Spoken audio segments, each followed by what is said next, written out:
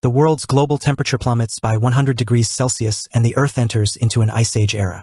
Over a staggering 85% of the world's population die frozen. And after weeks of freezing, the world experiences a shutdown of all its infrastructure overnight. The protagonist of this story, Han Feng, is the only one able to sit at home with water and electricity, enjoying a glass of premium wine by the boiler. Neighbors in the homeowner housing complex residents chat group began to complain. In this extreme cold, people are sure to freeze to death. And even if they don't freeze, they'll starve. But Han Feng has stockpiled enough supplies to last him 10 lifetimes before the apocalypse arrived. And this was all possible because Han Feng died and had been reborn 17 days before the apocalypse. At this moment, a reporter on the news warns everyone to stay inside as the temperature continued to drop with no signs of stopping. But everyone shouldn't give up hope because the government hasn't forgotten about them. As long as they unite and stand together, they will overcome this crisis. This news was cut off mid-speech as a plane freezes in mid-air and crashes right into the unfortunate reporter, killing him instantly. And the entire ordeal was broadcast on any television still working. Meanwhile, inside a building stocked with rations and almost frozen foods, someone with silent footsteps was creeping around with a bloody iron bat. The person was the tenant of the apartment, Han Feng. Suddenly, a female voice calls his name from outside his apartment. So as Han Feng peeps through the hole in his door, he was surprised to see his school friend and crush, Hyiona, a young blonde baddie with a 38D melons and crazy curves that could render any man into having salacious thoughts. And her current victim was Han Feng. Hyiona was shivering in the cold, tears in her eyes, knocking on Han Feng's door.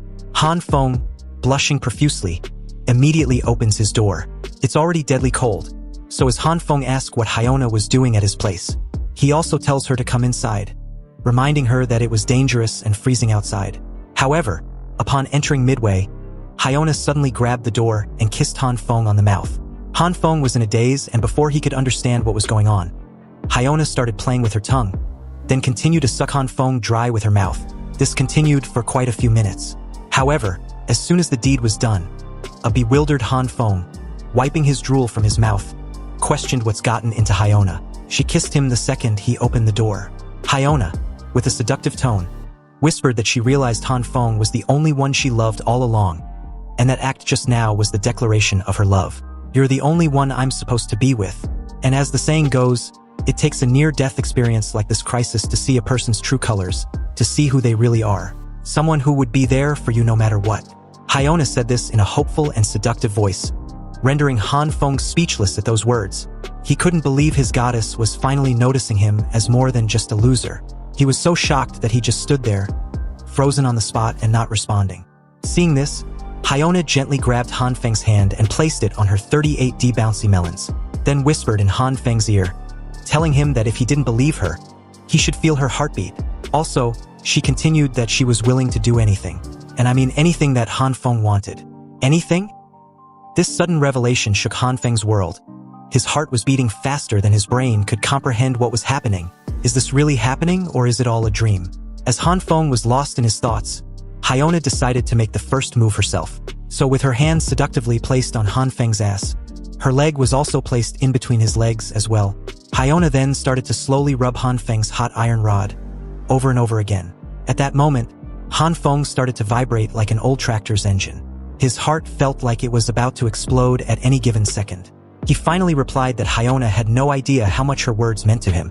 And as he tried to continue, Hyiona gently grabbed his face, whispering and insisting he needn't say anything. She knows and understands his true feelings for her. And now, Han Feng knows hers as well.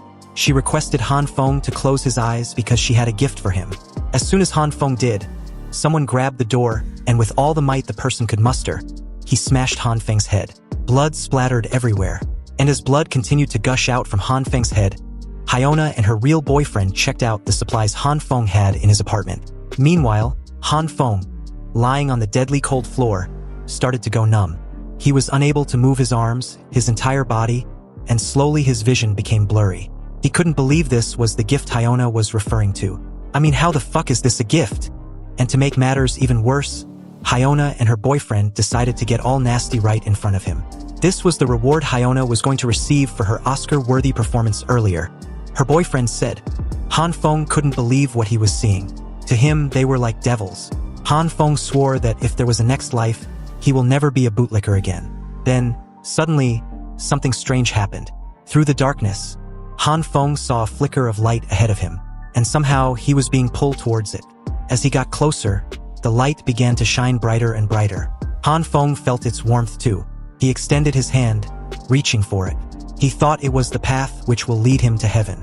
However, as soon as Han Feng touched the light, it turned red, and suddenly, Han Feng's entire soul started to burn. Then, his soul started shredding into pieces, his screams echoing the silent abyss.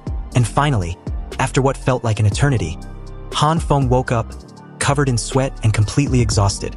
The first thing Han Feng saw and immediately felt was the warm sunlight coming through the window. Huh? Where am I? Han Feng was in a state of confusion as he continued to stare outside through his apartment window, and just like that, 30 minutes passed by like a bullet. Han Feng stood up, went to his balcony, and once again, he continued to bask in the warmth of the sun. He never thought in a million years that he would ever feel this warmth again. Han Feng had checked the date. It was June 28th, and based on his memory from his previous life, the apocalypse onset was on July 15th, 17 days from now. And although he was supposed to be dead, for some mysterious reason, he came back in time, just enough time before the apocalypse. This also meant he'd been reborn. His desperate wish was granted in his final moments. But enough about that, he thought. There was something strange happening with Han Feng's body, specifically his hand. Ever since he woke up, his right hand was continuously glowing red, and he had no clue what it was or how to make it stop. According to Han Feng, it also didn't hurt or anything. It just felt a little bit warm, and as it doesn't seem to do anything, Han Feng thought he was imagining things at the beginning. But then, in the middle of his thoughts, a heavy sneeze came out of him. When he opened his eyes, his red, glowing hand had changed to green. Huh? What's going on? In addition, the green glow became bigger and bigger, freaking the shit out of him. Wasn't it troublesome enough that his right hand started glowing red? But now it was green. Seriously, what the actual fuck is going on? Han Feng became frustrated and confused with the beams of light shooting out of his hand. He wondered how science could justify his glowing color-changing right hand. Soon after, the green glow shrunk in size, and it seemed like Han Feng could change the intensity of the green glow with his will, something he couldn't do with the red glow. But after a few minutes of failing to snuff out his glowing right hand, another serious issue came up. He immediately sat on his sofa as his legs gave out. Han Feng started feeling like all his energy was leaving his body. He felt completely drained. Wait, is this because of the green light? Growing more and more frustrated, Han Feng shook his hand violently, trying to stop it from glowing. Damn it! What the hell is this thing? But suddenly his eyes widened when a thought came to his mind. Hang on a sec. What if I got a superpower? You know, like a cheat skill in manhwas that the protagonist of the story always seems to get. Well, no shit, my friend. With this newfound theory, Han Feng grabbed a kitchen knife, thinking if he held a weapon, some reaction might happen. But nothing happened. Oh, come on. Seriously, but wait. Something did happen as his stomach started to growl, making him feel like he would pass out any moment if he didn't eat something. Feeling defeated, he went to his fridge, and as he opened it to find something to eat, he realized that the entire fridge was empty. This was bad. If I don't eat something soon, I'm gonna pass out and probably die out of hunger. But at that very moment, Han Feng noticed a jar full of roasted soybeans. He remembered that it was a leftover snacks he had from before the apocalypse. And although it wasn't exactly a full meal, he was desperate. I mean, what else could he do? He decided to eat it first, and then go to the supermarket later. Han Feng slowly grabbed a soybean and tossed it into his mouth immediately after. A loud boom happened a second after. It was the soybean which had exploded in Han Feng's face, making the area all seem like a scene from a comic book. As the smoke cleared, there was fresh soybean plant in Han Feng's mouth. Confused, he pulled the mysterious plant out of his mouth and noticed it was a fresh plant of a soybean. Also, he wasn't feeling tired or drained anymore. And the green light was gone too. Did it have something to do with the soybeans? Now Han Feng was really confused. He plucked one soybean from the plant in his hand, and upon opening it, he was utterly stunned to see fresh soybeans inside. Ah, so this is my power. What an incredible discovery. I need to study it some more, but right now I have bigger fish to fry. I need to stock up on supplies before the world ends. Outside, the weather was very moderate as birds were chirping non-stop, and the buzzing crowd was evident to see. Soon all this will be ancient history, Han Feng thought. He was in the crowd, thinking about everything that had transpired. Okay, so let me get this straight. First, there was a red glow around my hand. Then it turned green. Then the green glow shrinks and grows, making my heartbeat faster and feel super tired. Then, the soybean I touched with my glowing green hand became a bean sprouts. What kind of power is this? After his recount, Han Feng was still confused and growing frustrated again. In the middle of his thoughts, an angelic voice called his name from behind. So as Han Feng stopped and turned back, well, it was none other than Miss 38D Melons, Lee Hyiona. She was wearing a beautiful dress and looking absolutely gorgeous. Once again, with a seductive voice, she said, "What a coincidence to meet like this. It's like the heavens are trying to bring us closer." Heavens? Yeah, right? Han Feng looked like he'd seen a ghost. After the incident, it seems Han Feng was now seeing her under a different lens. Lee Hyiona, the goddess of his dreams for 3 long years. Han Feng had done everything to make her happy, even though he knew he was a loser, a fallback guy for her. But Han Feng never in a million years thought that this two-faced bitch would end up killing him. He was furious. His whole body was trembling with uncontrolled rage. Realizing this, Han Feng calms himself. Now's not the time for revenge. Not yet. After all, revenge is a dish best served cold. He needed to secure supplies first. In the middle of his thoughts, Hyiona called Han Feng's name numerous times, but Han Feng was lost in his own world, thinking. Hyiona, pretending to be worried, asked if Han Feng was okay. Why is he spacing out? Han Feng, with a nervous smile, politely explained that Hyiona was looking beautiful today, so her beauty made him space out. This compliment made Hyiona blush, but right after that, a knowing smile crept on her lips, making her quite smug and also revealing who she really was.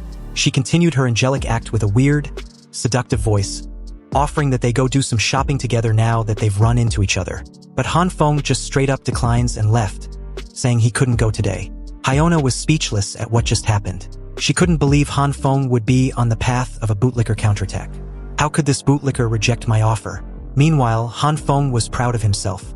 He saw through Hyona's intention to use him as her personal ATM.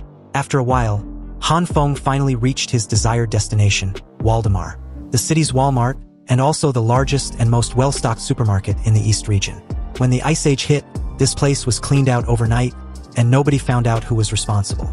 Han Feng had decided to stock up as much as he could before the apocalypse. With the aid of the internet, Han Feng searched for a survival guide for the ice apocalypse. He found a list of things he needed, which included food, winter clothes, medicines, and all the other necessary supplies and steps. But right now, the biggest problem was that Han Feng didn't have the money to stock up on all the supplies on the list. And although he had the ability to grow food, what good is it if he didn't have the food to grow in the first place? He was once again frustrated. Han Feng started cursing with any vile thing he could think of. But suddenly, a familiar notification sound prompted him to check his phone. And when he did, he was startled. It was a message about a personal loan. Since Han Feng's credit score was great, he was eligible for a loan. Seeing this, a great idea immediately came to mind. Han Feng began to install every app that give personal loans.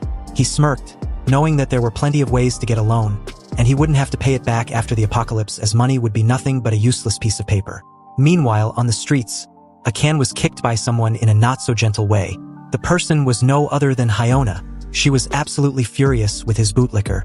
Hyiona was still stuck up on the fact that a loser like Han Feng ignored her. Han Feng was just one of her many simps, so how dare he denies her? A pathetic loser who didn't even have his own car. Hyiona swore she would never play nice with Han Feng again.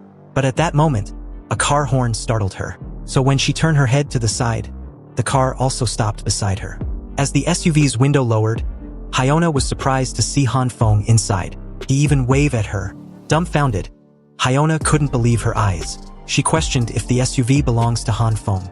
"Yeah, I just got it," Han Feng said with a smile. He then continued that his dad had been killing it in his business in the US, so he wired him some money a few hours ago. He also just dropped his dad off at the airport. Hyiona was still processing all this. After realizing Han Feng was a great human wallet to have, Hyona's entire personality did a 180. She immediately got all emotional and sentimental, crying and apologizing, saying she was really sorry for asking Han Feng to go shopping with her that morning, when he was going to pick up his dad from the airport. Hyiona then made a cute and sorrowful face as she wipes off her fake tears. She played the victim card, saying Han Feng was really cold towards her, that she thought maybe he was ditching her, his best friend. Silly girl. Han Feng's entire demeanor changed when he said this.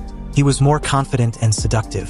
He gently grabbed Hyona's waist, pulled her close, and while holding her chin delicately, he said, "Why would I ever ditch you, Hyiona? You're the most important person in the world to me." Again, that mischievous, knowing smile crept on her lips once more, showing her true nature. Then, the Oscar-worthy performance was once more on display. Hyiona pretended to be all shy, then cast her gaze on the ground and said that Han Feng was also very special to her. Hyiona then proceeds to ask, why don't they go watch a movie and have dinner together at a high-end restaurant? Hyiona lifts her head up and asks what Han Feng thought about her suggestion. However, to her surprise, Han Feng was already gone. Huh? Where did he go? The noise behind her made her turn back, and when she did, Han Feng was assembling all the supplies in the back of his SUV. He explained that he still had to carry all the stuff upstairs, so he can't today. He was obviously busy. Even though Hyiona was furious hearing this, she politely asked, "Why did you buy so much stuff? What's inside the boxes?" Han Feng casually explains that they were nothing special, just some stuff he likes. That's all. Then, feigning excitement, Han Feng said he also got a special gift for Hyiona, and once he's less busy, they will meet up. This made Hyiona extremely happy, so as she turned to leave, she made mention that she was really looking forward to the gift. Hyiona also said that she was heading home. Hearing this, Han Feng nonchalantly replied that she better do just that. With her back turned, Hyiona reverted to her true self, pleased. She was quite satisfied with herself, thinking she'd nailed it and got a great wallet at her disposal. On the other hand, Han Feng stole a cold glance from behind him, thinking he couldn't let Hyiona find out about his little stockpiling. It's his ticket to surviving the apocalypse, after all.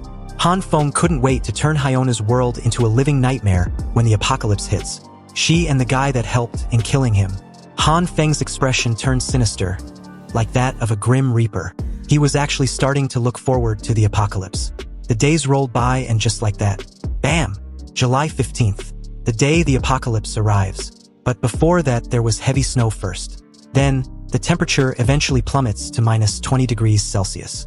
Over the next month, the temperature will continue to drop gradually, reaching a new low of minus 70 degrees Celsius. By that time, the world will be encased in ice and snow, making it impossible to go outside. That's why Han Feng had to prepare before that very day. He needs to stock up on enough food supplies, but he couldn't let his neighbors suspect his sudden hoarding. So Han Feng had his packages sealed in hazardous boxes, and the sensitive supplies like medical supplies are moved by Han Feng at night when no one's around. So with those issues sorted, the next issue was electricity. After the apocalypse hits, the power grid will be extremely unstable. So Han Feng got a generator and enough fuel to keep it running for at least a year. Also, the heating system will stop when the apocalypse hit, so Han Feng modified his house for independent heating, and also reinforced his doors and windows while he was at it. He also dedicated an entire room for storing his supplies too. By the time he finished getting everything ready, it was already July 14th, and the beginning of the apocalypse was the very next day. Finally, it was time for the main event, and thus, discovering the mystery behind how his power works. Han Feng knew that to survive in the upcoming Ice Age apocalypse, relying solely on the supplies he'd accumulated won't be enough. He needed a long-term solution, and the key was to find out more about his power to manipulate plants. After all, it was his last hope. Han Feng had cooked the soybeans he grew and decided to eat them to check if they were edible. Staring nervously at his spoon full of cooked soybeans, Han Feng was hesitant, and rightfully so. He had no clue what to expect if he eats it, but Han Feng knew that if he didn't try, he would never know.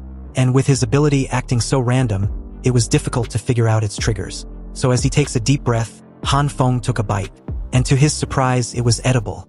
And not only that, it also tasted just like any normal soybean. In fact, it was extremely delicious that Han Feng finished half his plate before he even realized it. After the confirmation that he can now produce food, the next step Han Feng thought was to figure out how this ability of his actually worked. So far, he'd only tried it on soybeans. Han Feng opened his fridge, which was now fully stocked with all kinds of food. He decided to test if his ability also worked on other plants. Hours passed just like that, and before he even realized it, the sun had already set. Han Feng found it difficult to open his eyes, so when he eventually did, he questioned himself if he'd pass out. He was also holding a fresh vegetable in his hand. Han Feng's head was spinning, and he also felt extremely exhausted. Around him were various vegetables and black substances, like a pile of dirt, scattered around him. It seems this power takes a serious toll on his mind and body. So to replenish his lost energy, Han Feng decided to finish his plate. As he was eating, Han Feng was inwardly delighted about the progress he'd made so far. He had learned something new about his ability, so as he continues to stare at his right hand, he recollects his progress. Before Han Feng blacked out earlier, he tried using his power on a bunch of different plants. Some vegetables didn't react at all. Some grew from seeds to full-grown plants just like the soybean seeds. And some, well, they just exploded in Han Feng's face. But the weird aspect of it was, after the explosion, they turned into a coal-like substance that was extremely light. Seeing this made Han Feng try heating it. Then, voila! He found out that they could be used as regular coal, which made Han Feng extremely pleased with himself. This meant he wouldn't have to worry about a way of staying warm forever. Afterward, he tried many more times, but the success rate was extremely low. However, Han Feng started to notice a pattern. When he remained calm and focused, there was some reaction. So he tried to remain calm and focused when activating his ability. And to his surprise, a fresh broccoli grew instantly in his hand. This was when Han Feng passed out immediately after. Back to the present, Han Feng was contemplating. He couldn't find any significant patterns at all. But he knew deep within him, like a gut feeling, that there was definitely some kind of principle behind how his ability works. Having some understanding of the activating conditions, Han Feng placed the fresh broccoli on his table and sat in the lotus position trying to meditate. He imagined himself out in nature, standing naked, making his mind and body a part of nature. As Han Feng slowly opens his eyes, he was delighted to see that it was a success. It was as he suspected. His ability was directly connected to his consciousness. Han Feng didn't feel like his energy was being drained, and the green glow was a lot calmer and brighter. Then, he decided to use it on a fresh, juicy meat. Han Feng picked out a fresh, juicy meat with his glowing green hand, expecting it to grow, but there was no reaction. He tried meditating while holding it. Again, nothing happened. Then, he remembered when he was meditating he could sense two distinct colors, and he hadn't even tried using the red color yet. This prompted him to once again close his eyes and try to summon the red light. Several minutes passed by but nothing happened. Then, finally, after what seems like a while, the red light was activated and started covering the whole piece of meat. Han Feng opened his eyes moments after when he smelled something odd. Immediately upon opening his eyes, he got disgusted. The meat looked spoiled to the extent that just the smell was enough to make him want to puke. He threw the meat on the floor, but after a while, curiosity got the best of him as he came back to check what the meat had really turned into. Han Feng was a little disappointed. Upon close inspection, the meat actually looked like it's been cooked or close to being rotten or something. Seeing this, Han Feng thought to himself, is this all the red light could do? Heat things up like this? No, there has to be more. The meat looked like it had gone through a disintegration process. The word disintegration sparked an idea in Han Feng's head, so he immediately grabbed some soybeans in his right hand, then activated his green light, and in his left hand, he held the meat covered in red light. Han Feng thought if his guess is correct, then the green light represented the evolution of matter, and the red light represented the opposite, which was disintegration. So what if he combined them? As soon as he did, Han Feng exclaimed in surprise. His eyes bulged out like they were about to fall off. The small, low-quality meat grew almost 5 times its size and turned into a premium-looking meat. Dumbfounded, Han Feng was confused about what just happened. He had casually merged both light, not knowing the result would be like this. Also, the soybean in his left hand was gone. Did it merge with the meat?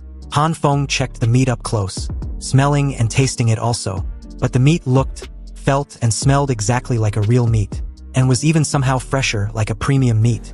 Beaming with excitement, Han Feng decided to try this one more time, but ended up ruining all the meat, which made him beat the floor over and over again in frustration. Having enough, Han Feng thought he will just have to figure it out later.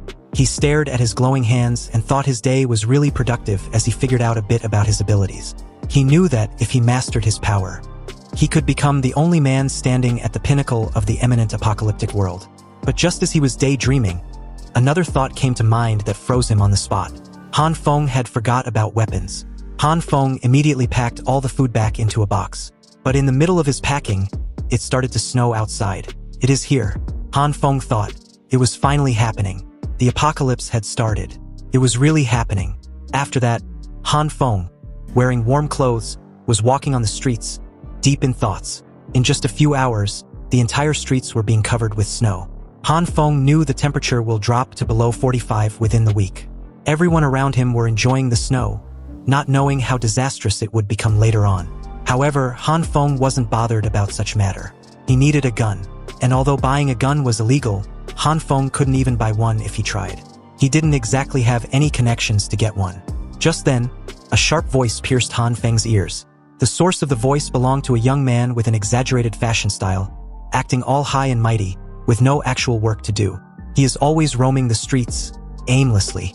Everyone knew him as Homeless Joe.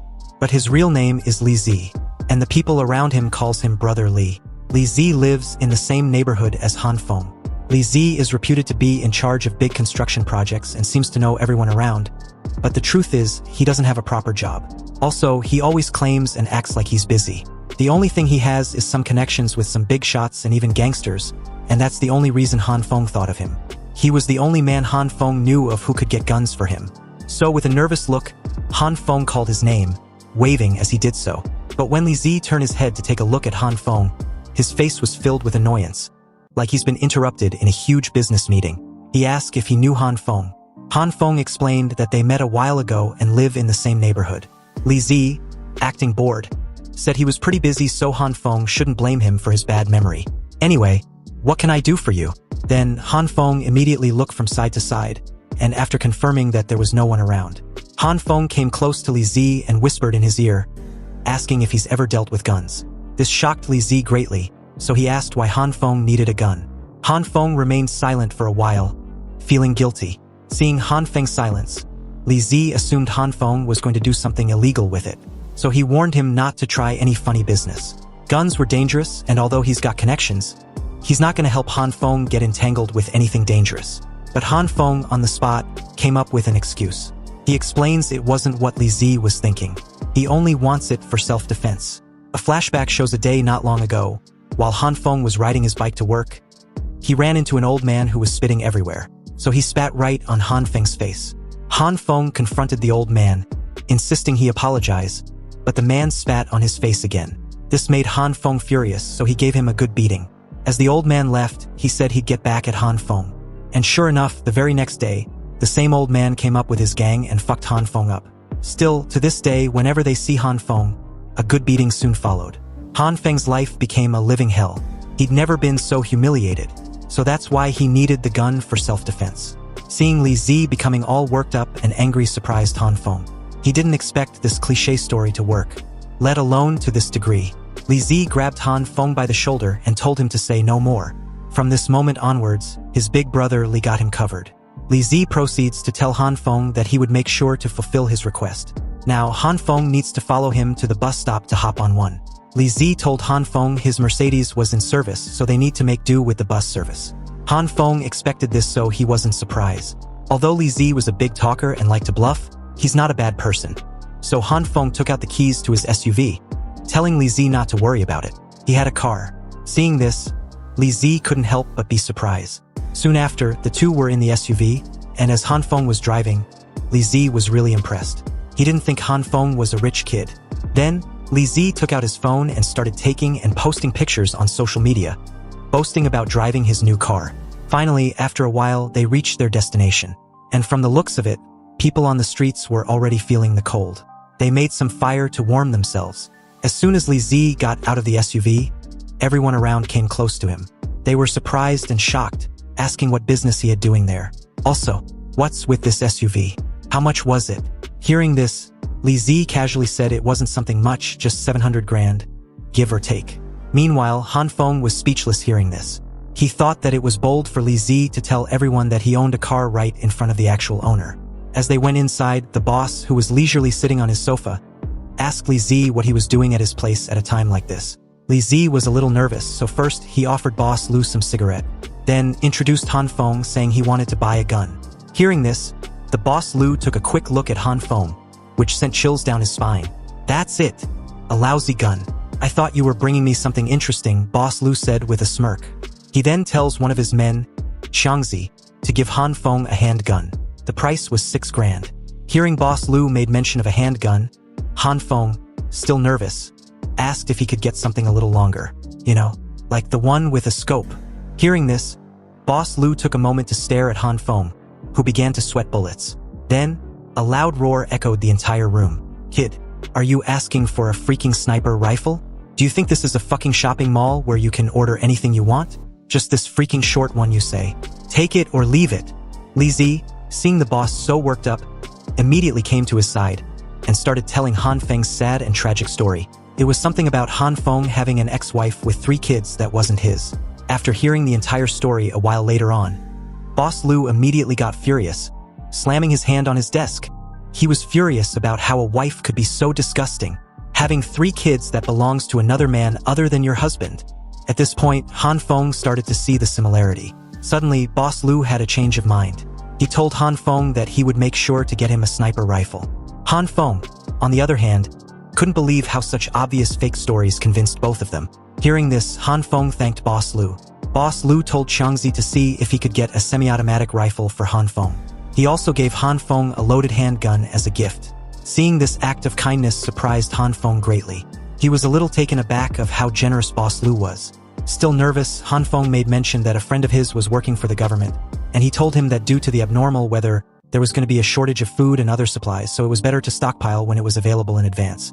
Boss Lu was skeptical about it, but seeing the serious look on Han Feng's face made him consider it. He told Han Feng he got it. He then tells them to get lost. Just seeing Li Zi's face annoyed him greatly. Outside, Han Feng and Li Zi were walking.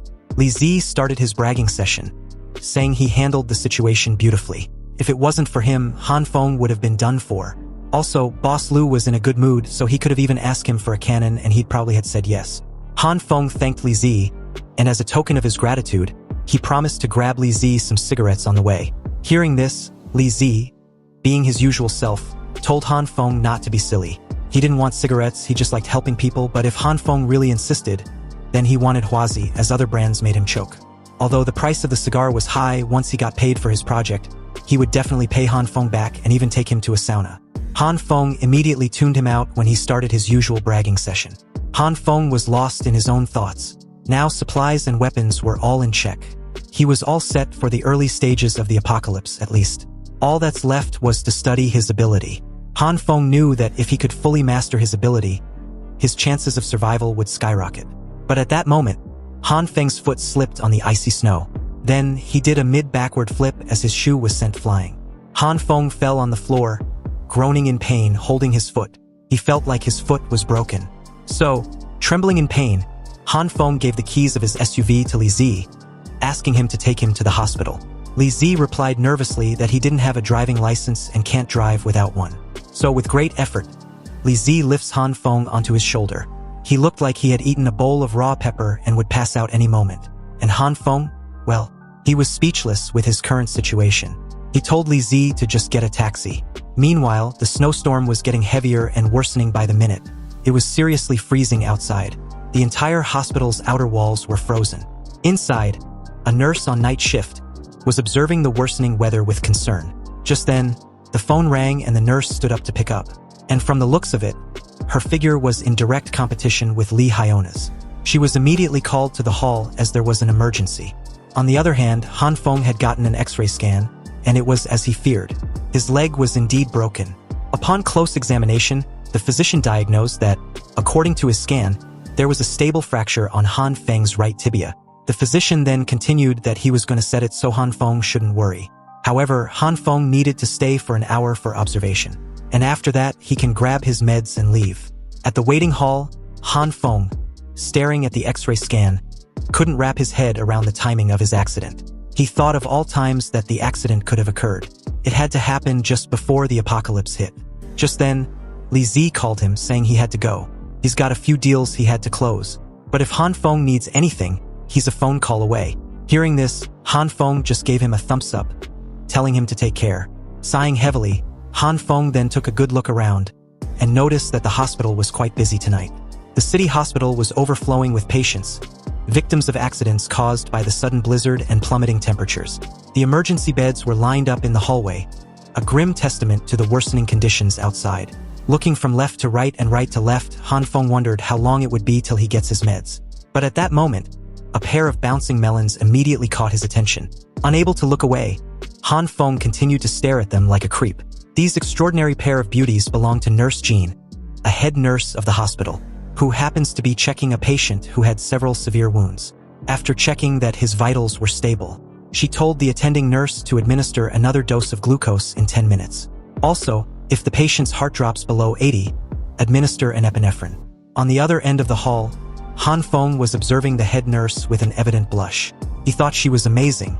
To become a head nurse at such a young age was indeed an amazing feat, and not only that, Nurse Zhan was incredibly skilled, kind to every patient, and doesn't seem to have a chip on her shoulder.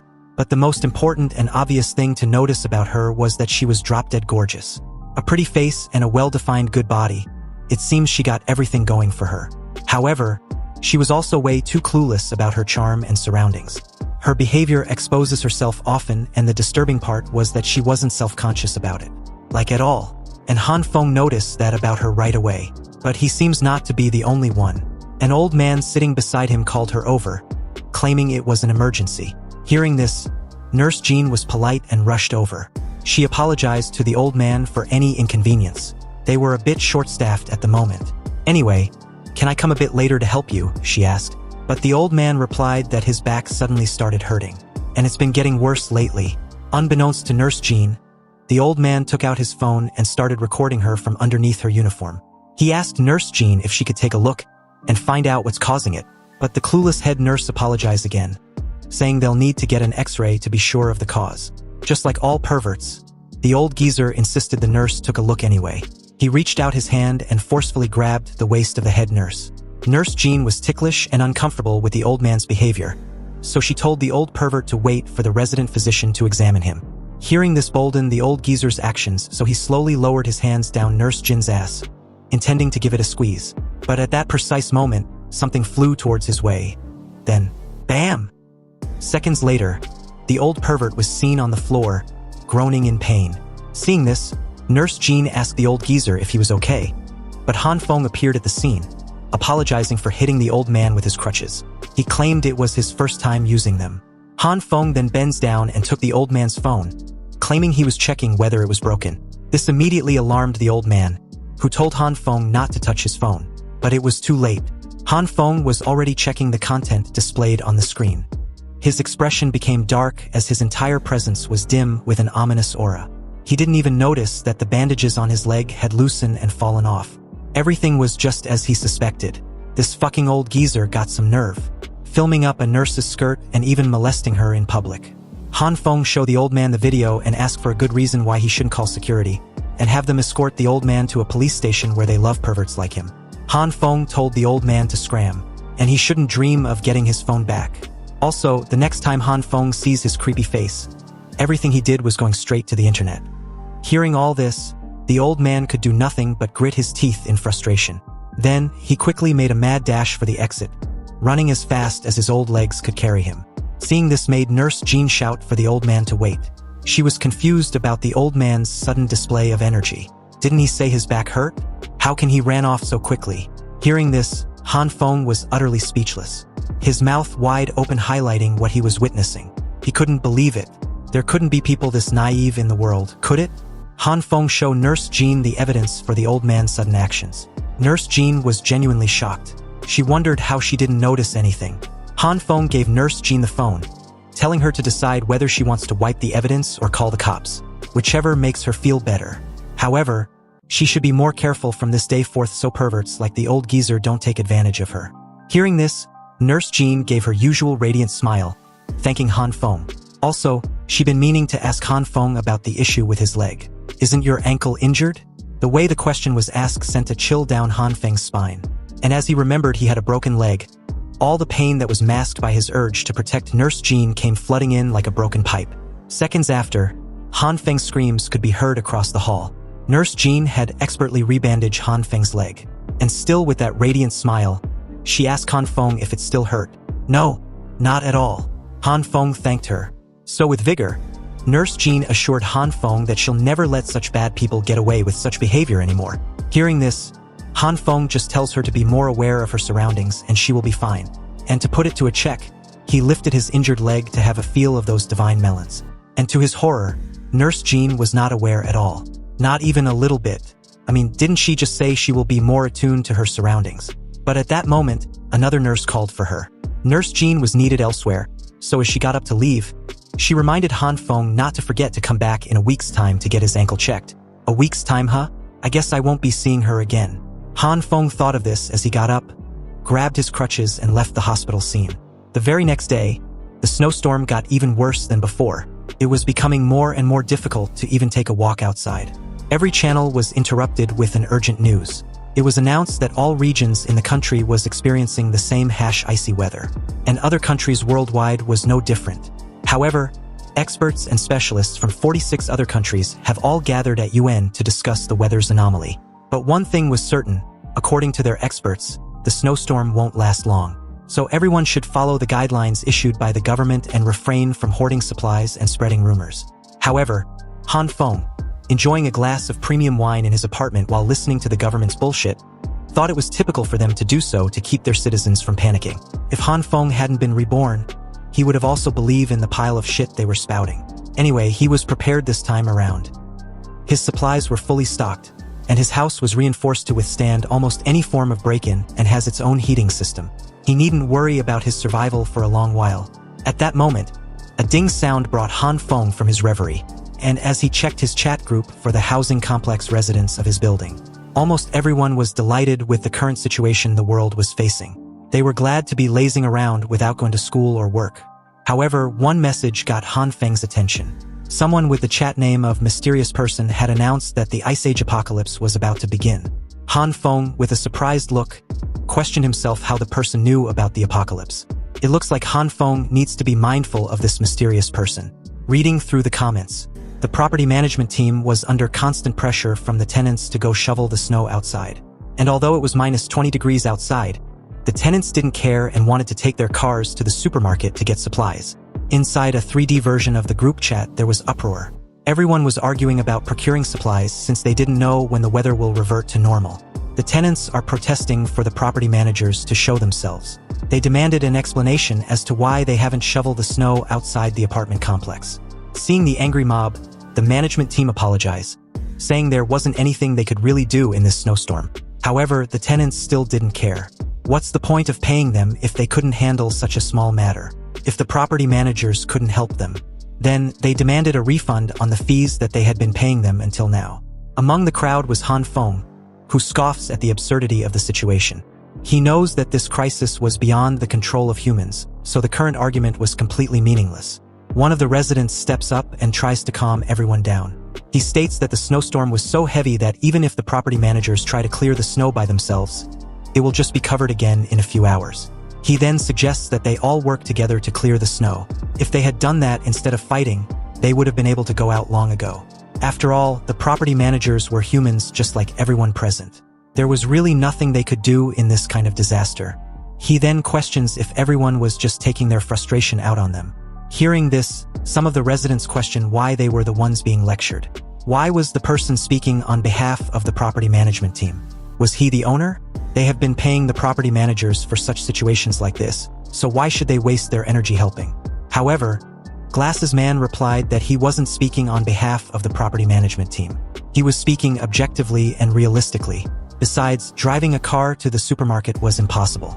And even if they do manage to clear the roads in their neighborhood, who could guarantee that the roads outside were also cleared? Hearing this, the angry tenants asked Glasses Man what they should do then. Upon hearing this, Glasses Man was delighted. So he proceeds to suggest that they walk to the supermarket. If everyone present agrees, he will personally go outside with the property management team to clear a footpath for everyone. It was in that moment that Han Feng seemed to have some recollection of Glasses Man. His name was Zhang, and if Han Feng remembers correctly, in his previous life, Zhang was a very lively person, and that's it. That's all he remembers. Seriously. But at that moment, another user cuts in, saying the matter at hand wasn't complicated, so why was everyone making it such a drag? Those who want to go outside should just clear the roads, and the ones who aren't should just shut their bitch ass up. Fighting for half a day just to clear some snow was very annoying. His disinterested attitude on the matter was evident to see, so he immediately logged out as quickly as he logged in, leaving everyone speechless. As brief silence ensues, another user commented that he will also head outside to help. He wants the roads cleared quickly because he needed to help his good brother down the streets to discuss business worth millions. Han Feng immediately knew who the person was. After all, there was only one person who spoke in such a manner. Li Zi. Following Li Zi's volunteering service was a few others who also agreed to go shovel snow outside. Just as the discussion was nearing its end, another user stole the spotlight.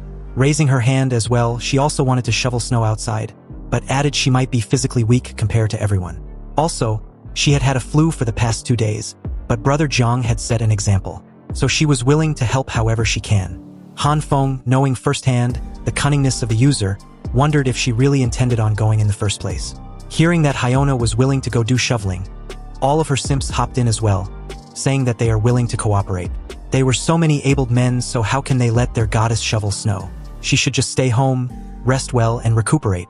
Hyiona thanked everyone for their concern. Since they were insisting, she will have to trouble everyone and do what she had been told. Han Feng logged off, irritated by the bitch's acting. He can't help but admit that Hyiona is really good at catching people's heart. Even he was a victim of her act once upon a time. And speaking of the devil, Hyiona messaged Han Feng at that moment, asking what he has been up to lately. She also made mention that Han Feng promised her that he would contact her, so she's been waiting. Hyiona then asks Han Feng a favor to go get her some supplies, then proceeds to send him a seductive selfie, wearing too little, despite the cold. Han Feng noticed this. After all, it was Hyona's usual tactics to get her bootlickers to do her bidding. Han Feng contemplated on how to reply her, and from the looks of it, Han Feng's reply made Hyona's poor phone face her wrath.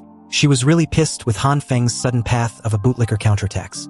On the 3rd day since it started snowing, the temperature was minus 20 degrees. In the early stages of the apocalypse, everyone still had the central heating system running, and the internet was still up and running, so everyone was living their lives as usual. Meanwhile, Han Feng was bored. Just on the 2nd day, and he was already bored to death. He had been scrolling through numerous videos for 3 days. It seems Han Feng's biggest problem during this apocalypse was to learn how to endure loneliness. And his broken leg wasn't helping either. It needed at least a month to make a full recovery. Not having better things to do, he decided to continue scrolling through random videos where he came across some news about the power of self-recovery. In the video, the doctors sewed up the wounds of a patient who jumped off from the 15th floor of a building. After sewing, they discovered that the patient's damaged internal organs and bones had started to regenerate. This miraculous news gave Han Feng an idea. He remembered that he had an ability that promotes growth. "Why didn't I think of this earlier?" he said. Han Feng activated his green light, reached out and placed his hand on his broken leg, wondering if there will be some kind of effect. He poured everything he got into this little experiment. And as the green light dissipates, Han Feng waited for any signs of effect. But nothing, absolutely nothing occurred. Seeing this, he laid comfortably on his sofa feeling a bit disappointed. He thought that the green light would be able to help him recover his injury faster. Suddenly, drowsiness hits him, hard, and after a single yawn, Han Feng was out cold. In his sea of consciousness, he dreams. He was wearing some tribal outfit while riding a mountain goat. And from what it seems, he was also traveling with these herd of goats. Among the herd, there were some that even flew. Han Feng continued to ride the wild goat like a madman, and even smacked its ass with a whip. Then, yelling and laughing as the goat sped up. Behind him was the herd as they also picked up the pace directly on the ground and in the air. So as the smacking continued, the goat Han Feng was riding was clearly displeased. And in the next moment, it tossed Han Feng off, sending him flying and crashing to the ground with a bam and a crackling sound. On the ground, he had hit his ankle and was now in severe pain. Han Feng felt like his ankle was broken, and as he groans and shakes uncontrollably in pain, unable to move, the goat slowly came to Han Feng's side upon seeing him in pain, and started licking his wounded ankle. Although Han Feng felt disgusted with the goat's actions, he patted the goat's head anyway as a form of a thank you. But this, however, once again, annoyed the goat. Its irritation clearly evident on its face as it stares at Han Feng with an annoyed look. It then extended its tongue several meters long and wrapped it around Han Feng's leg. And as it raised the injured leg in the air, spreading Han Feng's legs wide open in the process, Han Feng screamed in shock. Seconds later, the wrapped tongue of the goat started to glow green, and as its saliva dripped all around Han Feng's leg, he began to feel a familiar sensation. Then, a loud scream echoed the entire apartment as Han Feng woke up from his hideous dream. Breathing heavily, Han Feng was also covered in sweat like he'd ran a marathon. He thought to himself, what was with this weird-ass messy dream? And why the hell was I hanging around with goats of all things? Also, what was it planning to do to me? At that moment, Han Feng's eyes widened as he felt the familiar sensation again. The same sensation he experienced at the end of his dream. And as his attention shifted toward his broken ankle, he saw that his leg was covered in the green flame. Still in shock, Han Feng slowly, little by little, removed his bandages. And when he was done, he couldn't believe what he was seeing and feeling. His leg didn't hurt anymore, not even a little bit. It had completely healed in just a few hours. So, with this groundbreaking discovery, Han Feng, beaming with curiosity, pondered if the green light actually helped with his self-recovery while he was asleep. Deciding to test it out some more, Han Feng grabbed a kitchen knife, and as he stares nervously at his finger, he began to tremble uncontrollably in fear. But he also knew that, in order to survive in this apocalypse, he needed to find out more about his ability ASAP. So taking a deep breath, Han Feng brought the kitchen knife close to his finger. Then, closing his eyes in a half-assed manner, he made a small cut on his finger. Blood immediately started to ooze out in an uncontrolled manner. However, in the next moment, the green light summoned by Han Feng engulfed his entire hand. Then, soon after, a smirk crept on Han Feng's lips. And from this scene, it seems Han Feng's initial speculations were correct. And although he hadn't fully understood his ability, this was a correct step in the right direction. Meanwhile, outside the apartment complex, some of the residents were shoveling the snow, while others also tried removing a massive broken tree that used to be in front of the apartment building. Here, the face of Glasses Man, Zhang, was finally revealed. Similar to his 3D animated version, Zhang Shueyo had his usual bright smile, and he seems to be a young man, right about Han Feng's age as well.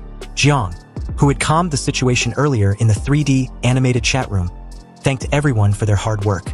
He also apologized in a polite manner to an old man named Lu Guangyao, but everyone knows him as Uncle Lu. Glasses Man told Uncle Lu that despite his old age, he came out to work in this heavy snow. Hearing this, Uncle Lu just casually laughed it off, saying he didn't do much. He pointed at the two young men beside him, the Zhan brothers, and continued that they did pretty much all the work. The Zhan brothers, Jin Qinwen and Jin Qinwu, who were shivering in the cold, smiled in a confident and shy manner respectively. They also laughed off the praise, saying it was their duty to help the elderly in these hard times.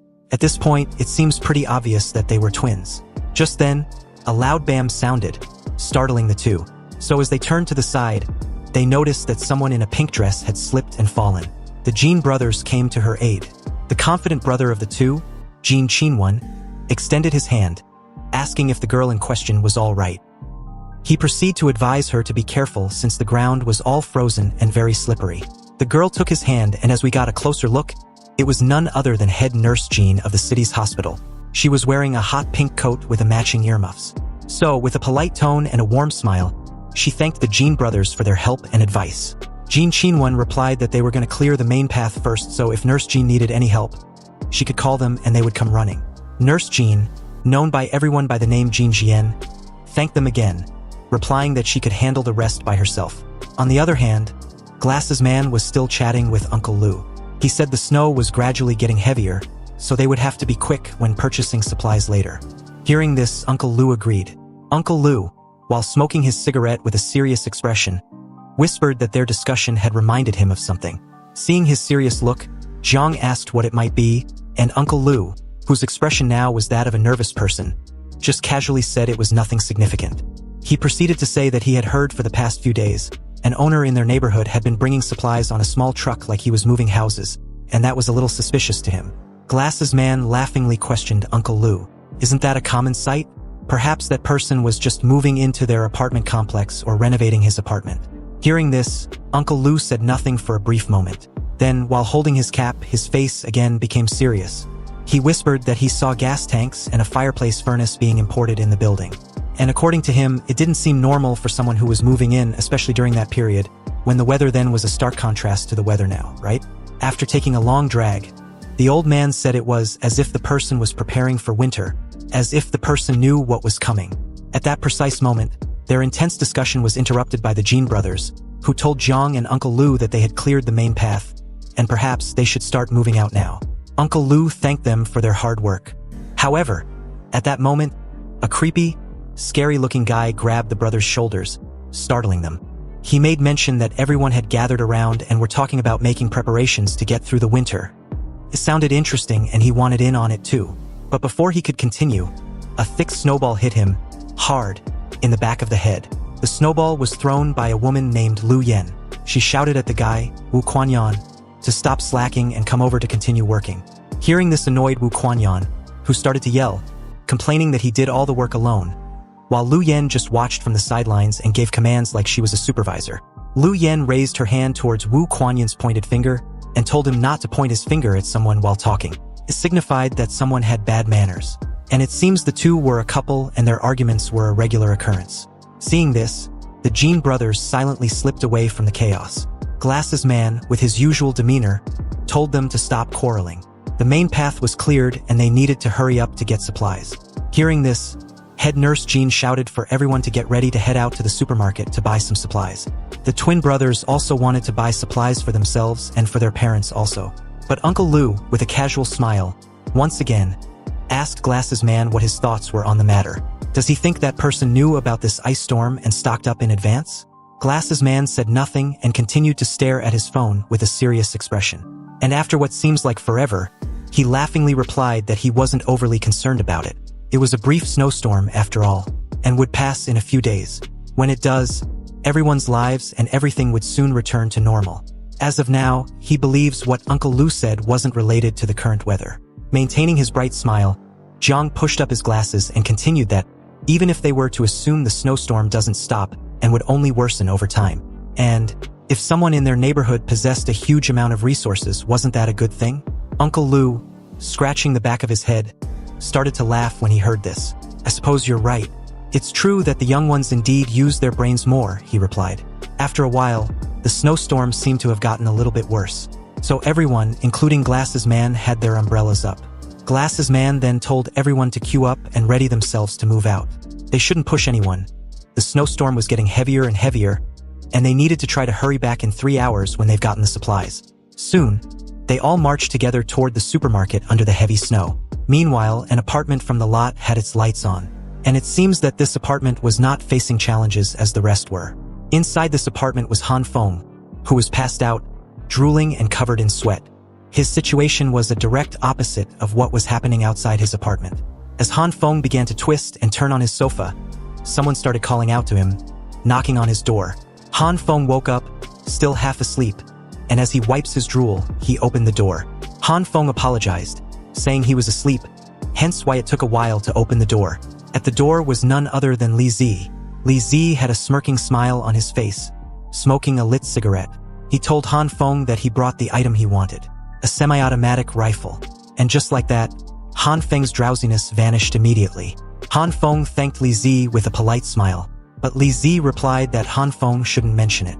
After all, Han Feng was the reason why Brother Lu was able to properly secure supplies in advance before the situation had gotten this bad. Hearing this, Han Feng just chuckled. Brother Li, you're too kind, he said. I only did that because Brother Lu was kind and generous. And this semi-automatic rifle is all thanks to him. Suddenly, Li Zi's demeanor shifted as he sighed deeply. Han Feng noticed this instantly and asked what was wrong, his voice laced with evident concern. Hearing the question, Li Zi asked Han Feng if he'd heard of the supermarket in the East District. Of course I have. Well, when we went there in the snowstorm today to buy some stuff, the supermarket was completely emptied by someone last night. What? Emptied out an entire supermarket in one night? Shock washed over Han Feng as he shouted in disbelief. However, inwardly, he already knew this was destined to happen, exactly like it did in his previous life or similar to it. In his previous life, he heard the exact same thing and had his speculations, but with Li Zi's confirmation, this news was serious and shouldn't be taken lightly. So, as they parted ways, Li Zi casually told Han Feng that he was heading back to his apartment. However, Han Feng shouldn't forget to wear more clothes to stay warm. Of course, Brother Li, thanks for the advice, Han Feng replied, still lost in thought. Back inside the apartment, Han Feng shuts the door, not forgetting to lock it as well. Still in thoughts, Han Feng wondered who could be capable of secretly emptying out an entire supermarket overnight. How did they do it? He continued to ponder, trying to piece together the mystery. But the only thing that comes to mind were the comics and novels that he used to read back in the day. The ones about superhumans who could store things into another dimension and had the power to manipulate space. Han Feng had a gut feeling that it was more than just a regular theft. Could there really be someone with spatial abilities? Han Feng wondered silently, just thinking about the possibility that there might be more humans other than him with superpowers really unsettled the shit out of him.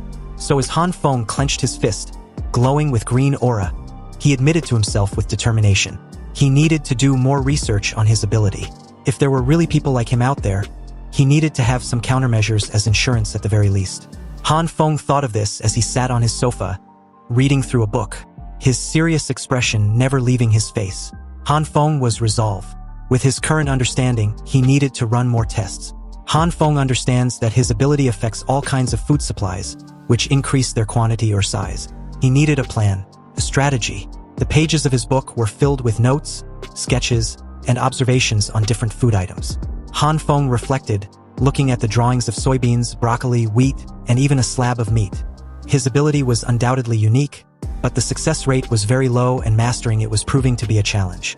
On average, the soybeans' success rate in attempts were about 1/10. And when it comes to meat, on the other hand, well, Han Feng hadn't had any success in that aspect since his first try. Han Feng reached for a soybean and readied himself to test his power once more. And as his hand began to glow with a green light, he couldn't help but wonder why his exact situation was happening. Han Feng waited nervously as the soybean in his hand started to react when the green light continued to swirl around it. Then, seconds later, a volatile reaction occurred, ending in a burst of green energy. Han Feng, once again, failed. He was left holding a lump of the black hole substance from earlier. And judging from his reaction, it was evident that he was annoyed and frustrated. Barely able to control his emotions, Han Feng's shoulders slumps as he sighs heavily, calming himself. He wasn't going to let the weight of his repeated failures get the better of him. After all, he knew the failure rate was too high anyway, but he wasn't ready to give up. Han Feng crushed the black hole substance in his hand, determined to figure out how to use his ability properly that very night. No matter what, a while later, his table clock showed that it was almost midnight. However, Han Feng was still in his relentless pursuit, unwilling to rest until he achieved some semblance of success. Finally, after countless attempts, he managed to grow a fully grown, fresh soybean plant. Han Feng was shirtless, sweating profusely, clearly tired. He felt like he was dying. But all his efforts weren't for naught. He had finally gotten a little knack for using the green light, but at the cost of having a significant amount of his energy drained. Breathing heavily, Han Feng sat on his sofa, and in front of him was a pile of the black hole substance and 7 fully grown soybean plants, signifying his failure and success rate. With this, he'd made analysis on what he'd learned so far. Han Feng deduced that when using his green light, the energy wasn't constant. And every type of food has their own corresponding energy values. And it will result in a failure if its corresponding energy value is wrong. This illustration reminded Han Feng on something he'd seen with a similar model. An online virtual dancing game that was popular a decade ago. Han Feng started connecting the dots on how to apply this game logic to his energy control. He visualized energy arrows in the rhythm game style, each second needing the right amount of energy input. If the energy values were like the energy directional input arrows, then the energy inputs have to be correct for every second. And all Han Feng needed to do was pinpoint the critical points. Han Feng's hand glowed green as he focuses intensely to hit the perfect critical point. Shortly after, Han Feng channeled glowing green energy and nailed it perfectly. Perfect, Han Feng exclaims in excitement. In his hand was a healthy-looking plant. With his successful triumph, Han Feng moved on to the next experiment. Meat. Standing in the kitchen, a bowl full of some meat and another of soybeans was in front of him. Han Feng recalls his previous failures when it came to meat. Meats, they were different and significantly harder than vegetables. They also turn into a black liquid if they fail, and were extremely disgusting. However, he thought the principal theory shouldn't be that difficult. So as Han Feng stood there, shirtless, staring at a meat in one hand and a couple of soybeans in the other, he willed himself. First, he tried to grasp the energy value that meat requires. Han Feng then activate both the red and green light together with the meat and soybeans, thinking that the time needed would obviously be longer compared to vegetables. Han Feng picked his spot and decided to go all in, but immediately as he did, his face was completely covered with the black, disgusting liquid. That's right, the reaction had exploded in his face. So he tried again with a shorter time. Same results. Then, another one with an even shorter time than the one before. And again, he missed. He then chose his longest time yet. And you guess it, another miss. Han Feng kept missing again and again and again. At this point, he was completely covered in the black liquid, fuming and shouting why it was so freaking difficult.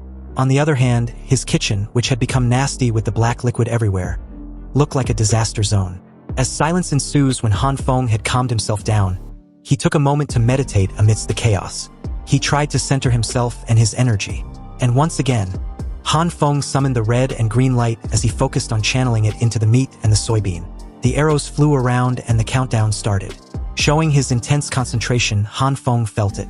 At that precise moment, he was sure it was the right time, so he went all in. The results was a success. Finally, Han Feng had done it. He had successfully managed to achieve his desired result with meat as well. All sweaty and out of breath, Han Feng wore a smug smile, extremely proud of himself. However, all his attempts had gotten the best of Han Feng as he collapsed on the kitchen floor with his big, fat, juicy meat lying beside him. He was drained and seconds away from passing out. His last thoughts were of how he'd finally found the synthesis method for meat. And with that thought, Han Feng lost consciousness. The scene shifts to the outside world, where a major snowstorm has hit and was being broadcasted on television, updating everyone. They were just 3 days in, and the current weather was the worst snowstorm that only occurs once in a century. Everyone was advised to remain in their homes and avoid going outside. Also, to ensure standard basic living for everyone, defenses and measures had been taken for all locations in the country. This woke Han Feng up, who lazily laid on his sofa, tired. He leisurely listened to the news with pretty much no concern. The news continued that the disaster was widespread, and efforts were being made to combat it. All means of transportation, electricity, and network services were starting to break down. But everyone should be patient and stay home. At this moment, Han Feng sat up and stretched out his tired muscles, gearing up for another day indoor. He knew that everything would start collapsing on this moment forth, just as it did in his previous life. And the government would also continue to spread their horseshit over and over till all broadcasting cease. Besides, with the chaos outside, staying home was the best option. Just then, Han Feng's phone dinged. It was the neighborhood group chat. Already bored, he decided to check it out. In the 3D animated chat group, people were quarreling intensively. It was a complete shit show. Some neighbors were thinking of waiting for the government to save them, while others were skeptical and thinking about how to save themselves and hoarding supplies. But at that moment, Uncle Lu chimed in, asking everyone if they truly believe what the news said. Do you guys really think the news broadcasted by the government were true? Because if anyone believes that, then they got shit for brains. If the situation was under control like the news said, and the government really wanted to save them, then trucks full of supplies and a support team should have arrived long ago. But as of now, not even a single one had been seen to aid them. On the contrary, from what Uncle Lu had heard from his friends, armored vehicles, heavy weapons and tanks are heading towards their country's capital, City A. Based on this, there was only one possibility left. War. War was about to commence. Hearing this, everyone began to lose their shit. They crowded Uncle Lu, asking what they should do then. If what Uncle Lu said was true, then aren't they done for? Han Feng read the message with a skeptical look. What? A war is commencing? I think I had also heard about this before in my previous life, Han Feng thought. Back to the chat group, Glasses Man spoke up. If Uncle Lu's guess is really true, then we really have to start taking measures to save ourselves. There are already some owners in the neighborhood who have run out of food because they did not hoard enough. Moreover, we don't have a confirmed time of arrival of the support resources from the government. I think we should start organizing ourselves first and help those owners who are facing difficulties. Then, to add a dramatic effect, Glasses Man continued in a high-pitched voice, suggesting that the owners with ample food supplies should donate some of it to support the other owners who had run out. As a way to show his commitment, he was willing to start. Glasses Man was willing to donate half of his food supplies, and whoever needed it, at any time, should come looking for him. Hearing this, the crowd began to whisper among themselves. And from the looks of it, everyone was moved by Glasses Man's act of kindness and generosity. Wu Kuanyan deliberately singled out Hyiona, asking if she intends on helping. Brother Jiang was right. Everyone in our neighborhood should help each other out to try to get through this crisis together. We can't just let those families starve in such a cold weather. Everyone, you can count me in on the donation as well. So what about you, Hyiona? Will you be donating too? Upon reading the message, Hyona's face turned ugly. She was pissed, calling Wu Kuanyan a crazy bastard. There were so many people in the chat group, yet he had to ask her, "Is it because I rejected you before?" Hyiona took on a sorrowful look and apologized, saying she didn't have any spare food supplies at home.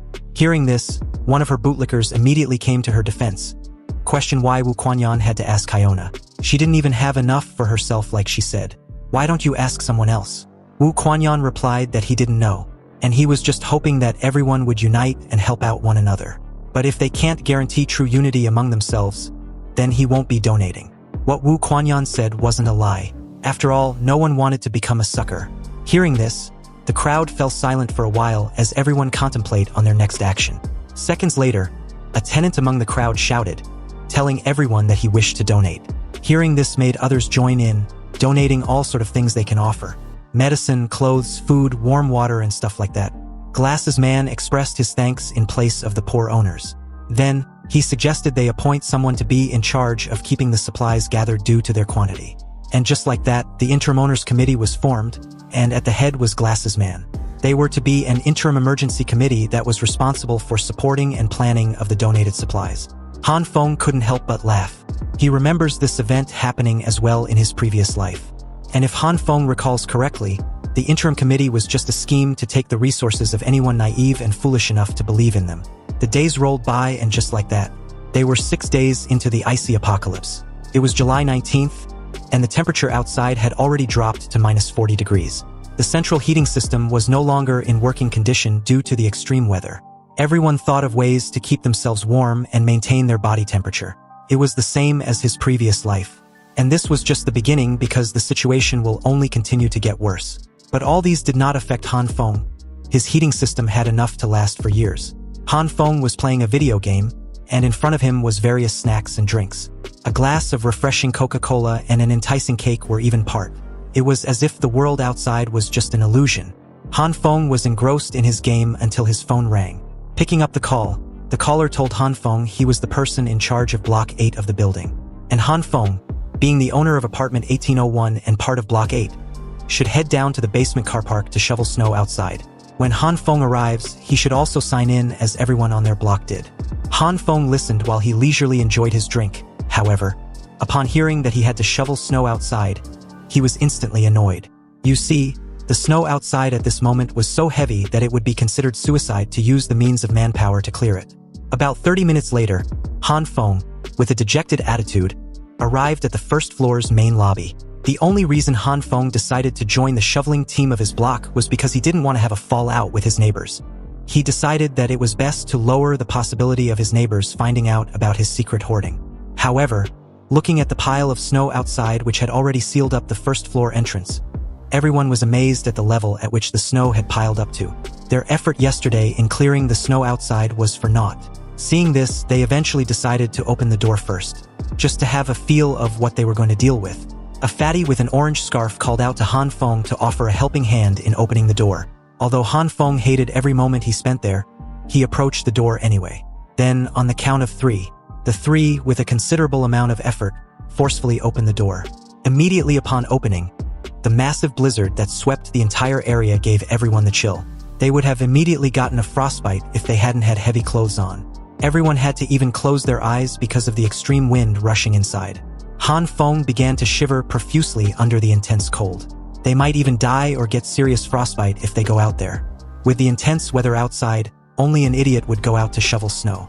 At that moment, someone came in, and upon hearing the person's voice, Han Feng was startled and immediately recognized the voice without looking behind him.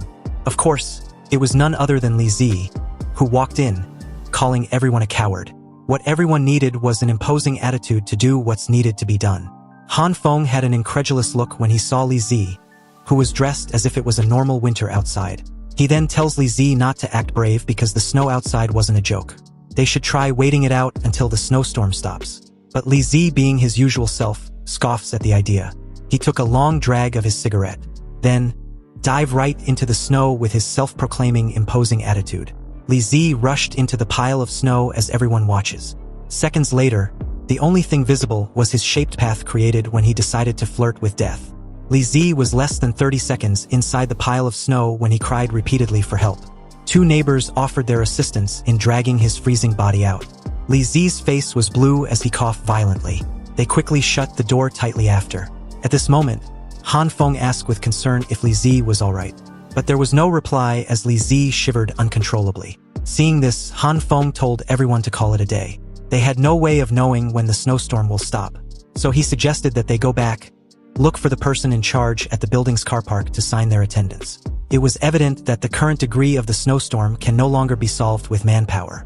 Back inside, the tenants had used the building's car park as a meeting ground for everyone. At this moment, Glasses Man tried to calm and assure the worried tenants about the need to be patient. The snow had indeed become too heavy to clear at the moment, so their only option was to wait for the snow to lighten up. Then, they will proceed as before. Also, the basement car park would be used as a station point to collect their donations. On the other hand, Han Feng, witnessing the commotion, had an annoyed look on his face. He was waiting in line to sign the attendance sheet, and upon seeing Glasses Man, he wondered if he was the person named Zhang, the one that spearheaded the interim owners committee to scam its donors. At the same time, Zhang once again thanked everyone for their donation. Zhang continued that he honestly didn't expect so many owners to donate their resources. Their generosity would help anyone in need or facing any difficulty in these hard times. Again, Glasses Man thanked the donors in place of their helpless neighbors. Hearing this, everyone was all smiles, thinking it would be a smooth sailing from this point forth. They began to compliment each other as some commented that it was the right thing to do. They need to help each other in this difficult times. As long as they're united, they would be able to get through this crisis. Hearing this, Han Feng sighed in a mocking demeanor. He silently thought, warning everyone to just wait. The snow was not going to end, and very soon they were going to regret their actions. After they were done with the sign-in, Li Zi, who was still shivering, told Han Feng he was heading upstairs first. Hearing this, Han Feng replied that he understood, but at that moment, a familiar figure caught his attention. In front of him was no other than head nurse Zhan, who was preoccupied with maneuvering through the crowd with her stuff. She was carrying a few boxes when she was pushed by someone unintentionally. But luckily for her, Han Feng caught her before she fell. Nurse Zhan opened her eyes and was surprised to see Han Feng. She recognized Han Feng immediately upon seeing him, and her immediate question after was directly about Han Feng's leg. Nurse Zhan questioned if Han Feng's leg was already healed. Hearing the question, Han Feng let go of Nurse Zhan, pointing his hands everywhere as he quickly made up an excuse on the spot. Han Feng claimed he had an incredible recovery speed since he was young, so a broken ankle is nothing to him. He had recovered in just a few days. Hearing this, Zhan Jian, although she might be a head nurse, but due to her innocent and gullible nature, she believed Han Feng on the spot. Her eyes beaming with excitement as she exclaims how awesome Han Feng's situation was. Han Feng offered to carry the boxes for Nurse Zhan, but she replied that it was fine. Han Feng still insisted as Nurse Zhan commented that the boxes were very heavy. "Don't worry, I'm strong and capable. You can take this as a form of a thank you for helping me with my bandages at the hospital," he said. Hearing this, Nurse Zhan agreed. Han Feng almost fell on his knees when she handed them over. The boxes were indeed very heavy, so Han Feng asked what was inside. Nurse Zhan replied that they were mainly medical supplies, and she was donating them to the committee. Seeing that Han Feng was struggling to walk, Nurse Zhan, with her warm smile, asked to carry them, because it looks like it was too heavy for Han Feng. But Han Feng said that he didn't feel like he's carrying anything at all, so it was fine. Hearing this, Nurse Zhan replied that she might look small, but she is actually stronger than most guys. So Han Feng shouldn't push himself too hard just to help her. Curious, Han Feng asked if she had always been strong from a younger age. Not really. There's really a reason behind it. Nurse Zhan said this with a sad demeanor, recalling something. But upon seeing Han Feng's curious stare, she decided against saying anything. She apologized, saying that it was nothing serious worth mentioning. It was just something she actually couldn't explain anyway. At that moment, Nurse Zhan recalls never asking Han Feng's name. "Han Feng. My name is Han Feng." Hearing this, Nurse Zhan also introduced herself, mentioning that her name was Jin Shui. "It's a pleasure to meet you," she said. Seeing Jin Shui's radiant smile, Han Feng began to blush like a cherry tomato. Jin Shui asked what Han Feng does for a living.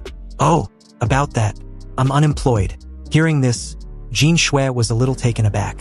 Seeing this, Han Feng asked what was so surprising about an unemployed person.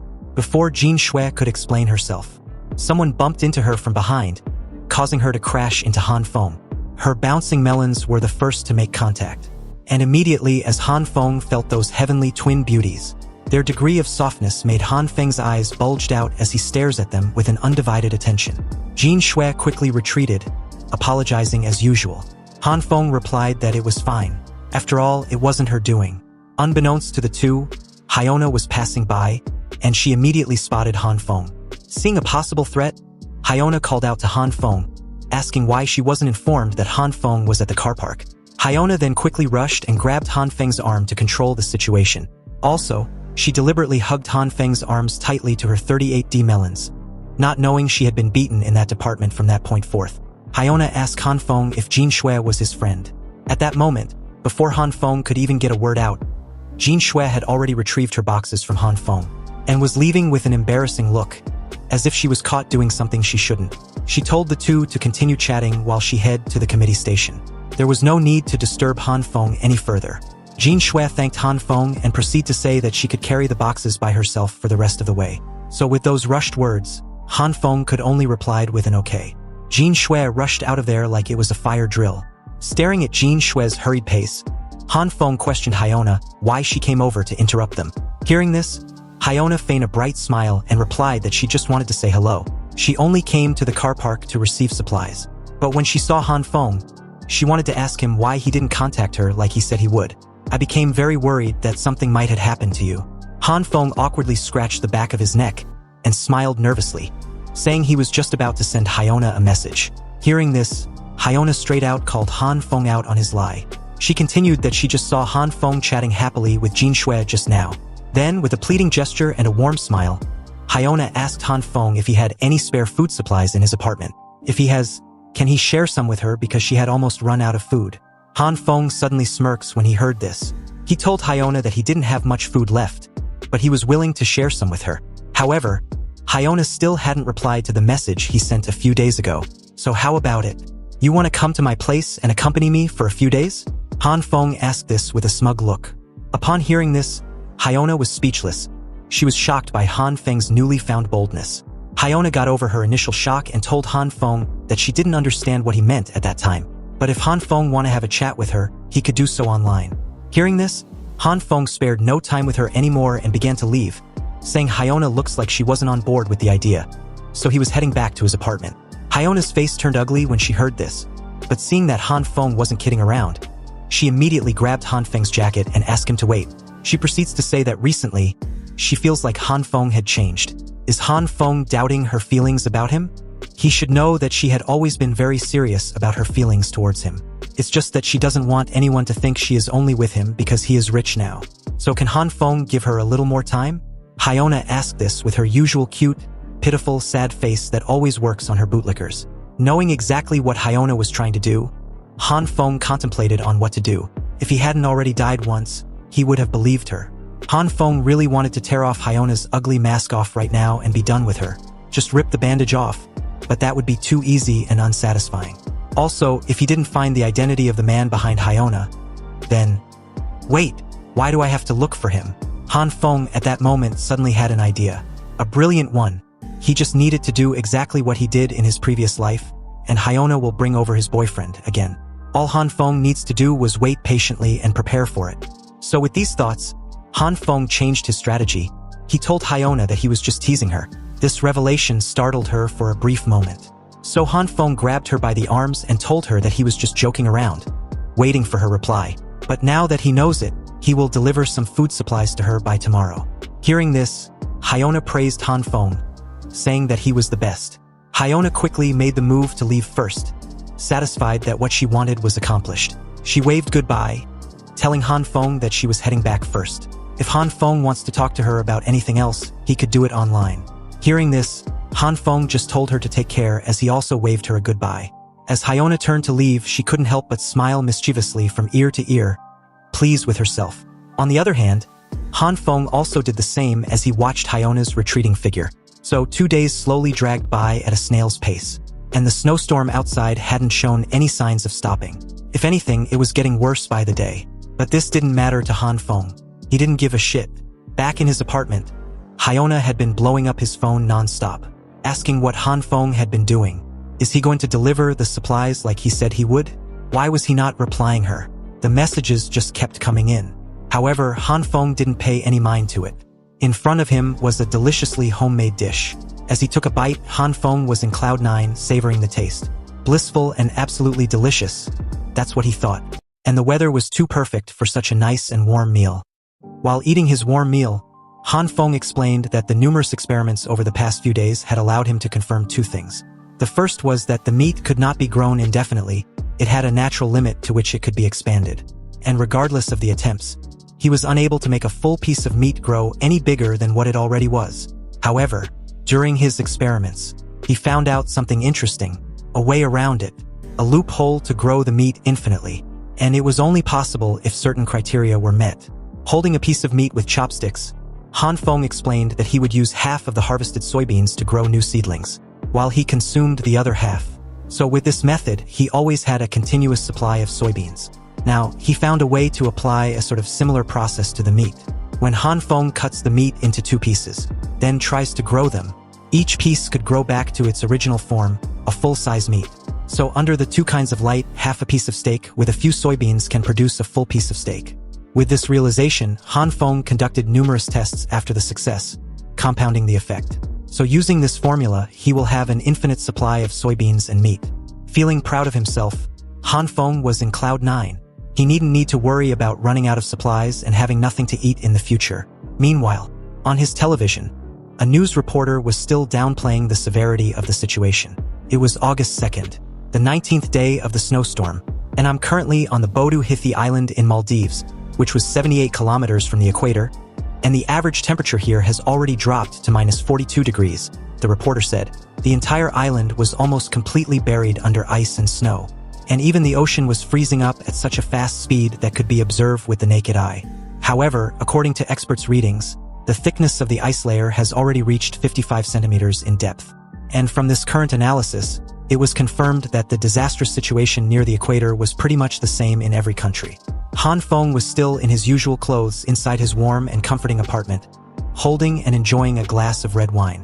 He laughed internally, knowing full well that the reality of the situation was far worse than what the media was reporting. Suddenly, a shockwave startled him, felt like a huge earthquake. The glass of wine shook in his hand, spilling the content. Han Feng immediately went to his window, pushed back the curtain to take a look outside. Staring at an explosion outside, the city was in chaos. It was the 7th explosion in the past few days. Han Feng was curious as to what was happening out there. With his apartment fortified like a turtle shell, he was not worried about his safety. Just then, a loud vibrating noise startled him. As Han Feng gazed up at the sky through his window, he saw several military helicopters in the air. Han Feng was surprised and also a bit fascinated. It was his first time seeing a military helicopter, let alone this many at once. Damn, so many helicopters, he exclaimed. He pulled back his curtain and checked the homeowners chat group on his phone. Han Feng knew that the situation outside would undoubtedly cause a huge commotion among the residents. And indeed, in the underground parking lot, it was as Han Feng thought. The homeowners were desperately trading for necessary goods and food supplies, and this led to many of them taking this opportunity to take advantage of others, which had also inevitably led to several conflicts. Even the ones who had donated their supplies earlier were facing the same problem. At this moment, Glass's man and a couple others from the interim owners committee appeared. He told everyone present that any resident facing difficulties should go down to their station in the underground parking lot to receive necessary resources for free. At this time, Han Feng had also made his way back to the basement underground parking lot. And due to his comfortable life in his apartment, he was still not used to the weather outside. So even though he was wearing heavy clothes, Han Feng continued to shiver in the cold, and also sneeze heavily from time to time. It was way too cold for him. Han Feng thought that if it weren't for information gathering, then he wouldn't have come back to the basement car park. As he walked further, he saw several homeowners waiting impatiently in a queue for supplies. Han Feng was surprised to see that the interim owners committee was distributing food supplies to the residents. After all, in his previous life this didn't happen, and there was a rebellion in the neighborhood. And if Han Feng's memory serves him right, then it was indeed due to the committee. But this time around, they were giving away resources instead of scamming people. This means some aspect of the future has changed, and Han Feng wondered what was going on. Since information like this was primarily why he came down there, he decided to find out the real situation first. The panel showed a view of the chaotic distribution area from above, with people gathered around piles of supplies. And as Han Feng walked through the crowded area in the underground parking lot, he noticed that the number of residents facing difficulties was quite high, which meant that the committee got a lot of donations than what they got in his previous life. Staring at the distribution point from afar, a person in the line furiously shouted that he handed over several boxes of supplies at the beginning. But now he only got this much food. Glass's man, with a polite tone, explained that everyone got the same share as he was given. The fat man in glasses was not having it when he heard this. Frustrated, he held out the little supplies in his hand and exclaimed for Glass's man to give him back the resources he donated. Zhang still maintained his polite demeanor and smiled, apologizing that the resources could not be returned. The disaster was ongoing, and he hopes Fatty in Glasses can think of the bigger picture. Also, once the disaster was over, Zhang promised to pay Fatty in Glasses several times in cash. This frustrated Fatty in Glasses even more, who replied that no one knows how long the snowstorm will last. He just want his supplies back. But at this point, the crowd reacted to the actions of Fatty Man in Glasses, telling him to stop causing a ruckus. Their big brother Zhang already said he would compensate him when everything returns to normal, so why was he still bitching? He should stop being shameless for crying out loud. They even believe Fatty in Glasses never actually donated and just wants to get more resources. The crowd grew more agitated, and someone even yelled for Fatty in Glasses to take his share and leave, since everyone in the queue was waiting for their turn. Another voice told him not to embarrass himself, because supplies given out wouldn't be returned. The committee was already having a hard time, so why was he being such a pain in the behind? He should get lost. Han Feng observed the scene with a slight smirk. He knew there was no way the committee would let anyone take the supplies back, given the current situation. After all, those who put themselves on a moral high ground and criticized those who donated more, they really have no shame. Just then, someone spoke up beside Han Feng, unknowingly agreeing with his thoughts. The crowd was really shameless, he said, surprising Han Feng. This person was none other than Li Zi. Li Zi, with a tired expression, raised his hand and greeted Han Feng. He looked like he hadn't eaten in days. Han Feng responded with a smile, remarking how it had been a long time since they had last seen each other. How has he been? Not too bad. Not too bad at all, Li Zi said with a forced smile. He made mention that he was still surviving. But as he began to shake profusely, Li Zi blames his trembling figure from being flustered and powerless. Han Feng then asked him if his current situation was what he referred to as not bad. Li Zi explained that he had been surviving on water and minimal food for the past few days, so it's been a bit difficult if he was being honest. At that moment, his stomach grumbled loudly. Han Feng asked in shock if Li Zi really had no food left at this point. Yes, Li Zi replied. He told Han Feng that he thought of helping the poor neighbors previously, so he donated most of his supplies to the committee. But in the end, his food supplies at home ran out before the snowstorm ended, and the resources the committee was given out were very little. Li Zi continued that if he had known, he would have kept more resources for himself. Now, even if he made a scene to ask for his supplies back, everyone present would start making a fuss about it. Han Feng listened to Li Zi curiously. Then, with a sly grin, he called out to him. Han Feng put his right arm around Li Zi and asked if Li Zi could help him with something. Li Zi, with a curious look, nodded, wondering what it was. What favor was his brother asking? Han Feng then explained that if his brother Li does what he's about to ask of him, in return, he would give him 4 packs of instant noodles. This shocked Li Zi greatly, especially after listening to Han Feng's request. He questioned if Han Feng was really telling the truth. Han Feng nodded. Of course, he said. Don't think too much about it. I don't have much left in stock, but I can give you that much. Li Zi started crying, thanking Han Feng. He promised to never forget Han Feng's kindness. After all, he'd already figured out that his dear brother was just looking for an excuse to give him food. Han Feng reassured him, replying that Li Zi didn't need to be so polite. They were brothers and there was no courtesy needed. Li Zi grabbed Han Feng's shoulder, reassuring him not to worry. Still crying with joy, he promised that the small request was on him. Han Feng thanked him, mentioning that Li Zi could visit his house later to collect the food. Li Zi happily agreed, then said his farewell. He was going to collect his share of the resources being distributed first. So with that, he left. Han Feng, on the other hand, thought to himself that with a few packs of instant noodles and sausages, he would no longer need to personally come to the underground parking lot to gather information. And although he felt a bit guilty about taking advantage of Li Zi, it wasn't as important as being comfortable and lazy at home, eating good food, and playing video games. However, at that precise moment, someone loudly called out his name, catching his attention. And as he turned back, a flying slap came toward him. A woman in a red coat appeared and bitch slapped the living daylight out of Han Feng. Hard. And this woman was none other than Hyiona. Han Feng was taken aback, wondering what had happened. Hyiona expressed her disappointment in him, loudly saying Han Feng had royally disappointed her. The scene was loud enough to garner the attention of everyone present. Hyiona shouted, asking why his bootlicker had not been replying her messages. But Han Feng was still in a daze, shocked that Hyiona just slapped him. Did she just slap me? With a murderous look in his eyes, Han Feng placed a hand on his red cheek as he stared at Hyiona. This bitch actually dared to slap me? I haven't even settled her previous debts yet, and she has the audacity to slap me for no reason. Did she think I'm that easy to bully? A bootlicker? Han Feng remained silent and tried his best to remain calm as Hyiona continued to shout at him. She questioned if Han Feng was deaf. Or was he mute? Did he not hear that his goddess was talking to him? After a brief moment, Han Feng sighed heavily, then apologized to Hyiona. Han Feng thought of the bigger picture. He didn't need to ruin his plan before it even started. Han Feng replied that he had an unexpected situation, a complication that made him unable to deliver the supplies he promised. Hyiona was shocked to learn that the supplies got stolen. Han Feng explained that he placed the supplies outside his door and went back inside his apartment to get his keys. But when he came back out, they were gone. Hyiona then asked if Han Feng searched for it. Yes, he said. I did search for it, but unfortunately, I couldn't find any clues at all. Hyiona proceeded to ask if Han Feng still had some supplies left. Han Feng replied that he didn't have much left. His current supplies would probably last him for a few days if he only eats one meal a day. Hyiona only heard the portion she was interested in and got excited, exclaiming that it was great news. At this moment, her expression was that of a soul devourer. Her eyes were empty like the bottomless abyss, and not caring about anything or anyone other than herself. She told Han Feng that he could split his resources in half and share it with her. That way they can both get through the disaster together.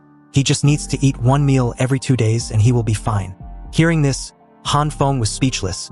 He couldn't even begin to imagine how shameless Hyiona was, to even be capable of saying such words. Then, as a sly grin formed on his lips, he remembered. Oh, that's right. In her eyes, I am just a tool for her to use when needed. Her worthless bootlicker, Han Feng thought. He agreed to Hyona's request, saying that he did promise her after all. They would split his resources equally. Hyiona immediately started playing nice, thanking Han Feng. She also told Han Feng to deliver it to her apartment because she will be waiting outside her door. Han Feng agreed to this, adding that they should do it at night, and he would send her a message when he was done packing. Satisfied with this, Hyiona turned to leave, reminding Han Feng that she'll be waiting on his message. Also, Han Feng should head back soon so he doesn't catch a flu.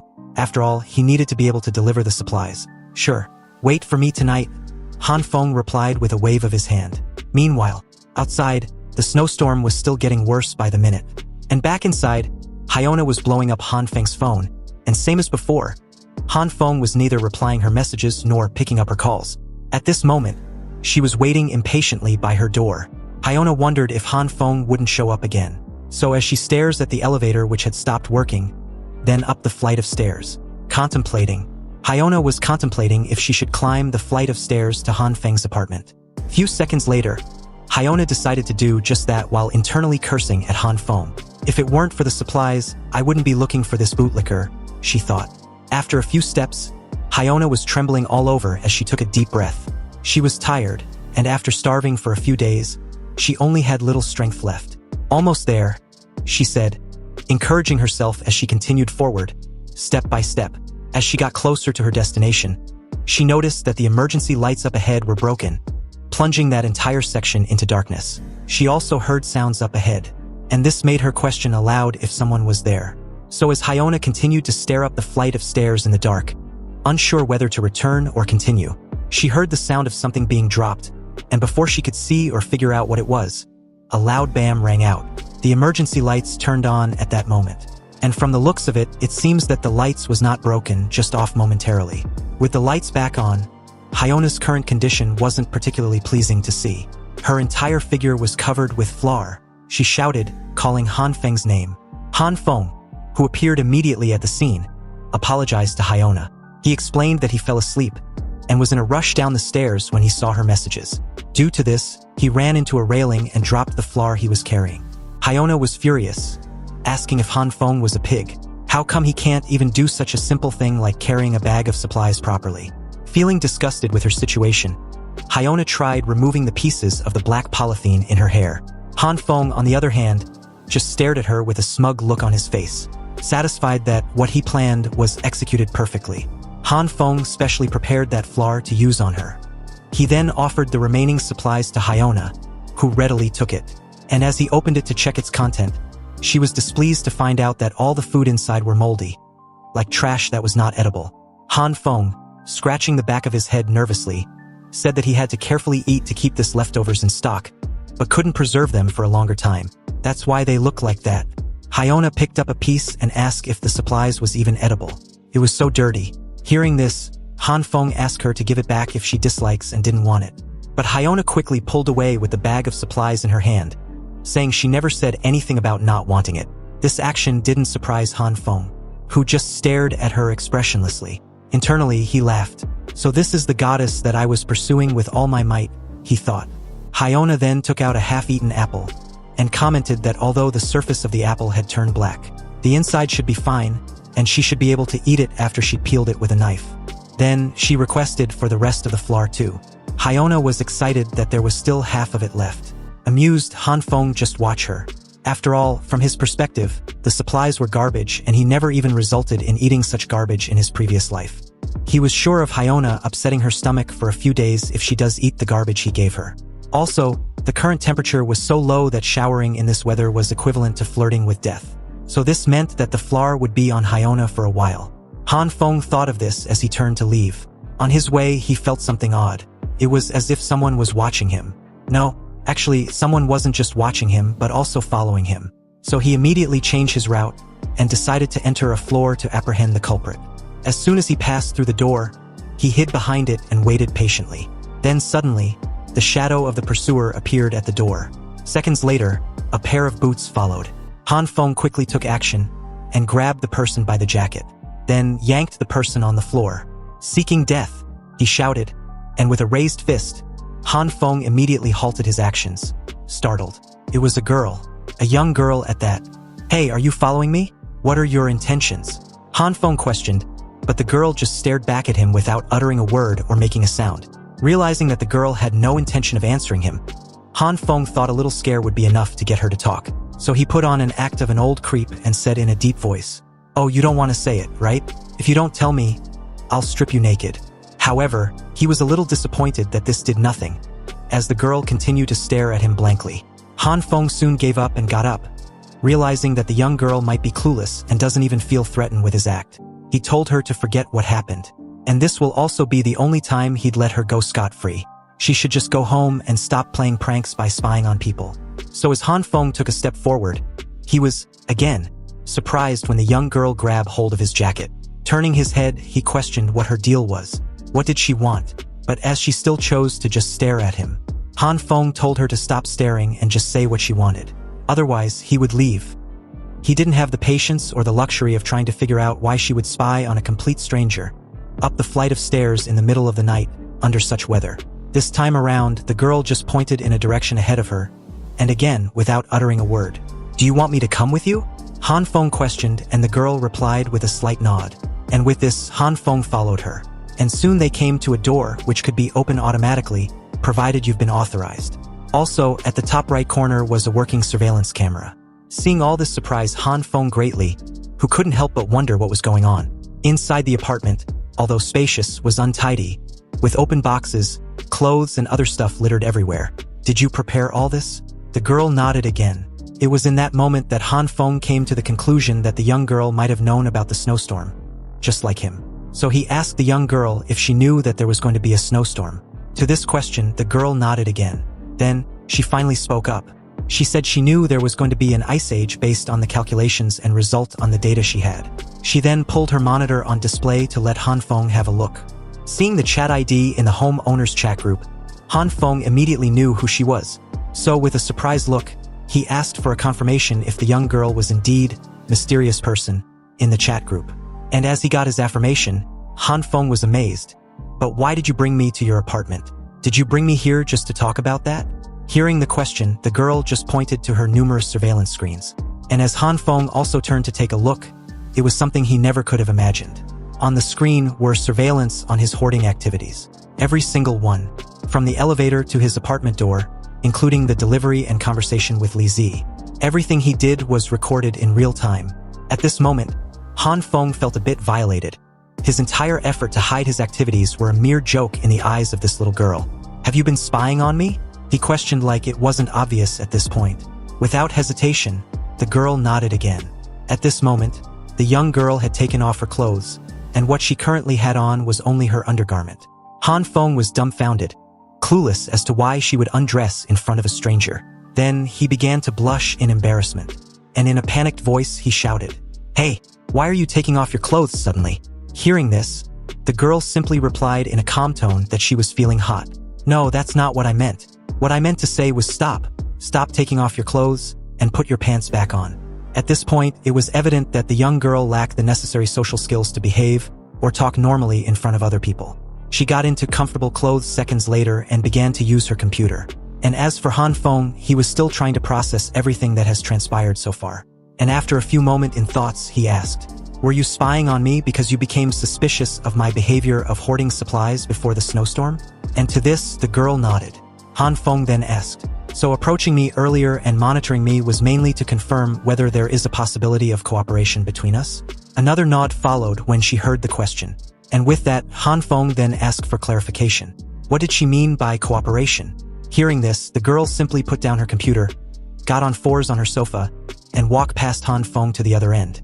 Han Feng immediately panicked upon seeing this, and asked in a panicked tone what she was doing.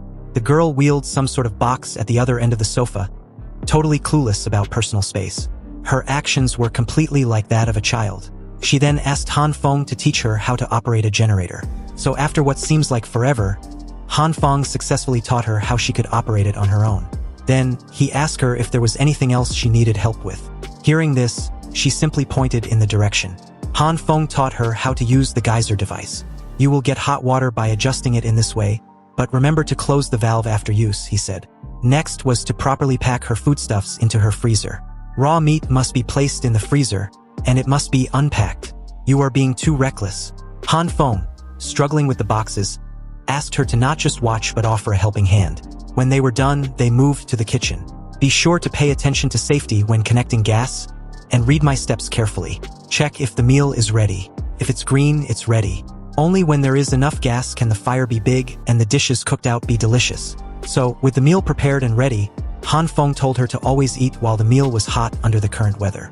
Suddenly, all the frustration Han Feng had been feeling about his current situation finally got to him. So as he smashed the table in front of him in frustration, he couldn't help but feel like a babysitter. Gosh, I feel like I'm a full-time babysitter. Your self-care ability is too poor. But to his surprise, the girl just stared and agreed with him. Seeing this, Han Feng immediately said that he was just kidding.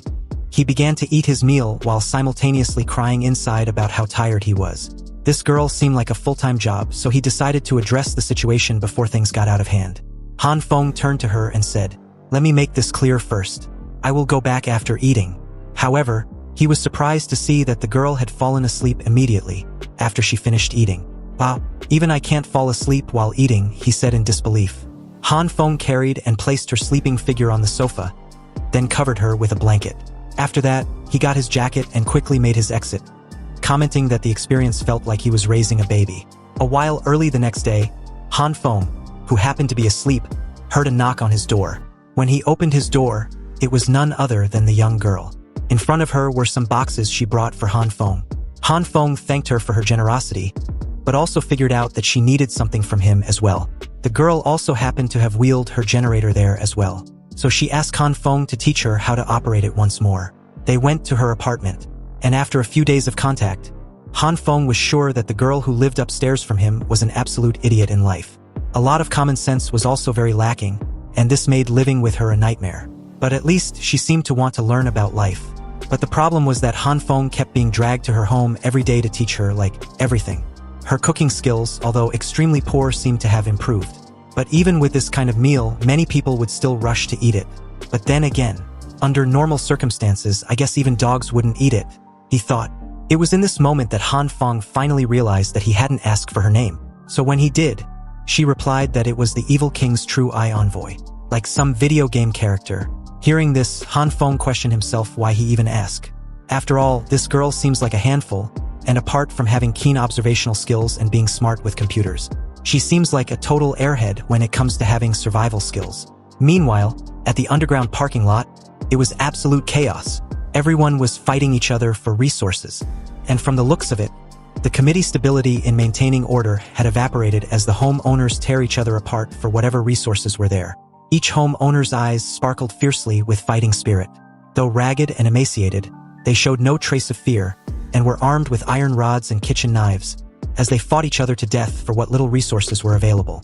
Dark blood splattered on the clothes and the shoes of Glasses Man as a neighbor nearby was smacked on the cheek. The entire parking lot was like hell on earth. And Glasses Man, who happens to be the only person there, not fighting for resources like the rest, just watch everything unfold expressionlessly. Knowing he needed to take action to control the chaos, Glasses Man took out a megaphone, turned it on and caused a loud noise that drew everyone's attention momentarily. The noise was so deafening that everyone covered their ears. After taking a deep breath, he spoke up immediately. "Have you guys had enough? Have you beaten each other enough?" And as he said this, he helped the guy who was smacked on the cheek from earlier to his feet. Then he questioned the crowd. "Don't you think it's ridiculous that you all are beating each other to a pulp because of the last few supplies?" Hearing this, the fatty in glasses from earlier retorted, calling Glasses Man out. "You still have the nerve to say that? It was you who proposed the donation of supplies. And now, my family only received a pack of instant noodles to survive on for a few days." Another added, agreeing with what Fatty in Glasses said. "Yes, if we don't grab the resources available now, we'll starve to death." When Glasses Man heard this, he replied in a convincing tone. "Well, it seems I have to sort it out for everyone then. The distributed supplies are not enough and the donated supplies are also running out, so even if we grab the last bit of supplies, it still wouldn't be enough to last long. So, just like I said earlier, it's ridiculous. Do you guys deserve to starve to death? Think about it carefully. Who caused this situation? You!" The person directly in front of him replied from the crowd. Hearing this, Glasses Man just continued calmly, answering that it wasn't him. And since everyone seems to have forgotten, he would have to help refresh their memory. A loaf of bread that originally cost a few yuan was raised to dozens or even hundreds of yuan by those who had ample supplies. And as he said this, he took a piece of bread on the ground and crushed it in front of the crowd. In order to squeeze you dry, a loaf of bread is even divided into 1/5 or 1/10 for auction. Finally, they succeeded in making a fortune from the disaster, and all at your expense. And not only did you spend all your money on this food, but also started an internal conflict over the last few supplies. Isn't this ridiculous? They are the ones who have more supplies but never donated. They are also the ones who maliciously raise prices. And in the end, everyone currently present in this parking lot are the ones who needs to starve to death. Is this fair? Isn't uniting during this snowstorm the most important thing for us to do? If it is, then why don't we do just that? Why don't we go up there and get back the supplies that belong to us? When Glasses Man finished his speech, a brief and complete silence ensues as everyone thought it over. He's right. It's not fucking fair. Why do they get all the benefits while we have to starve to death? That's right. At this point, the crowd was slowly being swayed by Glasses Man. All that was needed now was a little nudge to direct them towards the other homeowners with resources. And that's what he did seconds after. It's all their fault. They made us suffer like this. Immediately after those words were said, the crowd was completely united in attacking the homeowners they sold their supplies to, or any homeowner suspected to have kept their supplies and never donated. Damn it, not fair. We have to get our share of the supplies back. Yes, just take back what belongs to us. Satisfied with the current development, an obvious smile formed on the lips of Glasses Man, who had, once again, successfully convinced the crowd to do his bidding. But at this moment, Li Zi, who happens to be among the crowd, gathering information for Han Feng, turned his head from side to side, and foresaw the enormous shit show that was heading towards some of the homeowners upstairs with resources. These people have gone absolutely crazy, and he needed to notify his brother immediately, he thought. So with a serious look, Li Zi took out his phone and texted Han Feng. Meanwhile, the snowstorm outside had not even slowed down a little. It was as bad as before, and could only get worse and worse. However, inside Han Feng's apartment, he was completely passed out at this moment as his phone dinged a few times. So, as he woke up to check the messages, he wondered if it was from Li Zi. And indeed it was. Li Zi warned Han Feng of what has transpired in the underground parking lot. "Brother, something bad has happened. These people had gone crazy," he said. "They're planning on raiding the homeowners upstairs with supplies."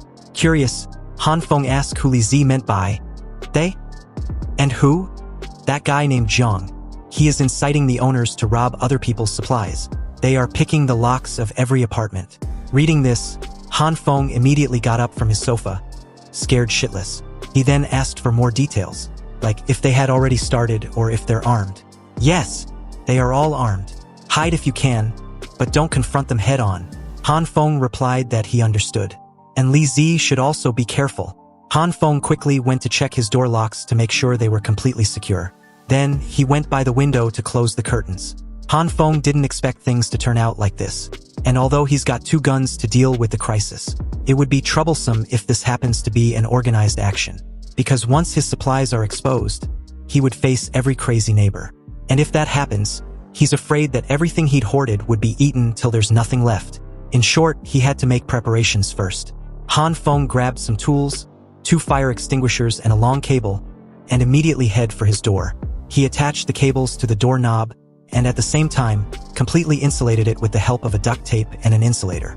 He also placed the 2 fire extinguishers near the door. So as Han Feng began to uncoil the cable, the lights in his apartment went off. In fact, the entire neighborhood was plunged into darkness. Soon, the neighbors began to complain, questioning each other if they had electricity. Now, with water and electricity cut off, and air conditioning or any heating systems no longer functioning, it was genuinely cold enough to kill. The homeowners suddenly turned to the property management team to complain, but soon found out that they had no signal. They also found out that the buildings around them were also plunged into darkness. Han Feng observed everything outside through his window. He knew that the snowstorm, together with the overload of electricity for heating, would eventually cause an inevitable power outage. In addition, the snow and low temperature outside made it impossible to repair the equipment.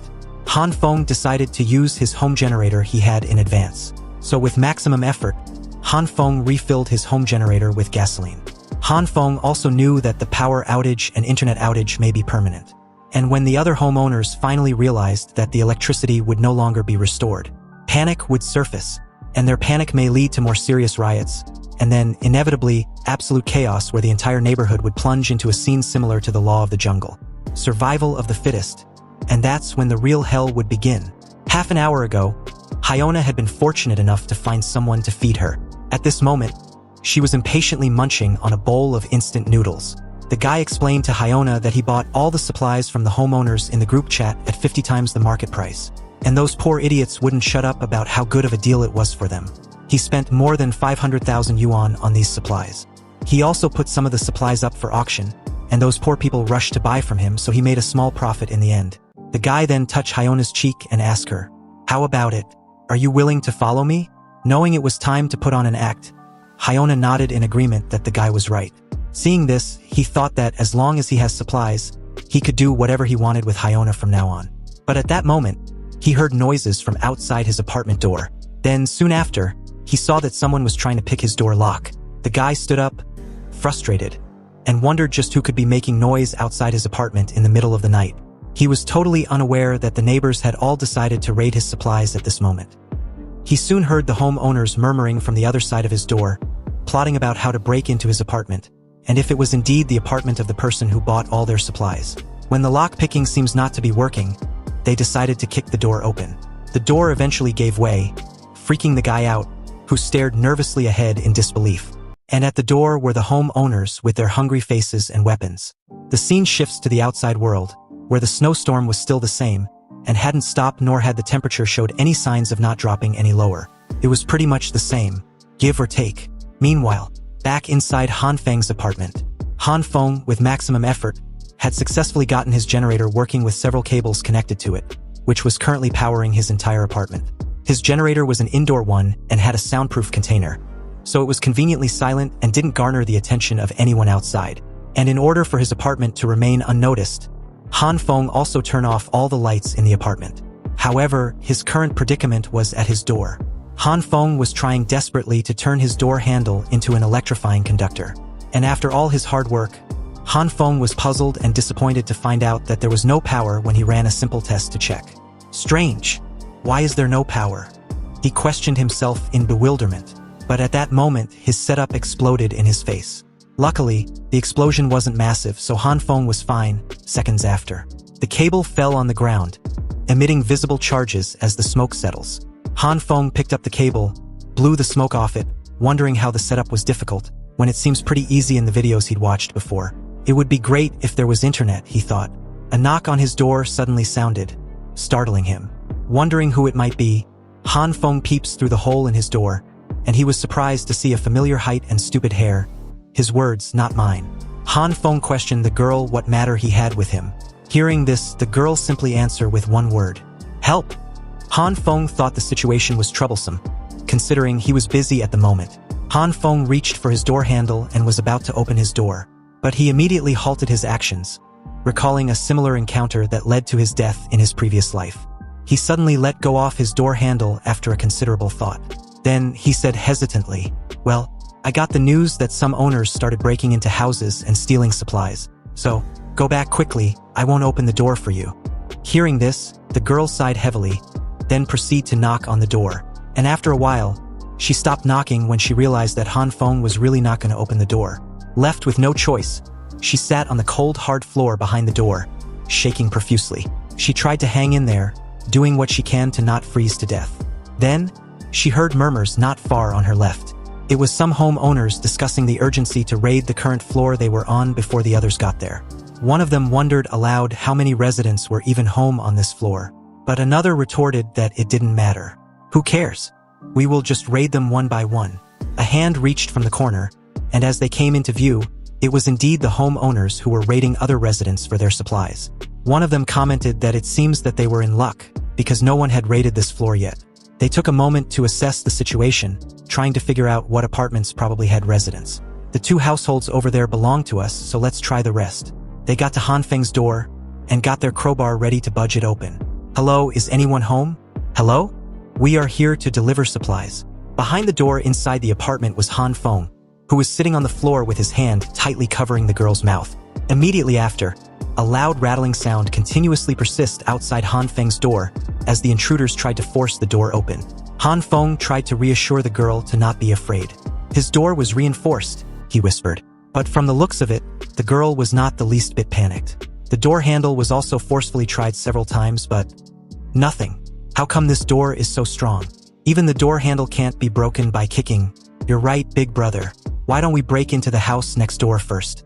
With no other choice left, they agreed and decided to mark Han Feng's door for later. When Han Feng heard this, he was relieved they finally gave up. Also, he thought of how he was fortunate to focus on reinforcing his door and handle when he had the chance. Back then, when he suggested that the constructor should add a 5 cm steel plate inside his door and reinforce the handle. The guy was puzzled, and even asked if Han Feng was hiding from debt collectors. At this moment, his eyes suddenly widened when he realized he might have suffocated the girl. "Sorry, it's okay now. I was afraid they would notice that there were people at home, so..." Han Feng was cut off as the girl thanked him and replied that it was fine. Han Feng and the girl remained where they were for a while, and after what seemed like forever, Han Feng told the girl that he believes the homeowners had left. Then, he went back to work, trying to get his electrocuting project to work. "Wait till I fix this thing, and if anyone dares to kick my door again, I'll electrocute them to death," he said. A bit puzzled with what Han Feng was doing, the girl asked. "It is a defensive measures against electric shock," Han Feng replied. But then he remembered that the girl didn't even understand basic survival needs. How could she understand what he was doing? "Oh, that's right. You still won't understand even if I tell you. I don't even understand it myself. Why this damn electric shock device is so difficult to use." Han Feng questioned himself in frustration, but what he never expected was what happened immediately after. The girl spoke up, explaining what he was trying to accomplish to him. "The anti-theft device uses the difference between electric current and voltage," she said with a knowing look. "Do you know?" Han Feng asked in bewilderment. Hearing the question, the girl simply nodded and replied that it was very simple if you know what you're doing. She continued, explaining the procedure to Han Feng. After power off, wrap the bare wires of the electric wires around the door handle to insulate them. Then connect the ground wire of the distribution box to the door handle. Then finally, turn on the power again. When Han Feng turned the power back on when he was done, he tested it, and it was a success. "Wow. It worked. It was really successful. How do you know this?" "The evil king's true eye has the ability to see all the truth in the world."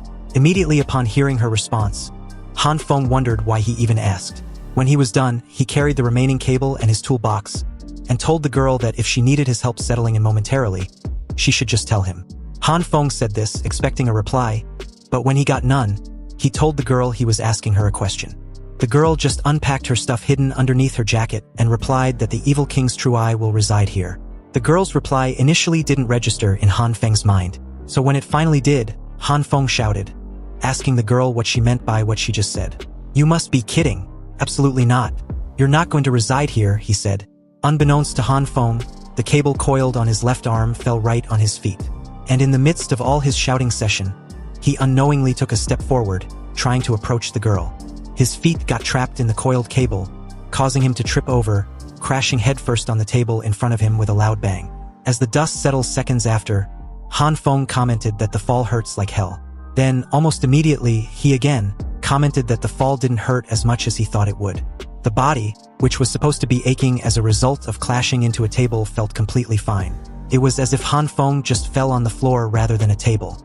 Han Feng's hands were glowing purple, but he didn't seem to have noticed.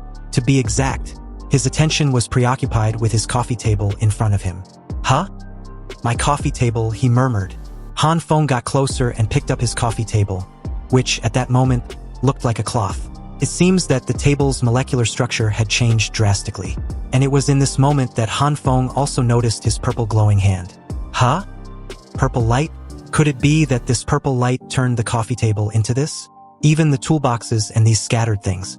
Indeed, it was as he said, everything that had a direct contact with his hand faced the same outcome as his coffee table. Han Feng picked up the hammer in the toolbox, but soon found out that the hammer was flexible and bending like a lightweight rubber. In simple words, this purple light can make objects soft? Han Feng wondered in amazement, but he immediately remembered that he wasn't alone in his apartment. That's right, he had a guest. Oops, I forgot there's someone else at home. Turning his head to face the girl, he thought nervously as he began to sweat bullets. On the other hand, the girl watched the entire scene without uttering a word like she always does. She was confused and speechless about what she'd just witnessed. The girl continued to simply stare at Han Feng for a considerable amount of time, silent and expressionless. Then, suddenly, she got up with her laptop in hand, her eyes sparkling with excitement and wonder. Is he also the messenger chosen by the evil king's true eye? She questioned herself with an evident curiosity. And Han Feng was dumbfounded with her sudden behavior, because it was not a typical behavior any person who'd witnessed such a weird and freaking scene will naturally exhibit. But this could be a good thing that could work in Han Feng's favor. He quickly got his act together, improvised by striking a pose with his jelly-like hammer in one hand and the other on his face, and said, "Yes, that's right. I am also a subordinate chosen by the evil boss, so this strange phenomenon often occurs." Inwardly, he thought the girl had a very strange way of thinking, so he believed he could get away with it. But what happened after left him in a bit of a pickle.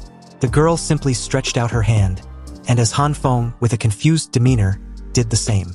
She told Han Feng that since they were both messengers chosen by the evil king's true eye, then they should support each other, and the current resting room they were in should be shared. Room sharing? It took a moment for Han Feng to realize that what she meant by the resting room was his apartment. Han Feng sighed helplessly with his head and eyes lowered. And before he could finish explaining himself as to why he was not having any roommate, the girl had already reached the door to the other room behind Han Feng. And accompanied with a loud thud by the shutting door, Han Feng's eyes widened when he realized that the girl had already left and was inside the other room behind him. "Hey, I haven't agreed yet. Do you really think this is the evil king's lair?" he said. "Oh, forget it." Han Feng decided to let her be. His immediate priority was his purple glowing hand a while ago. So as he stares at the jelly-like hammer in his hand, he wondered silently. What was that purple light just now? Can it make things softer? It seems that I have more than those two kinds of light, but if there are others just like this purple light that I hadn't discovered, then I wonder just how many there are. Anyway, I should investigate the purple light first. Han Feng closed his eyes and tried to summon his purple glowing hand, but nothing. He then began to recall, trying to analyze the situation that led to that outcome. The purple light appeared when I was tripped by the wire and about to hit the coffee table. Recalling all this gave Han Feng an idea. So as he held on to the wires, Han Feng tried to remember the feeling he had at that time. The feeling of being in a dangerous situation. And just like that, Han Feng was stunned to see his hands glowing with purple light. It's out. It actually worked? Just recalling the dangerous situation just now, the purple light appeared? Han Feng said this, a little taken aback. At that moment, something else also got his attention. Wait, does this purple light also have an effect on wires? That's right. In his hand, the wires had also turned into a jelly-like substance. With this new development, Han Feng knew that the purple light might have a large range of things it can affect. And there might be more to it than just making things soft. So, Han Feng immediately heads to his kitchen, deciding to try it on something else. Han Feng grabbed a large kitchen knife, closed his eyes and prepared himself to summon the purple light. Seconds after, he succeeded in his summoning, and the purple light immediately took effect, softening the knife. Whoa, it works on steel too, and the texture is like jelly. he commented in amazement. So, after a while, Han Feng had successfully tried the purple light on various items he could think of, such as his fork, spoon, a glass cup, and many others. After all this, he realized that apart from turning things to jelly, there was no other changes. And the longer the purple light was used, the more the object will be softened. This effect was too useless and could not help him in any way, he thought. But then, he suddenly had an enlightenment. Han Feng thought of mixing two kinds of light, just like he did with the red light. Then he might achieve an unexpected result.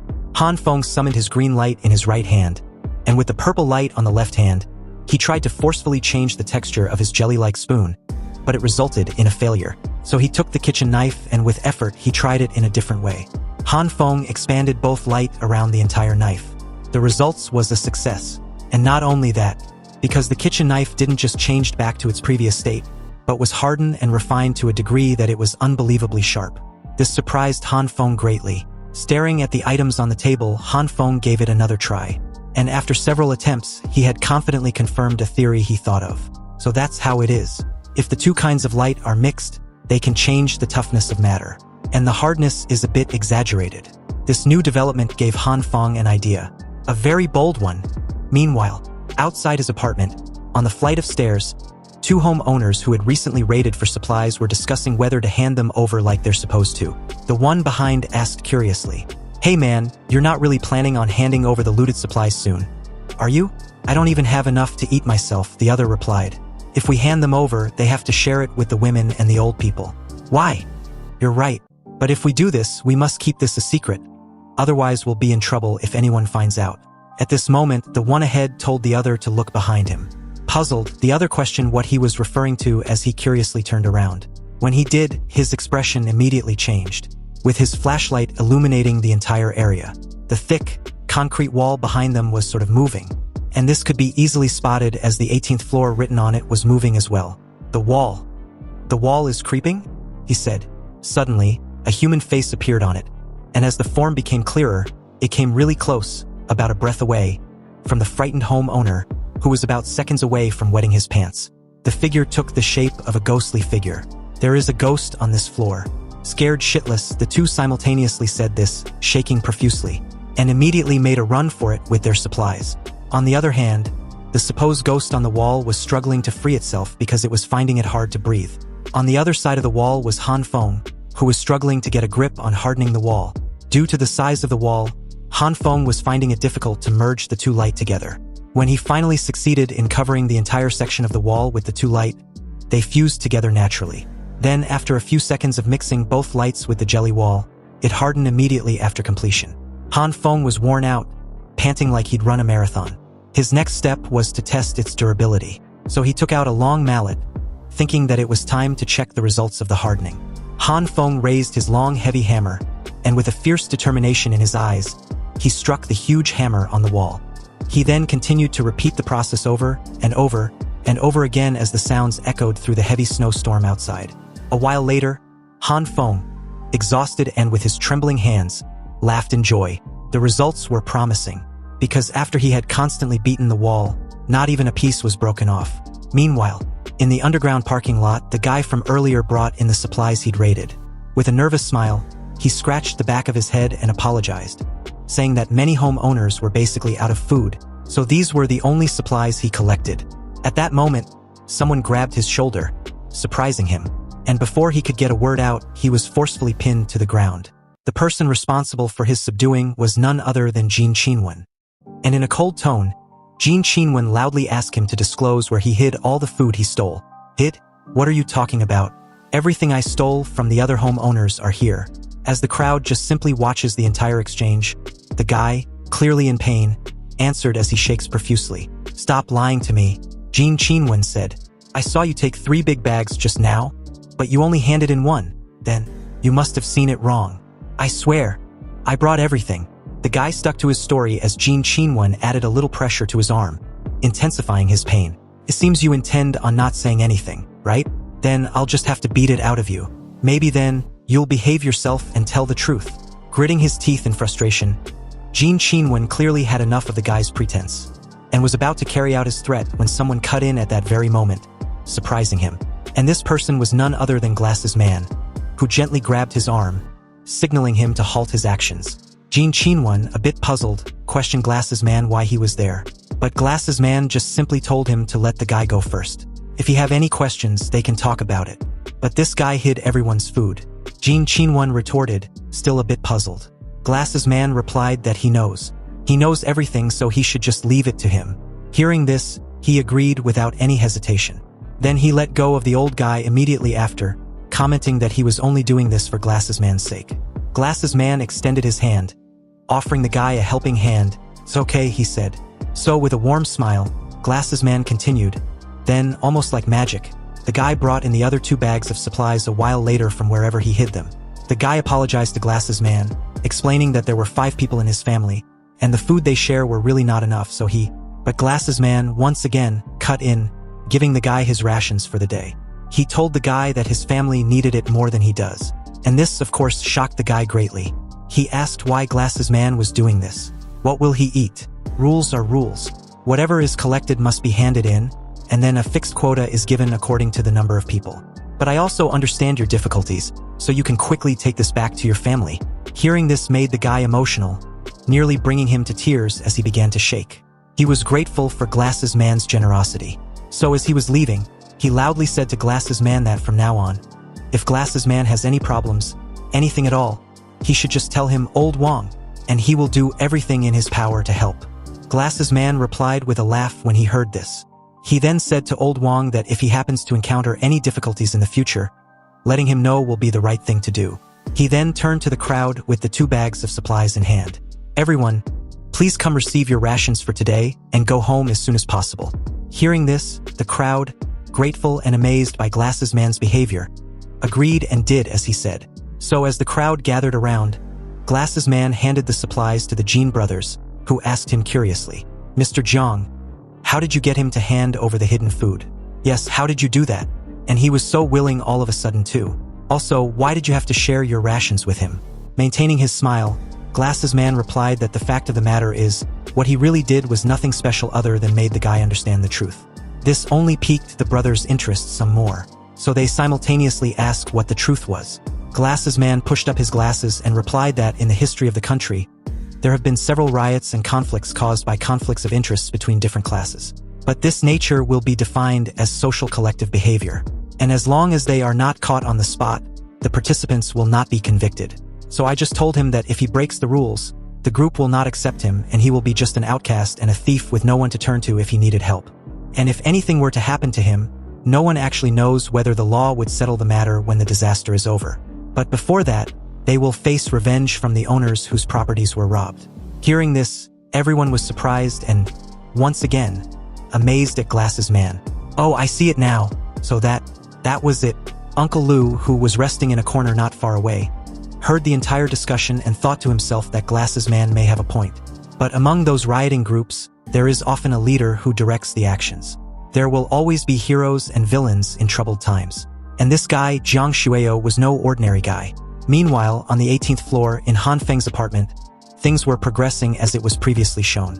After sorting out the effectiveness of the purple light on the wall, Han Feng had shifted his focus to his glass window. And with the same process of hardening, he was now checking the toughness of his glass window. Han Feng had struck the glass window repeatedly until he was out of breath. And from the looks of it, the glass was as tough as the hardening wall, because Han Feng had not made a crack on the glass after his repeated attempts.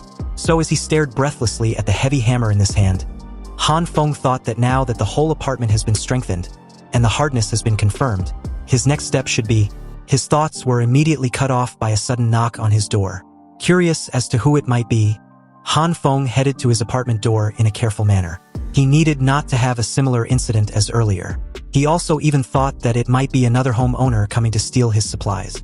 But as he peeps through the hole in his door, he was surprised to see none other than Miss 38D Melons and Crazy Curves, Lee Hyiona. And what was more important was that the current situation was identical to the scene from his previous life that led to his death. It had the same settings. Indeed, this was it. This was the time Han Feng met his end. Hyiona, shaking profusely, told Han Feng that it was her. "I have thought it through these days." Hyiona read her script, identical to what she said in Han Feng's previous life. "I cannot let you down. Only in times of trouble can one understand true love. and only those who truly love me will give me their all unconditionally. If you don't believe me, open the door and touch my heart. This, of course, made Han Feng recall everything that happened at this point in his previous life. It's exactly the same words as that day, he thought. That means that, beside her, that man is also outside the door. Finally, I can finally get what I have been waiting for. I just need to shoot these two bastards to death. Han Feng quickly left his apartment door, rushing to get his rifle. But as he got closer, within a touching distance, he halted in his tracks. Wait, there's a power outage now. The enemy is in the dark, and I'm in the light. If I can't kill them with one strike, I might get killed again. If I use the electric shock, then I have to trick them into holding the door handle at the same time, which is impossible. And I'm not sure how effective this electric shock is. Thinking of all this, Han Feng tried to calm down. He had been waiting for this moment, and finally, it was here. He needed to calm down and think this through. But first, he had to sort out the current situation about the light. So Han Feng quietly turned off his generator. Then, he closed his eyes with his hands leisurely resting on the heavy hammer's handle. Focused. And as he calmed himself, he thought, the biggest threat to me now is not Hyiona, but the man hiding in the dark. So if I go out there, I have to instantly locate him and also give him a fatal blow in the process. This might be to my disadvantage, because if I make one wrong move, it's over. Okay, so how can I determine his location in advance in the apartment? I remember the guy should be hiding in the corner behind my door, and that place is a blind area. In my previous life, the attack came from this direction, so it's probably here at this spot, although it will take some time. But it might work with a bit of luck. Han Feng quietly and carefully activated his purple light as he touched the wall. Meanwhile, outside his apartment's door, Hyiona, on the other hand, wondered why there was no response. So she asked again in a hopeful manner, Han Feng, are you still there? Please open the door. Han Feng, the guy who waited patiently in the blind spot with his iron bat, asked Hyiona. Hey, is this guy worth our efforts? Yes, Hyiona replied. He still had some supplies left, and it occurred to me a while ago that he had bought a truckload of goods the day before the disaster. Hearing this made the guy smirk. He was clearly pleased to hear this. Oh, then this guy is enough for us to eat for many days. Unbeknownst to him, a portion of the wall not far away behind him, covered with purple light, began to move. Then, something also began to form immediately after. So, little by little, the form took shape. And as it did, it took the shape of a hammer. But at this moment, the guy heard some sound. So he whispered, asking Hyiona if she'd heard something. No, I didn't hear anything. What sound? I seemed to hear something behind me. As he said this, the guy turned his head to take a look behind him. And as he did, what followed immediately after was a massive smack on his cheek as a lot of blood splashed from his mouth. He may have lost some teeth too. Accompanied with a loud bang, he crushed heavily on the ground in an instant, letting go of his iron bat. Hyiona, shocked, was momentarily speechless seeing this, and as she got her act together, she asked the guy what was wrong. But as the guy laid on the floor, trembling all over and unable to respond, Hyiona told him not to scare her. What was wrong? In this moment, Han Feng's apartment door opened with a click, and as Hyiona turned to look, she was met with a fire extinguisher. Han Feng released the visibly white gas in the fire extinguisher directly on Hyona's face as she screams in pain like the siren of the Pacific she was. With her eyes closed, Hyiona, shaking profusely, begs for Han Feng to stop. She was finding it hard to breathe, but as her dramatic plea fell on deaf ears, Hyona's eyes bulged out a little as she began to suffocate. Fortunately for her, the gas in the fire extinguisher stopped seconds after.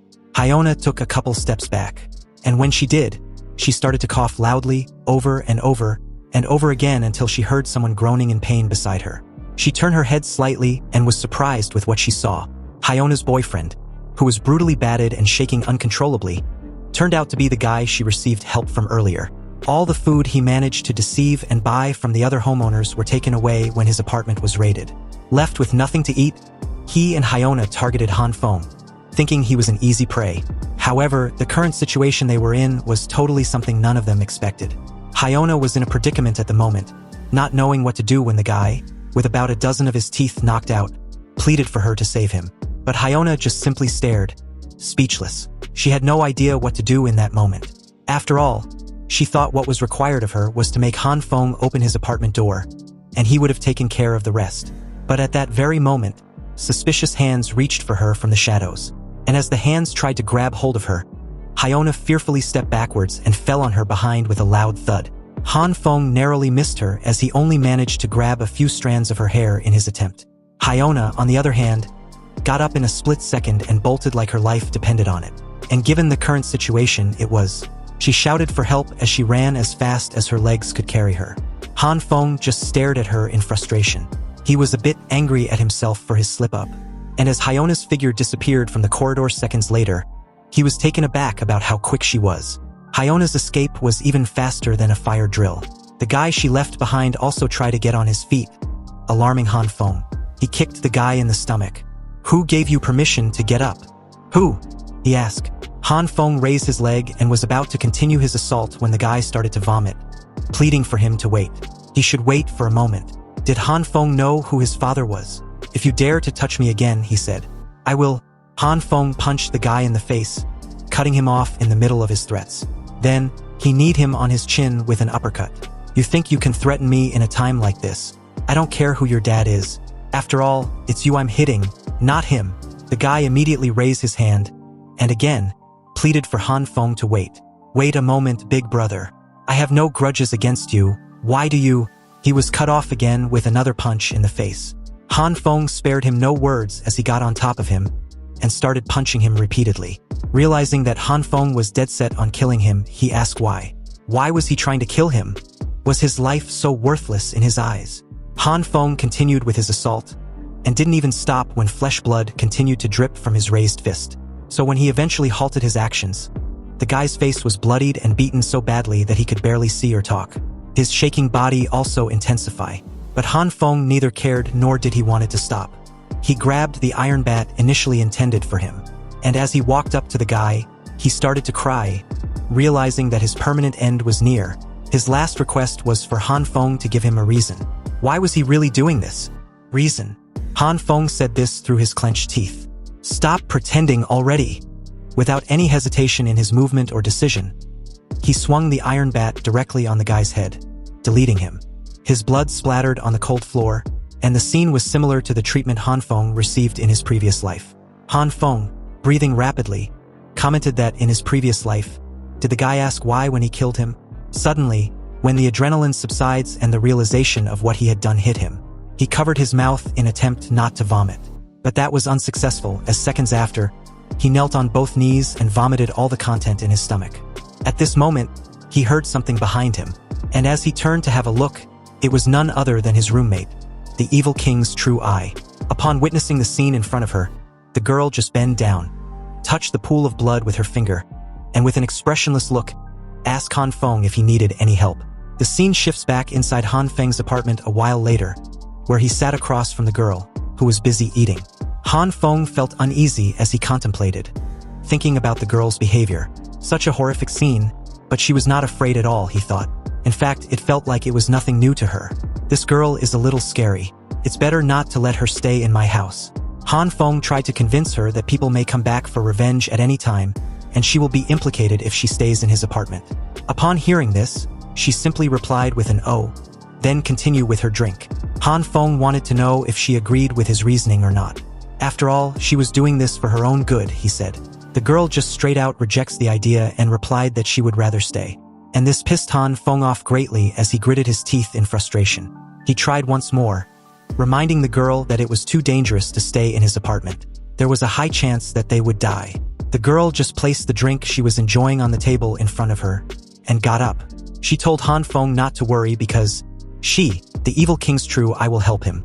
She then turned to leave, commenting that the evil king's true eye's energy was running out, so she needed to go into hibernation.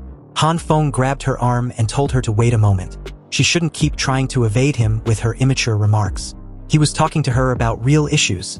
Her attention fell on her arm grabbed by Han Feng, and as she stared back at him, she told Han Feng that she promised to help him. She then grabbed her door handle and opened the room she'd been staying in. Whatever is inside changed Han Feng's expression to the look of absolute shock. Meanwhile, back at the underground parking lot, the crowd had queued up for their rations for the day, and among the queued crowd was none other than Hyiona. Hyiona waited patiently in line till it got to her turn, and as she received her rations, she stared at it in thoughts. She waited for her boyfriend all night, but he never came back. She was also wondering what exactly happened. From her perspective, the guy was fine, then he suddenly collapsed. Was it Han Feng who did it? Did he set up a trap in advance? But what I care more about is when Han Feng opened his apartment door. There was a faint glow and a warm current in his apartment, indicating that he had something to generate electricity. Did he prepare for the snowstorm in advance? It is possible that he also prepared a lot of supplies. Damn it! Damn you bastard! He secretly made cold weather preparations without telling me, and gave me unwanted garbage. I need to find time and a way as soon as possible to check the situation at this bastard's home. In thoughts, Hyiona suddenly bumps into someone on her way. The person turns in her direction and asks her to wait. And as Hyiona turns around, he asked, "It's Hyiona, right? Lee Hyiona." At this moment at the underground parking lot, Hyiona shielded her gaze from the blinding flashlight as the guy excitedly offered her a place to warm herself up. "A couple people and I have a fire pot in the lobby of Building 5, he said. "Would you like to join us and warm yourself up?" Upon hearing the question, Hyiona thought of the guy being one of her many bootlickers and also probably had bad intentions. So she turned around and refused the offer on the spot, claiming she can just go to her apartment and warm herself up. But thanks for the offer. Suddenly, the guy grabbed her arm and told her to wait. Then, deciding to offer her another enticing offer, he tried again, claiming he had a lot of food there as well. "Just come to my house and stay with me for a few days, and I will take care of you." He closed the remaining distance between them and whispered that Hyiona should just think about it. She could live comfortably from this point forth if she comes with him. "After all, I have always liked your type." Hearing this made Hyiona feel creeped out and annoyed. To her, the guy was just spouting nonsense endlessly. So, with great effort, she freed her arm forcefully and loudly shouted for the guy to get lost. "Who does he think she is? And who cares about your garbage food?" The guy was stunned for a moment, but seconds later, he grabbed Hyona's hand, and in anger, told her to stop pretending. "You're shamelessly going around, claiming supplies. Do you really think no one sees you? Now, you think you can pretend to be a member of the property management committee? Believe it or not, I will expose you." Hyiona had nothing to say to this and demanded that the guy let go of her hand. He was hurting her. But at this moment, the other homeowners nearby heard what the guy said and began to badmouth about Hyiona, who immediately noticed this and was displeased. So, in anger, Hyiona also smacked the guy on the cheek with her food, loudly shouting for the guy to let go of her hand. The guy's eyes bulged out as she stared at her with murderous intent. "You bitch!" he shouted with his flashlight raised, intending to rearrange Hyona's facial features with it. But what happened after was a resounding bitch slap across his face. The slap was so massive and so intense that his eyes rolled, and seconds after, he was thrown several distance away into a wall. The person responsible for the slap shouted that the guy should be ashamed of bullying a defenseless woman in public. This commotion drew the attention of the homeowners present, who curiously questioned themselves what happened, and if it was indeed a person who flew by just now. But upon seeing the guy trembling all over on the floor, some wondered if a fight broke out, while others suggested they call Glasses Man to resolve whatever it is that just happened. Nurse Zhan, responsible for the assault, asked Hyiona if she was okay. "Are you hurt or feeling unwell?" Seeing the strength of Nurse Zhan, Hyiona raised her hand and nervously replied that she was all right. "Thank you," she added. With a warm smile, Nurse Zhan offered her business card to Hyiona, adding that if she ever feels uncomfortable or have any discomfort anywhere, she can come over and take a look. "Oh, no thank you." Hyiona rejected any assistance offered, covering her face with her scarf and turned to leave, surprising her helper. Unexpectedly, the guy, who was presumed to have been dealt with, grabbed hold on the scarf around the neck of Nurse Zhan and pinned her forcefully on the floor. "Another fucking bitch," he said. "Mind your own freaking business. Believe it or not, I'm going to kill you." With a raised fist, the guy shouted, blinded with an uncontrolled rage. But before his fist could descend on his attacker, another hand reached out and grabbed him by his heavy jacket. Then, with great force, he was smacked on the cold, hard floor. And for the second time within a few minutes, the guy was trembling all over. The person who intervened this time around was none other than Li Zi. Li Zi had a cigarette in his mouth, and as he stared at the guy with hollowed eyes, he made mention that the most disgusting men in his life so far were the ones that lay their hands on a woman. Does he want to die? As the guy tried to get back up, Glasses Man appeared at the scene, demanding for everyone to give way. "What's going on?" he asked. The homeowners around saw him and was relieved by his presence. As soon as the question was asked, the guy spoke up before anyone else. "Mr. Jiang, this woman is claiming supplies. I saw her hanging out with the rich second generation who was driving up prices before." Hearing the accusation, Hyiona immediately retorted that she didn't do no such thing. "How dare you? A jerk who beats a woman? Wants to complain like some victim. In a flash, Li Zi raised his fist behind the guy in anger. And before he could take action, he was surprised to see Glasses Man grab the guy by his jacket and questioned him with a serious expression. What do you think of the Property Management Committee? Protecting the vulnerable groups and ensuring that everyone has enough food to eat is our duty and responsibility. The guy nervously apologized, saying he was wrong and it wouldn't happen again. It was obvious at this point that the guy was part of the committee. Glasses Man let go of him and said that the next time he should just leave. He approached Li Zi and the head nurse, apologizing for scaring them.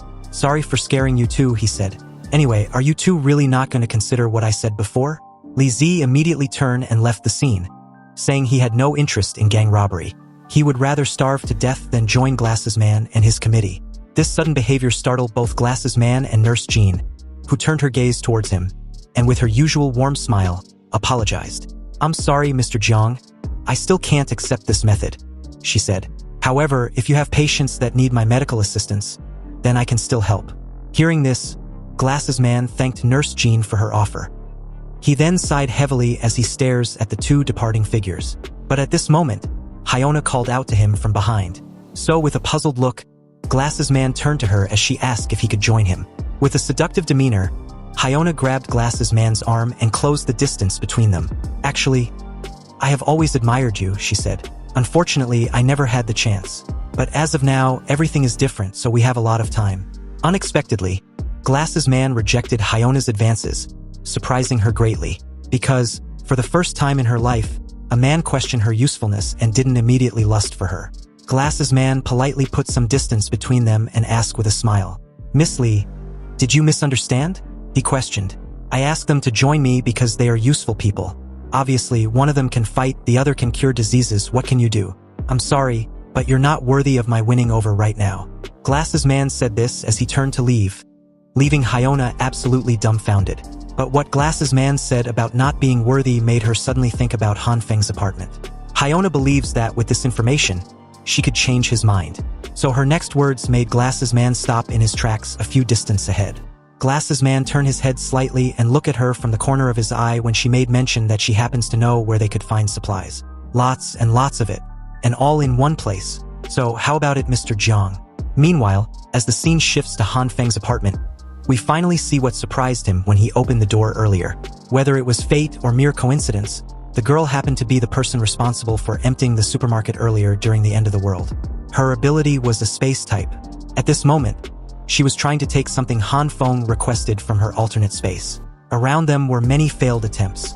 Han Feng, on the other hand, waited impatiently as the girl pulled out a giant doll. Seeing this, Han Feng shouted, annoyed, "Isn't this a model from a clothing counter? How does it have anything to do with what I just described?" To put it simply, the girl had the ability to store things in space. She can open a black hole in her chest and suck in everything she sees. But it's easy to put things in, but hard to take them out. Her accuracy in finding things is very low, and it seems that she has yet to fully master her power.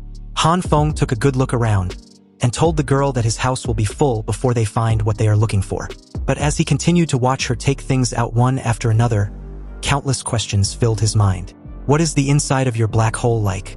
Why is it so hard to find things? It's a virtual space, right? Or has it been transferred to some other place? Hearing all these questions, the girl simply replied that she hadn't explored her power yet. But one thing she is sure of is that the space is vast.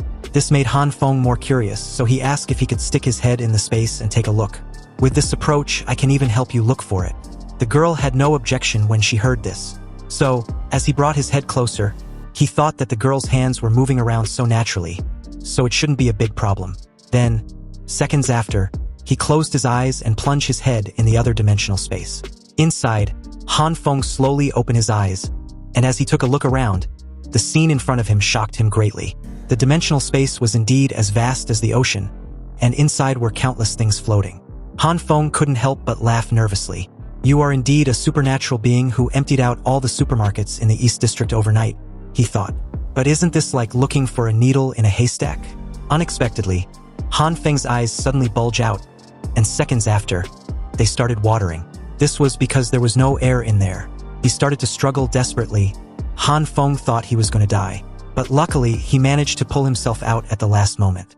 Gasping for air, Han Feng crouched down as tears flowed from his eyes, nose and mouth. Why didn't you tell me in advance that there was no oxygen inside? My skin feels like it's going to swell and break, and I feel like all the water in my body is being drained. The girl replied that she didn't know, and it was obvious since she could not enter. All she knows is that her hands had not been injured. The girl still continued to pull stuff out until she finally got what she was looking for. It was a black box. Han Feng exclaimed in excitement when he saw it. That's it. It actually exists. Unexpectedly, Han Feng heard the girl said she had found the others. Then several boxes fell in front of him, shocking him greatly. Meanwhile, as the scene shifts to the flight of frozen stairs of the apartment complex, on one floor after another, silent footsteps could be heard approaching the 18th floor. The homeowners, geared with their melee weapons, finally made it to their desired floor. But as they started to climb, step by step, the two guys that encountered a supposed ghost on this very floor started to shake uncontrollably. Obviously, they were still traumatized by that experience. In a shaken tone, the one behind the two straight up said he doesn't want to run into that mysterious creature again, while the other with the flashlight told the leader that the particular floor they were on was very weird. Did he really want to go there? Hearing this, the leader of the group couldn't help but smile in a mocking manner. It's the 21st century, he said, and you two still believe in ghosts and gods. He then turns to face them and continue with a stern tone. Mr. Jiang let us investigate first because he trusted us. We cannot let him down. It turns out the three were sent on a reconnaissance mission on the orders of Glasses Man. The two replied that Glasses Man might have just been deceived by Hyiona, and everything she said was probably just a lie, so why risk encountering something strange on this floor? Stop spouting nonsense, the leader shouted, finally having enough of the two.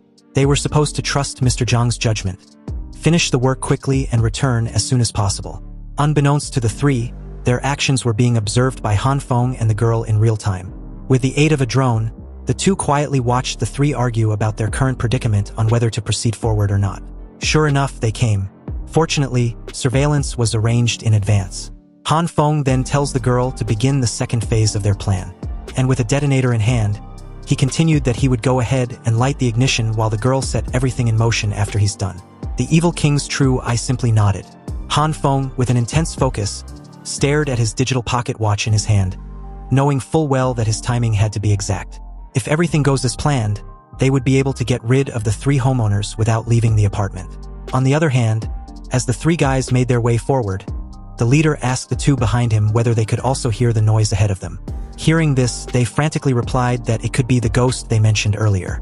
Suddenly, several blinding bright lights illuminated from the darkness ahead, and before they could even process what was going on, several toy cars, strapped with multiple fireworks, instantly flashed forward and leaped from above as they stared up in confusion. Toy cars? It wasn't until a toy car was a breath away from the leader's face did he realize the gravity of their demise. However, it was too late at that point, because seconds after, a deafening explosion sounded, accompanied with their loud cries. As it subsides, the three men laid on the staircase, shaking and coughing profusely. One even complained that his eyes were hurting so much that he couldn't open them. From the looks of it, they only received minor injuries from the explosion. However, they soon found out that another wave of assault was looming above them, quite literally. With the aid of a drone, another ignited explosive was directly above them. Realizing this, the three, although brutally battered and emaciated, made a mad dash down the flight of stairs, running away like it was a fire drill. Han Feng and the girl watched as the drone followed behind, quickly chasing them in the air. With a countdown timer of 22 seconds, the girl waited for the go-ahead from Han Feng to drop the explosive. Not yet, he answered. I want you to go closer and throw it directly in between them.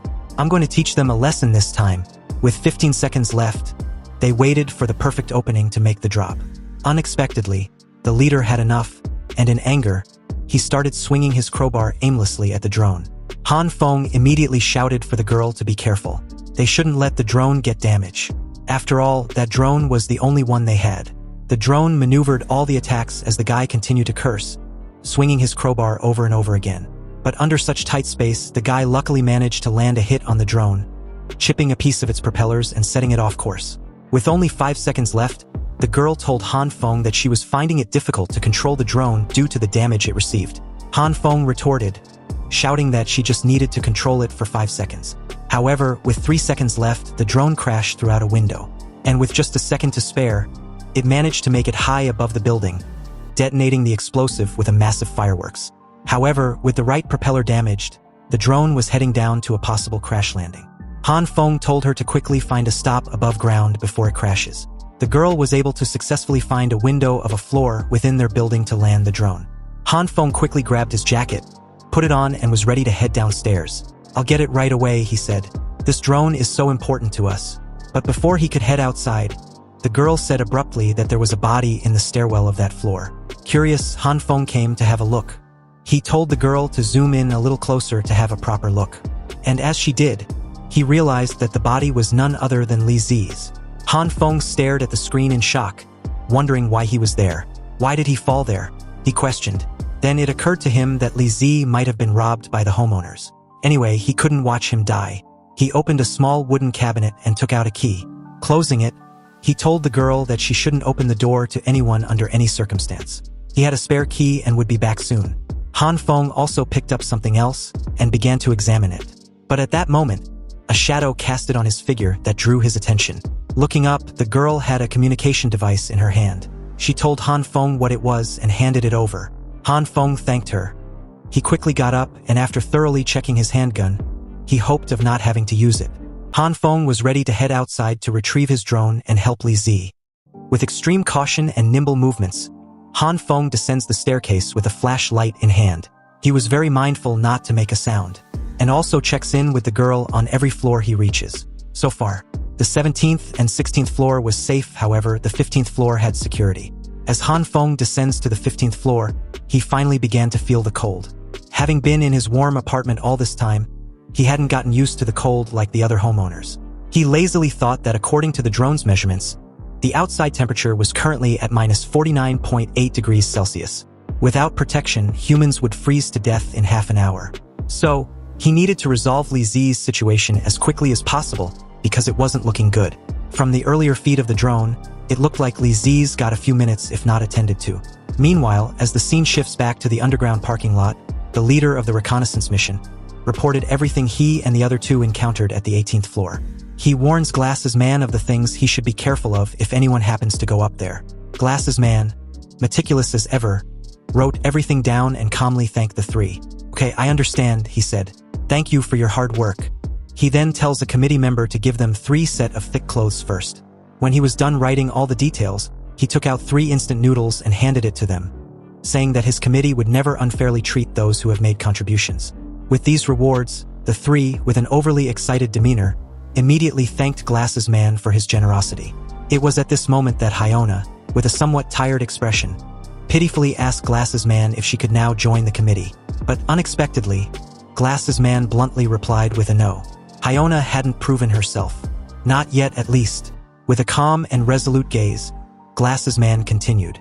"First of all, we still hadn't confirmed whether this report is related to everything you said earlier about your friend. Second, if Uncle Lou hadn't seen people transporting supplies with his own eyes before this icy apocalypse, I wouldn't have believed you at all." He turned his gaze to Jean Qinwen. "We will soon go to that floor and take a look. And give Miss Li another tool." Jean Qinwen agreed and left to get Hyiona a weapon. Glasses Man leisurely motioned to Hyiona that at present, it didn't matter whether her news is true or false. What he hopes for is that Hyiona can demonstrate her self-worth in the following actions, because that would reveal her real purpose. But before Hyiona could get a word out at this precise moment, she spotted someone approaching. So as she turned her head slightly to take a look, it was none other than Jean Qinwen, who had brought a metal pipe for Hyiona to use as a weapon. Without any hesitation in her movement, Hyiona grabbed the metal pipe and said she understood what she needed to do. Giving out a calming smile, Glasses Man was delighted hearing this. With everyone armed with their axes, kitchen knives, iron bats, and other melee weapons, Glasses Man said, "Everyone is an important resource of our team. Please be sure to pay attention to safety when you go up." So with that, they all matched forward with a common goal. On the flight of stairs, several footsteps reverberated throughout the silent cold. The homeowners, led by Glasses Man, seemed to found a new sense of camaraderie. Although questionable, they all believe in Glasses Man to the point that many would risk their life for him. After a couple steps, the group encountered someone lying on the floor, passed out and on the verge of freezing to death. Seeing this, Jean Qinwen alerted Glasses Man of the scene ahead. It was Li Zi, and the group recognized him immediately. Jean Qinwen took out a flask containing hot water and poured it in Li Zi's mouth. As the hot water rushed down his throat, Li Zi's eyes widened in shock. Hot, hot, hot. At this moment, Li Zi was fully awake and his expression showed no sign of his earlier situation. When he finally noticed the people in front of him, his expression suddenly changed to that of irritation. Glasses Man said nothing as they both just briefly stare at each other. Still momentarily shaken, Li Zi got up, and with his eyes leisurely closed, he curses at his rotten luck. Jin Qinwen couldn't take Li Zi's cold shoulder towards Glasses Man and loudly shouted, "Li Zi, what's your attitude? Mr. Jiang saved you, and you can't even say thank you?" Hearing this, Li Zi nonchalantly wipes the drool from his mouth and simply replied with an, "Oh." He then continued that they should stop pretending to be some kind of heroes.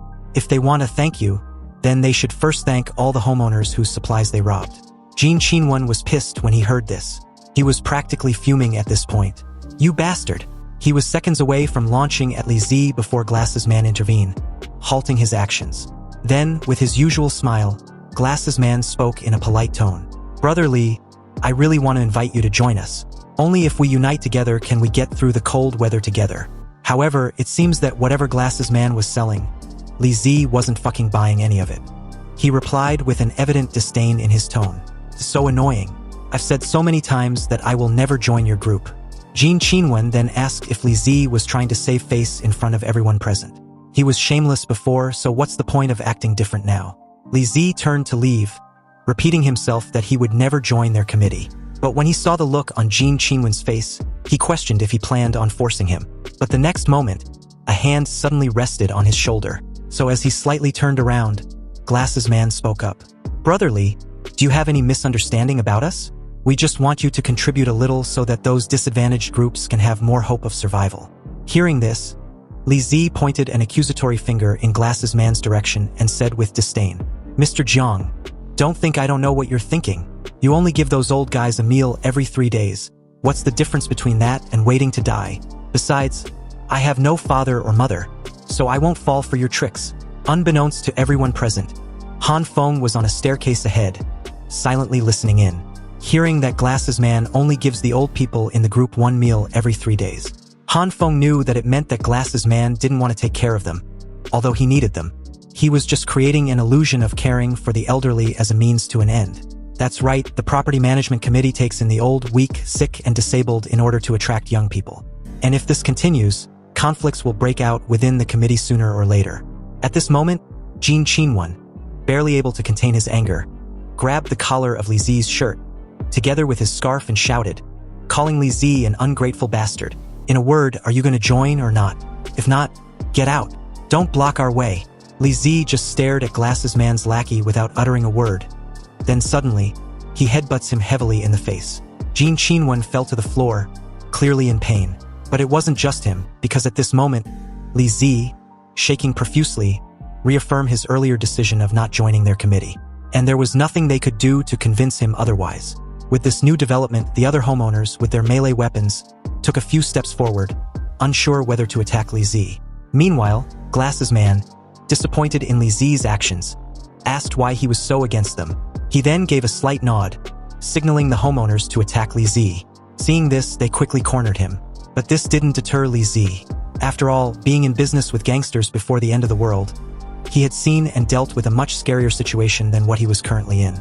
He leaned against the wall with his shaking body and loudly shouted for the homeowners to come at him. Come on. He was not afraid of any of them. Han Feng saw this and gritted his teeth in anger, wondering what action he should take. Oh no. Brother Li was in such a bad state that he will collapse soon. I have to go help him. No, they have too many people. What can I do even if I go? Han Feng contemplated for a while, then reached into his pocket for his gun. With his gun in hand, he was unsure whether to step in now or wait to see how things would develop a little bit further. On the other hand, Li Zi, trapped like a cornered rat, wouldn't shut up, but continued to antagonize the homeowners. Come on, if you want to do it, hurry up. But suddenly, he noticed something from the corner of his eyes that drew his attention. Accompanied with a deafening bang, the audible sound of Han Feng's gun discharging rang throughout the entire stairwell.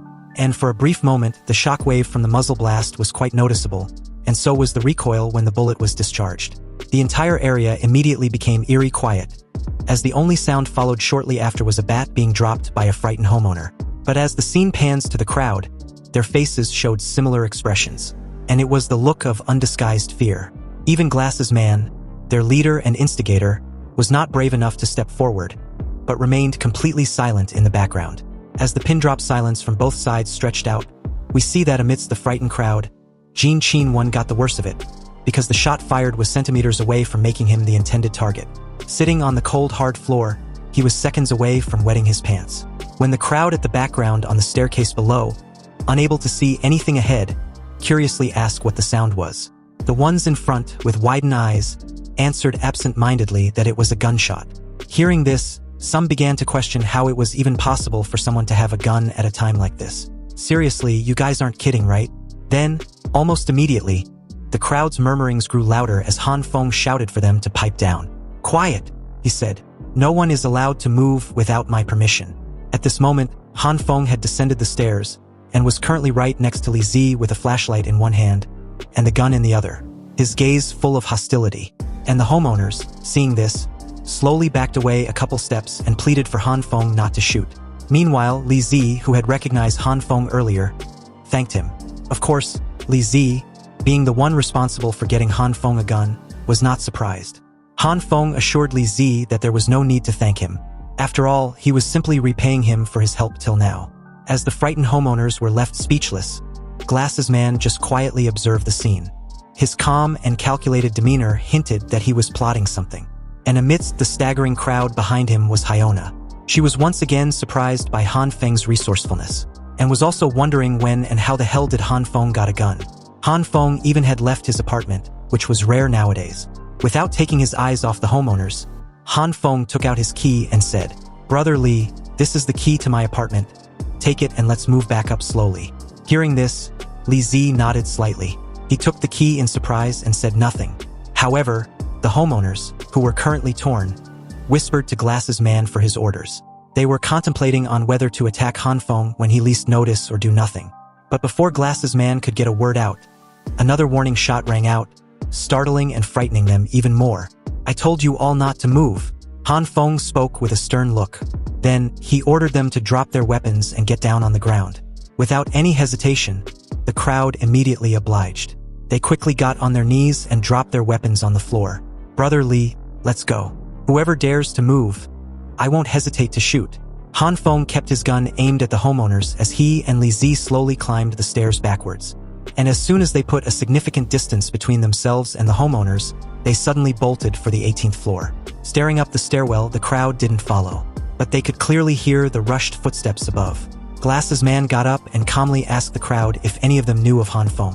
Hearing this, Hyiona, desperate to join the committee, immediately got to her feet and mentioned Han Feng's name. She continued, saying that she was certain Han Feng was taking Li Zi to his apartment upstairs, and that was where they were heading earlier. Suddenly, Glasses Man's lackey grabbed hold of Hyona's jacket and loudly shouted in anger, demanding why Hyiona didn't tell them earlier that Han Feng had a gun. Hyiona simply replied that she truly didn't know until now. She was clearly alarmed with Jin Qinwen's hostile attitude towards her for something he wasn't responsible for, and before things could escalate, Glasses Man intervened, telling Jin Qinwen to forget it. He believes Miss Li won't lie to them. Hearing this, Jin Qinwen was a bit surprised but did what he was told anyway. Then, he loudly tells everyone to think about the scene they just witnessed. Han Feng even has such important weapons, so how could he be without supplies? Also, Han Feng might be the one who drove up the prices of stuffs earlier. The crowd foolishly got riled up upon hearing what Glasses Man said. Seeing the angry mob, Glasses Man had a gut feeling that Han Feng was most likely the same person Uncle Lu mentioned a while ago. The more he thought about it, the more he became certain of it. But at this moment, Jin Qinwen standing next to him asked with some concern, "Brother Zhang, are we still going according to the original plan? What if he shoots at us?" A confident smile suddenly crept on Glasses Man's lips. From what he observed, killing them was not Han Feng's goal.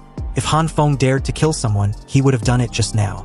Even though the threat was certain, he wanted to avoid killing anyone if necessary. And about Han Feng's apartment, Glasses Man just don't believe they could stay in the room forever. They had time and number on their side, so all they needed was to be smart about their actions. Glasses Man turned to the furious crowd and reassured them in a calm and polite manner. "Everyone, please listen up. Our plans have changed. Let's go back and prepare safety measures before coming back. Our enemy is currently well equipped, so we need to be cautious.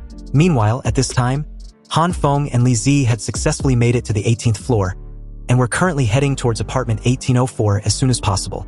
When they got to his apartment, they had no idea whether the homeowners were following behind. Han Feng quickly guarded their rear as Li Zi tried to open the door. However, his hands were trembling, so he took longer than necessary. Li Zi quickly apologized. "Sorry bro," he said. "My hands are shaking so much due to the cold." Han Feng told him not to panic but should take his time. From the looks of it, no one seems to be chasing them. Shortly after, Li Zi was able to insert the key and unlock the door. However, the warm breeze that hit him immediately upon opening the door left him speechless. His expression felt like he was having a stroke. "So warm," he thought. Han Feng told him to quickly get inside, to which he agrees. Inside, Li Zi took a look around, and upon seeing the radiator, then the generator, Li Zi couldn't help but exclaim in surprise. But what really took his breath away was the numerous supplies in the apartment. Staring at Han Feng's storage room, Li Zi had numerous questions racing through his mind. But the first was how? How did Han Feng really manage to do this? Turning his gaze towards the person in question, Li Zi asked what exactly was going on in Han Feng's apartment. Hearing the question, Han Feng was not surprised. He was actually expecting this sort of scenario. After all, it was only natural for Li Zi to be curious and ask what was going on. Han Feng replied that it was a long story, but before he could continue any further, the two immediately noticed a door in front of them slowly creak open, and seconds after, the young girl came out, questioning Han Feng where the drone was. It was in this moment that Han Feng remembered about the drone. With an incredulous look, he replied that he had forgotten, and with what transpired outside, it was only natural for him to forget. However, when Li Zi heard this, he inquired about it. 2 long hours later, Li Zi, with his mouth full of food almost every second, got a summary of the story so far. Han Feng deliberately left out his and the little girl's abilities, and his regression a secret for now. Li Zi replied that he was truly amazed with his brother. Han Feng was way too awesome to actually predict this disaster in advance, and to even do this much preparation, which was needed by the way. It seems that studying hard and knowing the current state of the world was indeed useful. Hearing this, Han Feng just gave an awkward laugh and apologized to Li Zi for not roping him in sooner. He was previously worried about the information of his supplies being leaked, so he never told his brother the truth. Hearing this, Li Zi put down his chopsticks on the table, got up, and surprised Han Feng by formally thanking him. Li Zi bowed and sincerely said that if it weren't for Han Feng, he would have definitely starved to death by now. For Han Feng to treat him in this way was already extremely benevolent of him. Seeing this, Han Feng was left speechless. He reassured Li Zi that he had helped him a lot in the past. Anyway, he should continue eating and shouldn't worry about the supplies in stock. There was plenty for the 3 of them. Li Zi began to tear up, deeply touched by Han Feng's generosity. Then, he soon started crying like a child, commenting that Han Feng was truly a good guy, and he was honored to be his brother. On the other hand, the girl just enjoyed her drink and watched the entire scene expressionlessly. When Li Zi was done crying, the conversation dragged on as usual. But then, he remembered and started to update Han Feng about the situation outside. According to Li Zi, the situation in their complex was currently different now. Everything had completely shifted for the worse since his last update. Li Zi asked Han Feng if he recalled their last conversation before the power supply was cut off. And to this, Han Feng nodded slightly. Li Zi continued that since that day, Glass's man had armed the committee and had been going around, floor by floor, stealing supplies in the name of collectivism. There were those who followed him. And of course, there were others like him that disapproved his actions, refusing to follow his lead. Anyway, after some people left the group, Glass's man seemed to not be too concerned about it, like it was nothing worth mentioning or noticing. However, behind everyone's back, he sent his lackey, Jin Qinwen, together with some other homeowners to take care of them. His reason was to reduce the threat against them. Hearing Jin Qinwen's name, Han Feng asked if he was referring to the older brother of the university twins. That's right, they studied so much that their intelligence has gone back to their mother's womb. Han Feng realized that it was due to such underhanded tricks that the committee suddenly developed quickly in the shortest possible time. With everything in the building being under the control of the committee, under the leadership of such a scheming fellow, it seems that Glass's man won't be easy to deal with. Li Zi agreed with Han Feng, adding that, as the saying goes, evil has its retribution. He then asked Han Feng to guess who they have the balls of steel to try to rob. Curious and impatient, Han Feng wondered who it might be. With a knowing smile, Li Zi mentioned the name Li Zhenghao, the boxer that was once the middleweight champion. And with that, a new character with a terrifying strength had been introduced. When Han Feng heard Li Zhenghao's name, he was momentarily at a loss for words, because everyone knew how strong he was. Being a lone wolf, Li Zhenghao wasn't outclassed or outmatched in any way, so how can the other homeowners compete? Wouldn't the people on the committee be badly beaten? Han Feng, genuinely perplexed, asked in a somewhat nervous, yet knowing tone. Exactly, right? But this Zhang guy still wanted to save face at a time like that and refused to admit defeat. So, under the instigation of the persistent Zhang, these homeowners who were initially scared to fight were instantly filled with fighting spirit and continued their one-sided beatdown with Li Zhenghao. In the end, they were all defeated, beaten so badly beyond recognition by Li Zhenghao. For a strategic and meticulous person like Glasses Man, this overwhelming defeat was a bad move for him. And it seems that his actions was to either subjugate Li Zhenghao through brutal force, or remove the threat he poses completely before it becomes too powerful to ignore. However, these actions unknowingly led to the rise of Li Zhenghao. He also gained a group of followers because of this incident, and two of them were very famous. The first henchman was Zhang Yangyu, a former fan of Li Zhenghao. I heard that he has been fighting in black boxing for a few years and is famous for his speed. The other was Jin Zhongzai, and he too was a fanatical fan of Li Zhenghao. It is said that he was born with supernatural strength and is as strong as a beast. Li Zhenghao, relying on the prestige of these two henchmen, formed a force in our community. And this group of people really hate the hypocritical Zhang Shueyo. In order to divert the conflict and avoid further humiliation and beatdown, Glasses Man is now eyeing Han Feng's supplies. Li Zi continued that Glasses Man would try every possible means to steal these supplies to save the face he'd lost. You know, like some sort of redemption. Hearing this, Han Feng added that if what Li Zi said was the case, then his decision to win him over was just a spur-of-the-moment one. That's right, and I believe he would use that to affirm his stance to rob you.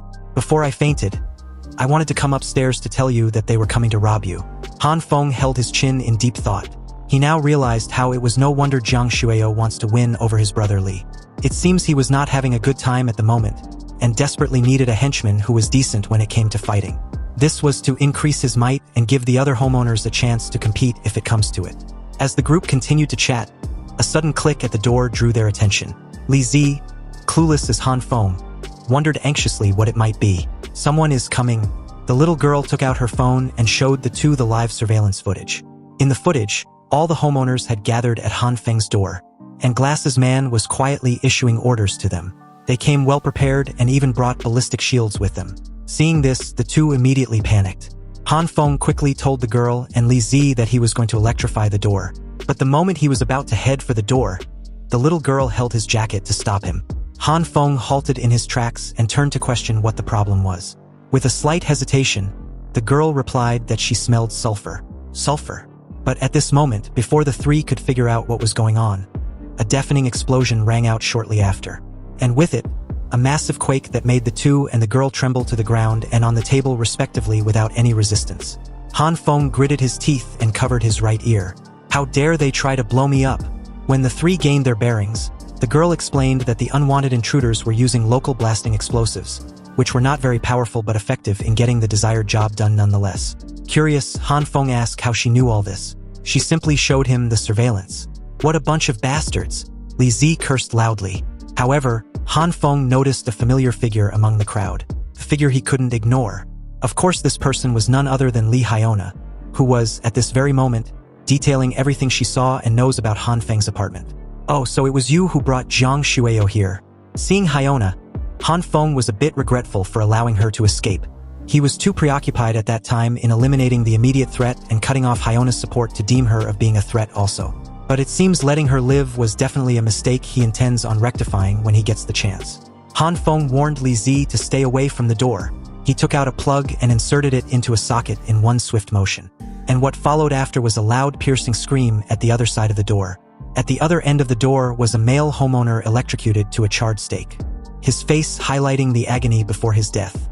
Seeing this scene, the others, especially Glasses Man, were frightened and dumbfounded, and they were having second thoughts in approaching the door. He took another bundle of the local blasting explosives and handed it to his loyal lackey, Jin Qinwen.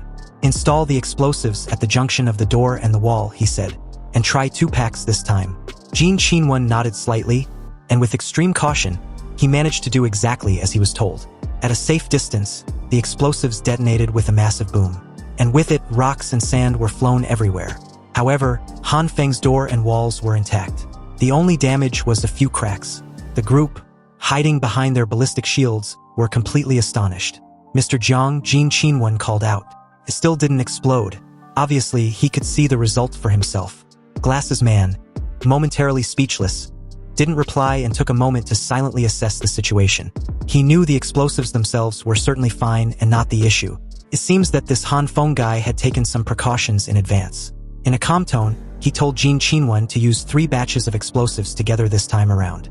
And he should designate a precise place to blow it up properly to avoid damaging the entire floor. If there is still no movement, keep adding more. We must seize his apartment and everything in it today at all cost. Although his demeanor was calm, Glasses Man was growing more and more anxious with this outcome. Back inside the apartment, Han Feng and Li Zi had managed to barricade the door with anything they could get their hands on in their immediate vicinity. Sofa, table, wardrobe, barrel, chairs, and even a television. Seeing Li Zi using a television, the two suddenly laughed at the idea, but their laughs were soon overshadowed by another extremely massive, deafening explosion. It was too loud that the two couldn't help but covered their ears in pain.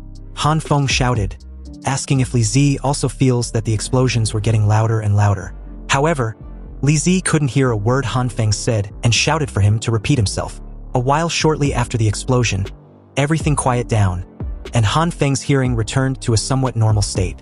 But he immediately began turning his head from right to left and left to right, questioning what the cracking sound was. Their gaze instinctively shifted to the door with terrified expressions itched on their faces. Fuck, the wall. The wall is cracked, Li Zi shouted in panic. Quick, let's get something else to block the door. Something bigger. Han Feng saw the extent of the cracks and knew that if the explosion continues like this, the cracks will only get bigger and bigger. And at that point, barricading it would be pointless. He told Li Zi that there was no point blocking the door at this point, but they should quickly move everything away because he had a solution. Hearing this, Li Zi pointed out that the stuff placed at the door were a lot and it would take a considerable amount of time to move them all. By then, another explosive might be detonated and they could get hurt if they are too close. The little girl suddenly appeared in front of the two and calmly stated that she would remove everything. Hearing this, Li Zi started scolding her. Are you kidding me? He shouted. Listen, little kid. Hurry up and go back to your bedroom and hide. As he said this, the girl ignored him, raised her hands, and opened her dimensional space as Han Feng just watched quietly without uttering a word. The moment Li Zi saw this, he subconsciously took a step back, questioning and cursing with a look like he had eaten a huge pile of shit. Damn it, what is that? In a few seconds, everything was sucked into her alternate space, clearing the path. So with everything gone, she motioned for Han Feng to take over. So scary. Did you suck it all in? Li Zi still couldn't believe what he was seeing and immediately started pleading not to be sucked in like the stuff earlier. He would rather die in the hands of the homeowners outside than to be eaten without any trace. However, his fear was soon replaced by another surprise that left him utterly shocked. Li Zi couldn't help but shout as Han Feng dashes towards the door with his purple glowing hand. Poor Li Zi felt like he was having a heart attack and demanded an explanation, but he was also ignored by Han Feng. Placing his purple glowing hands on the door, he knew that he must first soften the wall similar to his previous actions, and see if he can reshape it.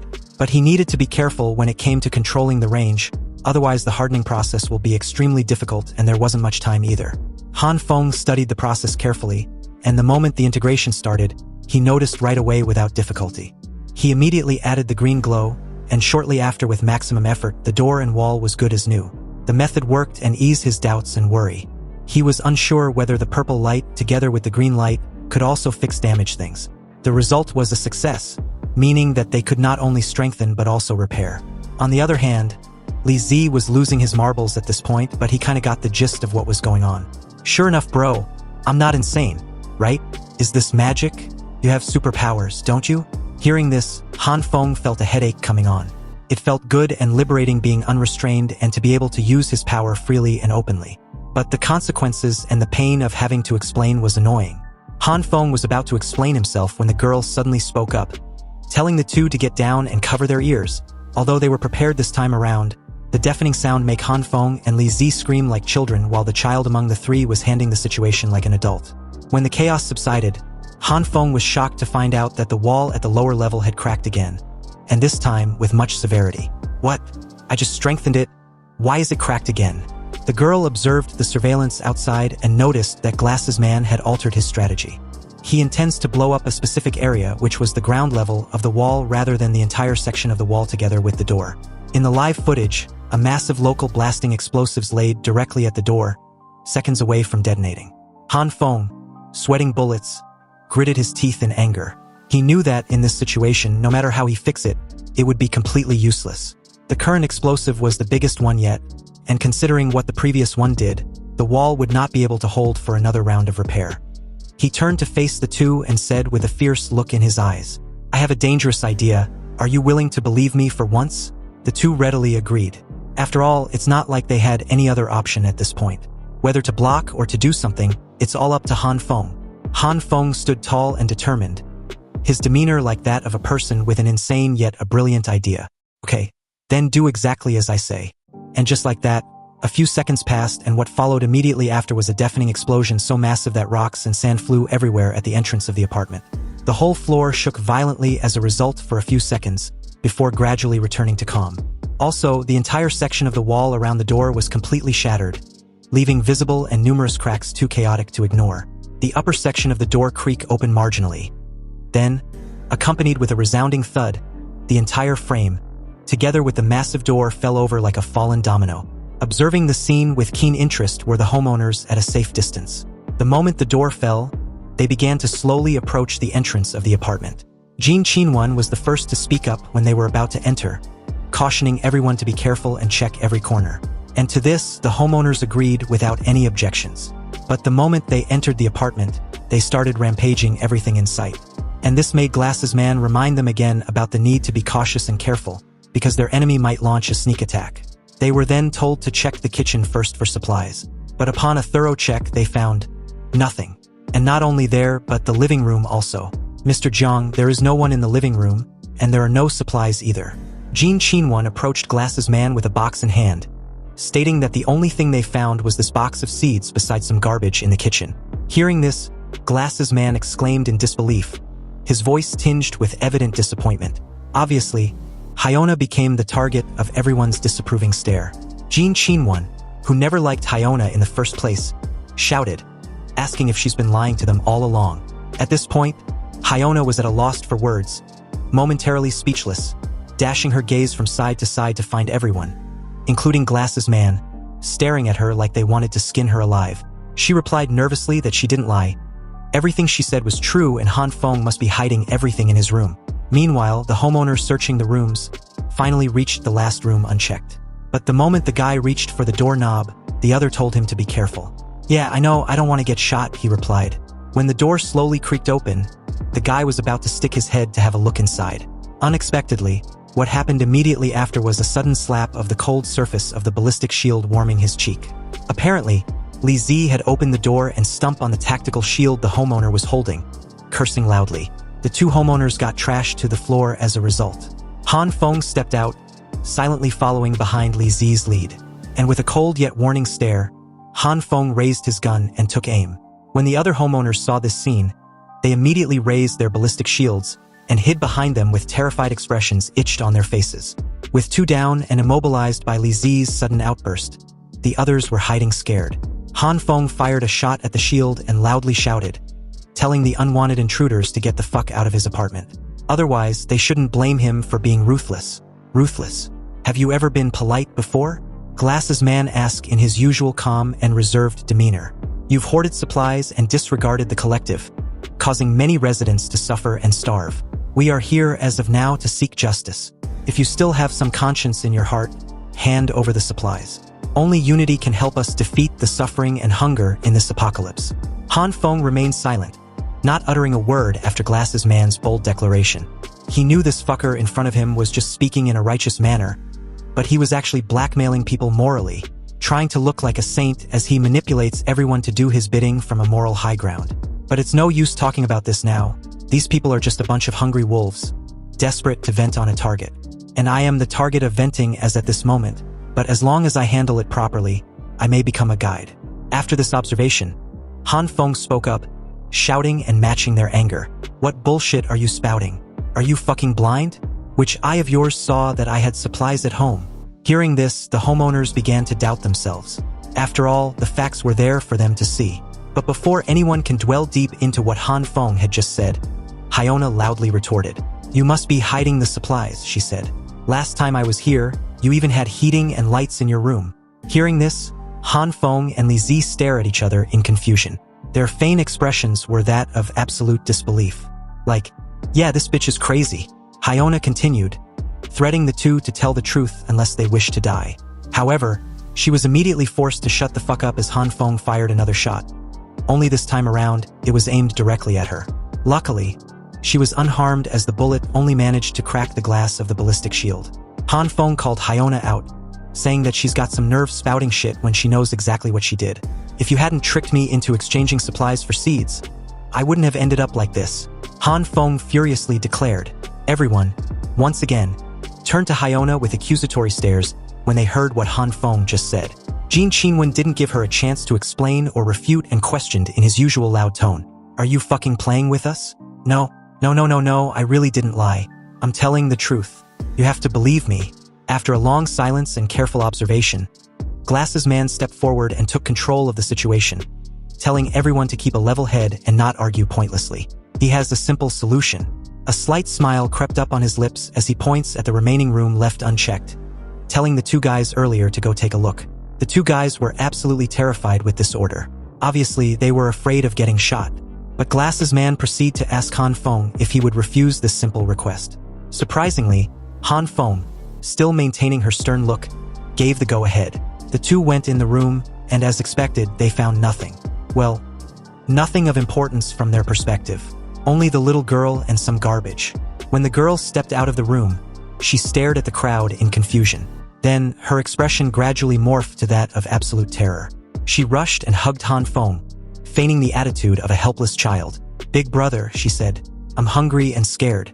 Don't be afraid, Han Feng replied calmly. I will find food for you once they leave. Han Feng's tone became gentle, trying to reassure her. The act drew the attention of everyone and shifted their previous anger to that of frustration. Damn, I've been busy for so long and this is it? Where are the stuff? The supplies? Where are the supplies? Glasses Man turned to Hyiona and in a calm demeanor, asked for an explanation. Although Glasses Man's tone was relatively calm, Hyiona instinctively knew the anger laced in them. Everyone turned to Hyiona, expecting her to explain. Glasses Man continued, pushing all the blame on Hyiona. Given how things have turned out, you have to give us all an explanation. Brief murmurs ensues as everyone agrees with Glasses Man, pressuring Hyiona for an explanation. Unsure what to say as a form of an explanation, Hyiona began to stutter. I really didn't lie to you. I saw it with my own eyes. Inwardly, she wondered what went wrong. How could this happen? Could it be that Han Feng is behind this? Yes, it must be him. He is the one who made me like this. Hyiona clenched her teeth so tightly that the flashlight in her hand was practically shaking. Although she didn't understand what was going on, she was certain about one thing. She was being played and Han Feng was lying somehow. Thinking fast, Hyiona rushed towards Han Feng with her flashlight in hand. And the moment Han Feng noticed her approaching, she flashed the light on Han Feng, temporarily blinding him. Luckily for Hyiona, she managed to skillfully disarm Han Feng before he even realized what was happening. Seeing this, Li Zi shouts for Han Feng to be careful, but it was too late. Hyiona points the gun at Han Feng and loudly questions where he hid the supplies. Everyone watched the scene silently as Hyiona continued. You must have done something wrong. Tell everyone the truth, or I will shoot. The truth? Bitch, please. The truth is, you have swindled me of all my supplies. At this point, Hyiona was desperate, frustrated, and beyond angry, shaking all over. You lying, deceitful bastard. I will kill you if you don't tell everyone the truth. But at this very moment, a metal stick was perfectly thrown, knocking the gun out of her hands. Luckily, it didn't go off. Hyiona was immediately restrained, and as she pleaded to be let go, she yells that she wasn't lying. Everything she said was true. However, her plead fell on deaf ears as the two guys restraining her shouts for her to shut up and quit with her pointless movement. The gun fell a few distance away from Han Feng, but the moment he reached for it, a hand unexpectedly got hold of it first. Of course, it was none other than Glasses Man. The two got back up, staring at each other with different expressions on their faces. The underlining fear on Han Feng's face was evident, and Glasses Man just watched expressionlessly. This somewhat awkward, yet undeniable tension between them stretched on for a while before Jean Qinwen's loud voice rang through. "How dare you lie to us, you rotten bitch!" he shouted. "I foolishly believed you, letting you lie to us all, including Mr. Jiang." Jean Qinwen raised his metal bat and was about to smash Hyona's face in. But before that could happen, Glasses Man grabbed his hand, stopping him. "Enough," he said. "The committee is not a violent group, and this is not a place of execution. Even if she deserved to die, we must give her at least one chance to reform." Hyona's face turned ugly as Glasses Man placed the gun under her chin, mocking her. Turning his head slightly, his attention shifted back to Han Feng. "Mr. Han, I'm sorry about what happened today." As he turned around to face Han Feng, he handed over the gun as well. And in his usual, reassuring tone, he continued auspiciously. "We are all victims, and I will give you an explanation later." Han Feng was momentarily taken aback by the fact that Glasses Man was willingly giving him back his gun. "Well, if that's the case," he said nothing, reached and grabbed hold of the gun before looking up. "By the way, I congenially invite you to join the committee. You don't have to answer now, think about it first. Tell me your thoughts when you come to collect supplies tomorrow." And with that, Glasses Man and his goons left the apartment in an ostentatious fashion, leaving the three watching their departing figures in silence and with mixed emotions. As Li Zi turned his gaze towards Han Feng with a worried expression evident on his face, he questioned him if he was all right. Han Feng, with his head lowered, said nothing and seemed to be momentarily absent-minded. Lifting his head back up, he finally let out a heavy sigh of relief, clearly exhausted with his eyes barely opened. Han Feng then slumped casually into a sofa as the scene shifts to a different apartment a while later, clearly with a much more relaxed setting. Yawning deeply, Han Feng visibly relaxed, extremely pleased and drained from all the roller coaster of intense performance earlier. Apparently, the three had moved to the apartment of the little girl, set up a heating system, got the lights back on and the necessary electrical appliances running with the help of the generator. Li Zi took a good look around and was impressed. "I didn't expect this little sister to have her own apartment above you, brother." "That's right," Han Feng replied. "It's big and spacious, and much more comfortable than my apartment. Also, it was all thanks to her that our performance earlier was successful without a hitch." Han Feng held his phone. A slight smile tugged on his lips as he genuinely remarked that the little girl's Oscar-worthy performance was the only reason they could pull off such a convincing act. We're then introduced to a flashback of the time Han Feng laid out his plan to the two. First, he told the little girl to store all the supplies in his storage room into her alternate dimension.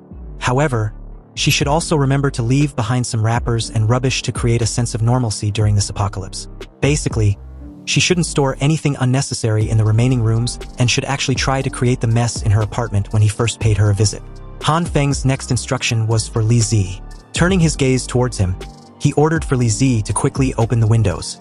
They needed to lower the temperature inside the apartment ASAP. This made Li Zi curious to the point that he couldn't help but ask what exactly Han Feng was trying to accomplish.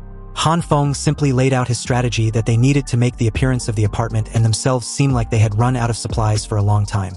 This would convince the homeowners, who had used all their energy to tear down the door, end up with nothing. Back to the present.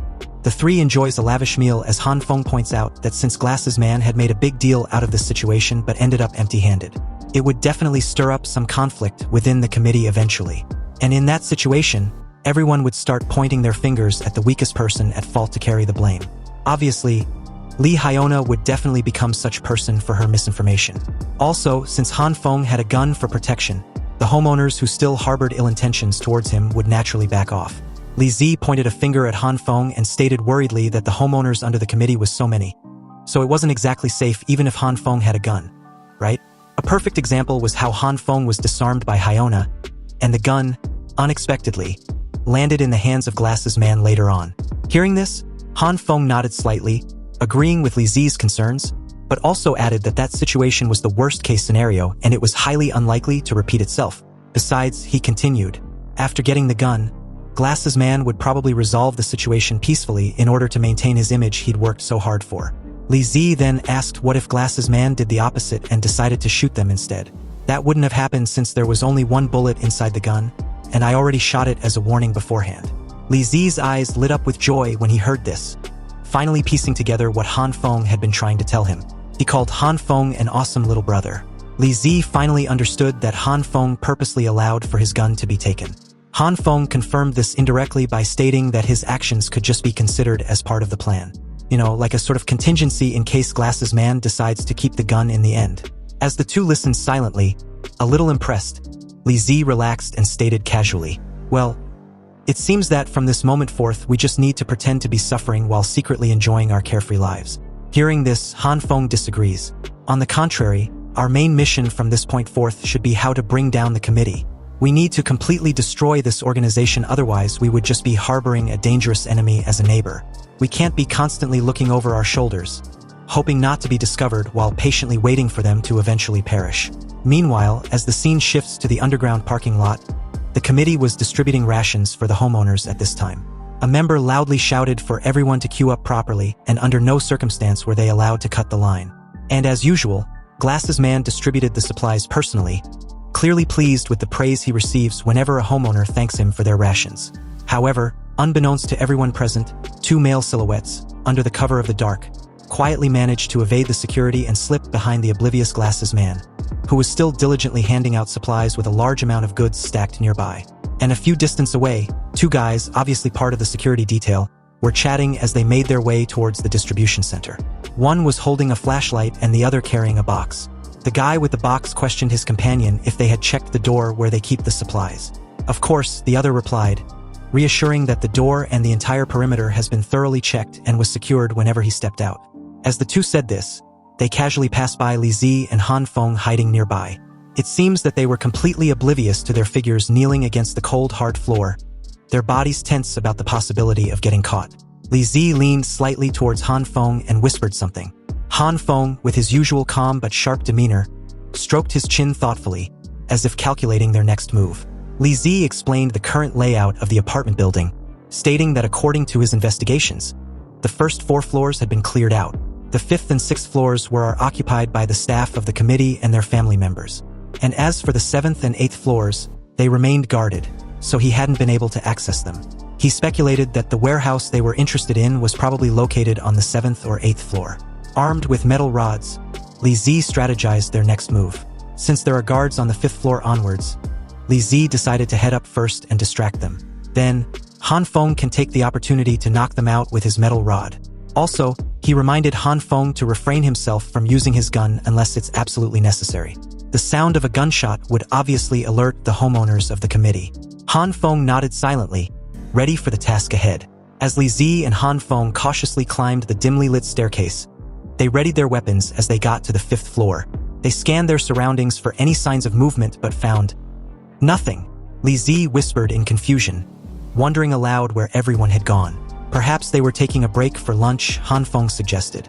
Realizing that no one was on the 5th floor, the two then proceed to the next floor and immediately noticed that no one was on the 6th floor either. Nonetheless, Han Feng reminded Li Zi to be cautious and careful. They eventually reached the 7th floor, halting in front of the marked floor. Han Feng questioned whether the supplies were truly stored on these 2 upper floors. Li Zi hesitated, admitting he wasn't entirely sure with the current situation. The two entered the 7th floor, and as Li Zi cautiously peeped around the corner, his frustration grew. Li Zi was truly baffled that there were no guards in sight. He muttered about how strange the situation was, not knowing whether to be glad or troubled that they hadn't encountered not even a single person. They moved cautiously through the dimly lit hallway, flashlights in hand. Li Zi suggested they split up to look around first, instructing Han Feng to take the right while he covered the left. He should call out if anything suspicious happens. Han Feng nodded in agreement, gripping his weapon tightly. And as he progressed a bit further, Han Feng let out a quiet sigh, reflecting that he had expected to be fighting all the way up to the current floor. But the present situation was good as well. After all, they were there to scout this time around, then probably engage in a full confrontation later. Another flashback shows Han Feng calmly explaining how they were going to take down the committee. "There's too many people in the committee and we won't be able to win with just the 3 of us," he said. "If we want to bring them down, we need to start from the inside." Li Zi then asked how they could accomplish that. Staring at the little girl with a devious smile, Han Feng replied mischievously, "From what I can see, the committee is an organization that's held together by supplies. As long as we can find the warehouse where they are keeping their supplies, then all that's left is for the evil king's true eye to go and empty it out. The committee will be done for immediately." Back to the present, Han Feng cautiously looked around, remembering what he thought earlier inside their new apartment. He thought finding the supplies was the easiest task, but considering how they've managed to get this floor without any trouble. He's wondering how the hell they were going to find the exact room where the committee keeps their supplies. He also needed to be on guard for anyone that might come up. Just as his thoughts wandered, he froze, his eyes widening in surprise. In the distance, Li Zi was calling out to him, his silhouette barely visible in the dimly lit hallway. Did he actually find it? Han Feng wondered. Seconds after, Han Feng, with a bewildered expression, questioned after a slight hesitation. Brother Li, I'm just gonna say it. The two were in front of a door with a warehouse label on it. They wrote the name down and displayed it so obviously. It has to be a trap, right? Han Feng asked. Li Zi shared his doubts, clearly unsure as well. He stared at the door and responded with skepticism, wondering if it might actually just be what it seems. The committee's storage room. What was even more shocking was the fact that the key was left inside the keyhole so considerably. Han Feng pointed this out, noting how unusually lax the security was. Li Zi, holding the flashlight firmly, suggested that they may have just forgotten about it. Anyway, they'll know once they open to take a look, he added confidently, moving closer to inspect the door. But the moment Li Zi raised a hand for the doorknob, Han Feng quickly stopped him, shouting for him to wait. He pointed out the obvious setup around the key. There were thin wires wrapped around the key and the door handle, clearly a trap.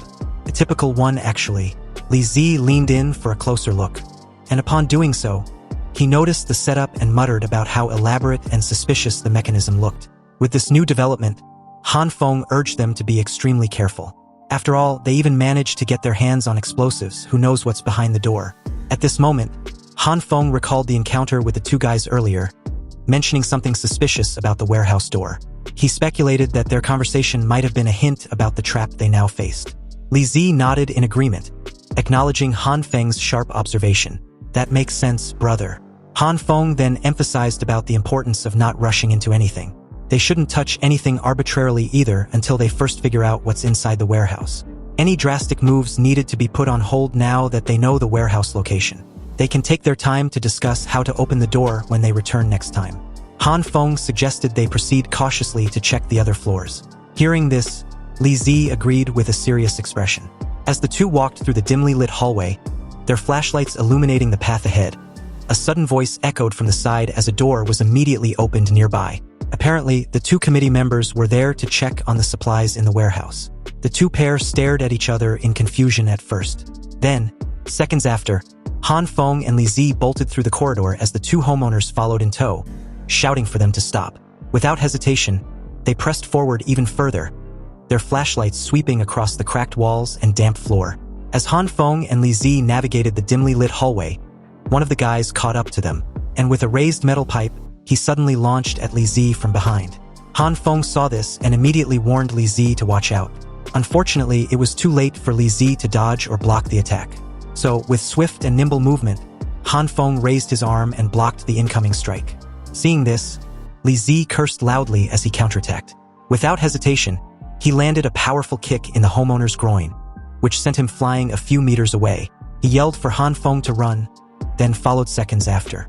They exit the floor, shut the door behind them with a loud thud, then using a metal rod, they immediately barricade the door. Seconds after, the homeowners on the other side of the door tried desperately to force the door open.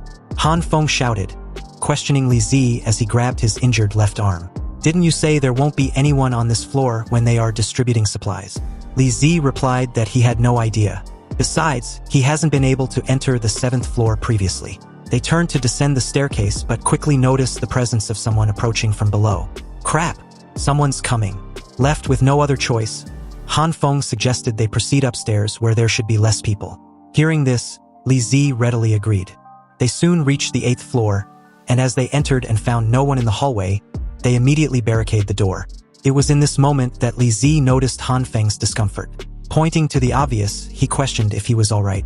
Han Feng, clutching his arm, muttered through his gritted teeth that his arm was probably fractured. Despite the pain, he suggested they find a secure place to rest first before his situation worsened. But at this moment, Li Zi noticed the door behind Han Feng slowly and quietly creak open. Shaking profusely, his face suddenly twisted in fear as he warns Han Feng, pointing to the creepy shit behind him. When Han Feng heard this, he curiously tried to turn around, wondering what's behind him that's made Li Zi look like he was wetting his pants. However, he was caught off guard as a strong hand clamped over his face, muffling his exclamation of surprise. And before he could react, he was violently pulled into the dark room, his legs flailing helplessly in the air. Accompanied with a loud thud, Han Feng slammed onto the cold hard floor as the door was slammed shut immediately after. And as the sudden impact made his body tremble slightly, he wondered what the actual fuck was going on. After all, a second ago he was pondering over where he could hide with Li Zi, and now he was being trashed across a room of an apartment. So with great difficulty, he raised his head slightly to see who attacked him. Han Feng crouched on his elbow and took a good look at his attacker as Li Zi shouts from the other side of the door. He also hit the door continuously, asking if Han Feng was okay. If he should just hang in there and wait for him. He would come to rescue him right away. At this moment, the mysterious hooded man asked Han Feng what he and Li Zi were doing on this floor. When Han Feng heard this question, the smug look on his face deepens. He simply replied that they were just here to collect supplies. Unexpectedly, the guy simply closed the small distance between them and casually stepped on the fingers of Han Feng's fractured arm, crushing them under his heavy boots. The smug look on Han Feng's face immediately vanished as an ear-piercing scream reverberated through the entire apartment. "You think I'm a 3-year-old?" The mysterious guy questioned. "You guys deliberately avoided the 5th and 6th floors, so you should have some understanding of the committee, right?" The face of our mysterious attacker turned out to be a bearded, white-haired man probably in his late 30s. His eyes was devoid of any emotion as he stared down expressionlessly at Han Feng. Han Feng realized in that moment that this bearded guy had been keeping an eye on them somehow. So he asked if the guy had been following them all this while. Following? The guy was somewhat puzzled with Han Feng's sudden conclusion. Did he honestly believe that there was no one guarding the upper floors starting from the 5th floor? When the guy said this, he motioned for Han Feng to take a look behind him. And as he did, his eyes widened in absolute disbelief. He was truly stunned as a bead of sweat rolled down his cheek.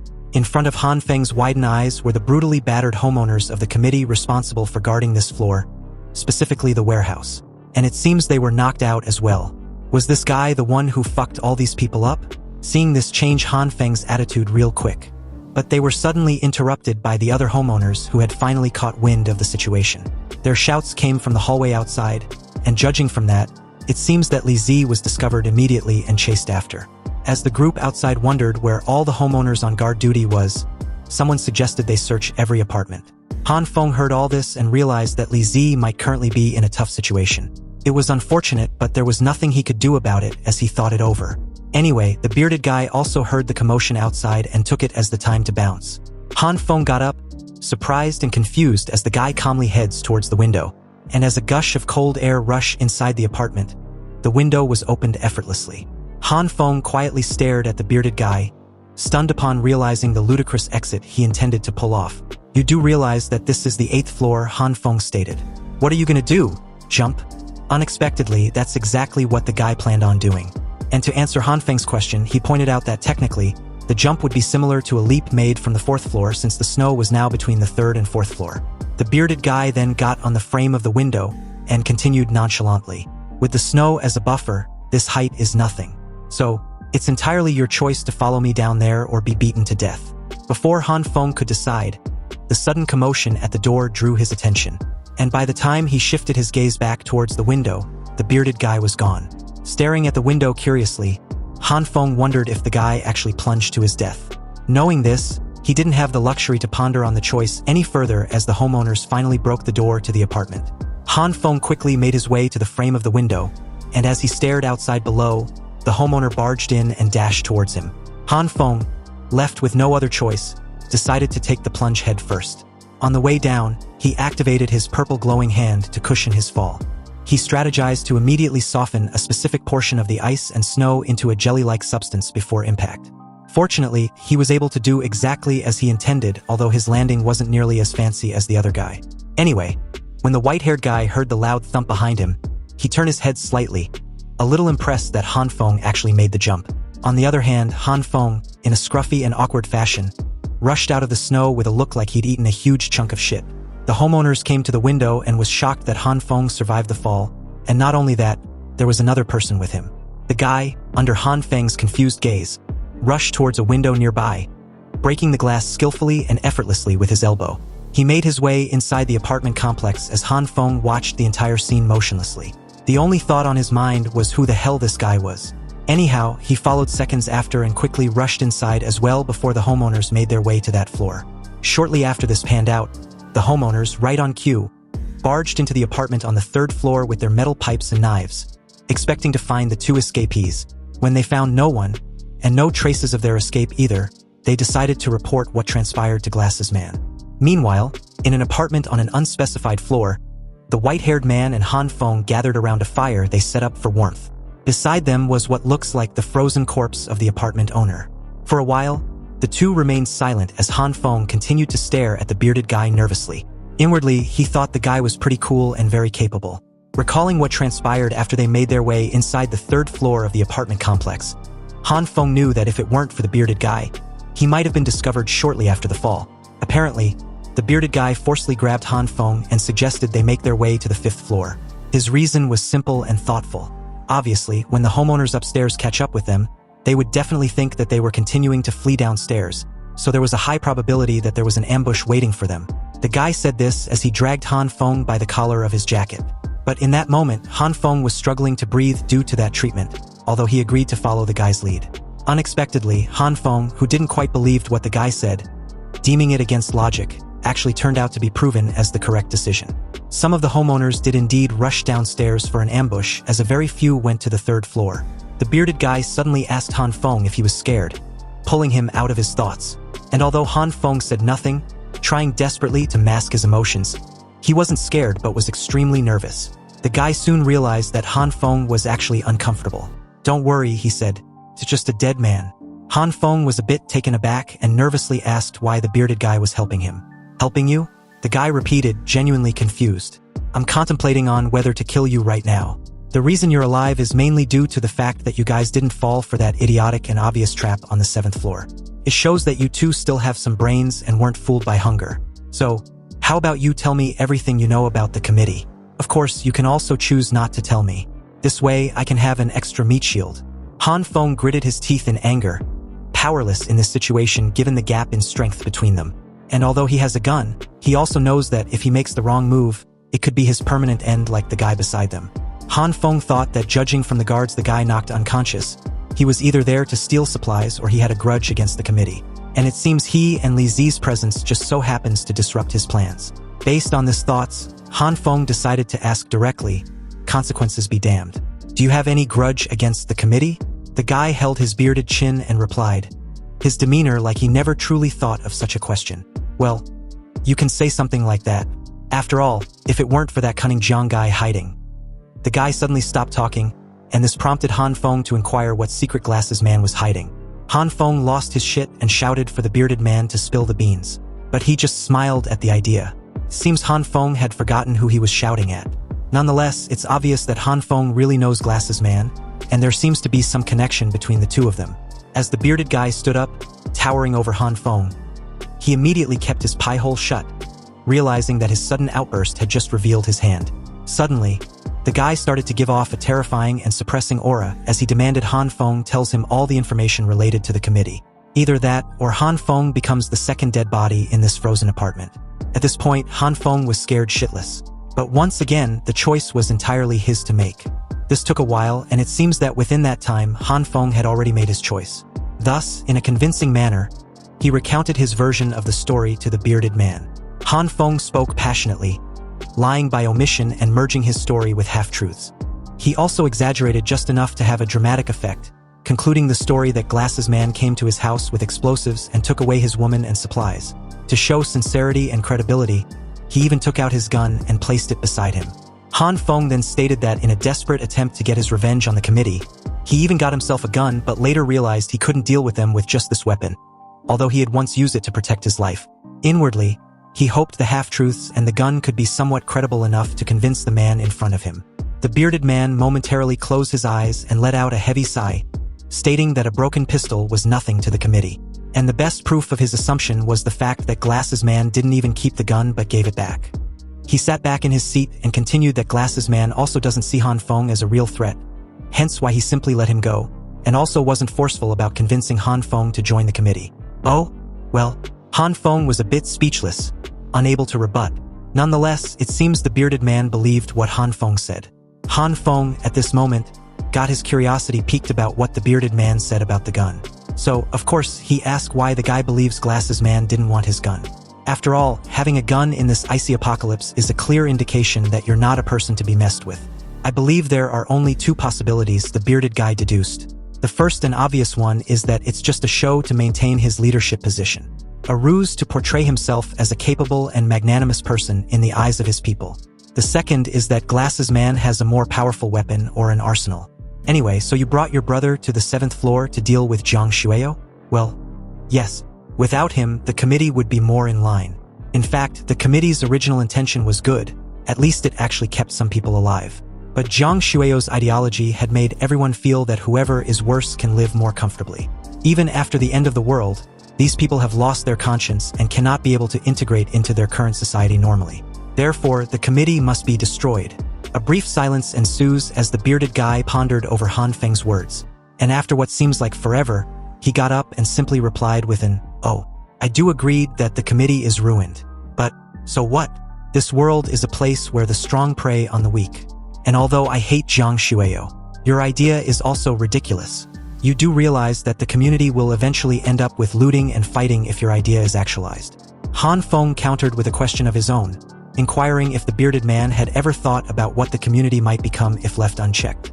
The guy casually approached a room inside the apartment and replied under Han Feng's confused gaze that they should ask a third person for their opinion. He then slowly creaked the door of the room open, revealing a person hiding in the dark. Unexpectedly, a bag was suddenly hurled towards his face. The guy, unfazed, simply and effortlessly tilted his head to the side as the bag whooshed past him. He then countered with a heavy and decisive fist at the silhouette hiding in the dark. And the figure, with great effort, blocked the incoming fist with her hands, surprising the bearded guy. That's right, this person turned out to be a woman. And although she blocked the attack, her hands were still trembling under the weight of the force of the punch. When the guy tried to retract his fist, he was, once again, stunned to realize that it was locked in a tight grip. So he raised his other hand high in the air and swung precisely towards the head of his opponent.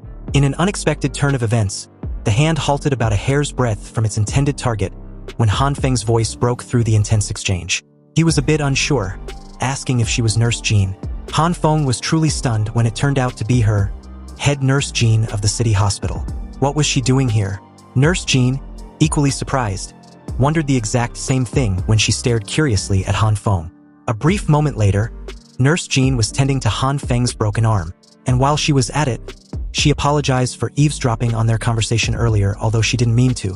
You see, I received some supplies from Grandpa Li and came to check up on him. But when I entered the apartment, I found out that he had passed away. It was in this moment that I heard the sound of someone prying the door open from behind. This startled me and I subconsciously hid in the room. Han Feng simply nodded as the bearded man approached them. With his usual expressionless face, he stated that Nurse Jean knowingly or unknowingly contributed to Grandpa Li's death to some extent, and her selfless dedication is just a joke. Unexpectedly, Nurse Jean agreed, and although she deserved to be scolded as well, she does not regret it. Her involvement might be called selfless, or heartless, or cruel, or whatever, but the fact of the matter is only by saving more people can they survive during this apocalypse. Seeing how resolute and determined Nurse Jean was, under the bearded guy's intense gaze, he said nothing. Or to be precise, he knew that whatever he said wouldn't make a difference in her eyes. Nurse Jean draped her medical kit bag over her shoulder as Han Feng asked her a question. He wanted to know whether her current access to the apartment floors, her ability to move in and out of the apartment complex was entirely arranged by Glasses Man in advance. Nurse Jean confirms this, replying that Glasses Man did indeed give her the pass, and also gave her a lot of supplies, which she had no reason to refuse. Nurse Jean also added that in the past few days, Glasses Man had been kicking out many sick elderly people, and unfortunately, Grandpa Li was one of them. By the time she found out about this, it was too late, and Grandpa Li was gone. The three stared at the frozen corpse as the bearded guy stated coldly that he would probably do the same thing if he was in Glasses Man's shoes. After all, with one less person to eat, the committee can last longer. Hearing this, Han Feng, in thoughts, disagrees. He held his chin and stated that his brother Li said a new and formidable force had emerged in the community. And obviously, they are in opposition to the committee. It is very likely that Zhang Xueo is anxious to eradicate that new force. That is why they abandoned the old, weak, sick, and disabled, leaving the supplies to the young and strong. combined with the fact that he casually used bombs to get supplies. There is a possibility that he was going to war with this new force. The three came to this obvious conclusion given the information gathered. Han Feng sighed heavily and got up from his seat, stating that if that's the case, then he has to find those weapons Glass's man is hiding. When Han Feng said this, the bearded man questioned him that even if everything they deduced is true, so what? And does Han Feng plan to find those weapons alone? Given if there is a weapon depot to begin with. Also, if he does find it, then what? With a determined look, Han Feng replied that he doesn't want to be bullied by the committee in the community. So, as long as he can find the weapons depot, he would be able to deal with it. The bearded man just stared silently at Han Feng for a few moments, before casually walking away. He stated that if Han Feng wants to die, then he should go for it. After all, his life had nothing to do with him. He approached the apartment window, moved the heavy curtains to the side, and offered some piece of advice. In this end times, Zhang Shueo's committee is only a very small force. There will be more fighting for survival in the future. In a world where the strong prey on the weak, the one who survives to the end is the winner. When he said this, he opened the window and a cold and chilling wind rushed inside the apartment the next moment after. Anyway, he took his leave as the two watched silently. The next moment, Nurse Zhan turned towards Han Feng, and with her usual demeanor, she asked Han Feng if there is anything she can help him with. Han Feng smiled nervously and refused her help. He didn't want to drag her into this, given the enormity on what might happen to what she's got going on if things go south. Don't say that, Nurse Zhan said earnestly. If your judgment is true, then the whole community is in danger. Moreover, your supplies and woman have been taken away by Zhang Shueo. I am so angry just listening to it. This sudden outburst from Nurse Zhan freaked and surprised Han Feng at the same time. However, when he saw the same resolute and determined expression on her face, he was momentarily speechless. Han Feng gave in seconds after. He thanked her and said he actually had something to ask her. And with that, the scene shifts to the underground parking lot. At this moment, Jin Qinwen was questioning the two homeowners who encounter Han Feng and Li Zi on the 8th floor. Are you sure the other person is Han Feng? The guys confirmed that it was indeed Han Feng the day before. They won't make a mistake about this sort of thing. During this conversation, a figure approached from a distance that immediately drew everyone's attention. Of course, it was none other than Han Feng, who confidently strode in with his bandage arm and all. The scene then shifted to a frozen dimly lit hallway on an unspecified floor seconds after, where a loud and painful screams reverberated throughout the entire area. Of course, these unrelenting screams were from none other than Han Feng, who was, at this very moment, struggling desperately to endure the incessant assaults from Jin Qinwen. With his hands and body securely bound, Jin Qinwen kept lashing out, kicking Han Feng in the gut repeatedly. Mr. Jiang was magnanimous enough to let you off once before, but it seems you're nothing but an ungrateful thief. How dare you try to steal our supplies? I'll cripple your other hand too. See if you dare to steal again. Jin Qinwen raised his cold metal rod, intending to follow through with his threat. But fortunately enough for Han Feng, a homeowner barged in at this moment and urgently informed Jin Qinwen that something had happened. So Glass's man is asking them to gather upstairs. Hearing this, Jin Qinwen reluctantly left the scene as Han Feng let out a heavy breath, relieved with the fortunate moment of respite. Han Feng laid there quietly and unmoving, patiently waiting for them to leave the floor. And after what seemed like forever, a sudden green glow started to radiate from his body. Han Feng laid on his back a few seconds after, and finally activated his green glow. Only this time around, it wasn't just his hands, but all over his entire body. After Han Feng healed all his wounds, his next step was to go find the committee's armory. He knew he couldn't delay any longer, and this current moment was probably his best opportunity to do so. Anyway, with the help of his purple glowing power, Han Feng managed to easily break free from his restraints the moment he was fully healed. Flexing his injured arm, Han Feng felt that his fractured arm was completely healed, but the treatment was so exhausting that he almost fainted. This prompted a sudden decision to find some time to study the fixed point of his recovery ability. Otherwise, it would be annoying if it happens every time he tries this recovery process. But at this moment, several sudden footsteps outside drew his attention immediately. And as the door to the apartment slowly creaked open, someone was trashed inside with a loud thud. On the other hand, Han Feng, at that very moment, had the ropes back around his body and was pretending to be unconscious. The two homeowners resumed their conversation and left shortly after. Han Feng suddenly opened his eyes the very moment the door was slammed shut. And as he turned towards the person lying next to him, he was curious to know who it might be. "Brother Li," he murmured in complete shock. That's right, the person lying next to Han Feng was a brutally battered and barely conscious Li Zi. It seems he got the worst of the beating compared to Han Feng. Li Zi woke up shortly after with a handprint on his cheek. It seems that Han Feng had to give Li Zi a heavy slap to wake him up from his unconscious state. But what's even more surprising was that Li Zi actually thanked Han Feng for the slap, stating that the bitch slap successfully did the trick. However, he continued, "If there is a next time, please slap the side that is not swollen. Currently, I have no feeling on the left side of my face." Han Feng, a bit impatient, asked Li Zi what happened on his end when they got separated. Through his muffled groans, Li Zi recounted everything that transpired. Apparently, when Han Feng was dragged into that room, the homeowners in the committee started banging the hallway door open shortly after, and from the looks of it back then, they were seconds away from barging in.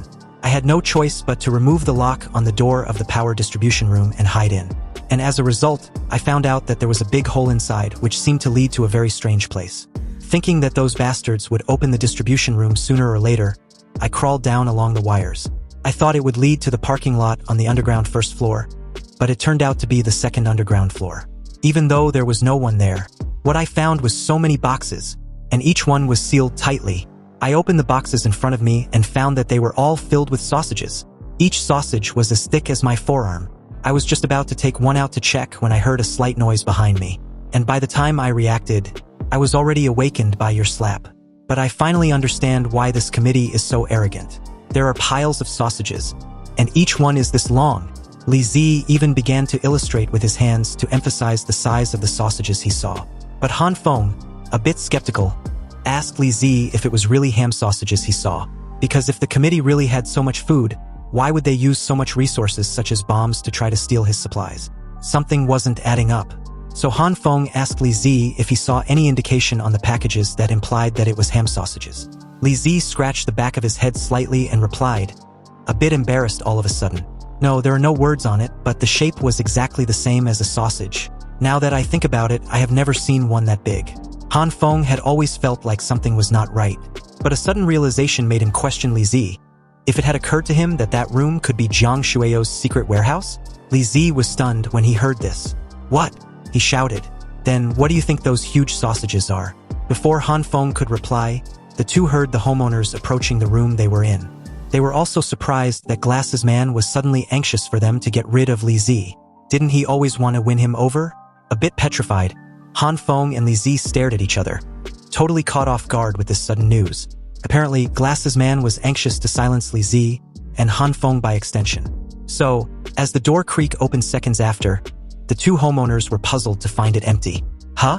Where are they? Did we enter the wrong apartment?" Hearing this, his companion stepped forward from behind and asked if Li Zi was properly tied up. Of course, the other replied, "Okay, then check under the bed." Unbeknownst to the two, Han Feng and Li Zi, with reddened eyes and a thirst for revenge, slowly emerged from the door behind them. Li Zi immediately launched towards the homeowner closest to them as Han Feng made a mad dash towards the other. A few moments after, they managed to knock the two homeowners unconscious and tied them up. Han Feng stated that since Glasses Man badly wants Li Zi dead, they have to go back to that room and find out what exactly are inside those boxes. This made Li Zi ask what they should do with the boxes when they finally know what's actually inside them. Also, if they are really important supplies, there are dozens of them in there. So how are they going to move them? "Don't worry, I have made arrangements," Han Feng reassured Li Zi as the two left the apartment. "Let's go and meet up with the evil king's true eye first." Anyway, speaking of the little girl, she suddenly contacted Han Feng through their communication earpiece device. She told Han Feng that a sister of his had arrived at the apartment door, wanting to be let inside. Apparently, Han Feng had sent Nurse Jean to that apartment, but for some reason, he suddenly sensed the little girl's hesitation, so he asked what was wrong. The little girl replied that the lady at the door had come to Han Feng's apartment before and even stole his gun, threatening to kill him, so she wasn't sure if it was okay to let her in. As Han Feng thought over what he just heard, a grim realization immediately dawned on him. Holy shit, this description perfectly fit none other than Hyiona. Han Feng shouted repeatedly into the communication device, telling the little girl to not open the door under any circumstance. The person at the door was Hyiona, not the sister who was there to pick her up. There was a few noises at the end and soon the communication ended. Damn it! Han Feng was unsure if the little girl received his message or not, and he couldn't get hold of her again at present. He told Li Zi that Glasses Man's secret warehouse had to wait, because they needed to go check up on the evil king's true eye first. So with that, they quickly left that particular floor to the immediate other. When they slowly opened the door slightly, they found no one in sight in the dimly lit hallway, but they could clearly hear the noises a few distance away. Curious, Li Zi wondered aloud what was going on. Why was it so noisy? On the stairwell, the injured, women and the elderly homeowners were instructed to buy Jin Qinwen to go upstairs from the left, while the others should take their weapons and gather in the basement. Holding a butcher's knife firmly, Jin Qinwen continued in a deep voice. If they were to attack us, all our supplies would be snatched away, and my parents and children would starve to death. We must stop them from coming in at all costs. When Han Feng and Li Zi, hiding nearby, heard what Jin Qinwen just said, they were a bit puzzled. Han Feng whispered to Li Zi, asking if Jin Qinwen was referring to Li Zhenghao and his crew. Li Zi replied that he wasn't sure, but the current situation was working in their favor. They should quickly wear a mask and try to blend in with the crowd. And that's exactly what they did shortly after. Fortunately enough, they were successful in blending in with the crowd with little effort. But at this moment, there was a sudden commotion ahead that drew everyone's attention, including them. In front of Han Feng and Li Zi's shocked gazes, a homeowner was brutally knocked over onto the cold, hard stairwell without any resistance. Gripping on the railing of the stairwell was a member of the committee's archenemy, Zhang Yangyu. He was also holding a long metal pipe, and beside him was Jin Zhongzai. The two confidently stepped forward in an ostentatious fashion, a malice aura radiating from them in waves, and their presence commanding an overwhelming fear that runs shivers down everyone's spine, including Han Feng and Li Zi. Sadly enough, the scene shifted to Li Hyiona, who was still standing behind the door of the little girl. Hyiona pricked up her ears at the door, but she still couldn't hear any movements inside the apartment. She was sure of this and even began to question if Han Feng really moved there. Unexpectedly, someone called her name that immediately prompted her to look forward. When she did, she was surprised to see Nurse Jean, who obviously questioned what she was doing there. Hyiona gave a nervous laugh and replied that she came there to find something to eat. Looking for something to eat? Nurse Jean repeated curiously, then wondered why she brought so many people along. That's right, behind Hyiona was a massive crowd of homeowners of various ages. Hyiona reaffirms her earlier excuse and curiously asks what Nurse Jean was doing there. I'm here to treat someone.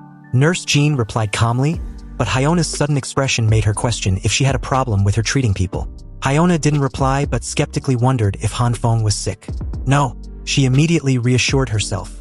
And as she remembers Nurse Jean and Han Feng's familiarity and closeness with each other back then at the underground parking lot, she deduced that the two seemed to know each other extremely well. This gave Hyiona an idea. So under Nurse Jin's curious gaze, Hyiona began whispering something to the homeowners behind her, which made them suddenly stare at Nurse Jean in a weird way. She subconsciously took a step back and nervously warns the two guys advancing cautiously in her direction. What are you trying to do? Mr. Zhang gave strict orders to everyone not to disturb me while I'm working. Unexpectedly, this statement only managed to convince Hyiona of her idea even more. Apparently, Hyona's plan is to use Nurse Jean to force Han Feng's hand. She firmly believes that as long as Nurse Jean was caught and held as hostage, Han Feng wouldn't refuse to open the door. Ignoring Nurse Jin's warning, the two men apologized and grabbed her arms, and firmly secured them behind her back. At this point, Nurse Jean had had enough, so in a calm yet threatening tone, she demanded to be released immediately, or else she shouldn't be blamed for being ruthless. Of course, the two didn't listen, so in one swift, fluid motion, she forcefully freed herself and grabbed the two effortlessly by their arms, and slammed them into each other. They collapsed to the ground, groaning in pain as Hyiona and the crowd of homeowners behind her stared with widened eyes, speechless and stunned with Nurse Jin's monstrous strength. The crowd, together with Hyiona, took a couple steps in retreat as Nurse Jean did the opposite. Their fear were clearly evident on their faces. I don't care what you guys are here for, but please don't disturb me while I'm working, Nurse Jean stated calmly but firmly. Hyiona was momentarily shaken at this point, but she quickly recovers and silently pulled a knife from the pocket of her jacket. And with a shout, she lunged at Nurse Jean, calling her a monster. Her sudden scream was followed up with a wild diagonal slash on Nurse Jin's subconsciously raised arm. Unfortunately for Hyiona, her attack only managed to slice through Nurse Jin's jacket, missing her arm by mere inches. With this failed attempt, Hyiona stumbled back cautiously, warning the rest to be careful. The woman in front of them was insanely strong. As the commotion escalated, the door to Han Feng's apartment suddenly creaked open, drawing everyone's attention. But what happened next was so freaking weird that it left Hyiona and her comrades scratching their brains. trying to make sense of it. Under their stunned and frightened gazes, their melee weapons suddenly began to tremble violently, and as the air crackled with an unforeseen force, all the weapons were yanked from their hands abruptly, flying toward the open door as if pulled by an invisible vortex. Inside the apartment, a swirling portal shimmered into existence. This was obviously the force emanated from the dimensional gate, activated by none other than the evil king's true eye. Hyiona and her comrades stood frozen, staring at the door in utter disbelief. Suddenly, the little girl began to form intricate hand signs with her fingers, her movements deliberate and precise. She looked eerily focused, reminiscent of a jujitsu type shit from a popular anime. Subsequently, the dimensional gate suddenly surged with an immense power, and the pull from it also increased massively, sucking everything in its vicinity. At first, the swirling vortex only managed to pull the clothes of the homeowners, but shortly after, it became so intense that the homeowners themselves were being sucked in against their will. "There's a ghost!" Someone screamed in disbelief.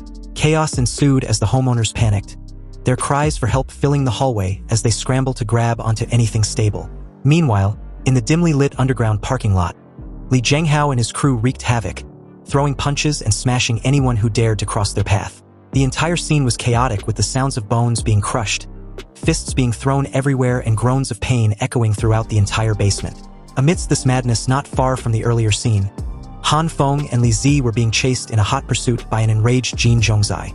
Han Feng, panting excessively, glanced back at their pursuer and stated breathlessly that he only managed to land a single punch on the big guy. "Is there really a need to keep chasing after them? A single punch, you say?" Li Zi shouted between breaths. "That one punch you just casually mentioned seems to be extremely heavy." Behind them, Jin Zhongzai's swollen face was twisted with rage. His left cheek, puffed up from Han Feng's earlier punch, Jin Zhongzai roared, his voice shaking with fury. "Bastard! I'm gonna fucking kill you!" Recalling the incident, Han Feng felt smug. To think his punch, reinforced by his purple light, would be so powerful in a desperate situation filled him with immense satisfaction. Unexpectedly, some of the homeowners in the committee, amidst the chaos, noticed that Han Feng and Li Zi had escaped, so they also gave chase. Li Zi cursed loudly at their rotten luck. On the other hand, Han Feng's expression grew grim. He knew their imminent end was inevitable if they're caught for the second time. A plan was needed, like ASAP. Suddenly an idea struck him. He told Li Zi that they needed to split up. Li Zi should go pick up the evil king's true eye while he distracts them. They'll meet at the agreed spot later. Li Zi hesitated slightly, his worry evident. He questioned Han Feng how the hell he was going to pull that off. "Don't worry," Han Feng assured him. "I will think of something." The two ran off opposite each other. Spotting a nearby half-assed frozen car, Han Feng wasted no time garnering everyone's attention. He quickly made his way on top of the frozen car, flashlight in hand.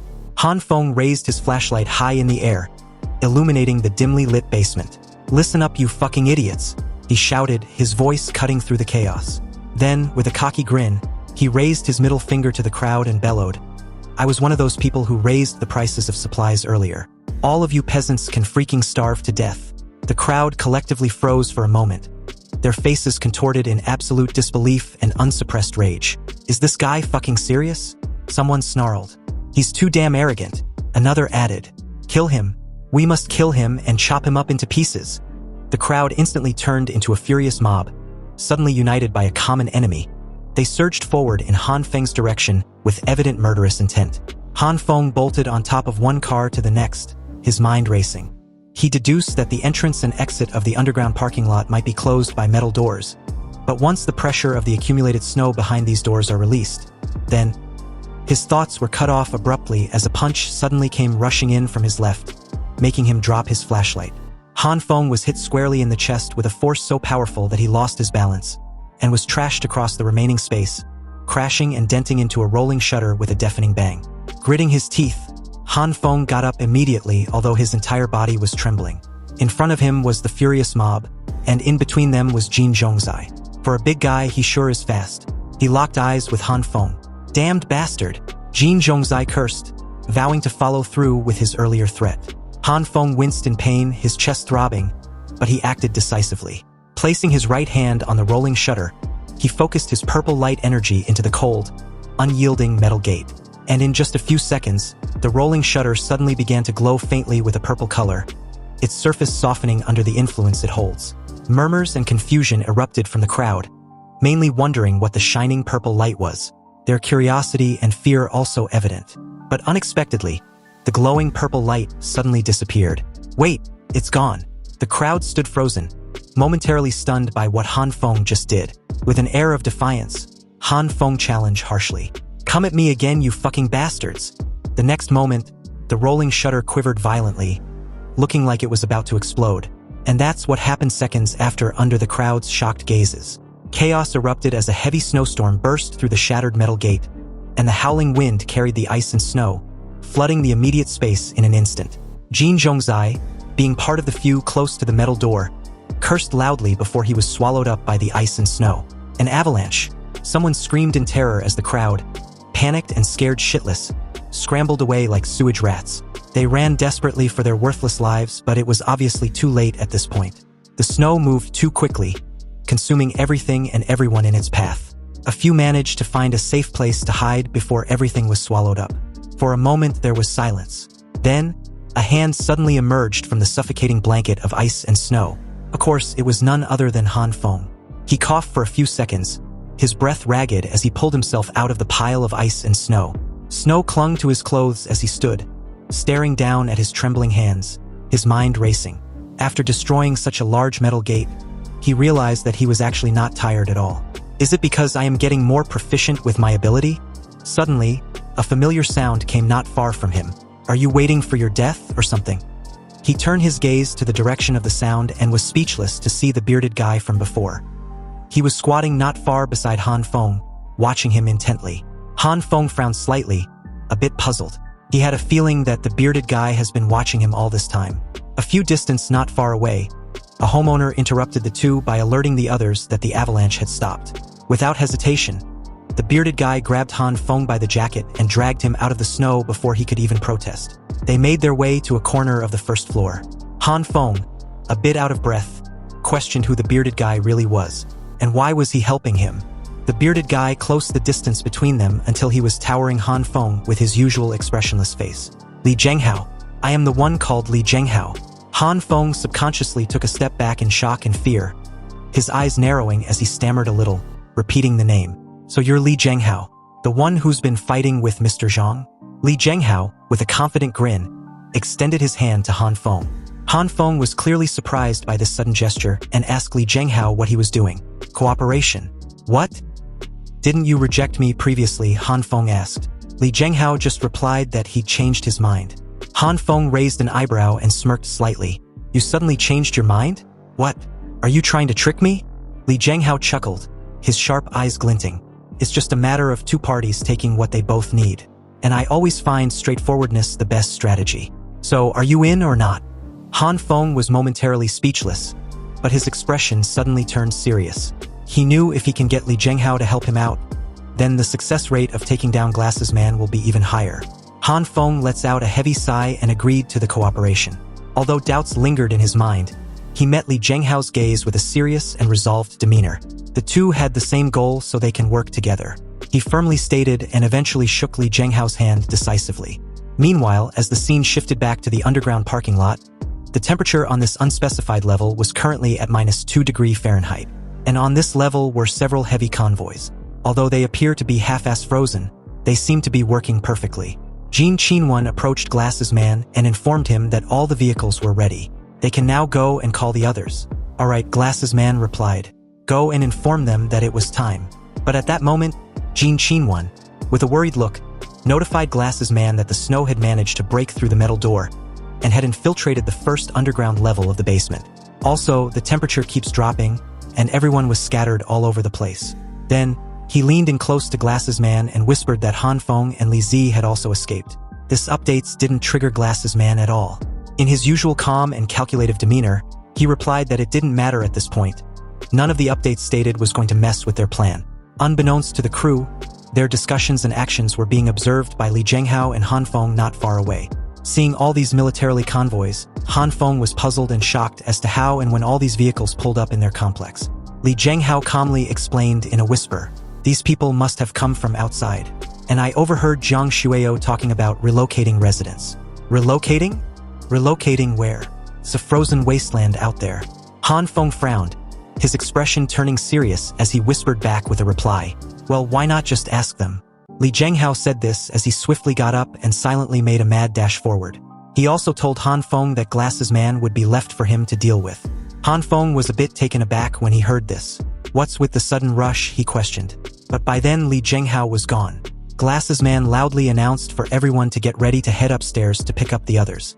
It's high time they left. Suddenly, in an unexpected turn of event for them, one of their huge flashlights shut off abruptly, then gunshots followed. Someone amidst the crew shouted, asking what was going on, while another replied that they've got intruders. A hooded guy among them grips his massive bat in one hand and a flashlight in the other, and shouts for everyone to stay alert, and under no circumstance are they allowed to get separated. Unfortunately for him, he became the first target. In front of his widened and panicked eyes, Li Zhenghao was upon him in a flash, and as he grabbed his face, this guy knew he was a fucking goner. Almost immediately, he was smashed heavily onto the cold hard floor before the two guys close to him even noticed. They opened fire in the direction they thought Li Zhenghao was, but unfortunately for them, they guessed wrong because in the opposite direction, Li Zhenghao was upon these two in an instant with a raised fist. And in one punch, the guy was knocked out and trashed into the other guy like a bag of sand. Jin Qinwen shouts for the others not to spread out but gather around and protect Glasses Man. But in that very moment, a gun was pressed to the back of Glasses Man's head, and a cold, commanding voice followed, telling him to freeze. This person with a gun was none other than Han Feng. Glasses Man remained calm, his voice steady despite the barrel of the gun pressing coldly against the back of his head. I've been waiting for you for a long time, Mr. Han, he said, his words laced with a hint of anticipation. Han Feng's eyes narrowed, his tone serious. You knew I was coming. Glasses Man nodded slightly, unfazed. Of course, he replied calmly. It was at this moment that Jin Qinwen noticed that Glasses Man was being held hostage at gunpoint. But under his panicked gaze, Glasses Man waved at him that he was fine. Glasses Man calmly elaborated that he knew that Han Feng was the one who'd stockpiled a mountain of supplies before the whole frost apocalypse even hit. At first, he thought Han Feng was one of their contacts, but it turns out he was just wrong. Glasses Man slowly reached into his pocket and pulled out a satellite phone. He then tells Han Feng to take a closer look at the bottom of his gun. Han Feng's eyes dropped to the bottom of his gun with a clenched teeth. His expression shifted. A taping device? He muttered, a hint of disbelief in his voice. Although Han Feng immediately figured out when Glasses Man did this, he was surprised that he was able to pull this off and annoyed about the fact he just found out. Glasses Man smirked, relishing in Han Feng's glaring oversight. He questioned Han Feng why else he gave back his gun. Obviously, he knew what he was up to, and even if he didn't, what can Han Feng do about it now? He'd outplayed his hand and he lost. Han Feng, with a nervous realization, wanted to know what Glasses Man meant by their contacts. Who was he picking up? And what for? Han Feng's expression darkened, and his grip tightened on the gun as he pressed it toward Glasses Man. Glasses Man spread his arms and tried to reason with Han Feng. But Han Feng immediately told him to relax. After all, if he wanted to deal with him, he would have done it already. Glasses Man tried again. You're a smart guy, Mr. Han. I'd like you to join us. As you can see, as long as we keep sending people to them, we can survive and thrive. Hearing this, Han Feng flashed a mocking smile, his eyes narrowing with disdain. You want me to be your pawn? He sneered. Sorry, but I refuse. That's a shame. Glasses Man replied with a heavy sigh, his expression unreadable. Suddenly, Han Feng was interrupted by a sharp sound not far from his side. Turning his gaze in the direction of the sound, a man clad in a military outfit and heavy gear came to view. The moment he realized he had been spotted, he clutched his semi-automatic rifle tightly and sprang into action. Han Feng's eyes widened in shock when he saw this guy, and immediately knew he was a special op. The guy took a stance and readied his aimed weapon in Han Feng's direction. And without hesitation, Han Feng immediately bolted to find cover as the guy opened fire. Bullets whizzed past him as he moved swiftly, trying to evade the shots. Behind him, two guys with similar outfit emerged from their hiding spots to assist. As the sound of gunfire filled the entire space, Li Zhenghao managed to grab Han Feng's jacket and yank him to his side in the nick of time before he was riddled with bullets. Han Feng, a bit shaken by the entire experience after his adrenaline had worn off, asked what Li Zhenghao was standing there for. They needed to get the hell out of there. But Li Zhenghao told Han Feng to chill. Yeah, they're special ops, but it's just 3 of them. So dealing with them shouldn't be a big issue. As the 3 special ops cautiously advanced forward in their direction, Li Zhenghao whispered to Han Feng that he would distract them while he finds an opening to attack. What? Han Feng's expression was incredulous. Li Zhenghao shouldn't make jokes like that. The enemy have rifles, you know. But before he could drive his point home, Li Zhenghao shifted his stance, and seconds after, he charged head-on, moving with lightning speed. When the three special ops guys saw this, a chaotic scene immediately erupted as a series of gunfire was discharged. However, Li Zhenghao, with swift precision and nimble movements, skillfully reads the enemy's movements and move accordingly, leaving afterimages and marginally missed bullets in his wake. The dude looked like a man on a mission, and the moment he got within their immediate vicinity, he pulled out a concealed truncheon and engaged the soldiers, dodging bullets and delivering swift blows, using the environment to his advantage. The air was filled with the sounds of punches, gunshots and shouts as the fight raged on. Li Zhenghao fought fiercely, determined to create a diversion for Han Feng. Han Feng, on the other hand, watched Li Zhenghao fight with unmatched skill and precision with widened eyes and curse under his breath. It was clearly obvious at this point that there was absolutely no way this dude was normal. Meanwhile, as the scene pans back to Glass's man's side, he told his crew that there was no time to wait for the others. They will just drive straight up there to grab them instead. Han Feng watched the unfolding scene and slowly made his way behind the convoy. He silently activated his purple glowing hand and extended them toward the floor. Almost immediately, the purple energy swamped the entire area around the back of the heavy truck, softening the floor it had spread out to. The right back tire of the heavy truck sunk into the floor and got stuck the moment it tried to move. Glass's man and the others inside felt a jolt, and as the heavy truck struggles to move forward, Glass's man asked Jin Qinwen what was wrong. But his lackey, confused, tried to steer again but suddenly stopped.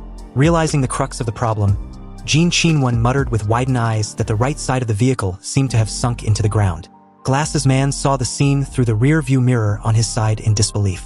His first thought was that the ground was collapsing, but that was obviously not the case. Subsequently, Han Feng moved to the left side of the vehicle, his mind racing. He analyzed the situation and noticed that if the purple light is used too much, the range of area affected shrinks, and it wasn't able to sync both sides of the wheels. Without warning, a guy suddenly opened the back left door of the vehicle and hurled a grenade toward Han Feng. With a smug smile, he gave Han Feng a farewell respect and quickly closed the door. As the grenade heads towards Han Feng, time seems to have slowed down significantly as he felt his life flash before his eyes. In the air, the explosion erupted in a flash, sending a shock wave through the air in all directions as Han Feng was thrown several meters away. The force of the blast was so massive that the ground shook violently, creating a cloud of dust and smoke. And amidst the debris was Han Feng's shattered body with lifeless eyes. The scene then pans to nothing, and as Han Feng slowly opened his eyes, he saw a familiar face staring back at him. Still a little drowsy, he felt a tickling sensation over his body. It was cool and refreshing, and felt great. Han Feng didn't want this amazing feeling to stop and kept muttering to keep at it. It wasn't until he felt something massive licking his face before he fully opened his eyes. Han Feng found himself staring directly at a sheep as huge as a horse, its long and large tongue inches away from his face. It was only then that Han Feng realized that he was back to his goat dreaming space, and only this time the entire experience felt bizarre. Before he could react, the huge sheep quickly wrapped its tongue around him, lifting him off the ground with ease. Then, a familiar bright green light slowly emerged, and shortly after, the entire tongue was glowing with the green light. And with it, Han Feng's body suddenly turned severely damaged, and also miraculously began to heal as his eyes glowed with the green light. The scene quickly shifted back to the underground parking lot, where Han Feng, at this very moment, laid unconscious on the floor, glowing all over with his usual glowing green light. As both his mouth and eyes glow with the green light, his entire body seems to be healing in real time as well. However, he appeared to be in a subconscious state like he was sleepwalking. Meanwhile, the heavy truck managed to move slightly from its initial spot. Jin Qinwen tightened his grip on the steering wheel and glanced at Glass's man in the co-pilot seat. "Good thing this car has a lot of horsepower," he said, his voice filled with relief. "Otherwise, we really might have been stuck." Suddenly, a hand appeared from the side mirror, glowing with a bright red light like hot magma, and before Jin Qinwen could react, the hand slowly moved. And with its movements, the entire side of the truck completely disappeared in real time, revealing none other than Han Feng. The red light disintegrated the heavy metal into nothing. "You damn monster!" Jin Qinwen raised his gun and aimed it at Han Feng, his voice seething with rage. Han Feng stood still, his expression vacant as his eyes shimmer with an eerie green glow. For a moment there, he just stares at the dude trembling all over with his gun still aimed at him. he suddenly grabs it with his glowing red hand, causing the panicked lackey to pull the trigger. Fortunately for him, he uses the disintegration effect of his glowing red light to destroy the shot fired and the gun simultaneously. However, the effect didn't stop there but extended and spread, destroying most of the fabric on Glasses Man's loyal lackey. And this absolutely freaks the living shit out of him. Glasses Man and the grenade guy from earlier quickly got off the car and bolted as the effect continued to eat away the car as well. At this moment, Jin Qinwen was completely exposed, and immediately began to feel the severity of the extreme cold of -2°F. With half of his clothes gone, he starts to tremble violently. You see, the disintegration effect of the glowing red light amplified the severity of the extreme cold in that short period of time. So as Jin Qinwen tried to ask for help, his time seems to be almost up, because shortly after, he freezes all over, and his widened eyes felt lifeless. When Jin Qinwu, his twin brother, saw this scene, he flipped, livid. Yeah, the guy completely lost his shit, and all he saw was red. He grabbed a metal pipe from the vehicle he was in, and bolted towards Han Feng like a madman. Jin Qinwu cursed, raised the metal pipe in his hands, and swung it at Han Feng's head with all his might. But this version of Han Feng was instinctive and just too OP. He noticed the attack and swiftly counters with his glowing red hand, disintegrating the metal pipe in his opponent's hand to just a tiny piece. Jin Qinwu's eyes widen in disbelief, realizing the kind of monster he was up against. And it seems his revenge had to be put on hold too. Not far from them, Glasses Man and his escaped companion looked back at the unfolding scene with incredulity. "Quick, go upstairs and call for reinforcements," Glasses Man commanded urgently. Back to Han Feng, he ignored Jin Qinwu and began moving toward the vehicle he came out from, his hands completely engulfed with a deep purple glowing light. Seeing this, the two guys in the vehicle were seconds away from wetting their pants. And instead of running for their worthless lives, the one on the right suggested they run Han Feng over. Han Feng placed his hands on the heavy truck in time before anything else, and extended his purple glowing light. Soon, the heavily armored vehicle was immediately surrounded in a soft, swirling purple glow, and the vehicle seemed to be melting. The two homeowners inside began screaming in panic as the purple light intensified. They tried to get out, but it was too late. Their cries grew frantic as the entire structure of the vehicle seemed to dissolve under the relentless power of the purple light. Suddenly, out of nowhere, someone shoots at Han Feng, but luckily, the guy was a lousy shooter and the bullet only managed to nick his cheek. Then, right on cue, Han Feng's ability instinctively shifted to the glowing green light and heals his cut in an instant. Conveniently enough, the lousy shooter was out of bullets. Han Feng's attention also shifted to him and his companion. Seeing this, the two ran away as fast as they could, because in this case, their lives depended on it as Han Feng was right on their tail. Again, out of nowhere, several shots fired halted his pursuit. Han Feng halted in his tracks when two special ops opened fire at him. Apparently, their priority also included the protection of Glasses Man's men. But unfortunately for them, this encounter was going to be their last because Han Feng was not going to run away from them like before. Witnessing the scene unfolding not far away, Li Zhenghao was puzzled. He initially thought Han Feng was in trouble, but that seems not to be the case. However, his slight distraction created an opening to which his opponent tried to exploit. Li Zhenghao effortlessly evades the attack, and all the while, he was preoccupied with the thought of trying to figure out what exactly Glasses Man was up to. When the scene cuts back to Han Feng, he was effortlessly evading all the shots fired, and was gradually closing the distance between himself and his opponents. He had shifted his ability to his purple light at some point, and without warning, he activated it and placed his hands on the floor. The glowing purple light immediately surged forth, and in a blink of an eye, the two special ops were trapped, confused about what the actual fuck was happening. They were unable to move their feet, and the entire experience was similar to being trapped in a quicksand. In their moment of distraction, Han Feng made a mad dash towards them and swiftly grabbed their firearm. When the two tried to shoot him, he switches his purple glowing hand to a red one, and just like earlier, the disintegration effect kicks in, and the shots fired, together with the rifles, were destroyed instantly.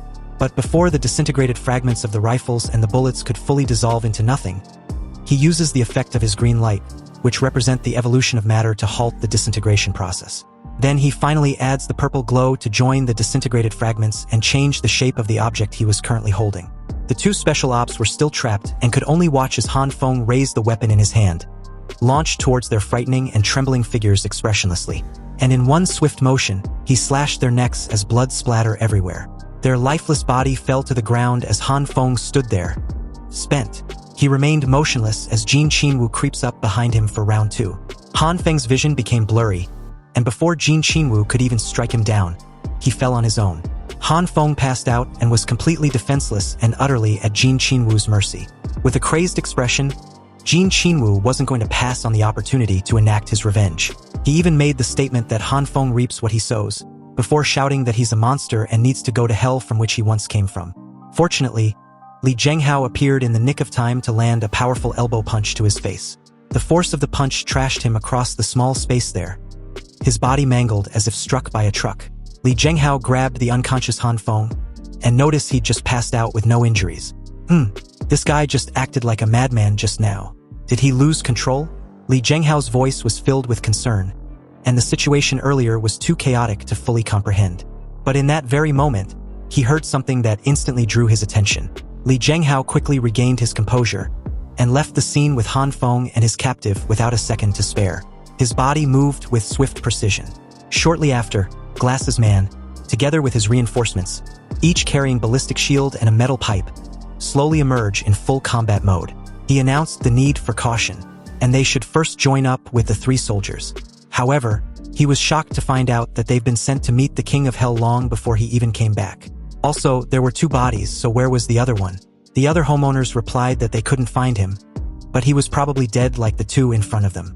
A damage assessment informed Glasses Man that his loyal lackey, Jin Qinwen, froze to death, and only Jin Qinwu and a few others trapped inside the car were still alive. Mr. Grenade Guy clenched his teeth and asked Glasses Man what they were going to do now. The soldiers are dead, and they don't know the location of the base camp. The plan has failed. Glasses Man calmly replied, his voice filled with uncertainty. He told everyone to head back to their respective homes. They will regroup later. The scene shifted to a dark room, where a bucket filled with burning books was placed in the center. The flames flickered, casting tiny shadows on the walls. Suddenly, Han Feng woke up with a loud shout. Grenade! His voice, filled with urgency and warning, echoed throughout the entire room. Han Feng laid on the sofa, a blanket draped over him. His voice was weak and strained, barely audible as he looked around, confusion on his face. So with a puzzled expression, he wondered why he wasn't dead and where he was. Li Zhenghao took a drag of his lit cigarette and asked Han Feng if he was back to normal. This statement confused Han Feng even more. What do you mean, back to normal? And come to think of it, weren't we in basement 2? How did we get up here? And why am I not injured? He even looked down at himself in disbelief. Li Zhenghao, clearly irritated, gave Han Feng a sharp look over. You don't even know it yourself. Then how am I supposed to know? Anyway, he continued, facing Han Feng, his eyes cold and hard. Regarding Jiang Shueo's plan, I do have a general idea.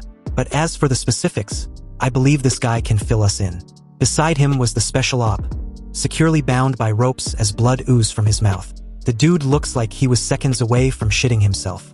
With his hands leisurely placed in his jacket pockets, Han Feng got up and slowly approached the scene as Li Zhenghao continued his brutal interrogation.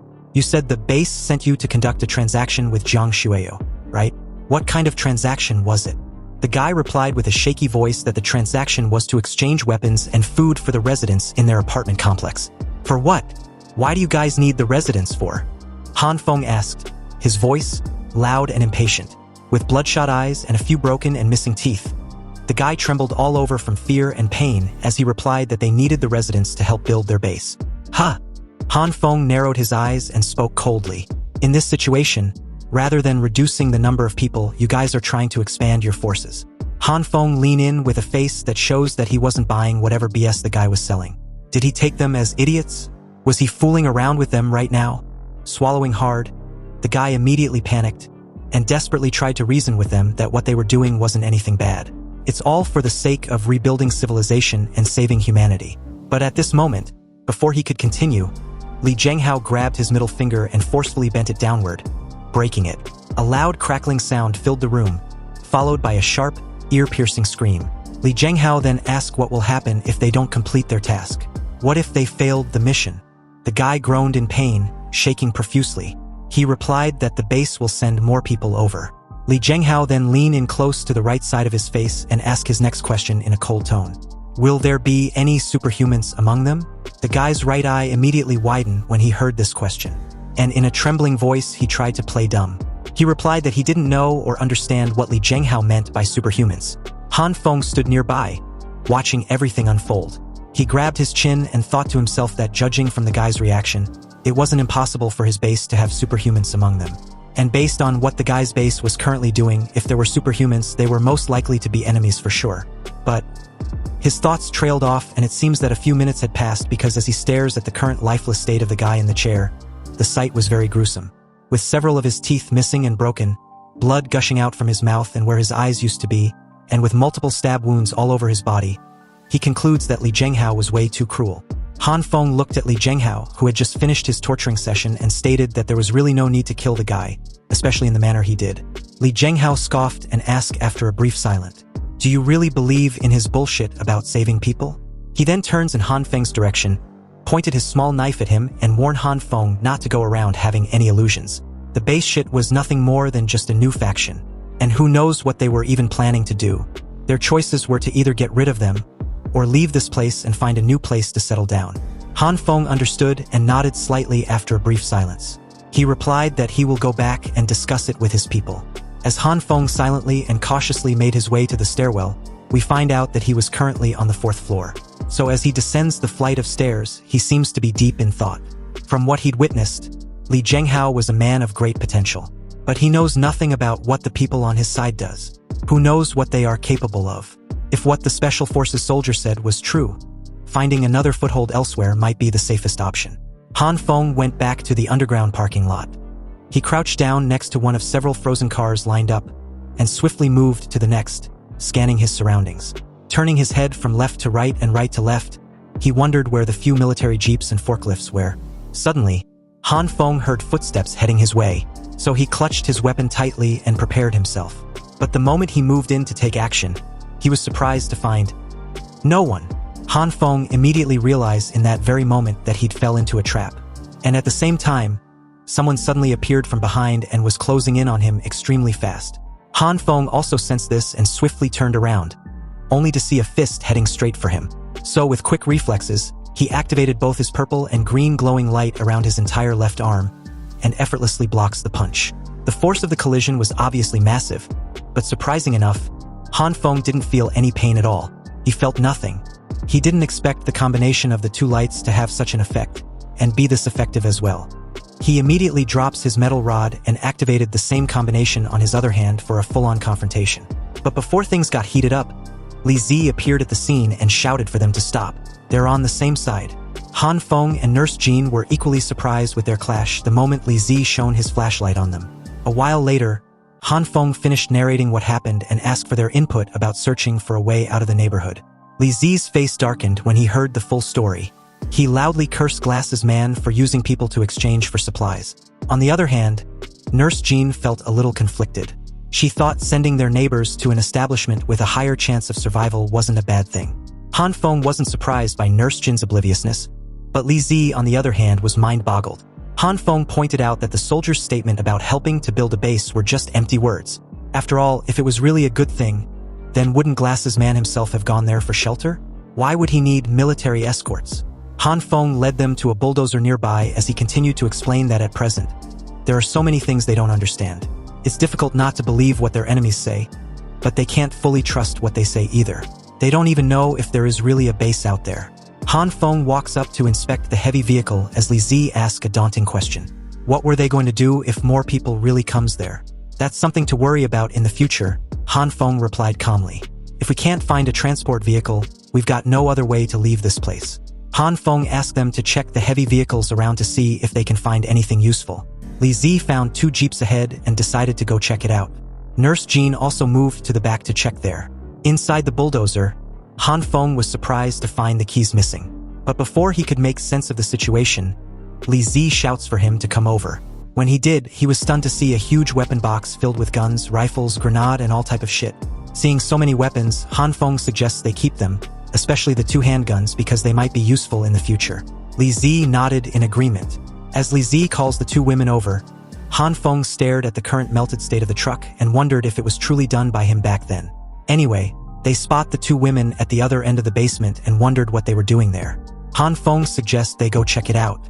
When they got there, Han Feng, like the rest, had no idea of the massive entrance behind and wondered why there was such a huge cloth covering the wall. And there seems to be some kind of noise coming from the other side. Han Feng asked the little girl if she happens to have a huge flashlight in her alternate dimension. Of course, she replied with her usual tone. With less difficulty, she managed to get it out and turn it on, illuminating the entire space. On the count of 3, the group pulled down the large curtain cloth, revealing something that stunned the 4 into silence. They remained frozen, staring at the massive pathway within the solid ice and snow. Now, they can be sure that there's definitely a base somewhere. And this massive, well and carefully constructed tunnel also proves that these people were not as simple as they initially believed. To be able to secretly dig such a large underground passage under the noses of the community was quite impressive and a bit scary now that Han Feng thinks about it. He suddenly thought of the special op and the information they managed to squeeze out of him. If what he said was just the tip of the iceberg, then their neighborhood was not safe. Not even a little. As the group made their way inside for a close-up inspection, Li Zi suddenly called out for them to come take a look at something. With evident curiosity in his eyes, he ran a hand over a pipe system attached to the wall within the entrance tunnel. But the moment Han Feng saw what Li Zi wanted to show everyone, he stated objectively that the system looks like a drainage pipe in the community. Han Feng also spots the little girl silently moving further within the tunnel, so he casually grabbed her by her hair. "Hey, where do you think you're going? It's too dangerous." The little girl said nothing, but the moment Li Zi saw this, he was momentarily stunned. He told Han Feng to let go. Anyway, they couldn't just proceed further within the tunnel without adequate preparation. So the group decided to go back first and come back when they do. A while later, with the convenience of the Evil King's True Eyes alternate dimension, the group managed to grab all the necessary gear they could think about under such short notice. After a thorough check over, Han Feng was sure that together with the weapons they found earlier, they were enough. "Oh, and before I forget, give me some food seeds and a piece of raw pork." The little girl managed to successfully take out the desired items. But as she hands a gun over to Li Zi, she noticed Han Feng staring at her. So she asked if there was anything else he needed. "No, not really. We're just going to explore the route this time. If there is any emergency, we will return in time." Inwardly, Han Feng was a bit pleased with her improvement. It seems the little girl had become more and more proficient in using her abilities, and can now easily and accurately find items from her alternate space without any fuss. Before leaving, Han Feng made mention that the room they were currently in was quite secluded, and no one would come there in a short time. The two should wait there for them till they get back. Also, he had reinforced the walls and doors, so even if they are discovered, they shouldn't be able to break through in a short time. On his way out with Li Zi, Han Feng reminded them that it wasn't safe to stay outside for a long time, and suggested the need to go back inside. Nurse Zhan remained silent as the little girl assured Han Feng not to worry. She, the Evil King's True Eye, will protect his apostle. This response stunned Nurse Zhan. Speechless, she stared at the little girl in disbelief. Anyway, Han Feng and Li Zi made their way down the flight of stairs, then down the underground parking lot, and finally at the entrance of the massive tunnel. Han Feng silently assessed their current predicament. Under the current circumstances, the threat they face was not only from Glass's man, but may also come from that tunnel. And since the community was no longer safe, why not try to find another survival point through that tunnel? After a brief survey, the two entered without a backward glance. Inside the frozen and eerie tunnel, Li Zi comments that he initially thought that the tunnel would be warmer since it was underground, but it was just as cold as if they were up there. Han Feng agreed, and he uses a shovel to check the current state of the soil. He stated that the soil was all frozen, so it was only natural for the tunnel to be cold as well. Also, they don't know when the construction of the tunnel was even made. Li Zi insisted Han Feng take the lead while he followed behind. 15 minutes later, they made their way up through a narrow path. Then 30 minutes later, they entered the city's underground sewage system, spanning across the entire city and was connected in all directions. So, after another 30 minutes of exploration, they found a manhole with its ladder intact. The two made their way up the ladder, but as Li Zi tried to open the cover, it didn't budge. He informed Han Feng that the manhole's cover seemed to be pressed down by the snow, and there was no sign of looseness at all. They got back down and continued their exploration until they arrived at a junction with two passageways. Of course, this predicament prompted Li Zi to begin his usual story narration about a similar encounter. Once, he said calmly, "I was wandering around underground and couldn't tell which direction I was going." Before he could continue, Han Feng immediately pointed to his right and explained the reason for his choice. He used the distribution of water pipes to conclude which side was more likely to be a path that led to a residential area above. Li Zi had no objection, so he went along with Han Feng's choice, exploring as they made their way deeper. He saw something a few distance away and called out to Han Feng to come take a look. Fortunately enough, The two happened to have found a map of the entire sewer distribution system. Using the map to track their movements and current location, they found out that they were in the basement of a nearby community, and a gymnasium was just ahead. But in that moment, they heard the sound of a vehicle not far away. Han Feng told Li Zi to turn off his headlights as he did the same. They moved closer in the direction of the sound of the heavy truck a few distance away. The tires of the truck came to view as it sped up even faster. The scene then pans into full view, revealing two heavy convoys speeding through the large section of the sewage system. Their headlights illuminated the entire passageway, and the sounds of their engines echoed loudly as they sped past Li Zi and Han Feng's hidden silhouettes. Li Zi noticed the direction in which the two convoy was heading, and stated that it was in the direction of the Hanqing neighborhood. Han Feng agreed and added that it also looks like a military truck, probably an accomplice of the three soldiers who came to their neighborhood. So in other words, these trucks are also used to transport personnel to repair that base. Maybe we can find out if we follow them, but it will be easy to be discovered if we follow them like this. Han Feng spoke in a calm tone as he turned on his headlight. Li Zi, feeling smug, stated that there was no need to follow those cars. He had a back door, so he led the way to another manhole. When they got there, he explained that a year ago, there was an old lady in a residential complex in Seoul who fell into the sewer in their community and was rescued by him. Hearing this, Han Feng asked if he can still remember the place where it happened a year ago so clearly. "Of course I can," he replied confidently. "I was a top student in high school because my memory was pretty good." Li Zi climbed the ladder, got to the top, tried and failed miserably to open the cover, which was almost frozen over. Han Feng lets out a regrettable sigh when he realized it couldn't be open. Then, he suggested that Li Zi try again from the front. There may be a little deviation, so they went to the front and check again. He checked the first, it didn't open. The second was the same. And the third, well, it also yielded the same results. Han Feng even asked if it was okay after changing to several places. Were they even in the same location? Anyway, on the fourth try in another location, the cover finally opened, making Li Zi teared up in relief. He silently removed the lid of the manhole, turned off his headlights, checked his surroundings and came out. The moment he did, Han Feng followed. The two were at Seoul's community underground parking lot. "You see, I've already said that I know everything about this place," Li Zi proudly stated as he helps Han Feng out of the manhole. He also made a mental note to later find the grandson of someone named Lao Wang. Han Feng immediately signaled him to pipe down. They weren't alone in the basement. The two silently made their way towards the source of the sound they heard, hiding behind the frozen parked cars. Up ahead, Han Feng's eyes widened slightly when they encountered a dead body. And from the looks of it, it seems that there was a fight in this residence as well, and it hadn't been long since it happened apparently. They managed to get as close as possible, and from the view, they knew the group were creating another massive tunnel similar to the one at Han Feng and Li Zi's residence. The homeowners seemed to be working under the threat of the two special soldiers supervising them. One of the special soldiers cursed under his breath, stating that they were called there to guard the place they were before the tunnel was even completed. And apparently, there was not even a decent meal in that crappy place. The other agreed, adding that the reason for their misfortune was because they were in the assault class. Han Feng heard their exchange and deduced that the people in this community were also most likely being controlled by these soldiers. Suddenly, the ground began to shake violently. Li Zi pointed at the scene nearby and told Han Feng to take a look. One of the soldiers shouted for the homeowners to run away from there. The tunnel was about to be opened. Most of them managed to get away in time, but those on top of the scaffold couldn't, and was blown away together with the rocks and sand like they were nothing. Anyway, as the dust amidst the fallen debris gradually began to settle, a glowing green eye came to view. And upon a closer look, a bulky soldier who happens to be a superhuman came to view, specifically a strengthening type. "Damn, is that hulky thing even human?" Li Zi asked Han Feng with an incredulous look. Han Feng said nothing, but the expression on his face showed a thoughtful and apprehensive look. No wonder this massive tunnel popped up under our neighborhood without anyone noticing. It turns out this was their means of creating it. But it's way too dangerous to stay here. If we're discovered, we will surely be done for. As one of the special soldiers approached this bulky green-eyed fellow, who had been drooling at the thought of having something to eat, he demanded for some snacks. The special soldier explained that the tunnel hasn't been cleared up yet, so why would there be any snacks?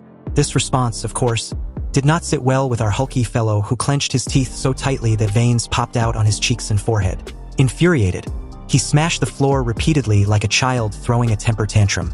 But the powerful force in his actions sends massive shockwaves throughout the entire floor, sending debris flying and forcing everyone to scramble for cover. Before the scene could escalate any further, the special soldier shouted for the hulky guy to stop. Is he planning on burying everyone here? Han Feng and Li Zi took cover behind a van. Realizing the danger, Han Feng took this as their cue to leave. He signaled with his hand for Li Zi to retreat. The two began to crawl back from where they once came. But due to the dust from the wreckage around, Li Zi accidentally inhaled some of the dusty smoke, and suddenly sneezed so loudly that it echoed throughout the entire underground parking lot. With wide eyes and a grim realization, Li Zi's expression instantly showed how he royally fucked up. Han Feng was equally surprised as the two immediately made a quick dash for the manhole. In that moment, the two got spotted, and as Han Feng urged Li Zi to hurry inside, the hulky guy was ordered to catch them. Inside the tunnel, Li Zi apologized to Han Feng for his slip-up. He just couldn't hold it in. Han Feng just straight up tells him to quit whining and run, because the big guy was hot on their tail, and not only that, he was catching up, like really fast. How the hell is this big guy moving so fast anyway? Before the two could max out their speed to try to open the gap, the big guy placed his hands on the ground, and a sudden massive force gathered underneath them. With the least bit effort, he slams his hands onto the cold, hard floor. And just like that, a powerful shock wave surged through the floor of the tunnel, wrecking the entire passageway. Fortunately, their escape route wasn't completely cut off. Han Feng told Li Zi to go ahead. He will stall the big guy for as long as he possibly could. He activated his purple glowing hand and placed both hands on the ground. As the purple glow spread out and took effect, the big guy tried to move but immediately found himself trapped. He suddenly sank midway, surprised. The big guy stated with a look of apprehension, "You're actually a superhuman too. If I can capture you, then..." His words were immediately cut off as Han Feng added the green glowing light. Unexpectedly, this fusion between the purple and green light made the big guy scream in pain. Apparently, his legs were being crushed underneath the broken floor.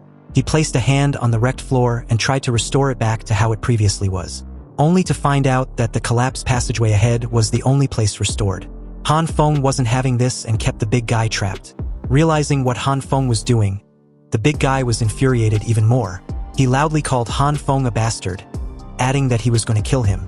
So as the big guy tried to gain the upper hand in their tug of war, Han Feng, sweating profusely, felt himself losing. His control over the floor was gradually slipping away.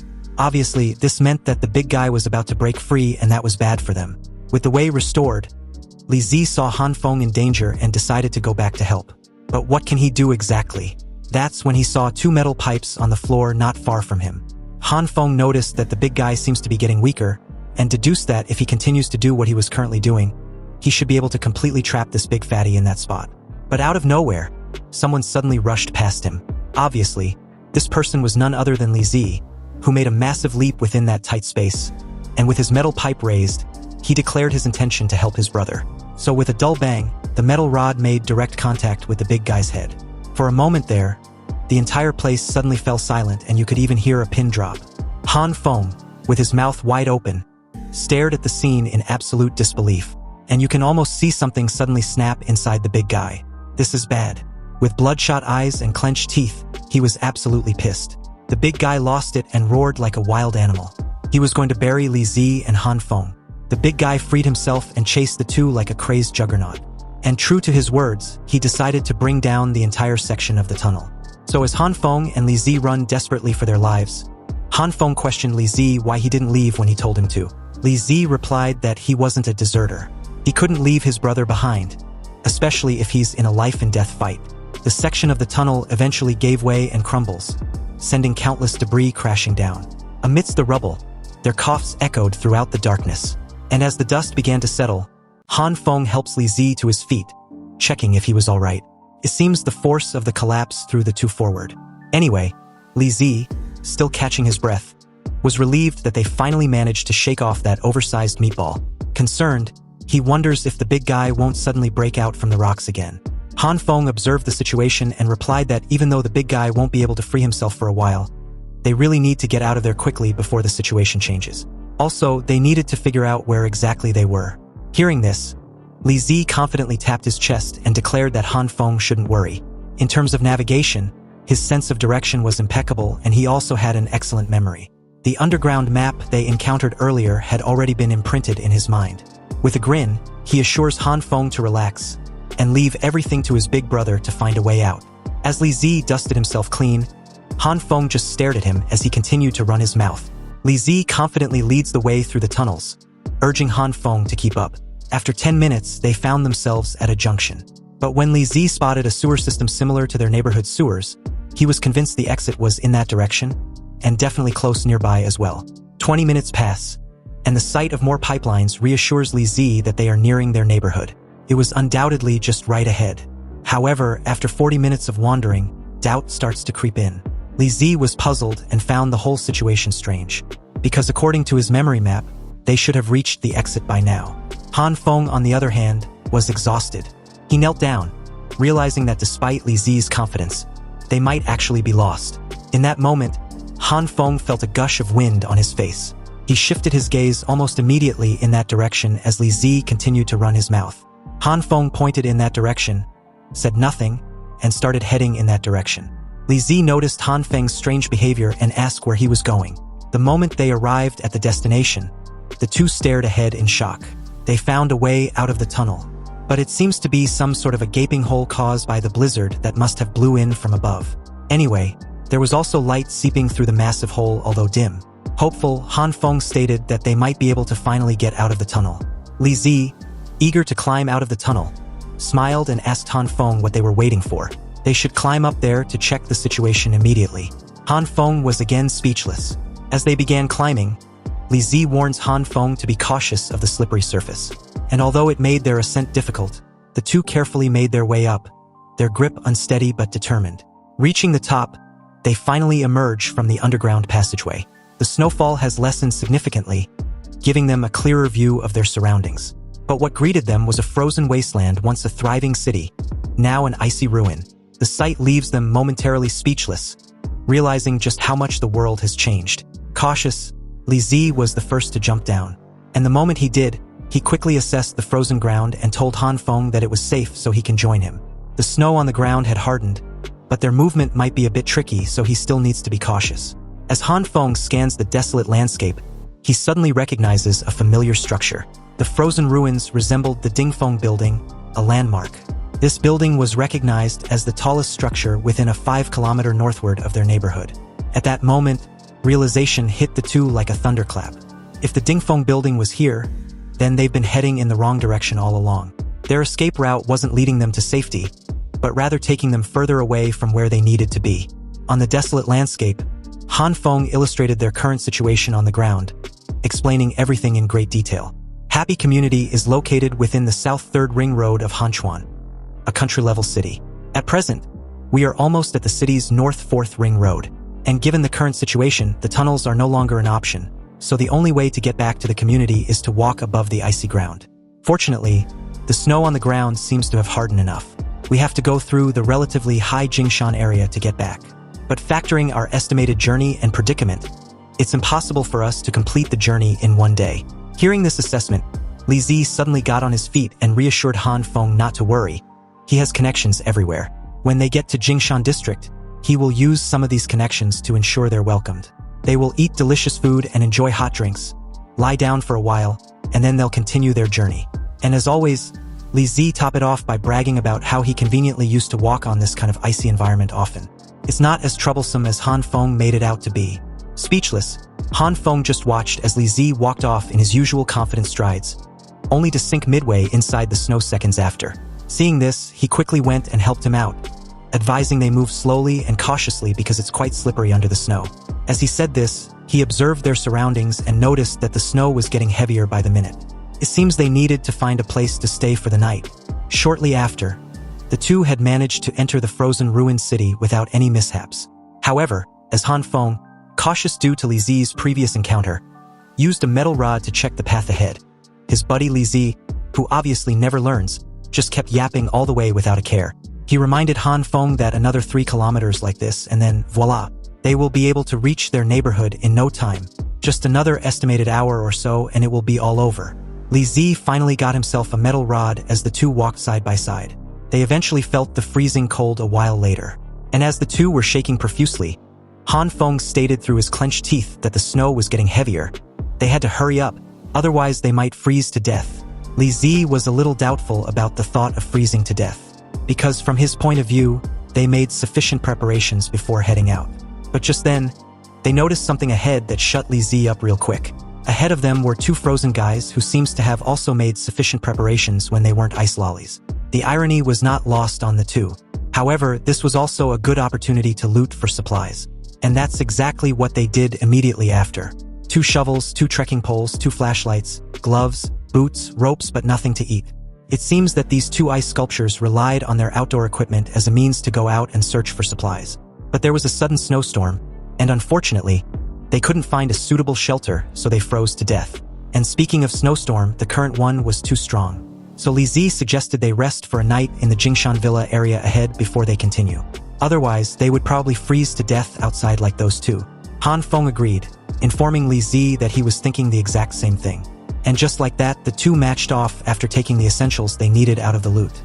The snowstorm was gradually picking up, and they were getting desperate in search for a suitable shelter. Luckily, they came across a villa on a hill not far from their location. And due to the convenient location on the hill, the villa area had not been swallowed up by the heavy snow. They took a moment to observe the villa but never spotted any movements or lights inside any of them, although they don't know what had happened to the people inside, if there are any, but they were in need of a shelter and had no choice but to approach. Just then, they noticed someone approaching them as 2 silhouettes came to view. Han Feng smiled and asked Li Zi in a mocking tone if this was the connection he mentioned. Because surely it couldn't be, right?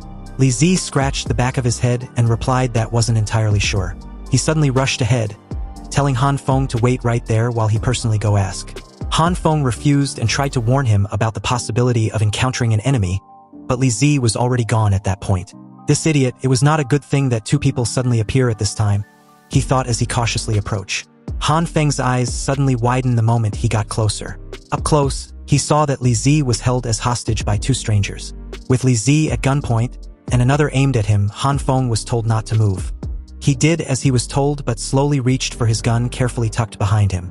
Unfortunately, the guy, the fatty one, noticed and fired a warning shot. "Stop with the fucking tricks and be still. I remember telling you not to move."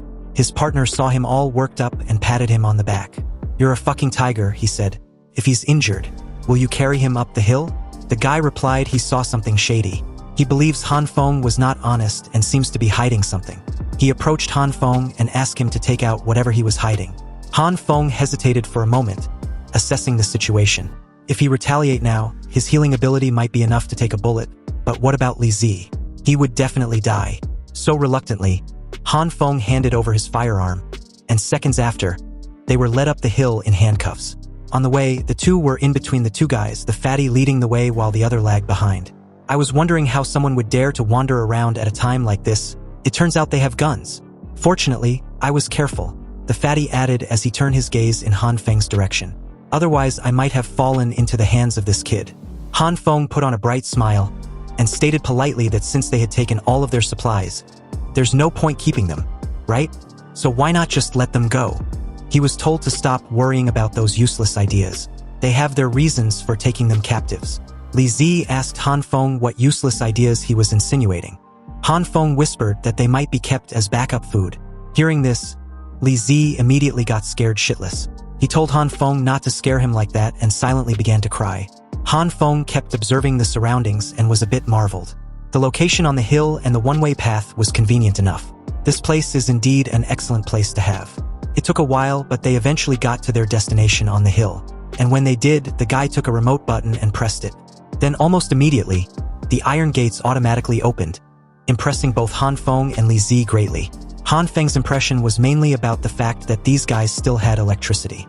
However, the moment they entered through the electric iron door, he noticed that the power was out in the small buildings around, so it's even more impossible for the entire place to have power. This meant that the source of electricity must be coming from a generator or something nearby. Also, judging by the current state of the buildings, they seemed to be small villas that had just been built. They continued to walk forward until they saw something that startled the two yet again. Up ahead was a frozen luxurious mansion, and from the looks of it, it seems to be well maintained, although the surroundings looked a bit unkempt. Actually, the entire villa area seemed to be like a project, like a private resort or some shit that no one ever got to enjoy. But how did these two do it? How did they manage to get their hands on such a place, because it doesn't look like theirs? Thinking of all these, Han Feng grinned from ear to ear. If they can defeat these 2 idiots and take over this place, with his abilities and the Evil King's True Eyes dimensional space, they can transform this place into a fortress. This was perfect. The guy behind saw Han Feng grinning and smacked the back of his head. What the fuck was he grinning about? They were going to finish digging this place for them. The fatty added that after Han Feng and Li Zi finished digging, they would not only let them go, but also give them supplies. Han Feng felt the two were lying but still asked them like an idiot. Are they really telling the truth about letting them go when they're done digging?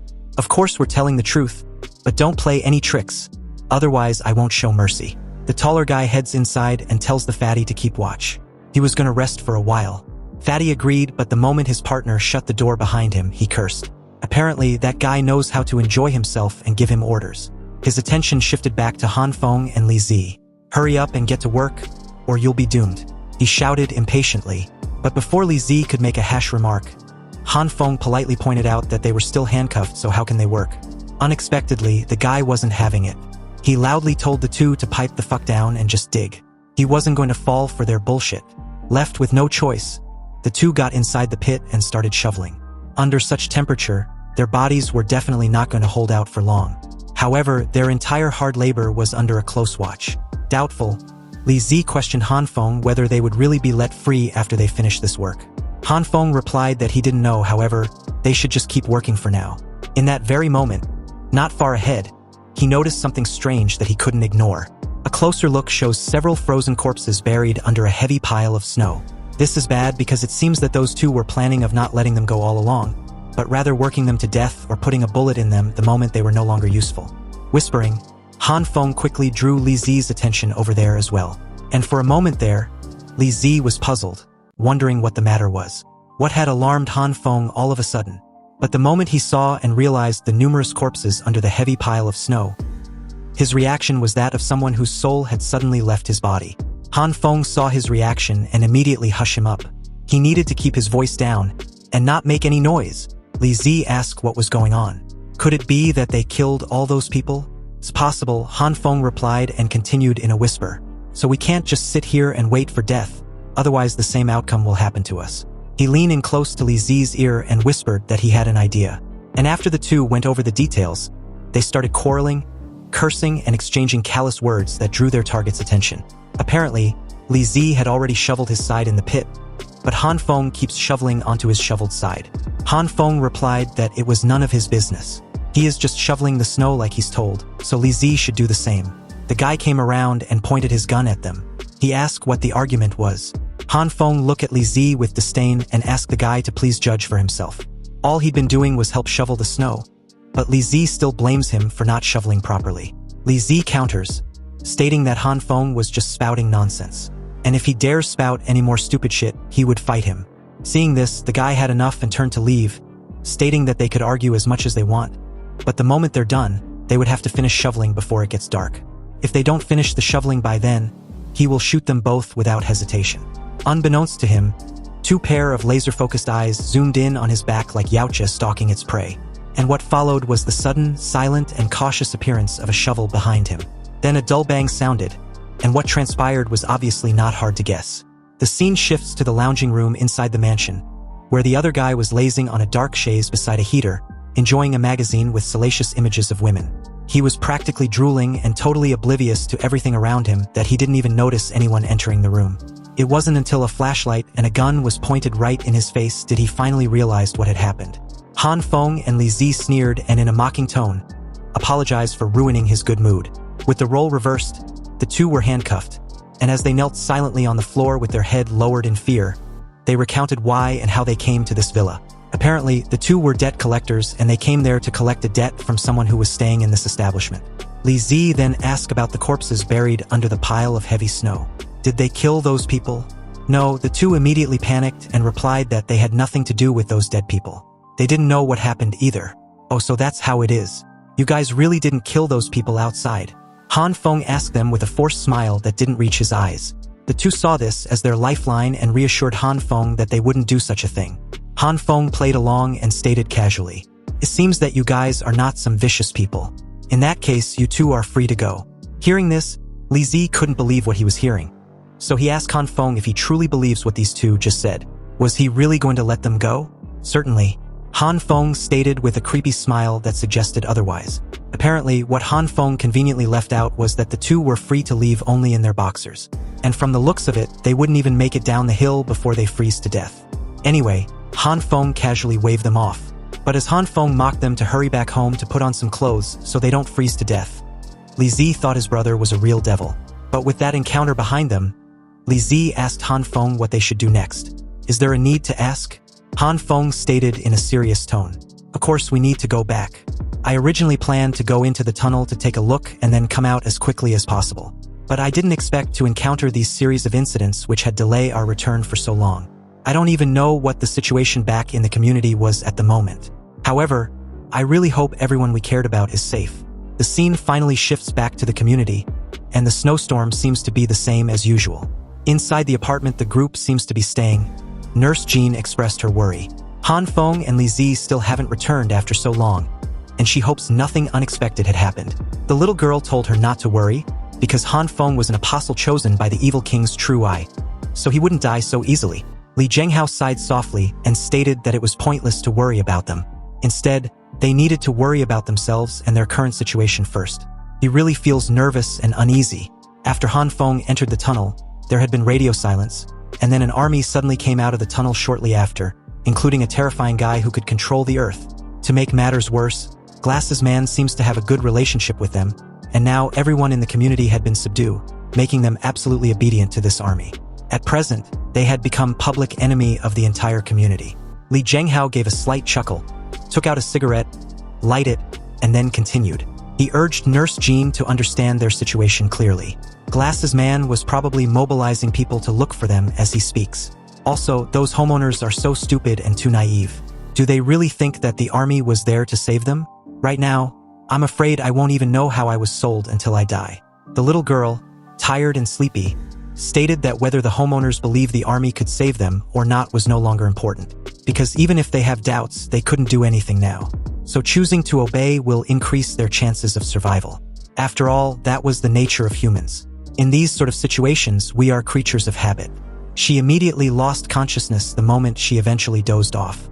Nurse Zhan got up and placed a blanket around her. She warns the little girl about the need to cover herself with a blanket when she sleeps in order not to catch a cold. Li Zhenghao also got up from his seat and briefly glanced at the two without a word. He found it to be really troublesome staying with them. After all, in his eyes, they were nothing but a burden. He approached the apartment window and stared at his reflection with evident annoyance, recalling a memory about his fighting days. A younger Li Zhenghao was in a ring with his opponent as a right hook punch was thrown at him. His coach yelled for him to dodge the punch. He didn't teach Li Zhenghao to just stand there in the ring and get beaten. The right hook punch hit the young Li Zhenghao squarely on the left cheek. Then he fell to the floor. Seeing this, his coach yelled for him to stand up and keep fighting. How much effort had he spent on him? Did he still want to go back to his old life? He was not qualified to fall, so he needed to stand the fuck up. However, young Li Zhenghao wasn't able to do it. Unable to get back up, the referee declared his opponent as the winner by a knockout. Back to the present, Li Zhenghao snuffed out the cigarette butt on the glass window, then turned towards the two and informed them that they needed to get ready to move to another place. The army was checking every apartment in the building by the minute, so it was dangerous to stay in one place for a long time. But at that very moment, a dull bang reverberated through the apartment that made Nurse Zhan and Li Zhenghao halt in their actions. They stared at the reinforced door as another dull bang sounded. Only this time, the door was blasted away like it was just a mere cardboard.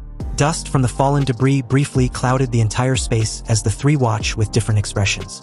Li Zhenghao's face was that of an eerie and a serious expression. Nurse Zhan was that of bewilderment. And as for the evil king's true eye, she was drooling and could barely keep her eyes opened. Li Zhenghao wondered how they were discovered so quickly. Unexpectedly, what he heard next made him question himself why he even suggested working with Han Feng in the first place. Sitting in front of him, the little girl just rubbed her tired eyes with a nonchalant demeanor, and even asked the two if it was time to eat. A hand suddenly gripped the frame of the door. Then our familiar drooling hulky simpleton enters the apartment in a menacing dramatic entrance. There is indeed someone in here because I smell a living person. Meanwhile, as the scene shifted to the underground parking lot, specifically near the entrance of the tunnel, a few guys of the army in league with Glasses Man were diligently packing stack of boxes containing the supposed sausages Li Zi found in the secret warehouse. The moment they were done, the supervisor reported to their boss that the inventory and headcount were complete. They had a total of 87 refugees and 126 boxes of food supplies. The boss, clearly scar-faced on the right eye, commended his men for a job well done. With the loading complete, they should transport everything back to base. The lackey agreed to do just that and leaves. The scar-faced boss took a drag of his cigar the moment his attention shifted back to the person sitting right across from him and urged him to continue what he was saying. The 3 members of the party he sent out earlier to assist him. Where are they? This person, who was none other than Glasses Man, replied that the matter with the Scar-Freak's men had nothing to do with him. They were killed by a guy named Han Feng. Scarface questioned what kind of person could take out 3 members of his special forces. Glasses Man better have a solid reason, even if he was lying. Glasses Man stated almost instantly that Han Feng was a superhuman with superpowers. A lot of his people, including himself, had seen him use this power. It's some sort of purple light that had the ability to melt metals. Anxious and a bit desperate, Glasses Man got up from his seat and reminded Scarface that he had been listening to his plans, preparing all those sausages, which all of them, by the way, was made with. But before Glasses Man could finish his statement, he was suddenly silenced with a simple gesture from Scarface. He placed a finger on his mouth and coldly warned Glasses Man that some things should be left unsaid. Hearing this, Glasses Man continued, informing Scarface that he was currently out of options. And besides, there was no reason for him to lie to his benefactor. Scarface got up and placed a hand on Glasses Man's left shoulder. He appreciates his effort for providing them with so many food supplies. And as far as he's concerned, Glasses Man was already considered as one of their own. And he doesn't kill any of his own men without a good reason. But about this Han Feng person, I will send someone to go find him. Then we can question him face to face. I really hope you're not lying to me. So, with that, the scene cuts back to our drooling hulky simpleton, who questioned which of the 3 people inside the apartment was Han Feng. Li Zhenghao quickly grabbed the little girl by the collar and pulled her close, warning Nurse Jean to stay away from the hulky freak. Something was not right about the guy. Not only did he instantly destroy the door that has been reinforced by Han Feng, but he was also giving off a stench like a wild beast. He was definitely not human. Li Zhenghao's years of fighting experience was telling him that the fellow in front of him was dangerous. They needed to run like prompto. Li Zhenghao attempted to break the glass window with his elbow, but it didn't budge. He even felt a surge of pain. Li Zhenghao wondered why the glass window was so hard, and the little girl explained that Han Feng had reinforced it. Clutching his slightly injured arm, Li Zhenghao told the 2 to escape while he hold off our hulky simpleton. But he was shocked to see that Nurse Jean had already approached the big guy, trying to reason with him that there was no one named Han Feng in the apartment with them. So it seems the big guy had made a mistake. Like a naive simpleton he is, the big guy was momentarily speechless. But when he thought it over, he realized that maybe, just maybe, he might have made a mistake. He even apologized as he stepped out of the apartment. Seeing this, Nurse Jean lets out a sigh of relief as Li Zhenghao and the little girl watch the entire scene silently. Unbeknownst to the 3, the big guy left the apartment to check its number, not to leave as the 3 initially thought. Realizing apartment number 1804 was the right number all along, and he hadn't made a mistake as he's led to believe, our big idiot was enraged and just burst back inside the apartment like a raging bull. Apparently, the big guy's absolute bottom line was being lied to. He smashed the apartment floor in a crushing manner like he wanted to bury everyone inside right then and there, declaring that if Han Feng doesn't show his freaking face now, the 3 should prepare themselves to meet the king of hell. Seeing that shit had hit the fan, Li Zhenghao opened the glass window, and before the 2 women could comprehend what he was trying to do, he grabs them by their jacket and throws them out with all his might. In the air, Nurse Jean wanted to question what Li Zhenghao was doing, but there wasn't any time for that or warn him of the big guy being right next to him before freefall kicked in. Back inside the apartment, Li Zhenghao turned to face our angry big fellow who was about to smash him down into a meat paste. It's unclear whether Li Zhenghao managed to dodge or not, but as the 2 women began to fall, a massive shockwave blew out the pile of snow on the apartment window. Now, just a few minutes ago, before everything transpired the way it did, a short distance elsewhere, Han Feng and Li Zi were traversing on the snowy landscape to that precise location, having the time of their lives. They shouted with excitement, enjoying the thrill of the ride. Han Feng even complimented Li Zi on his ingenuity with this snowboard idea. He now has a whole new level of respect for him. Li Zi laughed, and being the guy that he is, he couldn't just shut the fuck up and enjoy being complimented. No, he had to ruin it by reminding Han Feng that he used to negotiate billion-dollar deals, and also often accompany clients to ski resorts. Anyway, they happened to arrive in Happy Community, specifically their apartment complex, at the exact moment the 2 women were about to free fall. The 2, excited to be back, moved cautiously as Han Feng suggests they find a window to sneak back inside. But at this moment, they heard a loud boom from above. Confused, they raised their heads as Han Feng questioned what was going on, and in mid-air, the little girl quickly thought of a way to cushion their fall. She opened her alternate space and released countless pile of folded cloths. The idea worked out as the two crash-landed onto them like a freaking meteor, creating a deep pit as the heavy snow made a massive splash everywhere upon impact. Han Feng and Li Zi had to even dive away for cover. But as the dusty snow settles, Nurse Zhan and the little girl seems to have landed safely, but looks totally wrecked by the fall. Han Feng rushed over to ask if they were all right. What the hell happened? Nurse Zhan explained that a huge human monster suddenly broke into the apartment, in search for him.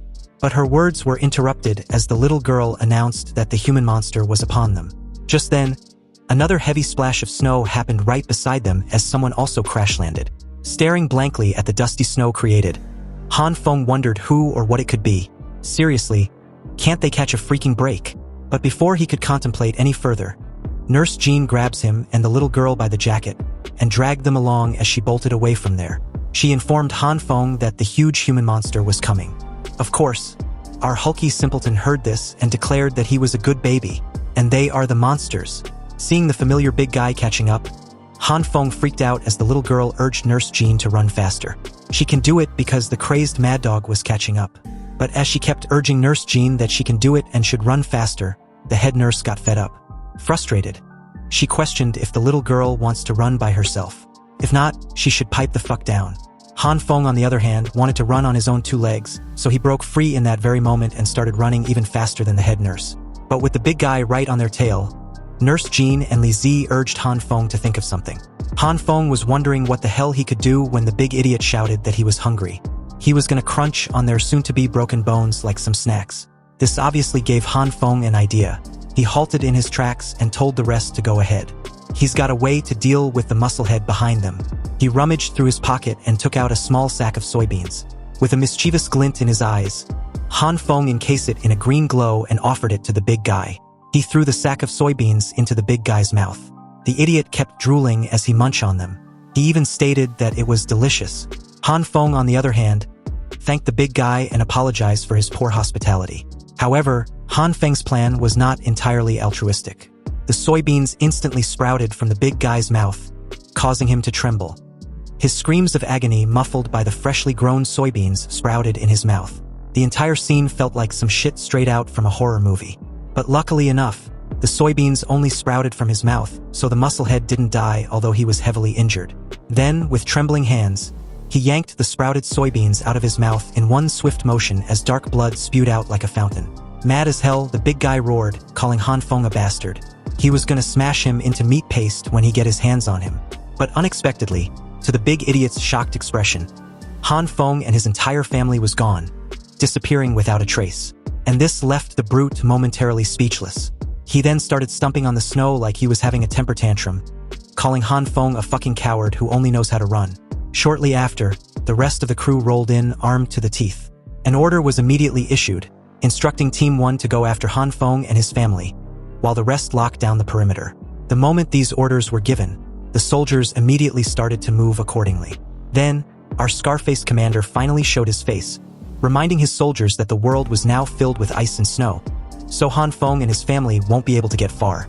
The only thing they could do was to hide in the nearby buildings, hoping not to be found. He then approached the big guy, and upon seeing his condition, asked if he was badly hurt. The big brute simply showed the commander the fresh soybean plants, and replied honestly that he just ate the beans Han Feng threw into his mouth. Then all of a sudden, these plants grew out from his mouth. Scar-faced inspects the fresh soybean plants and found this surprising discovery interesting. After all, with Han Feng's ability, they might be able to solve their food shortage problem. He took out his walkie-talkie and barked an order for his men to bring out the prisoner from upstairs. Meanwhile, in a ruined building a few distance away, Han Feng, together with his family, were holed up inside this building in silence. Han Feng turned to face the two women and questioned what happened. Why wasn't Li Zhenghao together with them? Hearing this, Nurse Zhan calmly recounted what happened during their time away. It was shortly after Han Feng and Li Zi went inside the tunnel. A group of soldiers suddenly came from the tunnel to their residence, and Glass's man immediately brought all the homeowners under him to their side. But the soldiers must have heard about Han Feng from Glass's man. That's definitely the reason they sent that hulky freak in search of him. That human juggernaut easily destroyed the door that Han Feng reinforced and barged in like a raging bull. Cutting in, Han Feng was shocked when he heard this news. He questioned how it was even possible, because even a bomb wasn't able to blast that door open. Anyway, Nurse Zhan continued, stating that after the big guy's appearance, and in order to save them, Li Zhenghao stayed behind to stall for some time. At the moment, they don't even know whether he was alive. After a careful consideration, Han Feng made his intentions clear. He coldly stated that a dead person could not be brought back to life, so they can't let Li Zhenghao's sacrifice go to waste. They must escape from happy community. Hearing this, the two women immediately voiced their dissatisfaction. Nurse Zhan stated that what Han Feng just said won't do. They can't just abandon Li Zhenghao like that. Then, the little girl added that they needed to go back and save Li Zhenghao when there is a chance that he was still alive. Li Zi agreed with the two women. He calmly placed a hand on Han Feng's shoulder and stated that Li Zhenghao was their brother now, and as brothers, they need to be loyal to each other. Han Feng sighed helplessly and replied that the issue wasn't about going back, but if they were to face that monster again, there was no guarantee that they will survive. Anyway, as the scene cuts back to the army, the prisoner in question, Li Zhenghao, was brought in front of Scarface as ordered. Scarface took out a megaphone and called out to Han Feng. He announced that they found an injured person who happens to be his friend, and they have already treated and bandaged his injuries. Commander Scarface continued by stating that he already knows Han Feng is nearby. They don't have any malice towards him, and what happened previously was a misunderstanding. But at this moment inside the ruined apartment, Nurse Zhan was desperately trying to break free from Han Feng and Li Zi's grasp. Hearing that Li Zhenghao was alive, she wanted to go save him. Han Feng tried to calm her down, reasoning with her that the commander was probably lying. And besides, going down there was practically signing her death warrant. Meanwhile, Li Zi, puzzled, was wondering why Nurse Zhan was so strong. How was it possible that two guys can't even restrain her? The little girl approached the window, and as she stared down at the crowd below, she told the rest that the captive was indeed Li Zhenghao. Scarface declared his intentions, stating that their organization needs a talent like Han Feng. As long as he is willing to join them, his wife, his kid, and his brothers will all receive the treatment of an official. Hearing this, Nurse Zhan's priority changed real quick as the three questioned Han Feng simultaneously if he had a wife and a kid. Han Feng, incredulous, answered that he doesn't. He doesn't even have a girlfriend, let alone married and having a kid. Meanwhile, at this moment below, everyone was silent, waiting to hear if Han Feng would answer or show himself. But nothing. Scarface turned towards Li Zhenghao and questioned him if his good brother really doesn't care about his life. Li Zhenghao scoffed at the absurdity of the situation. A smug smile tugged on his lips as he replied that, in all honesty, he only met Han Feng a few days ago, so why the hell would that guy care about his well-being? Commander Scarface was infuriated with this news, although he found it ridiculous. After all, who in their right mind would risk their life to protect a woman and a kid in league with another man they just met? This stupid act had even made him grossly miscalculated and misunderstood the situation. Scarface smacked the back of Li Zhenghao's head like he was scolding an insolent child. And to make matters even worse, Li Zhenghao corrects the angry bastard that those two he saved wasn't even Han Feng's wife and kid. They were just homeowners Han Feng met just a few days ago. This news was like spitting in the old fucker's face. What a waste of time and effort. Cursing, he kicked Li Zhenghao to the ground, then loudly tried another approach in reasoning with Han Feng. He stated that there was no reason for Han Feng to risk his life for a bunch of strangers he just met a few days ago. If he's interested in women, then he can have his pick of the countless women they have at their base. Now, Han Feng was the one being restrained because apparently he'd lost his mind and was currently thinking with his lower head. He suddenly had this ridiculous idea that surrendering wasn't such a bad idea after all. With great effort, Li Zi tried reasoning with him not to be so lecherous. He needed to calm down. And besides, that old bastard was definitely lying to him just like he tried with Nurse Zhan. He was right, going out there was definitely signing a death warrant. Seeing the grown-up acting like 3-year-olds, the little girl told them that they weren't reliable. None of them could be trusted in saving Li Zhenghao, but she has an idea on how to do it. So are they going to help out or not? Dumbfounded and curious, the three asked simultaneously how she intends on saving Li Zhenghao. Anyhow, back to Li Zhenghao, Scarface placed a foot on his injured and bandaged arm with irritation. He tried to pressure Li Zhenghao to speak up and try to convince Han Feng. Normally, under such circumstances, how is it possible that they still remained quiet? Seems that Han Feng is a really cautious person. Hearing this, Li Zhenghao questioned if it wasn't simply because Scarfaced has an aura of a bad guy. With the way things are, it's impossible that they have enough food to feed so many people, but they are going around searching for residents to take in. What exactly are they trying to do? Feeling smug, Scar-Faced replied that saving people was their responsibility. And selfish bastards like Li Zhenghao wouldn't be able to understand noble sentiments. Knowing full well that Scar-Faced was spouting lies, Li Zhenghao immediately called him out on it. Scar-Faced crouched down beside Li Zhenghao and stated that he will be dying soon anyway, so he will let him on a little secret. He yanked his head back by the hair and leaned in. In the current state of the world, which creatures are most common? So much so that eating them is still not enough to kill them off. Li Zhenghao connected the dots, and a look of horror immediately washed his face. So, it is as I suspected, you guys are gathering homeowners for... But before Li Zhenghao could finish, a gun was stuffed into his mouth. Scar-Faced coldly stated that only the living needed to consume food to survive. But as for the dead, they must become the food. Just as he was about to pull the trigger, something dropped from the sky, followed by another, then another, garnering everyone's attention and prompting them to look up. When they did, these things turned out to be cigarettes, candies, booze, canned foods, even fresh veggies, rice, and some meat. Things that had long disappeared from the world since it got frozen. Seeing such priceless items, all the soldiers, including the big guy, rushed towards the items like a clan of crazed hyenas. They truly lost their minds over the items, ignoring their commander's orders when he told them to get back into their positions. They shouldn't cause any disorder and should get their heads straight. He even fired a warning shot to grab their attention, but his men still ignored him. Realizing his men were not heeding his command, he clutched his gun tightly, turning his head from left to right and right to left, knowing full well that once the team was in disarray like the enemy wanted, they will definitely launch an ambush. Obviously, the old bastard was right on the money because in that very moment, he heard the noise of something moving in the building beside him. And before he could figure out what it was, a freaking bulldozer suddenly emerged from the building. And behind the steering wheel was none other than Han Feng, who yelled that it was their time to fight back. Now, let's go back a few minutes that led to the bulldozer escape strategy. The evil king's true eye laid out her plan in her usual bizarre language, declaring that she would first sprinkle some alluring fodder from the sky to attract all the starving sheep. Fortunately enough, Han Feng understood and had gotten used to the little girl's strange way of speaking, so he interpreted whatever she said to Li Zi and Nurse Jean in a way he understood. Anyway, about what the little girl said earlier, what she meant by sprinkling some alluring fodder was throwing down all kinds of food and supplies to create chaos amongst the soldiers below. She then continues that Han Feng will then attack the gathered sheep with his metal beast form, while breaking through the flock of sheep and rescuing the one that had lost his way, and finally bring them to their new homeland. Han Feng explains that the little girl probably means he, Han Feng, will be responsible for breaking through the soldiers by using a vehicle to save Li Zhenghao, and also bring everyone along later on so they can escape together. Li Zi comments that the plan sounds solid and seems like a great idea, but Nurse Jean, on the other hand, was curious as to how Han Feng understood the little girl. He simply answered that he'd had a lot of practice, and all that practice had perfected his understanding. His little boasting session was cut short when the little girl loudly ordered everyone to start moving according to her enlightenment. Hearing this, the three were momentarily speechless. Han Feng moved closer and grabbed the ridiculous hat on her head, wanting to know something.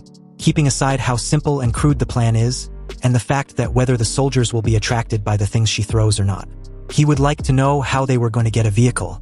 It was then that the little girl revealed that she picked up some of the vehicles back at the underground parking lot. And just like that, we're back to the present, where Han Feng was currently having fun wrecking everything in his path.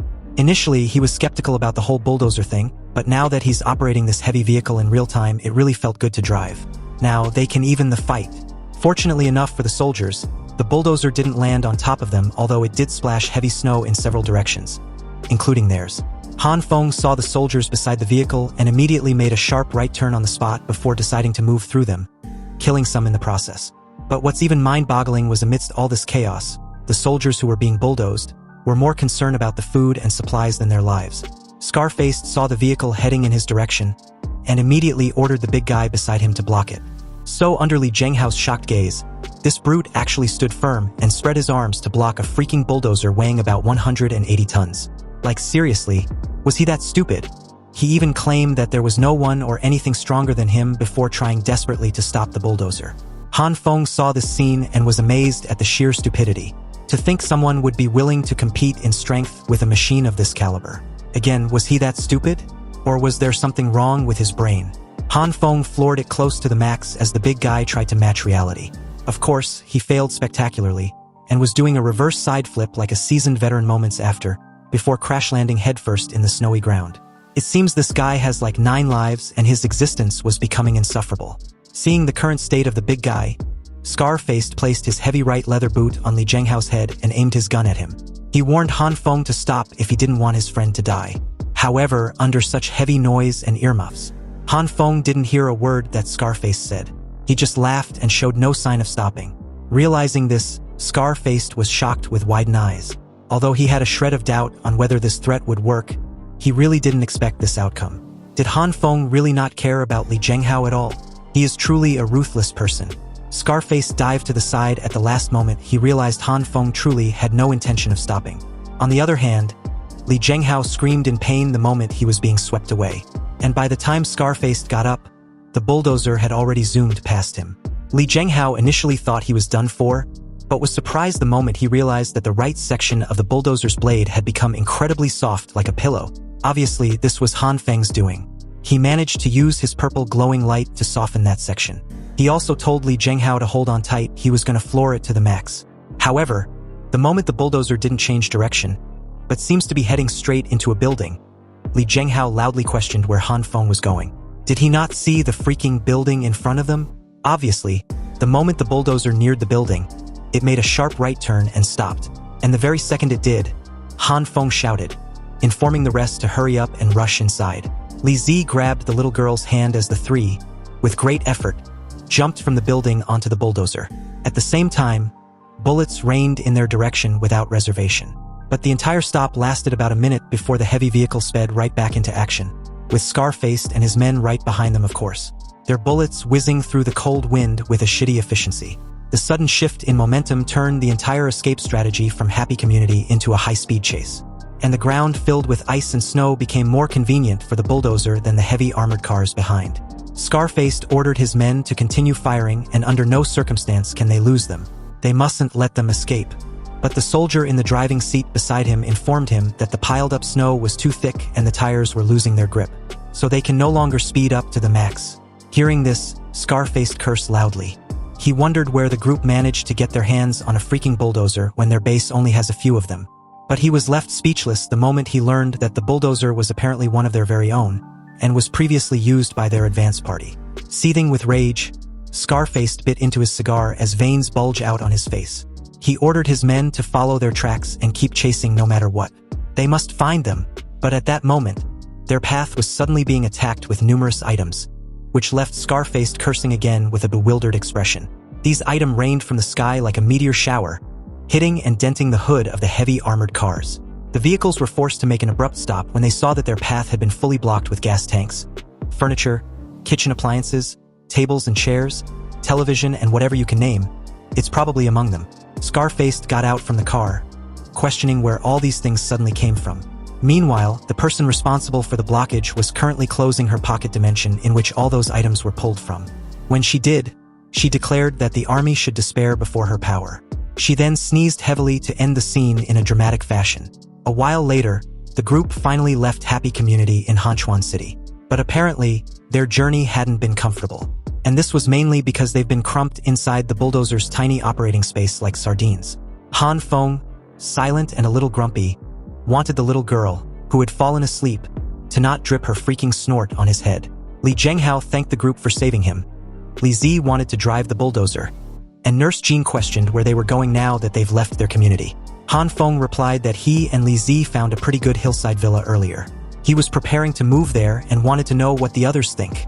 Hearing this, no one had any objections. And given the situation, what other option do they have? In that moment, a beeping sound had been going off excessively, warning the group about the pending lack of fuel. Nurse Jean informed Han Feng of this glaring issue. But the very moment she did, the bulldozer stopped moving, and seconds after it shuts down. Han Feng asked the little girl about the oil she'd stored in her alternate space. She gave a clipped answer, opened her alternate dimension, and started rummaging through the items stored like crazy. However, in front of everyone's shocked gazes, she took out several bottles of cooking oil instead of diesel oil. At this point, it was obvious that the little girl had completely misunderstood the type of oil Han Feng asked for. Han Feng was on his last nerve as he stared dejectedly at the 7 bottles of cooking oil. It had been a while since he asked for the fuel, and the little girl hadn't been able to find any. She tried again, fumbling excessively, but still couldn't find them. Growing impatient, Han Feng asked what was going on. After all, the little girl was now capable of taking out whatever she desired from her alternate space, given it's available in that separate dimension, of course. So what seems to be the problem now? In that moment, the little girl finally understood the crux of the matter.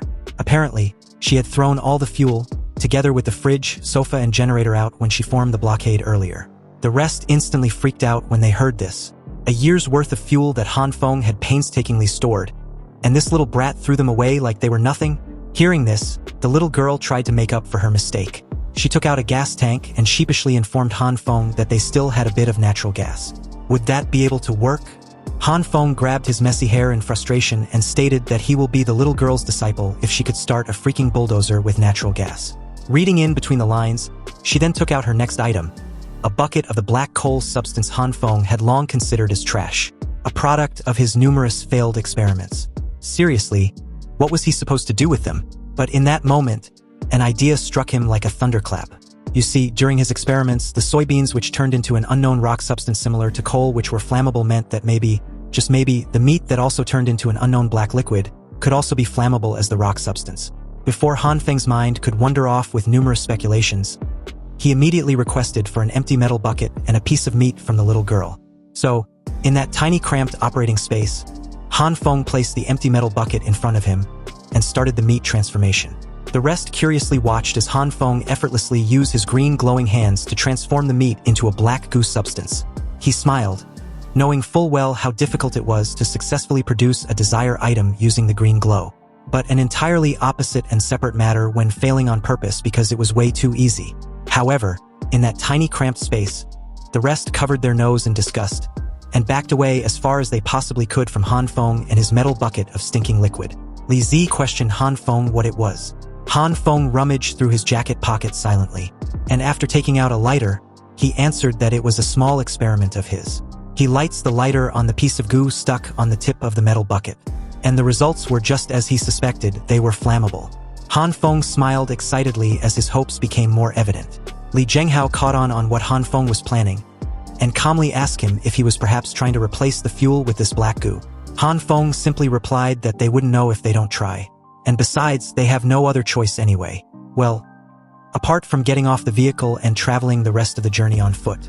Han Feng proceeded with his plan after gathering enough of the black stinking liquid. He poured it into the fuel tank, and to everyone's astonishment, it actually worked. The bulldozer was fired up, and Li Zi couldn't stop praising Han Feng like he was some idol or something. Han Feng, basking in this praise, told the group that the key to all his amazing deeds was being low profile. On the other hand, Li Zhenghao was amazed that the whole thing actually worked out. He continued to stare at Han Feng with a dumbfounded expression, wondering what other secrets he might be hiding. The rest of the journey continued without a hitch but at an incredibly slow pace. And this was primarily due to the snowstorm picking up. The snowfall became heavier and the wind became stronger. The group had been on the road for hours, and on the way, the little girl opened her alternate space and asked Nurse Jean if she wanted some snacks. This immediately lights her mood. And the moment she took out some various type of snacks, she questioned Nurse Jean which kind she wanted. Seeing the numerous varieties of snacks, Nurse Jean was amazed and thanked her. Li Zi also wanted some when he saw this. But it was in this moment that Li Zhenghao connected the dots about the mysterious supermarket robbery. And based on the almost infinite number of items she'd stored in her alternate space, Li Zhenghao couldn't help but ask if the little girl was the person responsible for the mysterious supermarket heist. The evil king's true eye nodded slightly to this, shocking Li Zhenghao yet again. In that moment, Han Feng informed everyone that they were almost there. Right ahead was the hillside villa he mentioned earlier. So, when the rest saw the scene up ahead, Nurse Jean was amazed at the sight. Li Zi urged Han Feng to floor the bulldozer up the hill, but Li Zhenghao and the little girl just observed silently. Excited, Han Feng stepped on the accelerator, and that's when a loud boom immediately sounded. The engine had exploded, and the smoke and flames escaping from the exhaust fumes were incessant. The bulldozer became a worthless piece of junk, destroyed beyond repair in the current weather. Everyone felt dejected, dreading their next course of action. It didn't take a genius to figure out that they had to finish the rest of the journey on foot.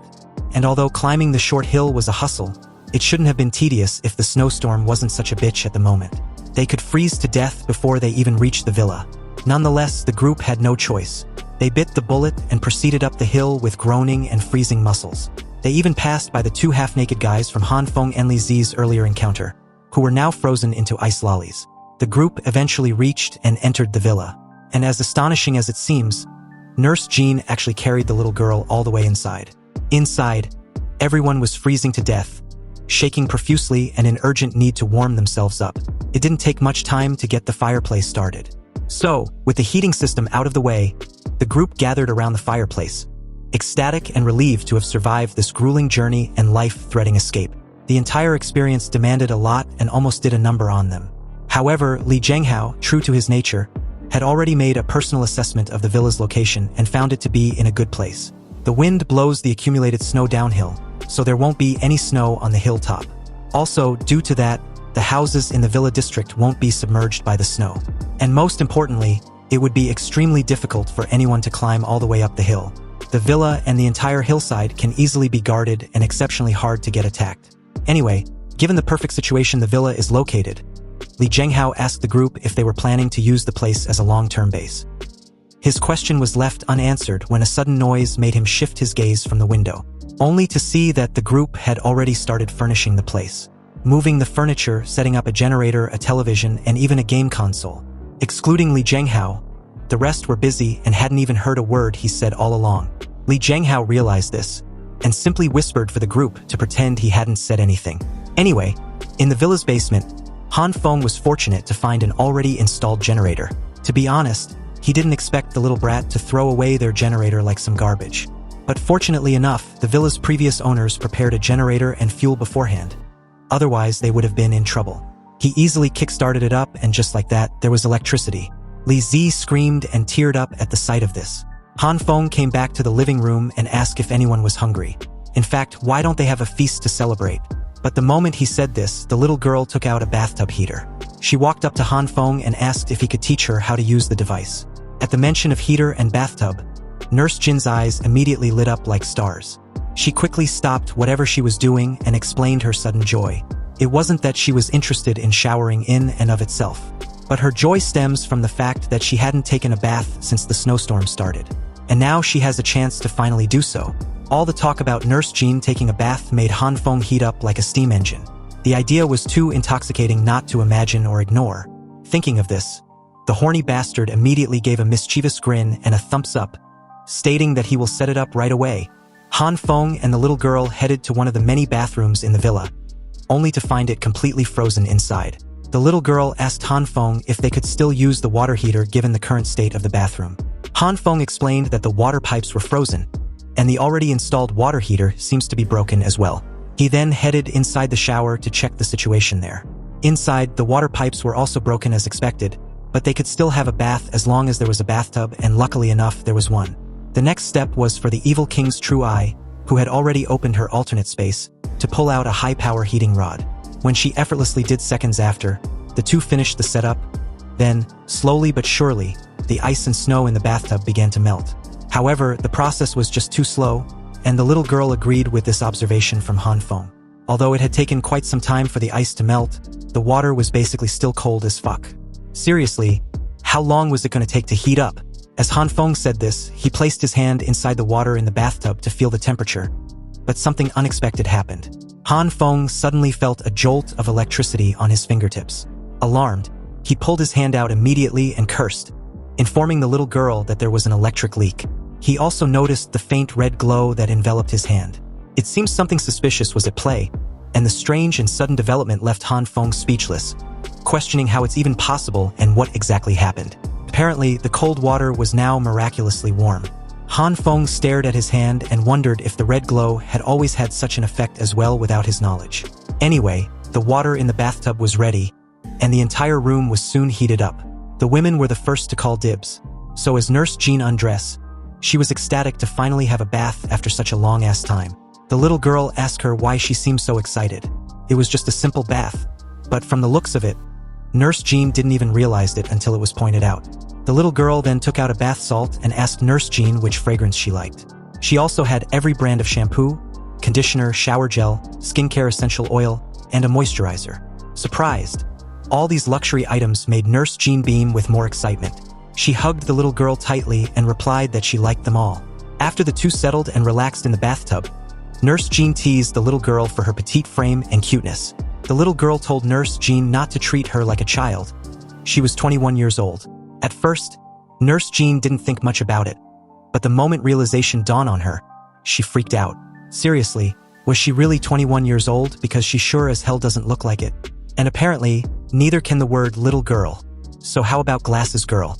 Anyway, she replied Nurse Zhan that her evil king's power allows her to preserve her youthfulness. Gullible as always, Nurse Zhan was nearly convinced when she heard this. But Glasses Girl stated that she was lying. She simply has a baby face, hence why she looks younger. But with her face and frame, it wasn't just the level of looking younger anymore. Meanwhile, Han Feng happens to be right outside the door, eavesdropping. He couldn't believe that the middle school girl was actually 21 years old. That's just too ridiculous. But just then, Li Zi showed up abruptly, asking Han Feng what he was doing over there. They should go play some games. Han Feng's awkward and embarrassed reaction made Li Zi rushed over and questioned whether his little brother was peeking. Han Feng denied this and replied that he was simply passing by. This won't do, Li Zi stated. A true man will look openly and without fear. Allow me to demonstrate. Han Feng practically had to drag Li Zi away when he tried to enter the bathroom to illustrate what he just said. The creepy bastard stated that he suddenly felt like playing games. And that's what the two immediately did, with Li Zhenghao watching silently from the couch. To think these two were in the mood to play games in such a situation, he stated incredulously. Han Feng questioned why they wouldn't be in the mood to play games when there's food, water, and electricity. Li Zi even invited Li Zhenghao to join them. After all, they were going to stay in this villa for quite a long time. If they don't look for some form of entertainment, they will be bored to death. Han Feng asked Li Zhenghao if he plans on staying, or was he going to look for his subordinates. Li Zhenghao remained silent as Han Feng continued. He was aware Li Zhenghao's background was not normal, but he, Han Feng, just wants to live a carefree life, and as long as Li Zhenghao doesn't drag him and the entire group into any of his troubles, then he was welcome to stay at the villa for as long as he wants. Han Feng's chat with Li Zhenghao almost led to Li Zi's death in the game, and he wasn't having that. He shouted for Han Feng to focus, practically waving his hand to get his attention. Meanwhile, Li Zhenghao still remained silent, contemplating over something. When he was finally resolved, he decided to tell the group about his real identity. Li Zhenghao started to explain that he was specifically in Happy Community to investigate superhumans. But the moment Li Zhenghao tried to continue, Han Feng unexpectedly interrupted him. He didn't want to hear none of that shit. Not about Li Zhenghao's real identity, the reason he came to Happy Community, what he hopes to achieve, his problems, none of it. He'd already stated that he didn't want to be dragged into his mess. And he meant that shit. Li Zhenghao just stared at Han Feng for a while, and after seeing his resolve, he lets out a heavy sigh and replied that he understands. He got up and left the room, adding that when his arm heals, he will leave and won't tell anyone about their little group, so Han Feng shouldn't worry. Furious, Li Zi told Han Feng to be serious. He almost died because of him. Han Feng apologized and promised to play better in the next round. Just then, the two women walked in, refreshed and smelling amazing. Now, it was time for the guys to have their bath. Li Zi wanted to conserve water and suggested they bath together, but Han Feng didn't want to bath with another man. In the bathtub, bubbles appeared suddenly, and Han Feng asked Li Zi if he also thinks the bath water smells really nice. Li Zi simply replied that he just farted, leaving Han Feng speechless. After Han Feng was forced to take a bath together with Li Zi, the group celebrated with a long-awaited feast, then a good night's sleep after that. For the next few days, Han Feng strengthened the walls, the roof, and the fences of the villa. For the top floor of the villa, Han Feng also modified it into a sauna. Now he can use the sauna as a spot to observe the situation at the bottom of the hill. In that moment, he noticed someone coming up the hill. The person collapsed on the frozen ground shortly after. When they brought the guy inside and laid him on the couch, Li Zi informed Han Feng that he knew the guy. Apparently, the guy was Brother Chong, who works for Director Liu. He also added that Han Feng had met the guy before. Doesn't he remember? The guy who got his gun for him. It was in this moment that Han Feng remembered. The guy woke up, a bit puzzled that he was still alive, and where the hell was he? Li Zi, a bit startled, called his name. But the moment Brother Chong saw the infamous Big Mouth Li, he asked why he was there. Li Zi nervously waved his hand and told Brother Chong to calm down first. Brother Chong's gaze shifted to Han Feng, and he instantly remembered him, but not in name. Han Feng introduced himself, and the moment the two sat close to Brother Chong, they wanted to know what happened.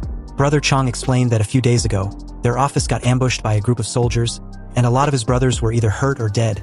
Even Director Lu was. The moment Li Zi heard Director Lu's name, he got up and asked what exactly happened to him. Brother Chong continued that Director Lu followed Han Feng's advice and stocked up a huge amount of supplies in advance. And the supplies were enough for them not only to get through the snow crisis, but to also help hundreds of residents. But a few days ago, a group of soldiers suddenly appeared.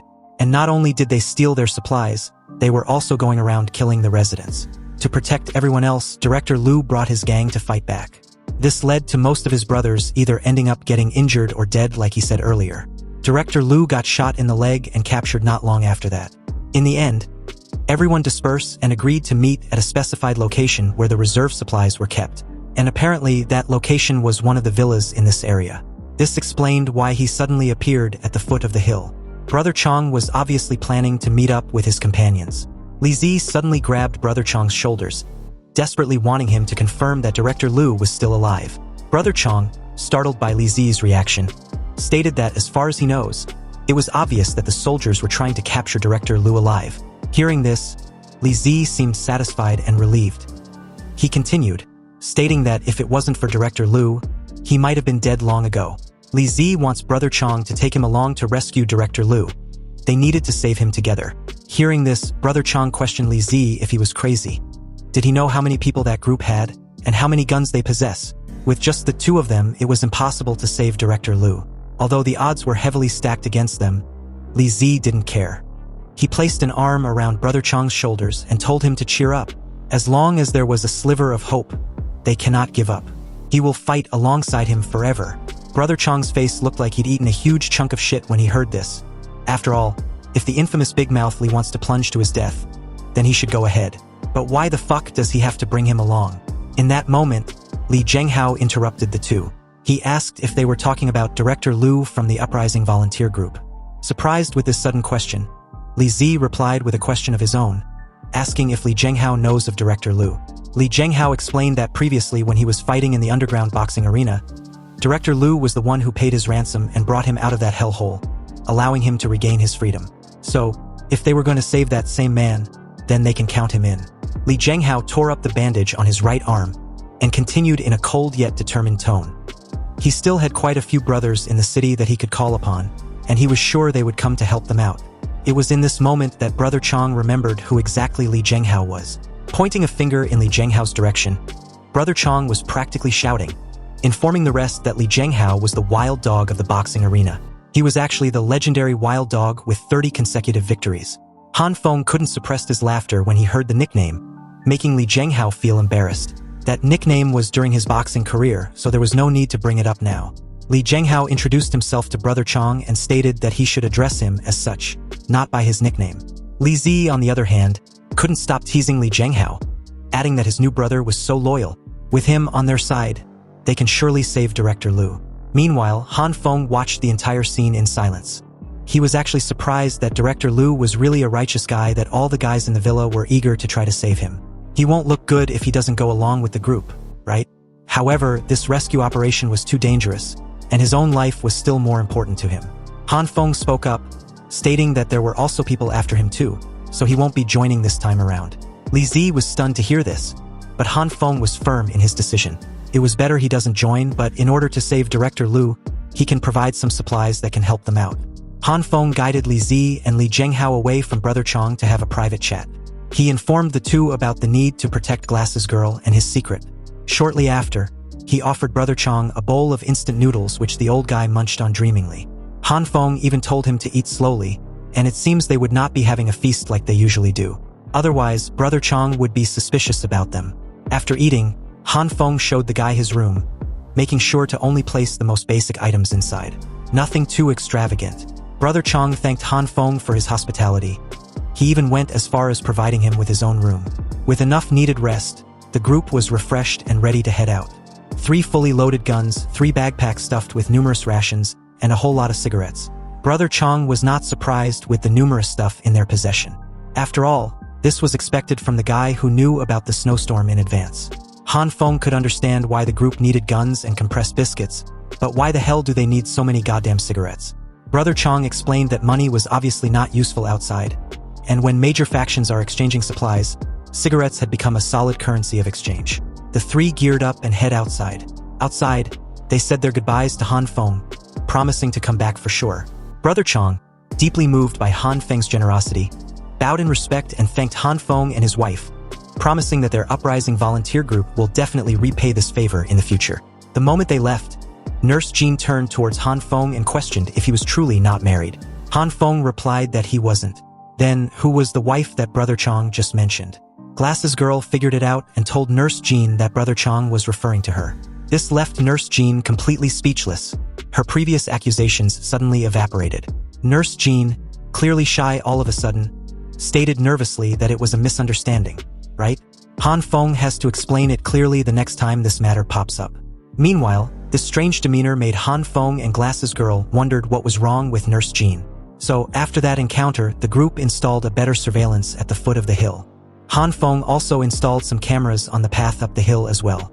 And in order to have access to the situation around the villa, he didn't leave out the villa's perimeter. The moment they finished, the three resumed their carefree daily life until the day a sudden nightmare occurred. Nurse Zhan shouted from the kitchen, and the moment she rushed out with a knife like a mad woman, she told Han Feng that something bad had happened. Han Feng quickly got up from the couch and asked what it was. Nurse Zhan, with widened and desperate eyes, told Han Feng that they only had a cabbage left. Han Feng also freaked out when he heard this nightmare news. He asked Glasses Girl how many more vegetables and fruits they had left. Obviously, a lot, she replied in her usual calm tone. But as she pulled out all the remaining veggies and fruits, Han Feng freaked out even more. This wasn't a lot. Didn't she emptied an entire supermarket? So why were there fewer veggies and fruits left? Glasses Girl replied that she didn't like vegetables, so she only took some of them casually. However, there were so many cucumbers, so Nurse Zhan asked her why. Glasses Girl simply stated that she liked cucumbers. The crux of the matter was that they had been using supplies carelessly without generating any of them back. If this goes on, they won't have any of these stuff to eat in the future. On the other hand, Han Feng can only produce wheat, soybeans, broccoli, and meat at the moment. All the other veggies and fruits ended up being failures. They only have one cabbage left, so they needed to figure out how to produce more. The moment Han Feng picked up the cabbage, Nurse Zhan urged him on, adding that their future happiness depends on him, so no pressure. Han Feng went to the living room, sat down with the last cabbage in hand, and tried to reproduce more cabbages. He activated his green glow and silently prayed to God to succeed. His first attempt was obviously a failure. Cursing, he tore his second piece and tried again, the same results. Han Feng tried again, then again, and again, and again, but the result was still the same. The two women watched as he moved on to chilies, then potatoes. But in the end, the results were still the same. Han Feng felt his luxury and carefree life collapsing. Why was this happening? He did not succeed even once. Nurse Zhan rushed over and cautiously asked Han Feng if he was alright. Han Feng lost it, shouting that they won't have any more veggies to eat in the future. They were done for. Completely done. Nurse Zhan was aware of this, but did Han Feng really need to exaggerate it this much? Glasses Girl chimed in that very moment, stating that there was still a lot of cucumbers left. Did Han Feng want to give that a try? And also, no one was going to die from not eating vegetables anyway. But if it's about vitamins, she pulled out a bottle of vitamins from her alternate space and stated that she had a lot in stock. This left Han Feng absolutely speechless. Nurse Zhan suggests they try growing their own vegetables instead. But due to the weather outside, how are they going to grow them? Nurse Zhan elaborates that she had experience growing some vegetables out on her balcony before the snowstorm. So as long as there was sufficient light and proper temperature, they can grow them indoors. First, they need a balcony vegetable rack, soil, and nutrient fluids. And on top of that, they need LED lights to provide enough light. Han Feng praised Nurse Zhan for her farming expertise. However, how are they going to get all these items? As he said this, their eyes lit up with realization. Of course, they have a human storage system. The two turned towards Glasses Girl and asked if she has all these items. Luckily enough, she did. But the only thing left was the soil. Han Feng and Nurse Zhan went outside to shovel snow, hoping to dig faster than the fallen snow. However, the ground was completely frozen solid that Han Feng couldn't dig at all. Seeing this, Nurse Zhan tried her shot, believing her abnormal strength would be enough. The shovel unexpectedly broke at the precise moment she tried to shove it inside the frozen ground, sending the blade flying in Han Feng's direction. She questioned Han Feng what they should do now that things had gotten complicated. It was too cold outside, so Han Feng suggests they go inside first, then think of something. When they entered the living room, Han Feng asked Glasses Girl how many growing containers she'd made at present. The two were surprised that the girl hadn't been slacking off. Around her were numerous plastic growing containers neatly done. Han Feng praised her for working so hard. Inwardly, he knew that although they don't have any flowering pots, with these many plastic bottles, it would be enough to do the job all the same. Nurse Zhan teased the girl for being so capable, but she had an issue for being treated as a child. Anyway, didn't they go out to dig for soil? Where is it? Han Feng explained the ground was frozen solid, so they can't dig through it at all. Glass's girl suggests they use heating rods to melt the frozen ground. They can just insert the heating rods into the frozen ground. However, there was a limit to the heating effect. If there was only a way to instantly melt the ice. This statement made Glass's girl recall what she saw in the bathroom with Han Feng. In an awkward manner, she declared that it was time for the apostle in charge of bathwater to use his true power. This jogged Han Feng's memory about his experience in the bathroom. You see, previously when he was trying to heat up the bathwater, the red glow suddenly appeared and the water got heated instantly. If he can figure out the principle behind activating the red glow in such effect, he should be able to melt the frozen ground outside. Han Feng placed his glowing red hand into a bucket of water, and 20 minutes later, nothing. Nothing was working and he couldn't figure it out at all. What a failure. He tried to recall the details involved back then and the difference from now. That's when it hit him. Could it be because of the electrocution? He asked Glass's girl if she had anything that he could electrocute himself with. The girl simply took out an extension board and added that Han Feng should just connect it to a power source, stick a hand inside, and just like that, it would be able to produce an instant death effect. Hearing this, Han Feng, annoyed, protested. He wasn't trying to delete himself. Back then, he was electrocuted and accidentally heated up the bath water, so he wanted to recreate the exact scenario. The girl then took out a low-voltage self-defense electric baton and handed it to Han Feng. Although Han Feng took it, he was a little hesitant because he recalls an electric baton being really powerful. Was Glass's girl sure it was just a slight numbing effect? Yes, she replied. A basic electrocution that isn't that powerful and very safe. Hearing this, Han Feng took the plunge and switch on the electric baton. The electricity fused with Han Feng's glowing red hand, and just like that, the bucket of water was instantly heated up. Han Feng made an expression during the entire process like he was having an orgasm or some shit. Back on the courtyard outside, Han Feng did the whole process again. And although he had yet to understand the principle behind it, he was fine with it as long as it works out. When his glowing red hand activated and was placed on the frozen floor, Han Feng electrocuted himself without hesitation. And just like that, the entire frozen ground melted, forming a shallow pit. Han Feng grabbed some of the cold soil and shouted in excitement. They finally got soil. They filled and prepared the numerous plastic bottles with soil, and now it was time to grow the vegetables. Glass's girl had a lot of different seeds and wanted to know which ones Han Feng planned on planting. Everything. Han Feng planned on planting everything, of course. Nurse Zhan was quick to point out that the temperature in the house wasn't that high. And there were many vegetables that they won't be able to grow due to this. She pointed out some vegetables and added that they don't require high temperatures, so they would try planting that for now. As expected from a farming expert, Han Feng praised her again. Anyway, the two went to the basement and created the setup. And although they already placed 4 furnaces in each corner, Nurse Zhan wasn't sure the temperature was high enough. If the temperature wasn't high enough, the seeds will not sprout. However, if Han Feng's green glow is effective on these seeds, he can make them grow immediately. He wanted to give it a try, and since they have a lot of seeds, it wouldn't hurt to do so. Han Feng took a bottle, enveloped it in his green glow, and controlled the rhythm of energy output. When the time was right, Han Feng went all in, and just like that, they sprouted neatly.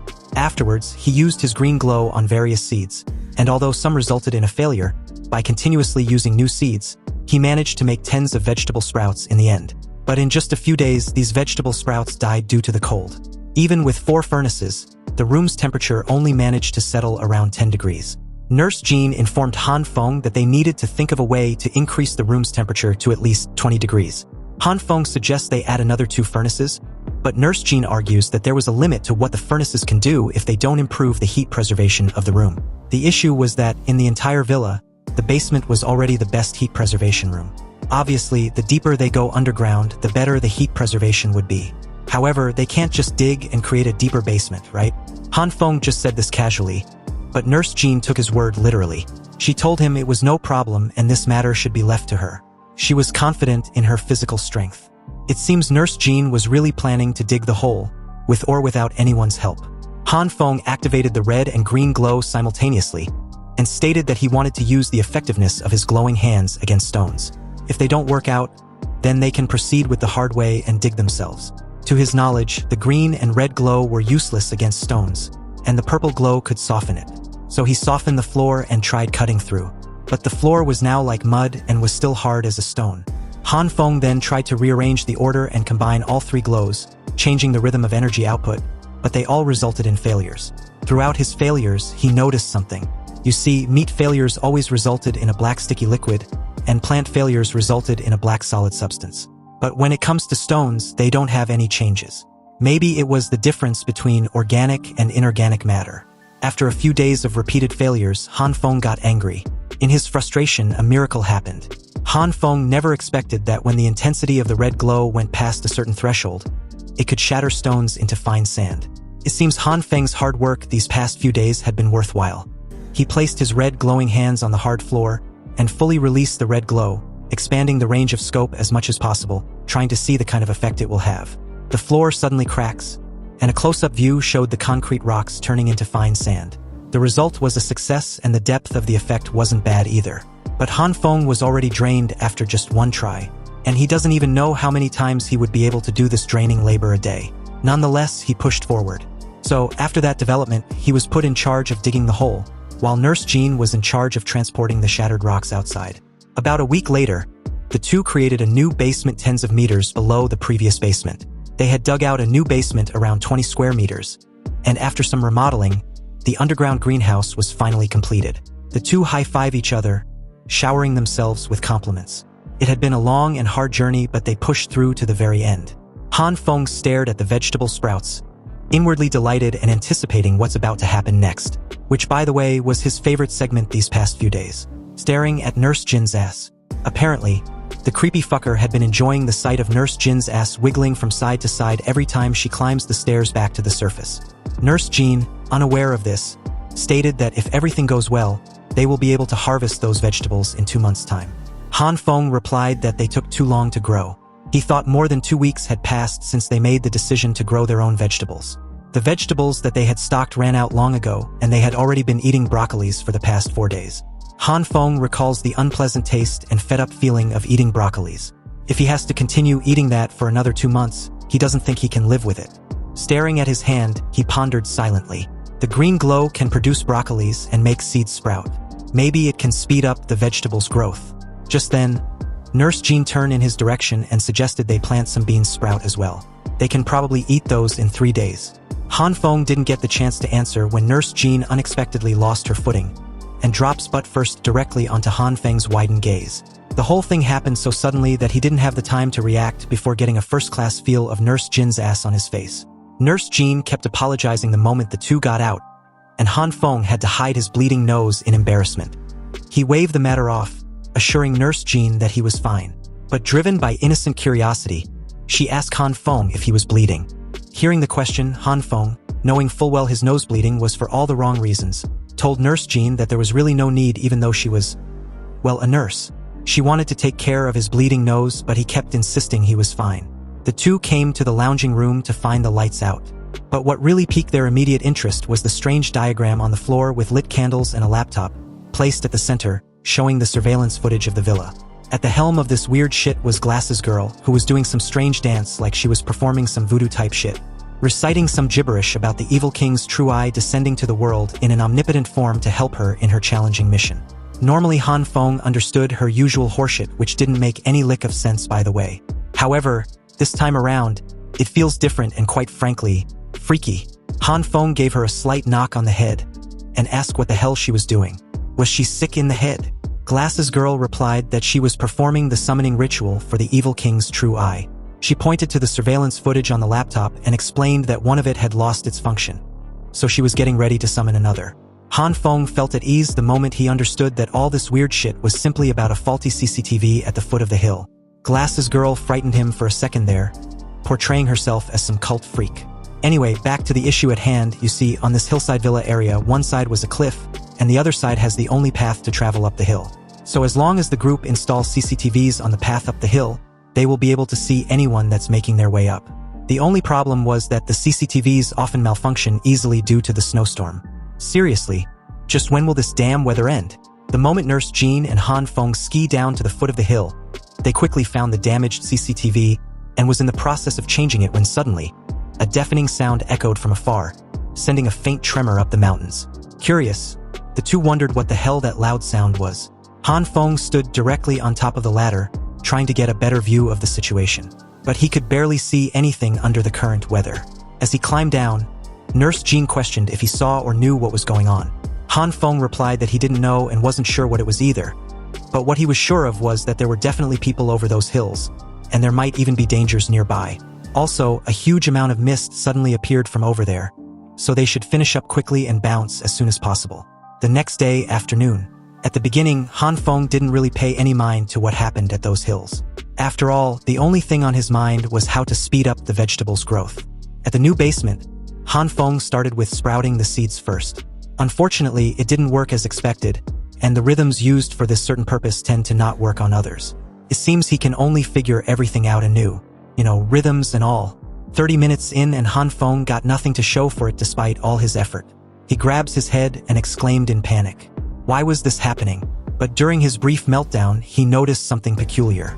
All the vegetables that were in direct contact with the green glow had died, whereas the vegetables on the other side which he didn't have contact with had grown a lot. Staring at his glowing green hand, he wondered if the sprouted vegetables only needed a very faint and weak green glow to speed up their growth. Han Feng spared no time and immediately started exposing the veggies to a very faint and weak amount of his green glow. Surprisingly, his guess was proven right. So after another 30 minutes of the veggies being exposed to the faint traces of the green glow, they stopped growing. Han Feng was unable to fully grow the vegetables in one go, so he decided to be there every day to perform the same process. And just like that, 5 days passed by like a bullet and the results for all his efforts finally paid off.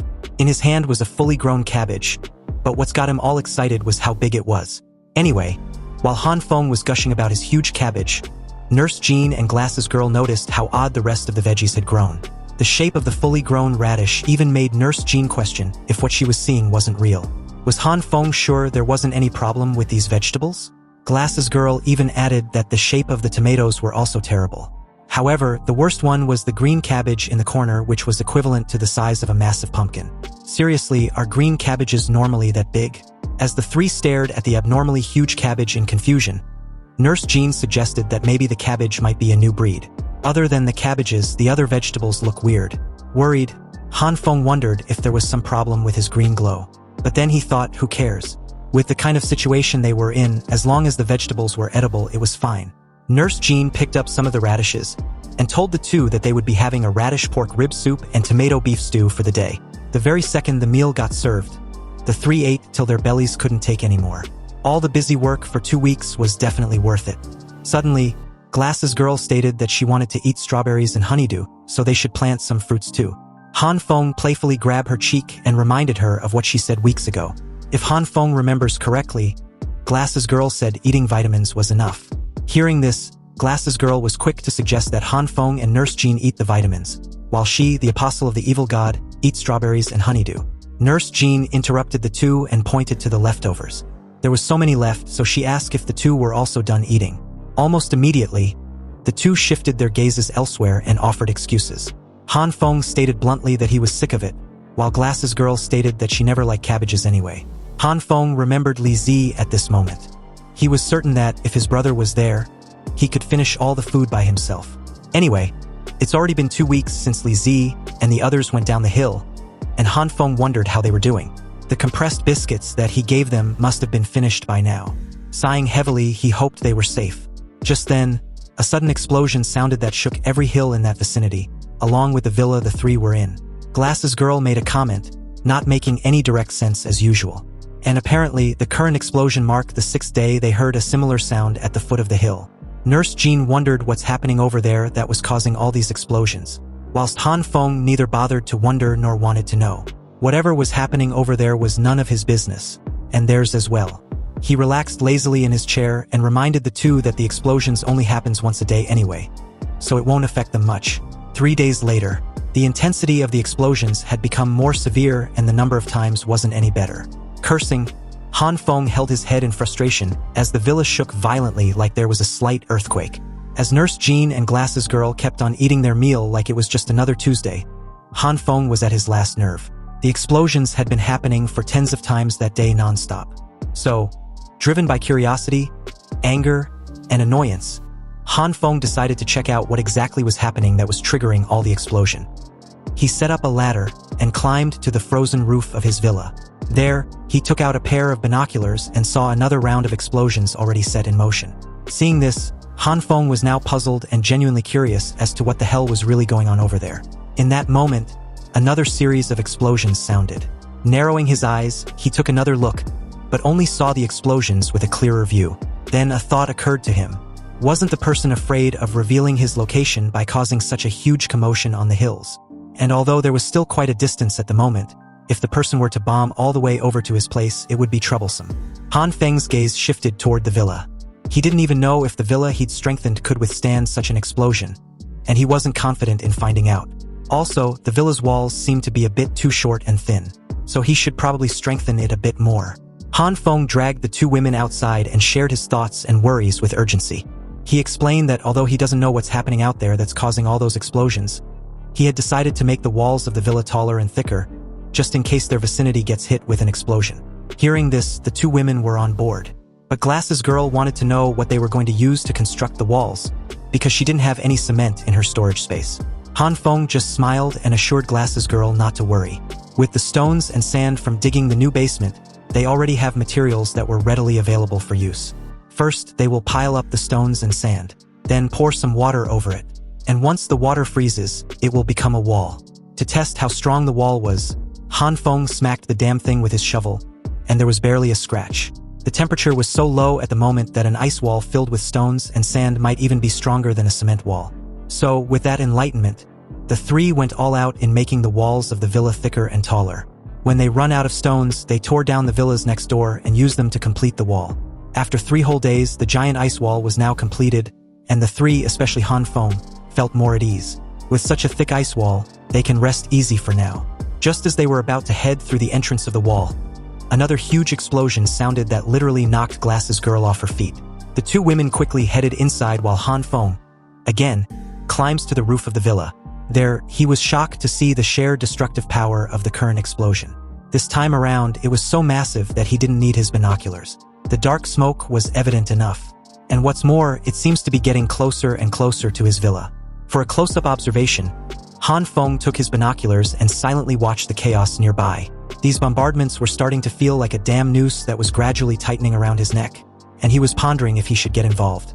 After all, his peaceful life was being threatened. But it seems his decision must be put on hold because another explosion just occurred. Only this time, it was extremely close to the villa, just a few meters away. Although the explosion wasn't that massive like earlier, it was enough to blow up a nearby villa, sending debris flying in several directions. And one of these many random directions was his villa. Luckily, the ice wall stood firm, stopping these projectiles in their tracks. But just as Han Feng was admiring this handiwork, one of the projectiles flew past him, narrowly missing him by just a hair's breadth. Han Feng's eyes widened in shock when he realized just how close he was to being hit. For a moment, his mind went completely blank, his heart pounding. That projectile didn't just graze past him, but actually nicked the right side of his head, taking out a few strands of hair in the process as blood trickled down his cheek. Han Feng quickly scrambled down from the roof, still in disbelief. Fortunately, they built the ice wall in advance. Otherwise, it would have been dangerous just now. He rushed inside the villa, urgency in his voice.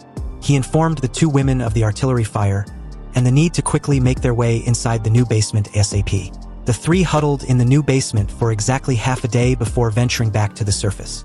On the second night, as Han Feng was taking a bath, the area was suddenly hit by another round of explosions, startling him.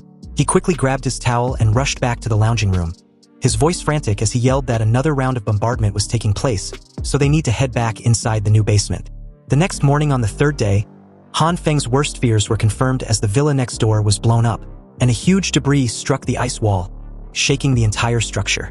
In the afternoon on the fourth day, Han Feng was caught in the most awkward situation possible.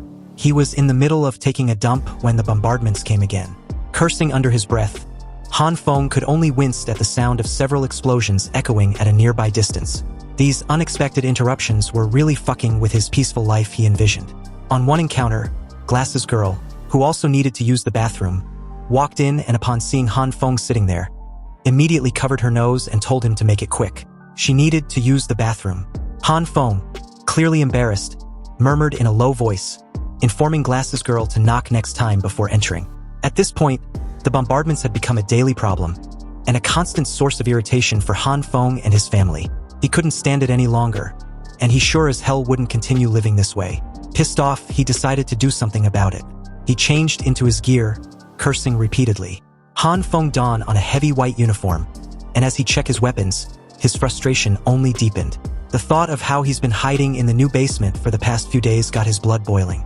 He can't eat well, drink well, sleep well, or take a shit without those fucking bombardments threatening his life.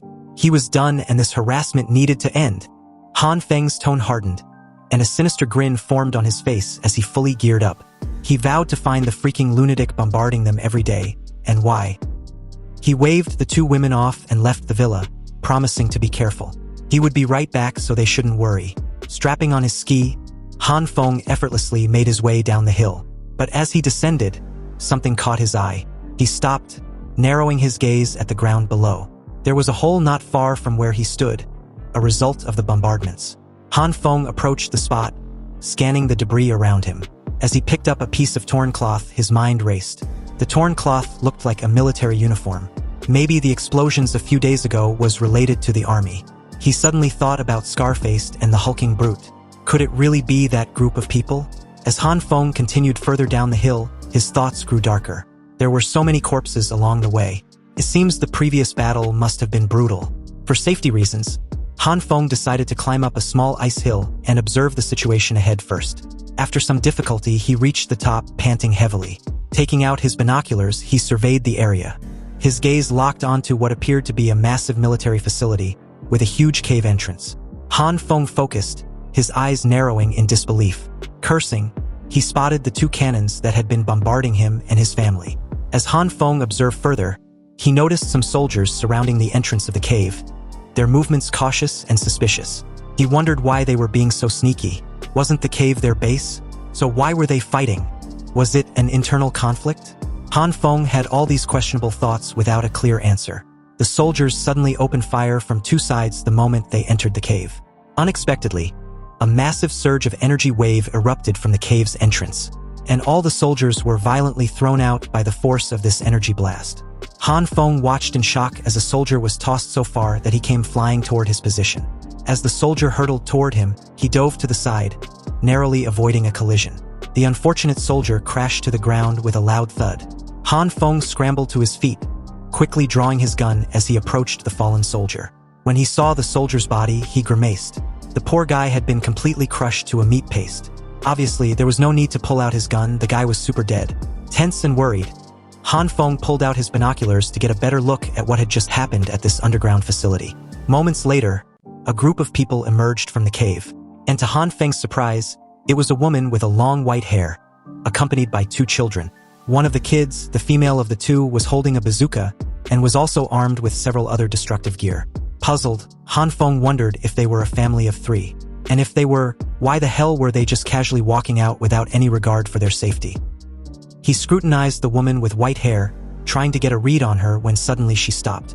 Her gaze shifted directly toward him. In an instant, their eyes met, and she even smiled at him.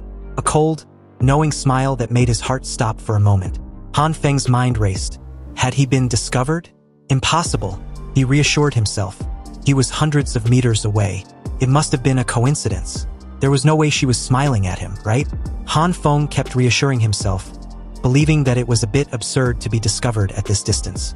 Or so he believed, because the next moment, the pink-haired girl raised her bazooka, and with a menacing smile, she aimed it in Han Feng's direction and opened fire.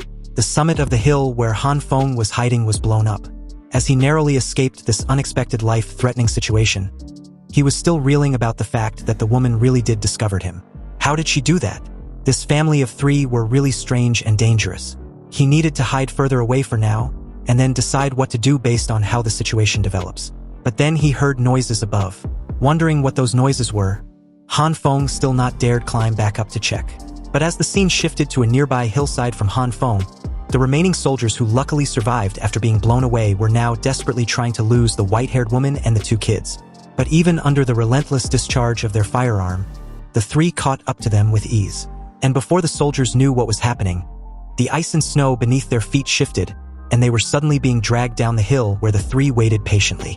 With the ability to control ice and snow, the young blonde had his hands buried in the ground, and the moment he pressed down forcefully, a massive avalanche was suddenly triggered, burying the remaining soldiers.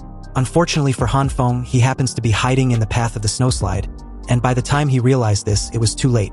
Han Feng got buried along with the soldiers, and the avalanche snowballed downhill until it was eventually stopped by a frozen dam.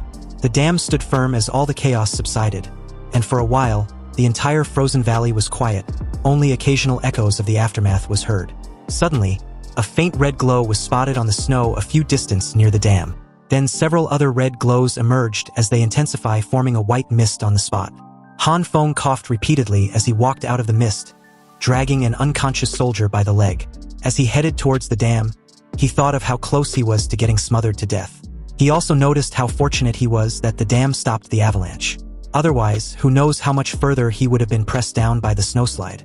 During that instant where he was buried by the snow, he saw those three standing on top of the hill without a care. Han Feng wondered if they had the ability to control ice and snow. His gaze shifted to the unconscious soldier behind him, hoping that he might be able to provide some useful information when he wakes up. In one of the few mini watchtowers on the dam, Han Feng dropped his gear on the wooden table after tying the guy up. He crouched down beside him and woke him up. As the guy slowly opened his eyes and realized the situation he was in, he started pleading for Han Feng not to kill him. He will tell him everything he wanted to know. Hearing this, Han Feng grinned. He thought of so many interrogation methods and hadn't even used any of them, and this guy had already given up. He sat down on a chair and told the guy to relax. He wasn't going to kill him as long as he tells him everything he knows about the woman and those kids. He will even let him go if the information is useful. The guy freaked out and started rambling that those three were simply inhuman. They know ice magic and can release energy waves, and can also cause explosions. Han Feng had to literally drop his foot on the guy's head to shut him up. He told him to start with the woman, then the kids. The bastard should tell him about them one after the other, not the convoluted mess he just spouted. The guy calmed down and explained that the woman can release energy waves, and she was the one responsible for the energy blast that blew them out the cave. The girl has some sort of explosion magic that can turn anything into a bomb. And the person responsible for the avalanche was the blonde boy who has the ability to control ice and snow. The three of them are simply not normal humans. They are superhumans. Magicians, no. Monsters. Han Feng thought the guy was being too outrageous. But then again, as he stared at his hand, he felt that he didn't have the right to call them outrageous. Because it looks like there were many people who were similar to him, Glasses Girl and that hulky brute. Anyway, the last and most important question Han Feng wanted to know was whether the guy and his dead teammates were the people who had been bombarding the hillside villa region in the south for the past couple of days. The guy shook his head vehemently and replied that they weren't responsible for that.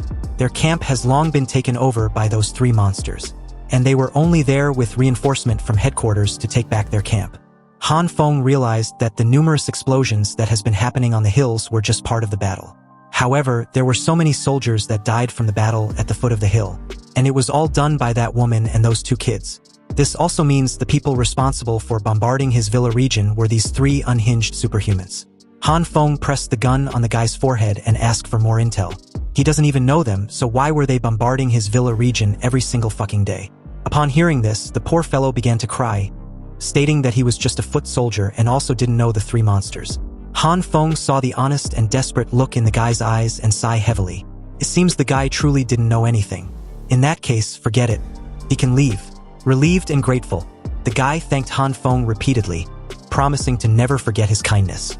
However, the moment he ran out of the ruined building, he was suddenly hit with an energy projectile that literally turned him into a meat paste. Han Feng flinched at the sight, but immediately after, similar projectiles rained down on the entire dam in rapid succession like some sort of meteor shower. One managed to hit the mini watchtower Han Feng was in, but surprising enough, the ruined building withstood the attack. Han Feng had used the purple and green glow to reinforce a section the projectile was likely to hit, and from the looks of it, he guessed right. It was obvious that they weren't just firing randomly, but rather aiming specifically at the dam's location. They were already multiple hills away from them, so how on earth did they discover his location? Meanwhile, back at the entrance of the cave, the woman and the two kids were having a blast, quite literally. The boy covered his ears and praised her sister for being so skillful. Upon hearing this compliment, the pink-haired girl laughed and stated that it was expected. She had been practicing these past few days, so of course her skill had improved. The woman stared at a distance and informed the kids that after the bombardments, their target ability fluctuations did not disappear, but seems to have become stronger. The boy sat down and acted as if he couldn't believe what he just heard. If both the avalanche and the bombs were unable to kill the target, then he must be too powerful, right? The girl laughed and simply added that they had plenty of bombs, so that person will eventually die even if he is powerful. The woman pointed in Han Feng's location and instructed the girl to fire a few more bombs. If the target still isn't dead after that, they will have to chase after him. They can't let him escape. Otherwise, it will only attract more enemies. The boy reminded the two that the target wasn't even afraid of bombs and an avalanche. Will they be able to defeat him? Hearing the question, the girl patted his brother on the back and asked what he was afraid of. His ability was practically invincible in the snow. As the scene shifted back to the mini watchtower, Han Feng slouched in the wooden chair, exhausted. The bombardments had finally stopped, and if he hadn't strengthened the building in time, he would have been taking a permanent nap as a disfigured body parts. Han Feng got up, placed a hand on the window, and questioned himself what he should do next. Should he initiate and bring the fight to them even though he will be facing 3 superhumans? And if he were to choose the other option and run back home, they would probably be bombarding his villa region every freaking day. At this point, Han Feng had no choice but to think of a way to get rid of them. For the sake of a peaceful and carefree future he'd envisioned, nothing was more important. With his decision made, Han Feng spared no time formulating a plan, illustration and all. He knew there was a snowfield in the front section of the dam with hills on both sides. His enemy was a team of 3, and they all possessed special abilities. Everything the girl touches turns into a bomb, but Han Feng believes that the buildings that he'd strengthened should be able to defend against it. The woman, on the other hand, can produce powerful energy waves, and she can use it from a long range. This makes her slightly dangerous than the girl. However, the most dangerous one of the 3 was still the boy who can literally create avalanches. If he controls the snow from far away, he can just directly bury Han Feng and the dam altogether.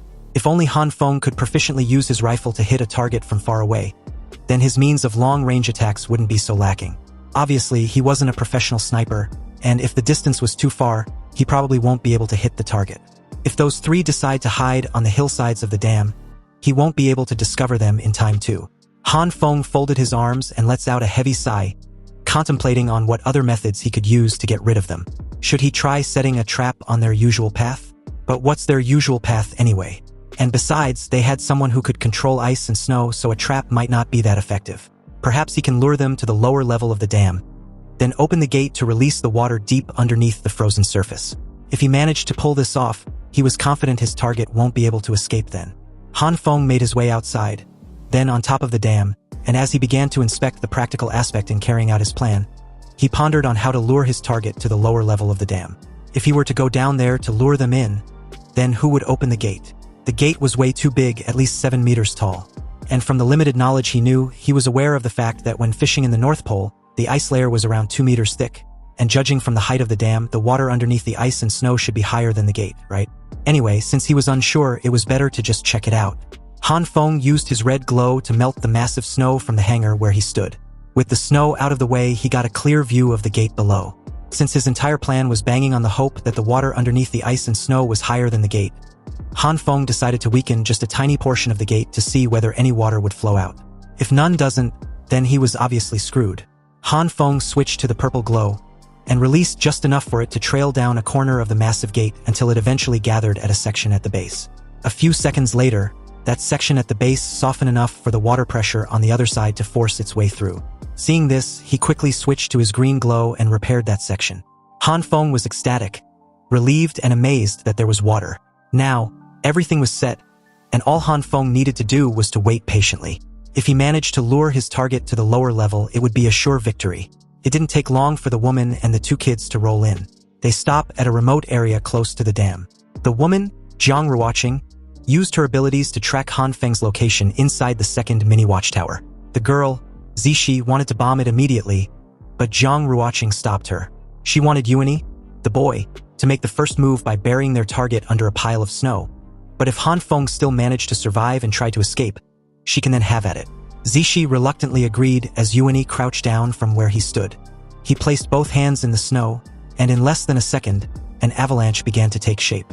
It gradually snowballed into something massive, mimicking the previous one just a few hours ago. and it didn't take long for it to swallow the mini watchtowers, including the one Han Feng was in when it snowballed downhill. Just like earlier, Han Feng used his purple and green glow to continuously harden the walls, which were directly taking the full force of the avalanche.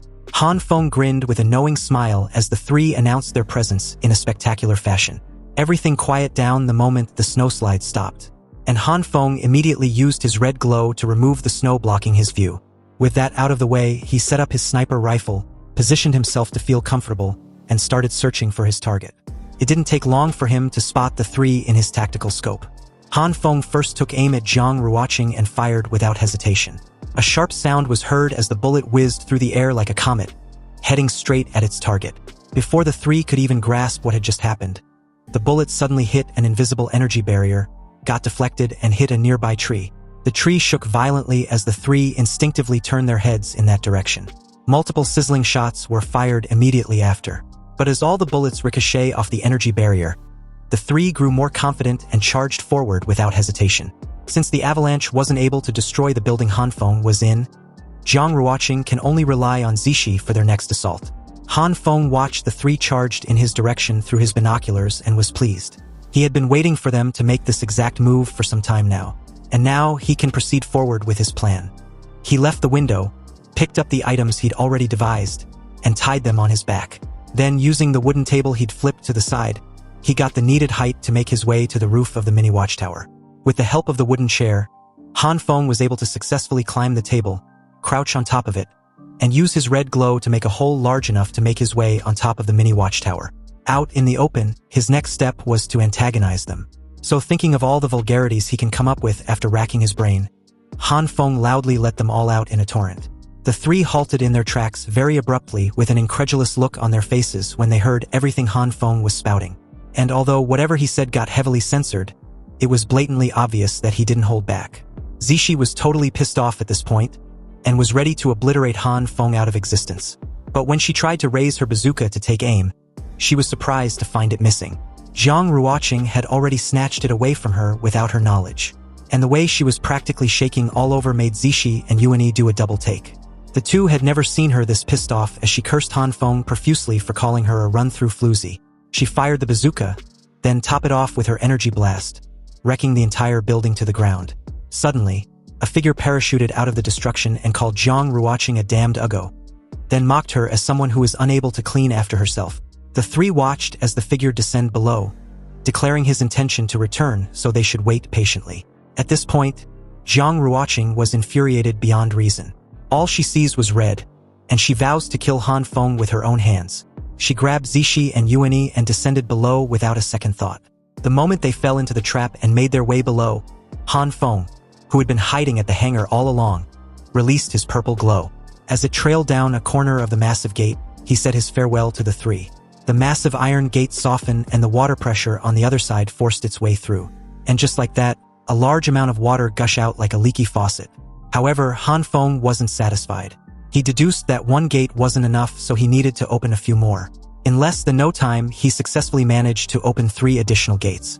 Surprising enough, the pressure didn't drop as the water began to flood the entire channel. As for Zhang Ruoqing and the 2 kids, they chased the decoy aggressively, which led them a bit afar from the dam. They eventually caught up when it landed. But the moment Zixi tried to engage, Zhang Ruoqing stopped her, no longer blinded by rage. She used her superpower to confirm no fluctuation of abilities over where the decoy just landed, meaning their target wasn't there. Yuani was the first to hear a strange sound from behind and question what it was. But the very moment he turned to have a look, an unbelievable amount of water was heading towards them like a tsunami. They instinctively panicked, and although none of them knew how this sudden flood was possible, it didn't take a genius to know they've walked into a trap. Zhang Ruoqing instructed Yuani to use his abilities to move them away quickly. So he placed his hands on the snow, and a pillar made of ice and snow a few meters high erected underneath their feet. They remained on top as Yuani managed to ski it forward. Unfortunately, the flood was faster and soon caught up to them. Zhang Ruoqing used her energy barrier to shield them and instructed Yuani to move faster, but their current speed was the best he could manage. And besides, the surrounding snow had all been melted. There was not enough snow to use. Their situation turned extremely dire as the ice and snow pillar underneath them shatters after melting for a while, plunging them straight into the flood in a blink of an eye. But Zhang Ruoqing made a split-second decision before any of this could happen. She grabbed the collar of Hyiona and the arm of Zishi, used her energy barrier to form a bubble around them before the flood inevitably outrun and completely submerged them, sweeping them away with the current with no trace behind. As of now, it looks like they've drowned. Han Feng stood on top of a hangar and watched how everything unfolded through his binoculars. It's a bit regrettable that his view was cut short by the hills, so he couldn't see the situation downstream. Nonetheless, he could confidently confirm his plan as a success, because even if the three didn't drown, they would freeze to death. Now, he can be at ease and go back to the cave to destroy all the cannons. Then his beautiful carefree days will be back in business. As he traversed through the snow, he fantasized on how it would be great if he could travel through it as if it was a flat land. With one slow step after the other, it didn't take long for him to make it back to the cave's location. And for protection, he armed himself with a semi-automatic rifle he picked up from one of the dead soldiers. Han Feng slowly approached the entrance of the cave with extreme caution. As he was about to enter, he reassured himself that there shouldn't be anyone inside, which is technically the case if he's going with his intuition. Han Feng hopes that there wouldn't be a group of soldiers who would suddenly appear out of nowhere and riddle his body with bullets. He activated his purple glow and extended it to take out the two cannons which were near the entrance. Enveloped with the purple glow, the two cannons became a puddle of metal. Han Feng stared at the sight and wondered if the cannons might explode after they melt. If they did, they might attract others and things would get troublesome. It seems he would just have to ignore the shells if there's no cannons. After all, the shells would be useless anyway. After dealing with the cannons at the entrance, Han Feng headed inside the cave, amazed at such a military facility as he kept wondering what could be inside. His eyes widened at the first sight he encountered. About a half a dozen cannons were arranged neatly on both sides of the cave with numerous artillery shells placed beside them. Han Feng was stunned as to how massive the cannons were. They were significantly bigger than the ones placed at the entrance. Luckily, the earlier bombardment at his hillside was from the mortars outside. However, if these huge weapons with its massive shells were to be used against him, then that's a level of calamity he definitely can't survive even if he hides in his new basement. And no matter how many times he strengthened the villa, it will still be blown to smithereens in an instant. These huge weapons felt like a noose around Han Feng's neck, and he couldn't allow this kind of threat to still exist. So he melted all of them without a second thought. He wiped the beads of sweat on his forehead, feeling a little at ease and quite proud of himself when he was done. But to his astonishment, there were actually so much supplies deep inside the cave, probably enough to equip a military troop. It's no wonder those group of soldiers tried so hard, even dying in the process, to get this base back. Obviously, Han Feng can't take all of these supplies with him, especially the firearms, and it's such a pity to leave them there. However, if someone else were to get their hands on them, it could end badly real quick. If only Glass's girl was there, she would be able to store everything inside her alternate dimension. And such a sight would be truly beautiful to see. Just imagining it even got Han Feng excited for no reason. He decided to go back to get Glass's girl. After all the supplies in the cave, from his perspective, will be safer in his hands than anyone else. So with that decided, he left the cave. But as soon as he did, several tiny rocks suddenly fell in front of him out of nowhere. Han Feng saw hands imprinted on them and immediately realized they've been turned into explosives. They detonated with a loud bang, creating a cloud of smoke. This kind of ability evidently belongs to Zishi, and if she was alive, the chances of Zhang rewatching and Hyiona surviving the flood was also a sure thing. The three stood directly on top of the cave's entrance as Zishi mocks Han Feng for trying to kill them. Now, he was going to feel just how painful it is when he's blown to bits. Pleased with herself, she turned her head in Zhang Ruoqing's direction and asked her big sister to check if Han Feng was dead. Zhang Ruoqing closed her eyes and placed a finger on her forehead.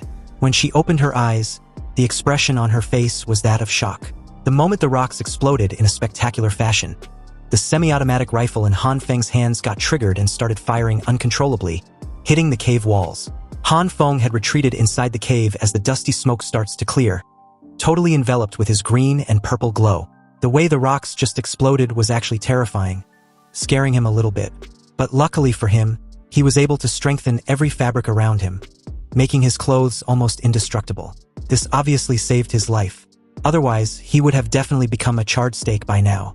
Anyway, since the explosive rocks came directly from above, he deduced the three must be above the cave as well. He approached the walls at the entrance of the cave with his red glow already activated. A bit annoyed, he cursed and placed his hands on the walls. Those three shouldn't think for a second that just because they were able to ambush him while hiding, there was nothing he could do and would let it slide.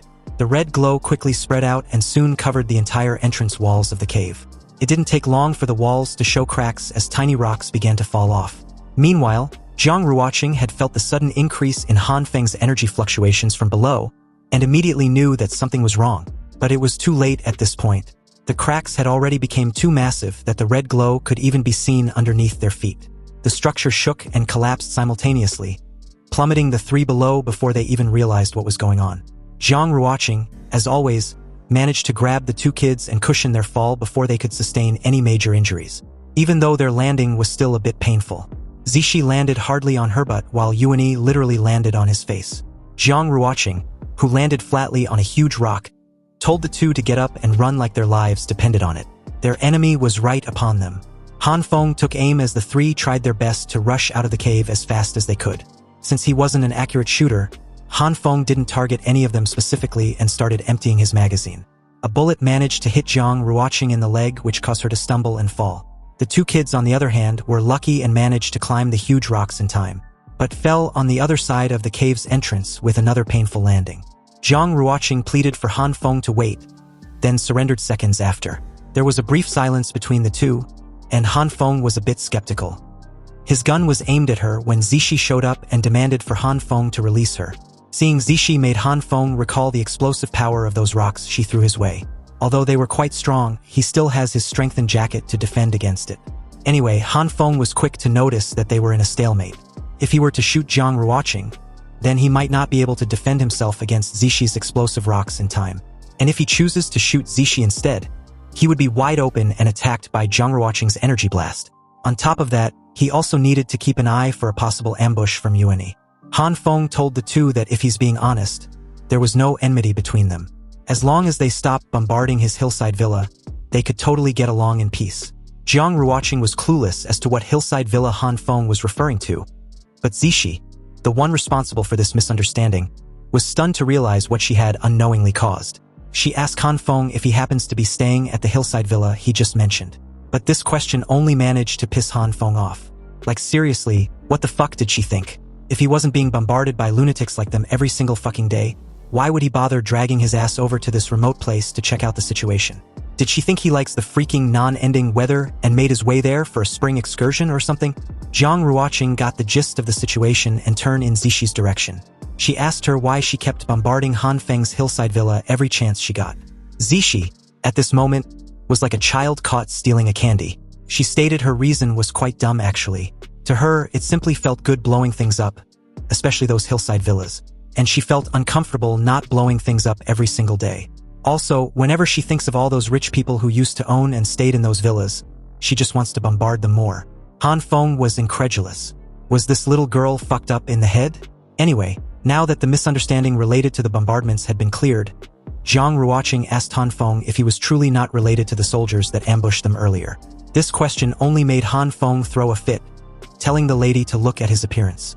Did he look anything like those soldiers they fucked over into meat paste? Zhang Ruoqing then asked why Han Feng suddenly showed up at the same time as them. To this, Han Feng just gave an awkward laugh and told her if she would believe him if he says it was just a coincidence, and he actually happens to be passing by. This time around, the brief silence was stretched till it became awkward. Zhang Ruoqing started crying as she apologized to Han Feng. It seems everything had been a huge misunderstanding. Han Feng wasn't buying her bullshit tears, and if she thinks just because she's crying, he will suddenly forgive them, then she's sadly mistaken. However, the reason she was apparently in tears was because her leg hurts. The scene shifts shortly after, and in one of the many rooms in the cave, Zixi treated her big sister's bullet injury, while Han Feng still had his firearm aimed at them. Yuani, on the other hand, was fast asleep without a care. Han Feng noticed that Zhang Ruoqing was way too calm when the bullet was being removed. If it was him, he would be screaming from the pain. Zixi was also very experienced with handling a bullet injury, and this made Han Feng conclude that their background wasn't as simple as it might seem. With her bullet injury treated, Zhang Ruoqing sat up properly and thanked Han Feng for forgiving their recklessness. They completely accept the suggestion he just made. Apparently, Han Feng had suggested a truce. They were to stop bombarding his hillside villa from that point forth, and he, in turn, won't disturb them any longer. Zixi wasn't exactly pleased with this new arrangement, but it wasn't like she had a choice since she was the person responsible for this entire mess. Anyway, to show their sincerity, Zhang Ruoqing added that as long as Han Feng needs supplies, He's more than welcome to take any of the resources in the cave. Zishi strongly disagrees to this.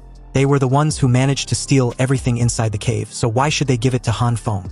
Zhang Ruoqing just gave her a stern look and told her to kneel down properly. If it wasn't for her being bored and bombarding Han Feng's hillside villa, will they have such a misunderstanding? Will she have gotten hurt? Zishi apologized and added that she was wrong. Zhang Ruoqing's attention shifted back to Han Feng with a polite smile. She also apologized on Zishi's behalf. She was being childish and was insensible, so she hoped Han Feng can forgive her just this once.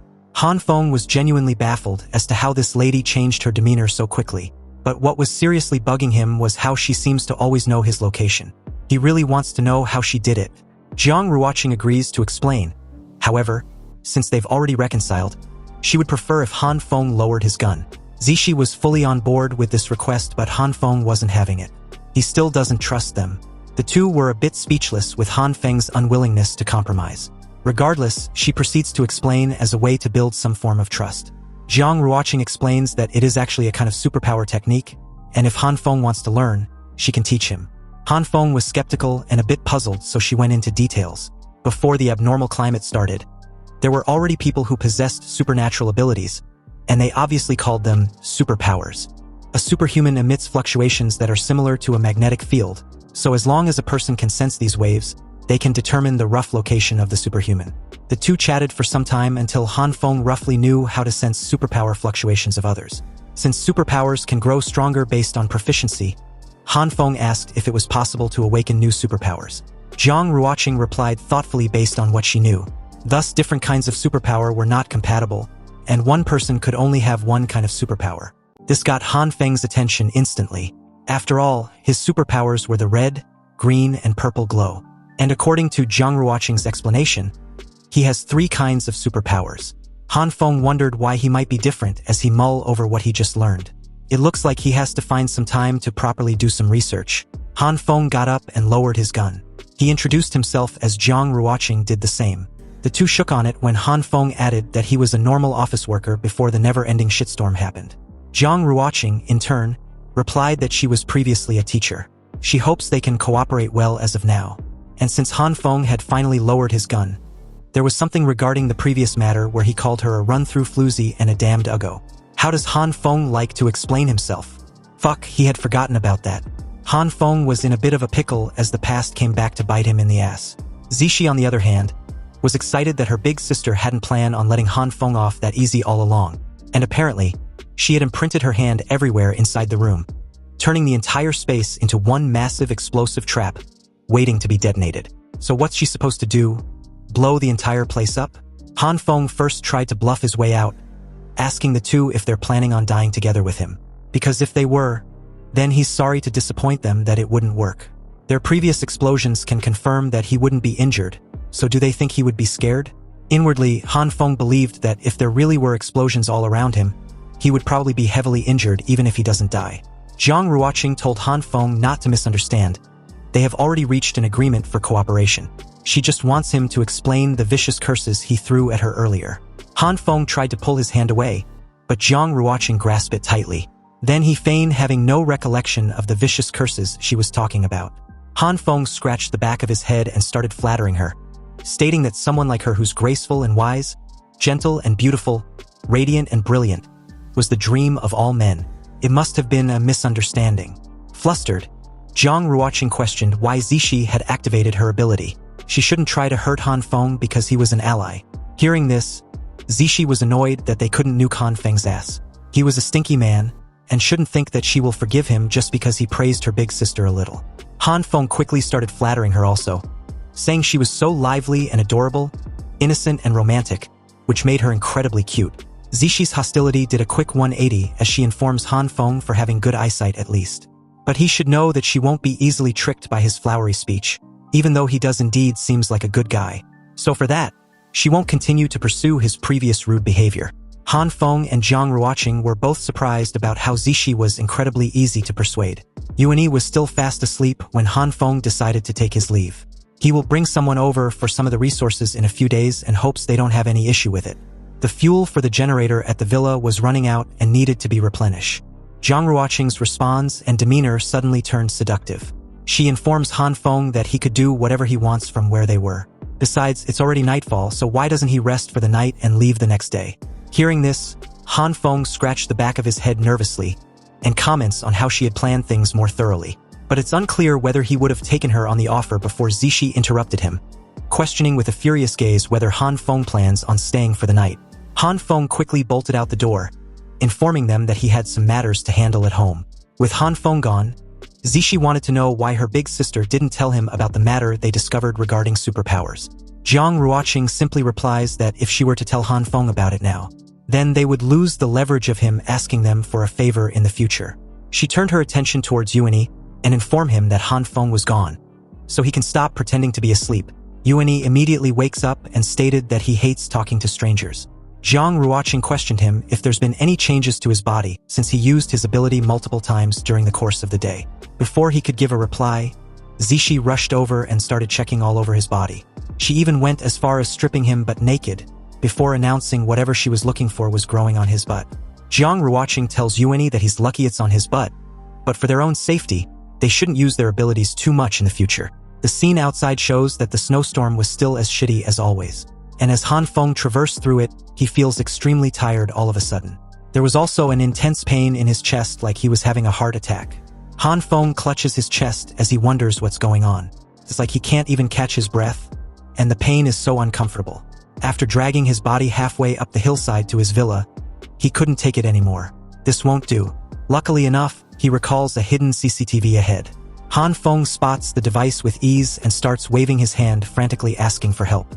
The camera showed no indication that there was someone watching on the other side.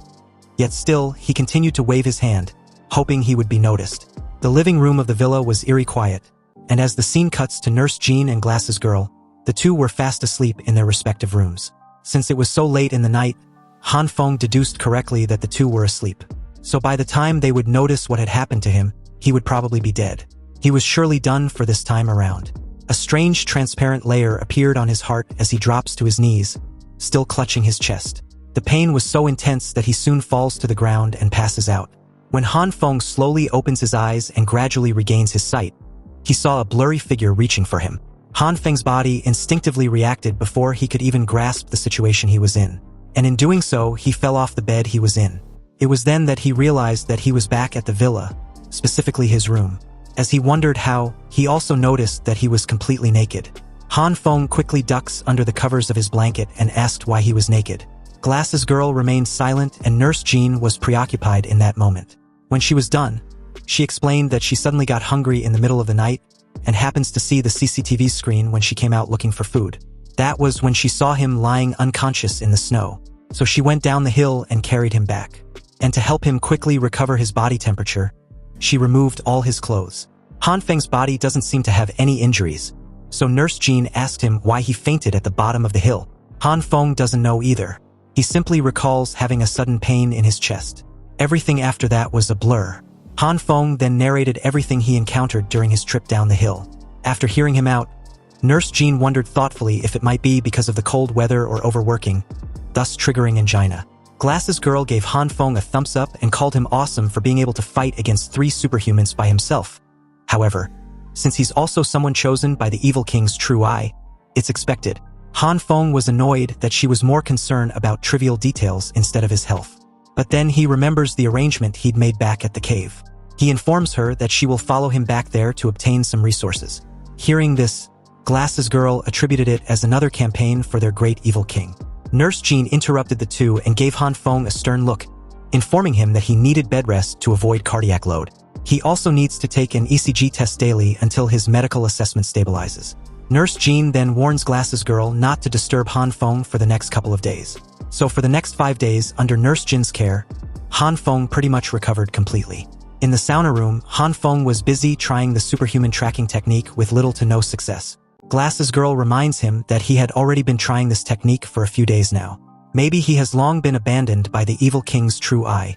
On the verge of a breakthrough, Han Feng needed to focus, so he told Glasses Girl to pipe down. That's when he sensed Nurse Jean in another room and wondered what she was doing in such a weird posture. Nurse Jean, who was currently using the washroom, felt strange. She felt like there was someone staring at her. Han Feng finally realized the perks of using the technique and praised it as divine. The scene cuts back to the military cave, and it seems a path had been cleared at the entrance. As the three made their way outside, Zhang Ruoqing initially thought Han Feng would return very quickly, but it's already been 8 days. Now, the three were waiting patiently for Han Feng's arrival. In that moment, Zhang Ruoqing sensed the fluctuations of 2 other superhumans beside Han Feng and informs the 2 kids. Zixi was shocked and thought it was impossible, but Yuanyi was unbothered. Since they were not fighting them, what's there to be afraid of? Han Feng and his family approached the 3 with bated breath. He greeted them and reminds Zhang Ruoqing of the reason why they came. He then properly introduced the 3 to Nurse Jean and Glasses Girl. The 2 politely offered their greetings. But the moment Zhang Ruoqing and Glasses Girl's eyes met, recognition registered between the 2. Glasses Girl quickly sat down with her back turned and stated that she shouldn't have come. Han Feng and Nurse Jean were puzzled as Zhang Ruoqing called Glasses Girl sister and questioned how she was there. This revelation shocked the rest into silence. Acting all cute and confused, Glasses Girl turned and told Zhang Ruoqing that she was mistaken. She just turned 12 this year. Zhang Ruoqing was excited as hell as she rushed towards her with wide-opened arms. Did her sister take her to be blind? Or did she not care about how worried she was when she suddenly disappeared from the research institute? As the 2 brawled playfully like kids, Zhang Ruoqing learned that her sister ditched her without any farewell to chase a dream of basically becoming a sloth. Glasses Girl asked for help, but the group were preoccupied at the moment, wondering how the 2 knew each other. However, the baffled expression on their faces showed that none of them had any clue. Back inside the cave's dormitory, the 4 still couldn't hide the incredulous look on their faces as they sat opposite to the supposed sisters. And after a weird awkward silence, Han Feng was the first to ask the obvious question, wanting to know if the 2 were really sisters. It was at this moment that we finally learned the name of Glasses Girl to be Qiuqiu. Zhang Ruoqing explained that Qiuqiu was her non-blood related sister from different parents. This revelation stunned the crowd of 4 into further shock, their gasps highlighting their disbelief even more. Zhang Ruoqing further explained that she was an orphan and was adopted when she was 11 years old. So Qiuqiu became her elder sister. They were inseparable back then, much closer than real sisters. Han Feng and Zixi rushed the 2 with the same question, wanting Zhang Ruoqing to confirm what she just said. Because no matter how they look at it, she should be the elder sister. Zhang Ruoqing gave a heavy sigh, already expecting this sort of reaction. After all, it was normal for anyone to misunderstand since her sister looks so small and adorable. But she's actually a year older than her. She even showed a photo of them when they were young. The moment the 2 saw the photo, Zixi started gushing about how cute and adorable they were, while Han Feng comments on how ridiculous Glasses Girl was. There was basically no difference from how she looked then and now. Also, if she's 21 years old, that means Zhang Ruoqing is only 20 years old. Han Feng couldn't help but notice how she grew up so fast. Zixi pointed at the 2 and laughed hysterically at the sight. Rather than sisters, the 2 look more like mother and daughter. She thought it was so funny until she saw the murderous look from the younger sister. Zhang Ruoqing then questioned her sister if she knew what happened after she left the research institute. Glasses Girl had no clue and wanted to know, but before Zhang Ruoqing could say anything else, she stared at Han Feng suspiciously. Han Feng urged her to just speak freely, but as he wondered why she suddenly stared at him like that, he realized that she didn't want him to hear about what she was going to say. Han Feng took the hint and told Nurse Jean to follow him. They were going to explore the cave to find any useful resources they might need. But before the 2 could leave the room, Glasses Girl got up and declared that the 2 shouldn't leave if they don't want to. After all, they were also companions chosen by the evil king's true eye, so they deserved to know about these matters related to her as well. Since Glasses Girl had made her decision, Han Feng showed a satisfied smile and agreed to stay, while Nurse Jean apologized for any inconvenience the 2 sisters might have for sharing their story. Zhang Ruoqing sighed heavily as she gave in to her sister's request, then briefly recounted everything that happened. She informs her that their research succeeded, but their professor got killed. Then the research institute got destroyed soon after. Han Feng finds the story to be way too brief. The very first sentence already had so much information, yet he couldn't make any sense of it. Anyway, Zhang Ruoqing was surprised to find out that her sister already knew. And although she was a little curious as to how, she also added that there were factions in the city capturing superhumans, and if they had revealed their identities, they might come after them. Surprised yet again, her sister already knew this as well.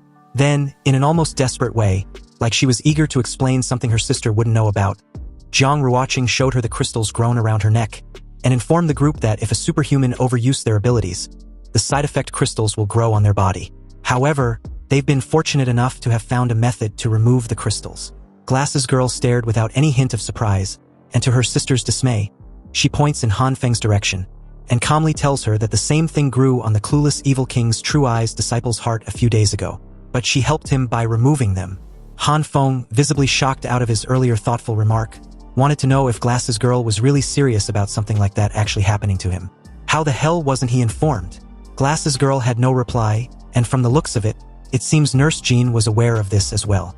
On the other hand, Zhang, watching with a disappointed expression, realized that her sister might also know about the technique that allows superhumans to sense the fluctuation of other superhumans. Even though Glasses Girl replied that she didn't know, her sister refuses to believe this. Rather, she believes Glasses Girl is just saying that to comfort her. But she doesn't need to. It's impossible for her not to know about such a simple technique since she'd always been the genius of the two. Glasses Girl reiterate that she truly didn't know, and since her sister is just as capable as she is, she can teach her. Han Feng, still freaking out of his mind, cut in with his no-nonsense attitude, and told the two to stop talking in riddles. Can't they speak clearly without being all cryptic and shit? They need to start explaining themselves from the very beginning without their usual BS riddles. The two sisters questioned skeptically if Han Feng really wanted to know what he's asking. It was a hellish story if they were to start from the very beginning, so once again, was he sure? Han Feng replied that he was. After all, this was his opportunity to learn more about Glasses Girl. At that time, Zhang Ruoqing was 18, graduating with her degree, while her sister, with a year older than her, was also graduating with her master's degree. They were famous for being beautiful and genius researchers. Han Feng thought of how unrealistic that sounds, but said nothing as she continued. Anyway, 2 years ago, the research institute accidentally found a superhuman who was sealed within an ice due to her superpower. And a year later, they also unexpectedly gained superpowers, but then Glasses Girl suddenly disappeared. Then, at the beginning of this current year, the research institute succeeded in their man-made superhuman project. But a few months later, the professor responsible for the superpower research was murdered inside the women's bathroom. The professor dying in the women's bathroom piqued Han Feng and Nurse Jin's interest, but Zhang Ruoqing didn't elaborate on that matter. She continued that other researchers involved also started to either go missing or get murdered. And in the end, the research institute got destroyed, but the three of them managed to escape using their superpowers. Deep in thought, Han Feng wondered if the people who were after their technology wanted to monopolize it. Hence why they were killing everyone related to it, and even destroyed the research building. Surprisingly, from the information Zhang Ruoqing had gathered, there's an organization in the city called the Base, who had gathered quite a few superhumans. She suspects them to be the people responsible for the assassinations. Hearing about the Base made Han Feng wondered if they were the same one he faced a few months ago. Also, if the group of soldiers were the ones she fought earlier, then she might, at the very least, captured one of them as a prisoner for intel. Zhang Ruoqing spoke regrettably that they hadn't. They only managed to capture a minor captain, but from what he told them, he wasn't someone from the base, but from the uprising volunteer group. Han Feng, visibly shocked, questioned if he heard it right. Zishi cut in at this moment, stating that the prisoner once helped an entire neighborhood get through a disaster, but he was captured afterwards by the uprising volunteer group and became cannon fodder. Yuani agreed, adding that the prisoner also looked so cultured, refined, and very sophisticated. Anyone can tell he's a good person just by looking at him. Han Feng was left a bit confused because shit wasn't adding up. From what he'd experienced and heard, capturing people to use as cannon fodder was what Scarface and his base does, not the uprising volunteer group. And besides, Li Zi and the others weren't capable of doing such a thing. Also, how could the people from the uprising volunteer group look cultured and refined? They mostly comprises of gangsters after all.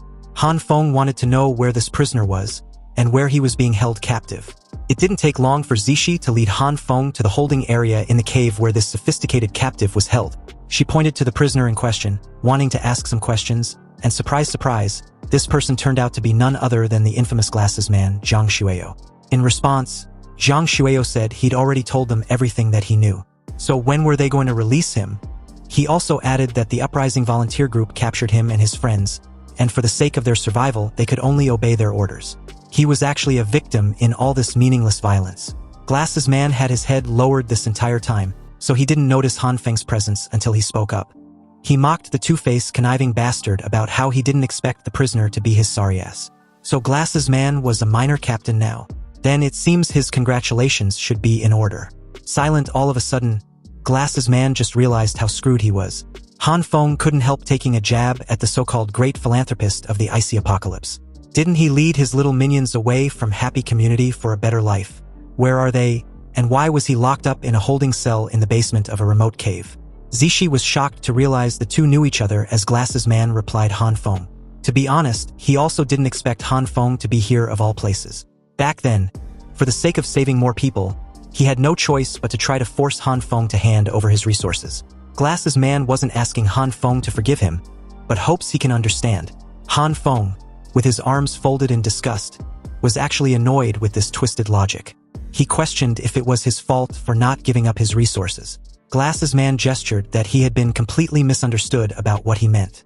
Han Feng prioritizing his own safety in that situation was completely understandable, just like how he was left with no choice but to prioritize his own. Han Feng gave him a cold stare that basically highlighted that Glasses Man wasn't fooling him, so he should just quit with the acting. Besides, didn't he leave together with the people from the base organization, so why was he now pretending to be someone from the Uprising volunteer group? He took out his handgun and pointed it at Glasses Man's head. This immediately shut him up as Zishi comes to terms with what she just heard. The supposed sophisticated prisoner was actually in collusion with their enemy this entire time. She got furious that Glasses Man lied to them. Glasses Man sighed heavily, as if the situation was nothing but an inconvenient misunderstanding once again. Technically, he hadn't lied. However, the entire situation was rather a long story, so he chose to skip some irrelevant details. It's true that he did join the base organization initially and was appointed as a minor captain. However, when their team was trying to encircle the Uprising volunteer group, they got ambushed by them, which led to their surrender and their inevitable cooperation instead. Also, not long ago, the Uprising volunteer group sent people to impersonate soldiers to try to take over this very underground storage. He was unfortunate to be one of them, but they were defeated very quickly and got captured. At this point, Han Feng just let the scheming fucker lay it out thick. He even urged him to continue with his bullshitting when he was done. But Glasses Man just gave him a helpless look and stated that there was nothing he could do when Han Feng had already chosen not to believe him. Suddenly, he was grabbed by the hair and smashed face first into the iron bars. Han Feng wasn't in the mood for his manipulating act. This is crappy, and he wasn't one of those retarded homeowners he duped like brainless cannon fodders. Severely bruised, Glasses Man still insisted that he wasn't lying. A sudden punch hit him squarely in the face that literally sent him flying in that tiny cell of his. Han Feng didn't hold back at all, and Glasses Man, for a few moments, had to take his time to get his bearings straight. He sat up, cleaned his bleeding nose, and reiterated his earlier words that he wasn't lying. He understands that Han Feng hates his guts, and it's completely reasonable not to trust him. But everything he said was true. Han Feng was aware of his past, and he's already a captive, so for the sake of his survival, he wouldn't dare lie to the people who could end him at any moment. In that moment, Han Feng finally reached his breaking point of listening to Zhang Shui's horseshit. He racks the slide to load the chamber of his gun, and aimed at Glasses Man with a hint of finality in his voice. Han Feng gave the poor bastard one last chance to come clean. He should spill the beans about everything he knew of the base organization, and not a single lie more. Glasses Man thought Han Feng didn't have the guts to pull the trigger, because he explained that he was captured by the Uprising volunteer group not long after he joined the base. So he honestly didn't know anything of importance. The very next moment, a bullet closely whizzed past his ear that made him lose his composure. Han Feng kept the gun aimed at Glasses Man, and explained that the shot fired didn't kill him because he thinks there's still some value in him.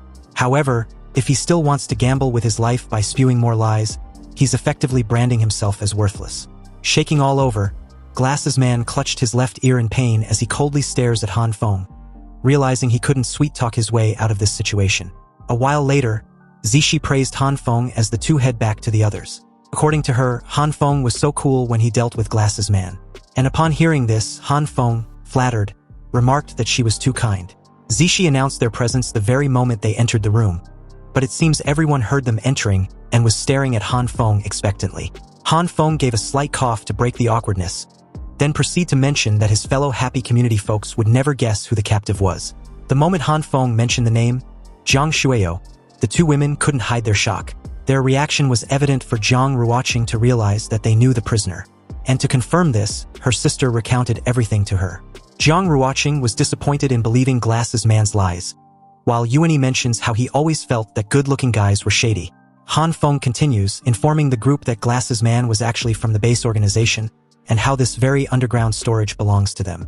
But apparently, their patrol team always gets harassed by the Uprising volunteer group.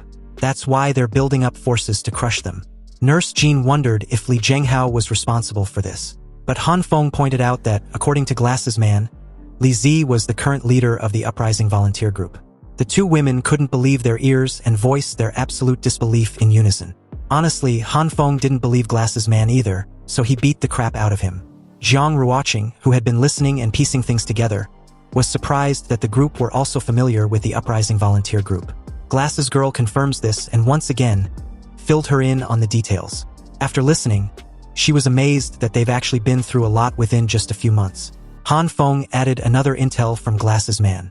Apparently, the base organization was currently occupying the international airport with about 1,000 soldiers. They've been searching for able people and resources throughout the entire city. The young ones were assigned to their military and provided with normal food. But the ugly women, old and dead people are secretly processed into food to the rest of the ordinary residents.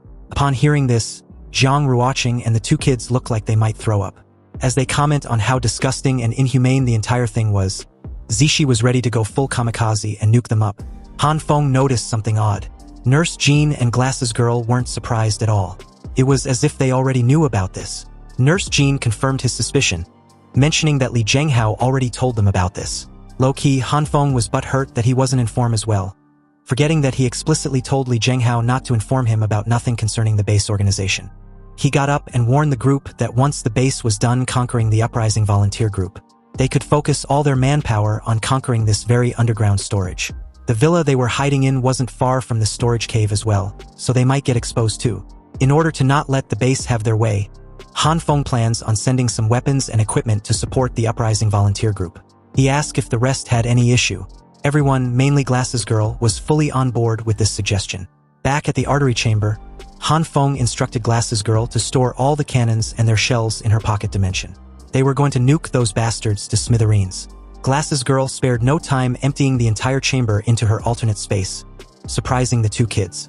Zishi was amazed on how awesome Glasses Girl's ability was. But this was expected from her big sister's older sister.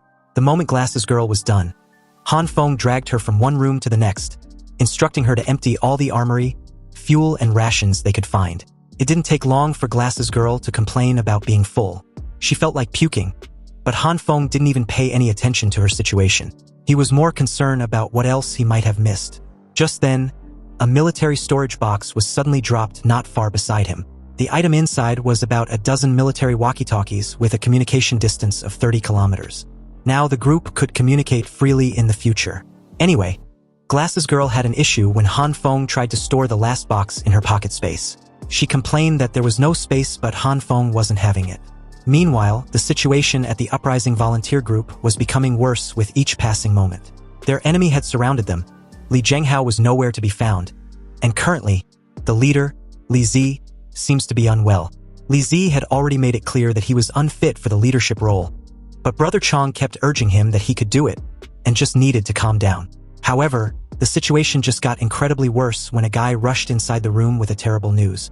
He announced that the people from the base organization had tied some of their people to their armored vehicles as meat shield, heading right towards them as he speaks.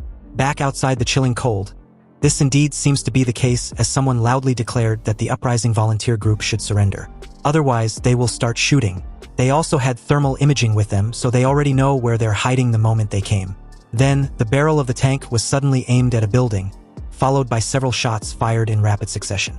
Inside the tank, it was evidently true that the thermal imaging of the tank was working. But these base organization military were totally bluffing about knowing where the uprising volunteer group were hiding. On their way there, they hadn't seen anyone with their thermal imaging, and were even beginning to question if their enemies were really hiding nearby. Anyway, before reporting in, the other guy told the driver, his patrol partner, to stop spouting his nonsense. They were there to do what the captain ordered. So if he said the uprising volunteer group was in that area, then they must be there. He then gave a status report to their captain that the 4th squad didn't find the target.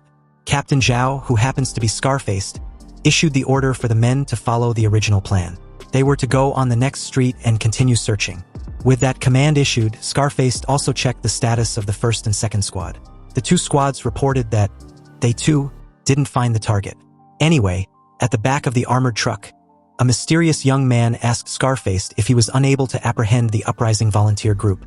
The guy's demeanor carried an air of superiority as he continued. Captain Zhao previously let a superhuman escape and got punished by the commanding officer. Now, he can't even deal with a bunch of normal humans. Scar-faced, visibly annoyed, calmly explained that where they currently were was an old district, so the buildings are all cluttered together, making it impossible to find the rebel group quickly. But as long as they continue to shrink down the area they're encircling, those rebel group won't be able to escape. The guy just grinned and told Scar-faced that there was no need for him to explain the situation to him. He got out of the truck and informed the two he was done playing with them. As he walks away, he lit up his cigarette with a tiny blue flame on the tip of his finger, then wished the captain the best of luck. He hopes he can complete his mission this time around. Back inside the truck, the driver questioned his captain who the arrogant guy was. However, Scar-faced simply answered that the guy wasn't human, then proceed to order all the squads to shrink down the surrounding area thoroughly. Every building and basement must be carefully checked. They all replied that they understood. Then, as the scene cuts back to the hillside of Han Feng's residence, Han Feng and Glass's girl, with the aid from Hyiona, found a way to traverse through the snow very quickly. The two even had chairs to make themselves comfortable while the poor kid was used as a transportation tool. Han Feng praised him for how convenient his ability was. In less than no time, the three were already entering the city downhill. And in that moment, Hyiona recalled how he was baited into his current predicament. Apparently, Han Feng traded a few of his fresh meat and vegetables for Hyona's help, deeming it a small effort on the little guy's part. Back to the present, Han Feng, using his binoculars, deduced that they would arrive at their destination once they make a left turn and cross 2 more streets up ahead. Upon arrival, the three stood at the entrance of the sewers, the exact place he and Li Zi exited a few months ago. Han Feng added that the sewers leads directly to their district, if anyone know the route. Hyiona uses his abilities to help them make their way inside. Inside, Han Feng told the two to follow him closely because the sewer paths were very complicated, so it was very easy to get lost. After making their way right below the district, he warns the two of the danger ahead and to prepare for any possible ambush. The three moved cautiously until they reached where the tunnel collapsed. Han Feng used his red glow to clear the path, and although it took some time to finally clear all the fallen rocks, and eventually make it back to the underground garage of his previous residence, Han Feng never expected that a day would come where he'd be back there. Everything happened not long ago, yet it felt like a distinct memory. Glass's girl wanted to know if Han Feng had any idea where they were going to find Li Zi and the others. Han Feng didn't have any concrete location if he was being honest, because according to the intel from Glass's man, the uprising volunteer group were in the old district to the west of Xingfu district. Elsewhere an hour later, not far from their location, the rebel group had still not been found. With the base soldiers searching every building on every street, Han Feng's plan was to tail them until they find the uprising volunteer group. But it's been an hour and the soldiers hadn't made any progress. Just then, an explosion occurred not far from their location.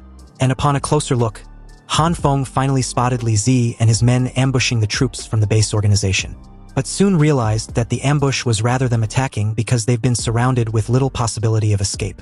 Brother Chong took out a megaphone and handed it over to Li Zi, who spared no time antagonizing the soldiers to dare to kill him. He then rallied his men to never surrender. Even if they die, they have to take a few down with them. Below, Scar-faced ordered his men to shoot with the intent to kill, and under no circumstance are they allowed to leave any of them alive. Upon receiving this order, the soldiers were a bit hesitant because the higher-ups want them to find the mitral that's in the hands of the uprising volunteer group. Scar-faced understood his men's hesitation and reminded them of their fellow brothers who have been sacrificed. Since the uprising volunteer group had no intention of surrendering, they can die. The soldiers, resolved with their captain's command, readied their various artilleries in the direction of the rebel group. And the very moment Scar-faced ordered them to fire, an explosion occurred directly behind them as an armored truck got attacked. Puzzled, he questioned what was going on. It was in this exact second that Han Feng and his group made their entrance, raining down dozens upon dozens of grenades like a meteor shower. He mocked the soldiers as losers and hoped to never see them again even in their next life.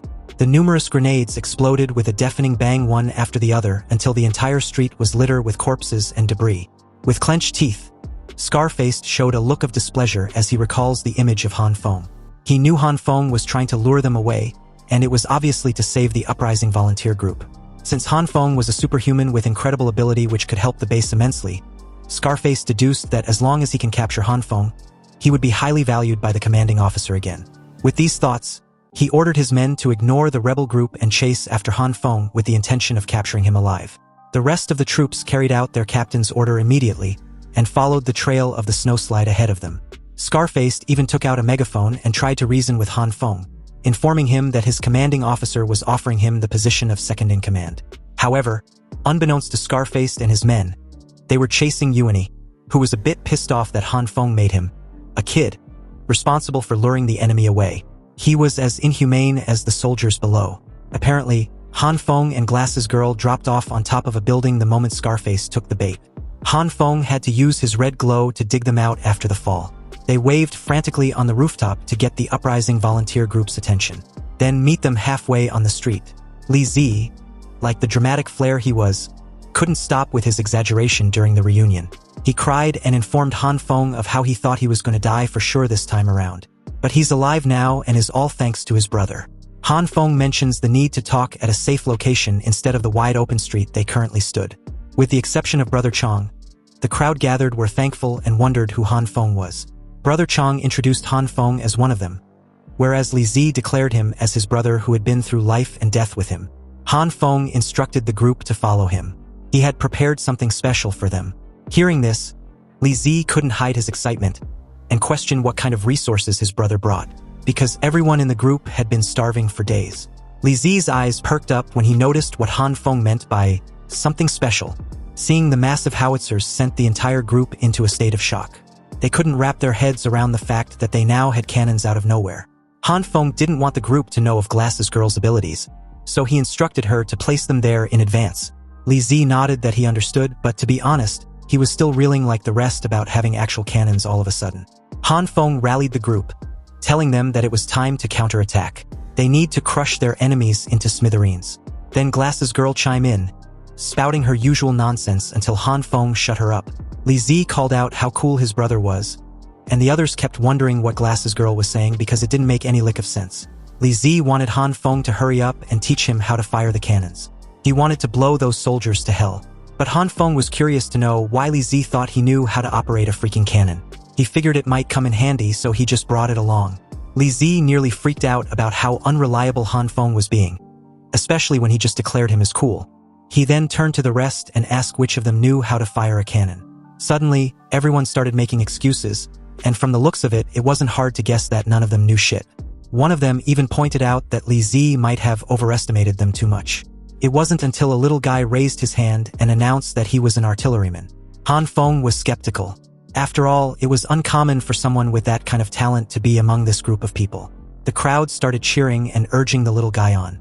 They were counting on him so he shouldn't embarrass them.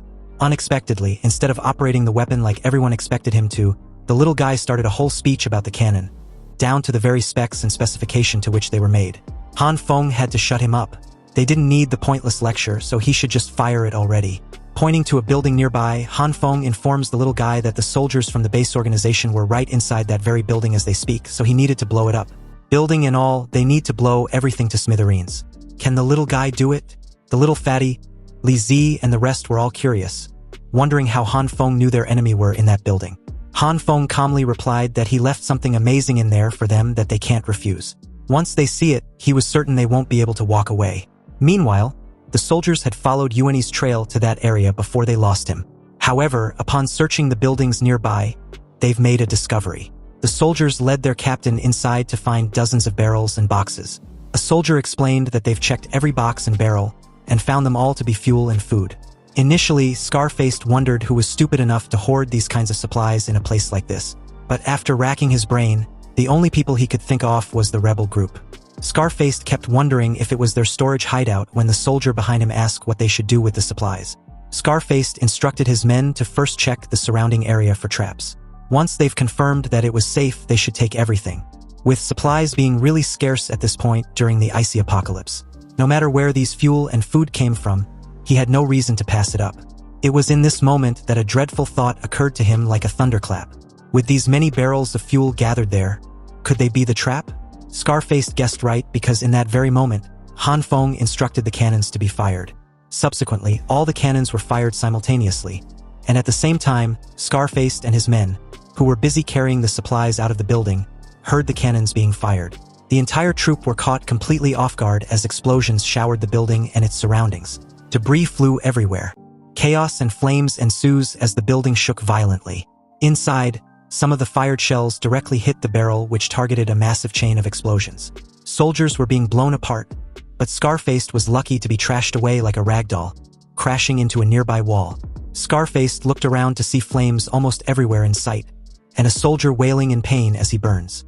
His last words was how they were done for before the entire floor got engulfed in a sea of flames. As a section of the building began to crumble, the explosions didn't stop. Han Feng and his crew kept firing excessively, the cannons shaking the very ground they stood. The echoes were too loud that Han Feng couldn't even hear a word Li Zi was saying. Subsequently, Han Feng informs Li Zi that their position had already been exposed the moment they fired the cannons, and once they run out of shells, they had to move out ASAP. However, same as earlier, Li Zi also couldn't hear him. 10 minutes later, the entire building eventually collapsed under the endless bombardments. Li Zi straight up tackled Han Feng as everyone began to celebrate. One of them even comments on how satisfying it was that those bastards finally got what they deserve. They also praise Han Feng, calling him a badass. But Li Zi was hugging so tightly that he couldn't even speak. Obviously, their position had been exposed, so they should stop dawdling and use this chance to escape. Li Zi suggests they take the cannons with them, and the others agreed. But the damn thing was incredibly heavy for them to take along, let alone all of them. There's no way they could move it, and besides, it's already sunk deep into the snow. Han Feng told them to leave it behind. However, they'll plant landmines around it, just in case the base troops come looking for it. Li Zi was excited about this great idea. He immediately urged his men to hurry up and plant the landmines. As the guys plant the landmines, Han Feng curiously asked Li Zi about Director Lu. Weren't they supposed to rescue him? He wanted to know how that was going. Li Zi replied that they didn't know where Director Lu was being held. They've been capturing their men in order to collect intel lately, but so far, nothing. It's no wonder why the uprising volunteer group always attack their patrols. Anyway, Han Feng asked about the whereabouts of Li Zhenghao. He hadn't seen him since he arrived. Li Zi explains that they split up earlier and had lost contact with him recently. Hearing this, Han Feng reassured Li Zi not to worry. They'll find Li Zhenghao sooner or later.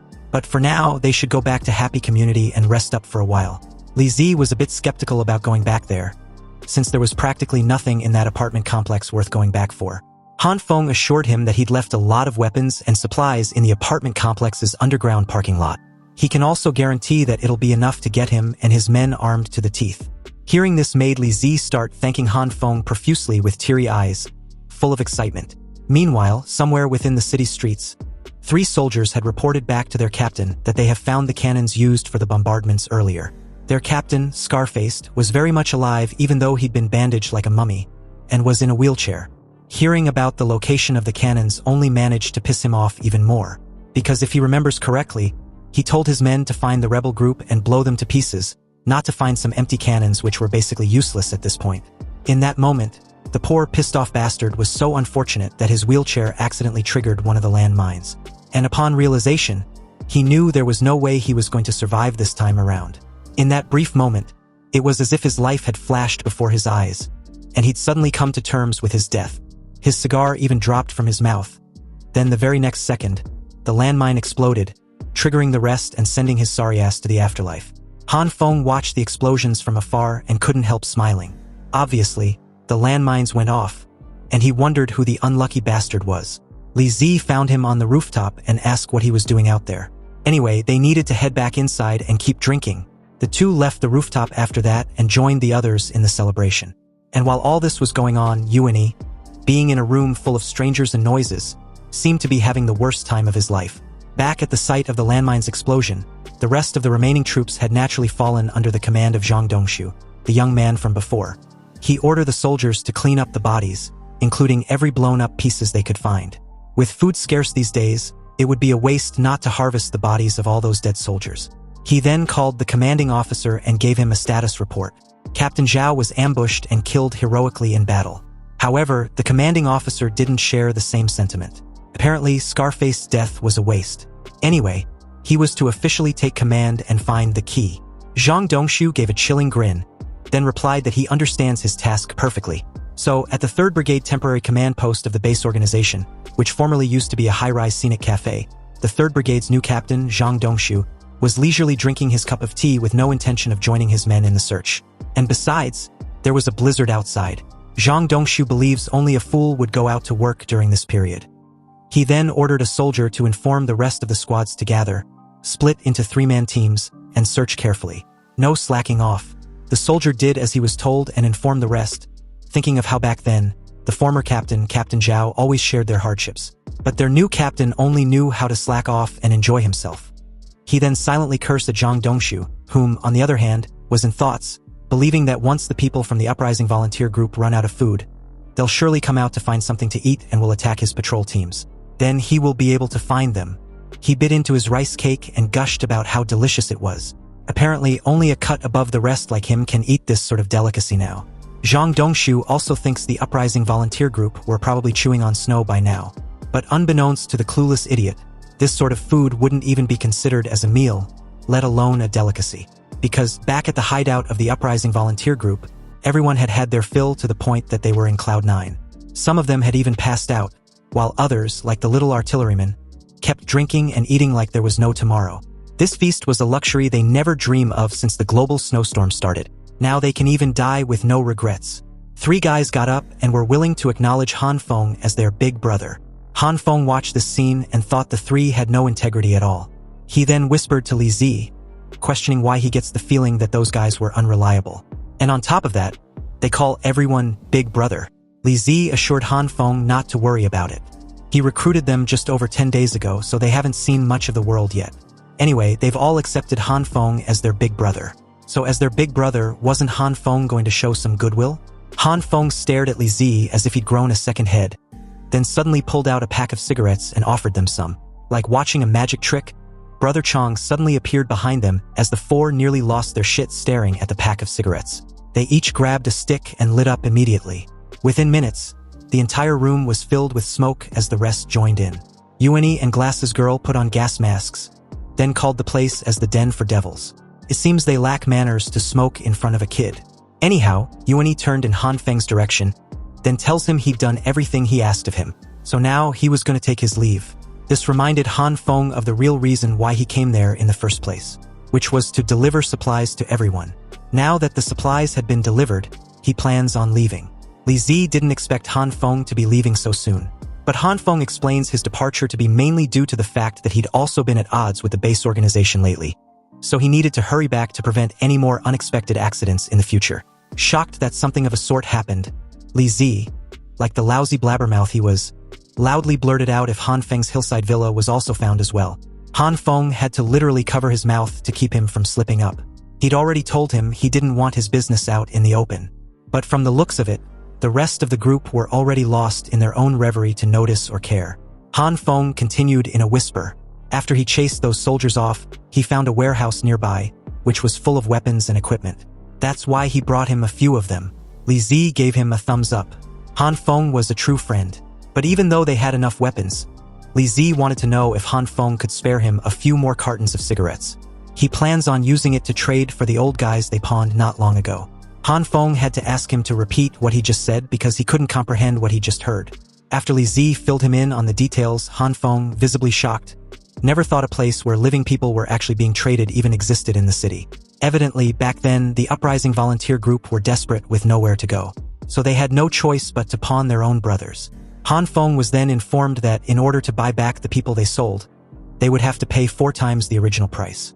He questioned the 2 if they were sure those people won't just kill the brothers they pawned. Li Zi, who apparently hadn't considered this possibility, vows to incinerate the entire black market with cannons if they dare to kill them. Anyway, as of now, 1 adult male can only be traded for 10 jin of grain, but 1 carton of cigarettes is worth 50 jin of grain. Not only Han Feng, but Hyiona and Glasses Girl couldn't believe that human life had become so cheap. But apparently, grain was still considered cheap. The price of vegetables and fruit were even more ridiculous. Li Zi even heard that someone traded 3 fresh tomatoes for 3 beautiful women. Blushing profusely, Han Feng began fantasizing about the idea of undertaking such a trade when he noticed everyone staring at him. He quickly recovers, suddenly serious, commenting on how infuriating and inhumane the entire operation was. But this also proves that the base organization didn't have control of the entire city. Li Zi agrees, pointing out that the base organization uses the subway tunnels to transport troops, so they can only control the areas along the subway lines. Those areas without subways have inconvenient transportation, so they can't manage them. At this point, Han Feng finally understood why Li Zi and his men had been hiding in the old district. There really were no subways there. Li Zi gets up abruptly, then tells them they need to go do the trade since they will rely on those guys to rescue Director Lu later on. But out of nowhere, Li Zi drops to the floor, unconscious. Han Feng wondered what was wrong, but everyone was just as confused as he was. They move Li Zi onto a bed after checking for the cause. Apparently, Li Zi had been injured, and judging by the inflammation of the wound, he must have been injured several days ago. And to avoid holding the group back, Li Zi actually managed to endure it until now. He was truly a tough guy. The rest of the group begged Han Feng to save their leader. But Brother Chang pointed out how no one there had any medical knowledge or experience in dealing with a bullet wound. Han Feng suddenly instructed everyone to leave the room for a bit. He wanted to try something. Initially, the crowd was hesitant, wanting to stay, but Brother Chang wasn't having it and left with everyone, leaving Han Feng, Hyiona, and Glasses Girl in the room. Han Feng activated his green glow and placed his hand on the wound. But after 10 minutes of trying to heal Li Zi, he was left disheartened. It seems the healing effect of the green glow only works on himself. Han Feng asked Glasses Girl if she has any medicine in her pocket dimension. When Glasses Girl replied that she didn't, he turned in Hyona's direction and asked of the underground warehouse. Han Feng wanted to know if there was any medicine there. After all, Hyona's older sister, Zhang Ruoqing, was also shot and treated not long ago. Hyiona calmly explains that the warehouse was full of weapons, grain, equipment, and fuel. But they never found any medicine. And besides, her sister's wound didn't get infected to require medicine. Time was running out, and if they don't get Li Zi's wound treated soon, he won't last much longer. With the help of his walkie-talkie, Han Feng phoned in at the hillside villa and asked for Nurse Zhan. Han Feng explains that Li Zi had been shot, and his wound was badly infected. Did she know how to treat it? After getting over her initial shock of Li Zi being seriously injured, Nurse Zhan instructed Han Feng to first remove the bullet, then clean the wound with saline solution. After that, he should disinfect the wound with povidone iodine. And as for fever reducers and antibiotics, Nurse Jin's words trail off as she calmly tells Han Feng how to deal with the infection and what medicines were needed. But in order to find the medicine, Han Feng, together with Brother Chang, decided to go to that underground black market. On the way, Brother Chang couldn't help commenting on how they were practically flying at ground level. As Han Feng instructed Hyiona to speed up, the poor kid thought of how he was being used as a transportation tool again. Turning in Brother Chang's direction, Han Feng wanted to know just how much further the black market was. He also asked about the possibility of being spotted by the base organization on the way. Brother Chang replied that the black market was inside a tunnel on the other side of the river, beneath the riverbed itself, and was only a few kilometers away. However, the entrance was dangerous, as ambushes were common at the only access point, so they needed to be careful. And as for the base organization, he wasn't sure. As they approached, Han Feng noticed the several wrecked vehicles and wondered how many people had died trying to reach that place. Brother Chang explained that those who went to the black market usually carried many supplies, which made them easy targets for attacks. But not many people have guns, so with their current gear, they should be fine. Han Feng hoped so. Elsewhere in the city, inside an apartment complex nearby, a family of two was discussing their current lack of resources. Cursing at their predicament, the man, clearly pissed off, held a sniper rifle by their apartment window. Apparently, the two hadn't been lucky for the past couple of days and were running out of food. His partner, a blonde woman, reminded him of when she tried reasoning with him just 5 days ago about the need to be patient. If he had listened back then and waited for their target to trade for supplies at the black market before the ambush, they wouldn't be out of food the next day. She complained that the last target only carried cartons of cigarettes, which was not food. She lamented the possibility of going back to eating human flesh, but the man told her to stop crying because someone was approaching. Looking more closely, he realized they weren't in vehicles, but sitting on top on a wave of snow like surfing on some sort of avalanche. The blonde woman couldn't believe what she just heard, and even wondered if her partner was sleepwalking. Meanwhile, Brother Chang told Han Feng that the black market was just ahead, and that, according to the rules of the place, they would have to continue the rest of the way on foot. Otherwise, they could be mistaken for raiders and killed by the snow sentinels, just like the unfortunate frozen dead bodies all around them. And as a warning, some were even hung on the frozen toll booth to deter anyone from approaching recklessly. Besides Brother Chang, Han Feng and Hyiona suddenly dropped to their knees, trying not to vomit but was unsuccessful. There were also several Gatling guns installed on the toll booth as a precaution, so the moment the three got close, the Gatling guns were suddenly aimed in their direction. Brother Chang instructed the two to hang in there a little longer. because just past this toll booth was the black market's territory. Han Feng wiped his mouth clean with his backhand and stared ahead. Across the toll booth was the Cross River Tunnel, which seems to be where the entrance of the underground black market was located.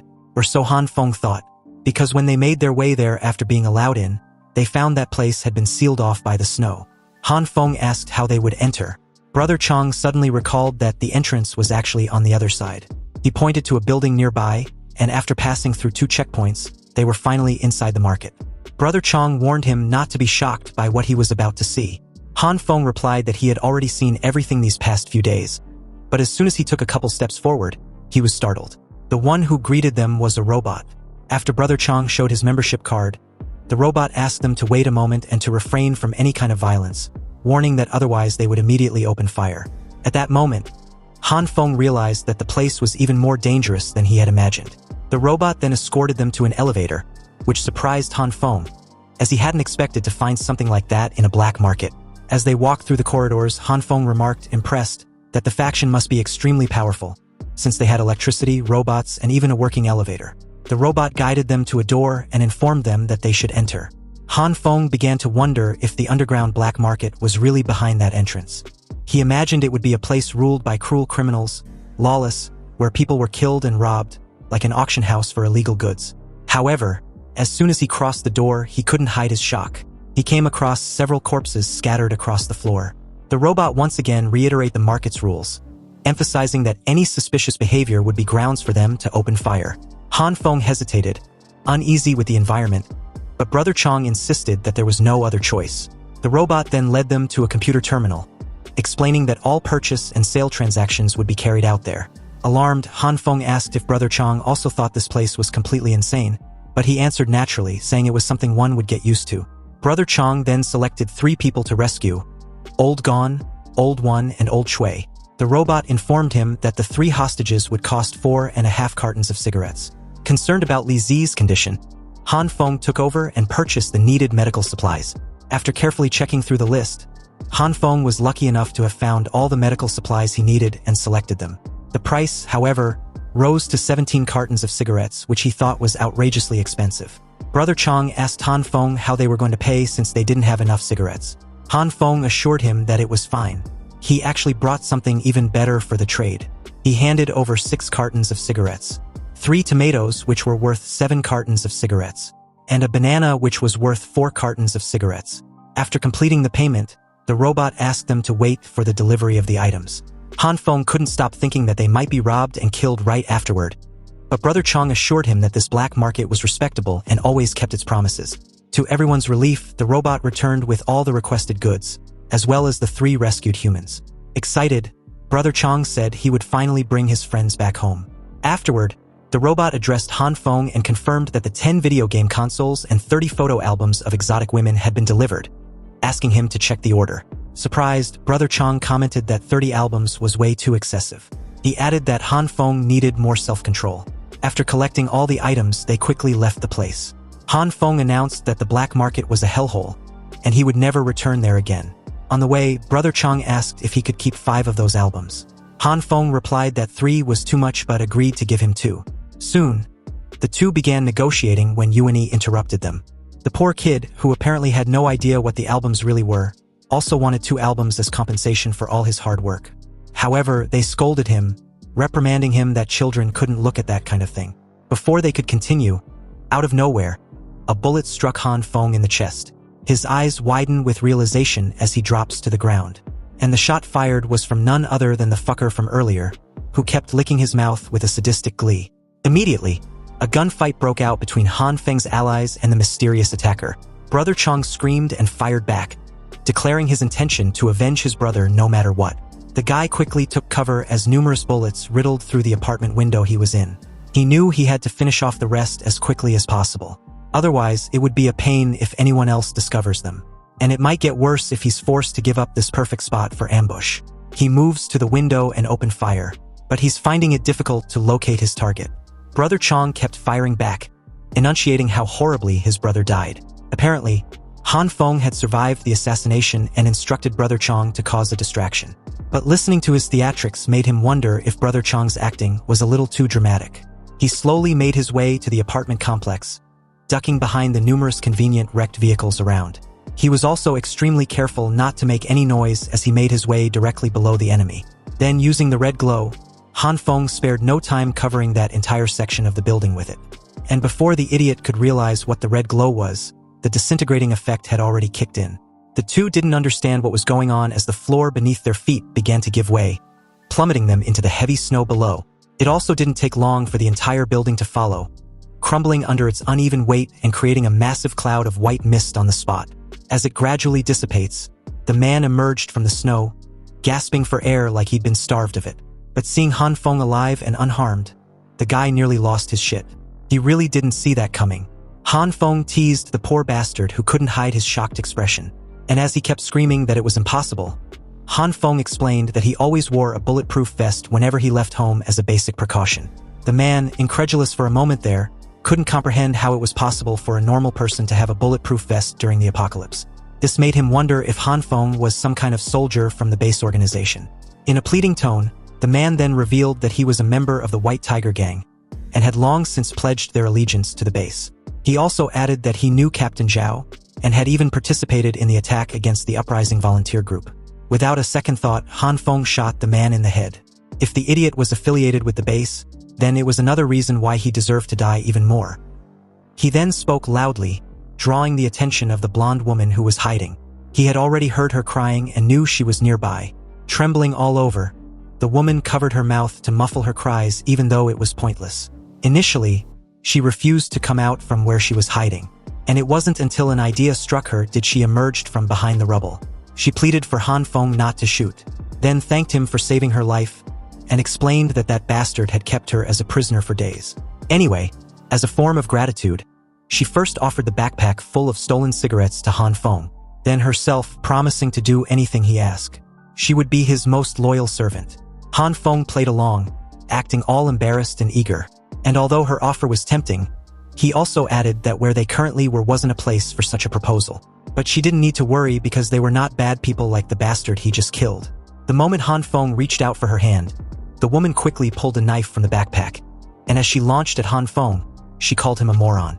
Han Feng, already expecting this, didn't hesitate and pulled the trigger, shooting her several times before she could reach him. As she drops to her knees with widened eyes, she was baffled that Han Feng actually shot a beauty such as herself. Was he even human? Han Feng coldly replied that it was precisely that which made him suspicious. A woman supposedly held captive for several days, yet she had no injuries on her body, her clothes were still intact and clean, and she was even wearing makeup. This was a clear sign of a trap, and he wasn't stupid enough to fall for it.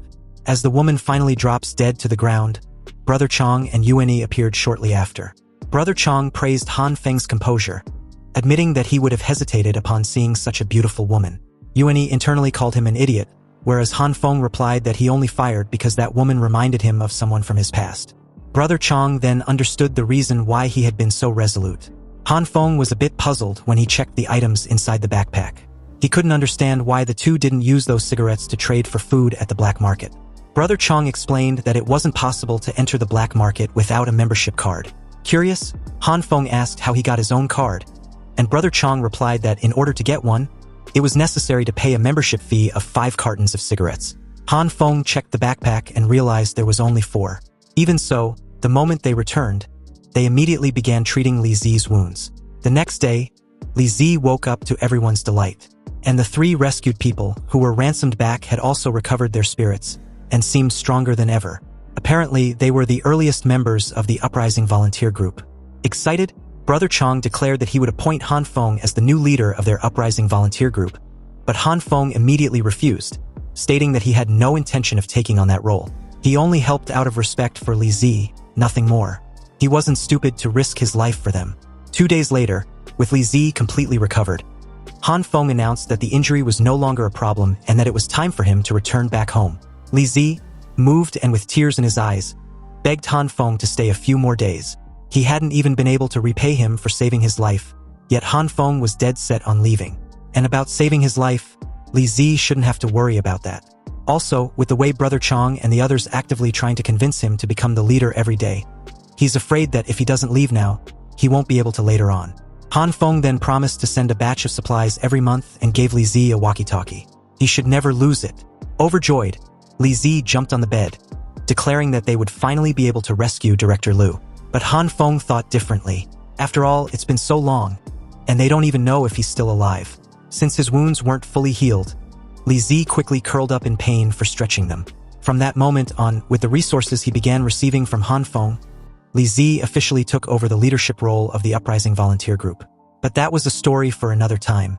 On the way back, Han Feng assured Hyiona that once they get back to his place, he would reward him for all the work he had done for the past few days. He informed him that in his villa there were heaters, a comfortable indoor temperature of 10 degrees, a television, and even a video game that he could play as much as he wanted.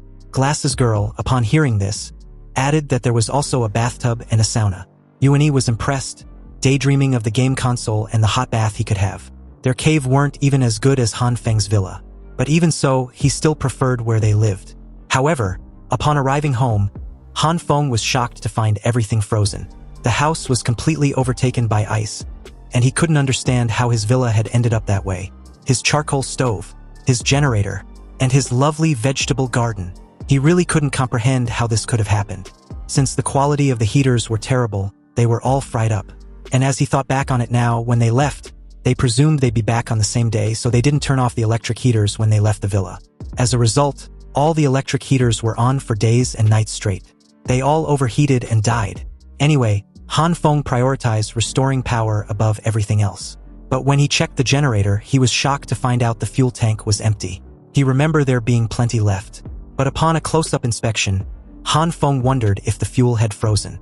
However, since there wasn't a problem the last time when he started the generator, he was a bit skeptical.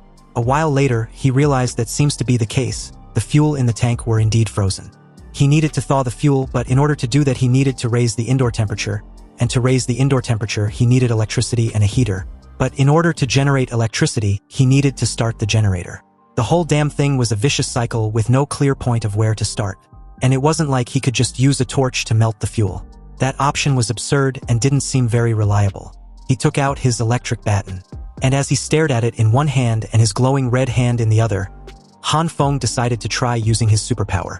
He was careful enough to control the energy output, just enough to melt the fuel, and no matter what, he couldn't let the fuel be set on fire. Han Feng placed his electrified glowing red hand on the generator, and sooner had he done that, he felt the temperature rising and the frost melting. However, a mishap followed. An electric current directly made contact with the generator and it triggered a minor explosion. But fortunately enough, this jumpstarted the generator, creating a cloud of smoke in the process. Han Feng coughed repeatedly and covered his eyes. The lights turned back on moments after, and seconds later, Glass's girl and Hyiona rushed in. Glass's girl began her usual nonsense when Han Feng shut her up with a clipped tone, questioning what she was babbling about. Seeing Han Feng's disheveled state, the two held in their laughter and replied that it was nothing. Anyway, with the lights back on, Han Feng began to pace back and forth. He had somehow managed to get the power back on for now, but if the electric heaters overheat and break again from being used for too long, the villa will just freeze over again. He needed to think of a foolproof, permanent heating solution. Contemplating on what to do, Han Feng slouched against the generator's cooling water tank, unaware his heavy weather-resisting clothes was immediately being burnt through by the extreme heat. It wasn't until the pain finally hit him did he scream like a pig being skewered alive. A bit annoyed, Han Feng turned, embarrassed. The generator's cooling water tank was so freaking hot that it nearly charred his back. And in that very moment, an idea struck him like a thunderclap. But before Han Feng could proceed any further, Hyiona came in and informed Han Feng that he was leaving. Han Feng was delighted upon seeing the little guy. He rushed over and asked Hyiona to help him with a small favor. However, Hyiona bluntly refused to help without even hearing him out. Han Feng continued regardless, asking if there were steel pipes or anything of a sort back inside the cave. His plan was to use these materials to build a heating system. Hyiona still refuses to help even though he had no clue if the cave had the materials Han Feng needed. But Han Feng was insistent, proposing that Hyiona just needed to take them there. Then they can simply search for the materials for themselves. Just then, Glass's girl barged in with a walkie-talkie, informing the two that her good-for-nothing little sister had already confirmed that there was a warehouse full of steel pipes in the cave. Excited, Han Feng gave a thumbs up, whereas Zhang Ruoqing on the other end was a bit disheartened that her sister called her a good-for-nothing. Meanwhile, as Hyiona whined about how exhausting the entire ordeal would be, Han Feng urged him to toughen up. They needed to hurry because there was no time to waste. Glass's girl interrupted the two, informing them that the time had come to reveal her new power. Activating her superpower, he conjured a small spatial portal in her hand and handed it over to Hyiona, who, like Han Feng, couldn't believe what the hell they were staring at. Glasses Girl explained that Hyiona can stuff the materials needed inside once he gets back to the cave, and she will take them out on her end. Han Feng was practically screaming when he questioned how Glasses Girl was able to give a spatial portal to another person. But he was stunned yet again when she opened another one. Seriously, how the hell was she doing this? Glasses Girl replied that it wasn't long ago. This new ability was around the time her dimensional space got stuffed till it was completely full. This forced it to evolve. Han Feng stared at his hand with a thoughtful expression. What Glasses Girl just explained made sense. After all, his own superpower was constantly getting stronger. So there's no reason why her own would stay the same. Anyway, with this unexpected convenience, they didn't need to go with Hyiona but can simply leave everything in his care. Although the poor kids still hate the workload, he sighed heavily in resignation, knowing full well it was far better than the earlier option. Half an hour later, Hyiona had already made his way back to the cave. And with the help of Nurse Zhan, they carefully transferred all the steel pipes at their end, one at a time to the other end. Han Feng complimented Glasses Girl. Her new skill was truly convenient. Glasses Girl basically started her usual nonsense, but Han Feng didn't even bother listening to the perfunctory remarks. With the transfer complete, Han Feng dusted his hands and stared at the steel pipes with a smile. First, he turned off the generator to make the modifications easier. Since the generator was water-cooled, Han Feng decided to use the hot water from the tank.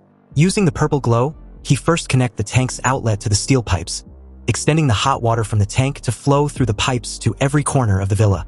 After softening and bending the steel pipes, Han Feng used them to make simple radiators. Then, he installed these radiators on the villa walls. When he was done, he went back to the villa's basement and finally used a pump to draw water from downstairs back into the system, reheat it, and circulate it.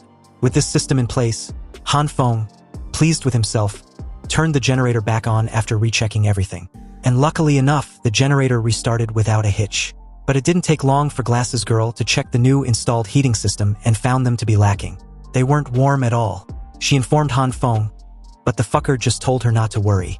She just needed to wait a little longer. About half an hour later, the entire villa felt warm just like Han Feng envisioned. He asked Glasses Girl, who gave him a thumbs up. But as the two seamlessly reverted to their old routine, with nothing to do other than eat and sleep, Han Feng couldn't help feeling like he'd forgotten something. Something very important. That's right, the idiot forgot about his vegetable garden in the new basement. It took a while, but after a constant back and forth, Han Feng, with great effort, finally managed to install a heating system for the underground basement. With that settled, his focus shifted to the veggies. He wondered if they could be revived after using his green glow on them. Half an hour later, Han Feng, with a disappointed expression, cursed as he picked up a frozen cabbage. Obviously, the green glow didn't do shit. Either in a small dosage or the opposite, nothing was working at all. He picked up a radish and with a skeptical look, he moved on to the tomatoes because the radish was too small in size. The tomatoes, on the other hand, had already grown in size even though they weren't ripe. It would be a waste to throw them away now, so Han Feng decided to taste it first. However, the taste was so sour that it left a bitter taste in his mouth. Han Feng spat it out and left the basement. His shoulders slumped in defeat. He decided to just plant them again later on. Back upstairs, he informed Glasses Girl that the vegetables underground were all dead, then asked for some new seeds. But besides veggies, Glasses Girl suggested they also add fruits like strawberries. Han Feng didn't mind, but this greedy Four Eyes also wanted a steak. And from the looks of it, she seemed pretty eager to eat a steak or strawberries. Han Feng was a bit puzzled since Glasses Girl initially said the strawberries was an offering for the evil king's true eye. How did it turn into what she wants to eat? It was in this very moment that Han Feng remembered his ability to combine meat and some soybean seeds, together with the green light and the red light to enlarge a meat. Apparently, the idiot had forgotten he had this enhancement ability. He quickly made his way back with this new strategy. Han Feng picked up a cabbage heart and some soybean seeds. He figured that if he combined the soybean seeds and the cabbage heart, he might be able to turn it into a big head of cabbage. As of now, Han Feng's energy perception was more sensitive than before. So as long as he's patient and finds the right rhythm of the energy fluctuations, he can succeed. But he soon got a reality check because all his attempts failed spectacularly. Instead of an enlarged cabbage heart, he got some sort of dark stones. But this was expected, and Han Feng was very much aware that it wouldn't be as simple as he thought. If the soybean seeds and cabbage heart didn't work, he would try with a cabbage leaf or head. But unsurprisingly, they both failed, leaving Han Feng a bit annoyed. Since the cabbage leaf and head didn't work out, he decided to try his luck with the tomato. Closing his eyes, he grabbed some soybeans and started the process, trying to feel the energy fluctuations and the rhythm. When he slowly opened them, he was amazed to find out that it had gotten bigger. And although he was a bit puzzled that the color was still green, he chose to take a bite first. Maybe the flavor had improved, but nope. If anything, it was now even sour and bitter than before. Afterwards, he was lucky enough to also succeed in this fusion process when he tried the radish. Han Feng was pleased with this success, and fortunately enough, the large radish actually tasted pretty normal. Han Feng deduced that the tomato wasn't ripe, hence why it was so sour and bitter even after the enlargement. But the small radish that hasn't fully grown still tasted the same as a normal one. In other words, just like with meat, when fruits get bigger, they only retain their original flavor. So as long as they can grow ripe strawberries and then make them bigger, they will be able to eat their fill. Han Feng agreed with Glass's girl, who suddenly appeared out of nowhere, finishing his train of thoughts. Freaking out, he nearly lost his shit. He questioned when she got there. Glass's girl, with her usual nonchalant tone, replied that it was the very moment when Han Feng made that giant tomato. Anyway, Glass's girl showed him her walkie-talkie and continued. She informed Han Feng that Nurse Zhan was already on her way back, so they didn't need to go pick her up. Since the journey back to the hillside villa was dangerous and arduous, Han Feng was a little worried about her safety. But Glass's girl's next words shut him up real quick. Apparently, Nurse Zhan had found a pet. Han Feng was a bit dumbfounded, still trying to wrap his head around what he just heard. In this god-awful weather, how the hell did that woman manage to find a pet? It didn't take long for Nurse Zhan and her supposed pet to arrive at the villa. But when the so-called pet came to view, it was a freaking polar bear. Han Feng pointed at the bruised white creature and began to stutter. He couldn't help freaking out seeing a polar bear. And on top of that, it was behaving so meekly and compliant. Glass's girl, on the other hand, was a bit excited seeing the polar bear. She even thought of it as Nurse Zhan's mount. Nurse Zhan hugged the polar bear, who was obviously trembling with fear, and explained that it must have escaped from a zoo. And since it was very cute and obedient, she decided to keep it as a pet. Also, judging by how skinny it's gotten from hunger, she was sure it hadn't eaten in months. Nurse Zhan then insisted they help the poor creature out. But Han Feng wasn't having it. Did this woman seriously think a freaking polar bear could become a cute and obedient pet? What the hell did she go through to believe such delusion? Hearing this, Nurse Zhan had to explain in detail. After she left the cave, she simply planned on jogging all the way home. But on the way, the little guy suddenly passed by her, freaking her out. So she threw a punch out of instinct and accidentally injured it. And as an apology, she brought it back to treat its wounds. Han Feng stared at the frightened polar bear with a condescending smile. He now understood why the poor fucker has wounds on its face and has been frightened into its current pathetic state. However, it seems that Nurse Zhan, oblivious as always, had once again misread the entire encounter. Anyway, they adopted the polar bear. The poor creature was moved to tears when he was served with actual meat for the first time since the apocalypse. Maybe because there was plenty of food, the polar bear got familiar with them after a few days. And on the plus side, Han Feng gotta say, a bear-pulled sled was really fast, so they now had a convenient means of transportation. And since the bear was carnivores, it only needed to eat Han Feng's synthesized meat and not his precious vegetables, which was pretty much more cost-effective. Anyway, after the two returned from the ride, Han Feng, amazed, expressed his excitement about how awesome the entire experience was, whereas the poor creature slouched on the floor and whimpered. But the moment she saw Nurse Zhan rushing towards him, he quickly hid behind Han Feng. Nurse Zhan was a bit puzzled by this. After all, she was the one who brought him to the villa, so why was he so afraid of her? Han Feng thought the answer was obvious. Her strength was simply terrifying for an average human. Anyways, a few more days passed, and the strawberries Han Feng planted was finally ripe. But the shocking part was the huge ones the size of a massive pumpkin, similar to the huge cabbage not long ago. Han Feng grabbed one, smelled in the delicious aroma with sheer delight. Then, together with Nurse Zhan, the two dig in almost immediately. On the other hand, Glass's girl opened her spatial portal and transferred 3 massive strawberries to her sister. Upon seeing the massive fruits, the 3 couldn't hide their shock at the other end. Zhang Ruoqing asked her sister on the other end of her walkie-talkie if the strawberries were really edible. After receiving a confirmation, the 3 devoured everything in less than no time. Thanking her sister, she added that they were indeed delicious. The 3 were incredibly full as they sprawled lazily in their bunk beds. Zishi was so full that she didn't even want to eat strawberries again. Suddenly, a massive explosion occurred nearby within the cave, and this shook the entire place that Zixi even fell off her bed. She wondered what that sound was. Zhang Ruoqing, using her ability, checked and answered that it was an ability user. Elsewhere within the cave, 2 glowing eyes came to view. Then our familiar hulky simpleton made his appearance in a dramatic fashion. Finally, he'd reached his destination. In a torrent, several soldiers rushed in from behind, securing the immediate corridor from their position, then patiently stationed themselves for their captain. It didn't take long for Zhang Dongshu to walk in with his usual arrogant expression highlighting his annoying face. And beside him was his co-captain for the operation. After a brief aura farming from the two, Zhang Dongshu ordered the reserve team to search every inch of the cave. And under no circumstance were they allowed to let a single person escape.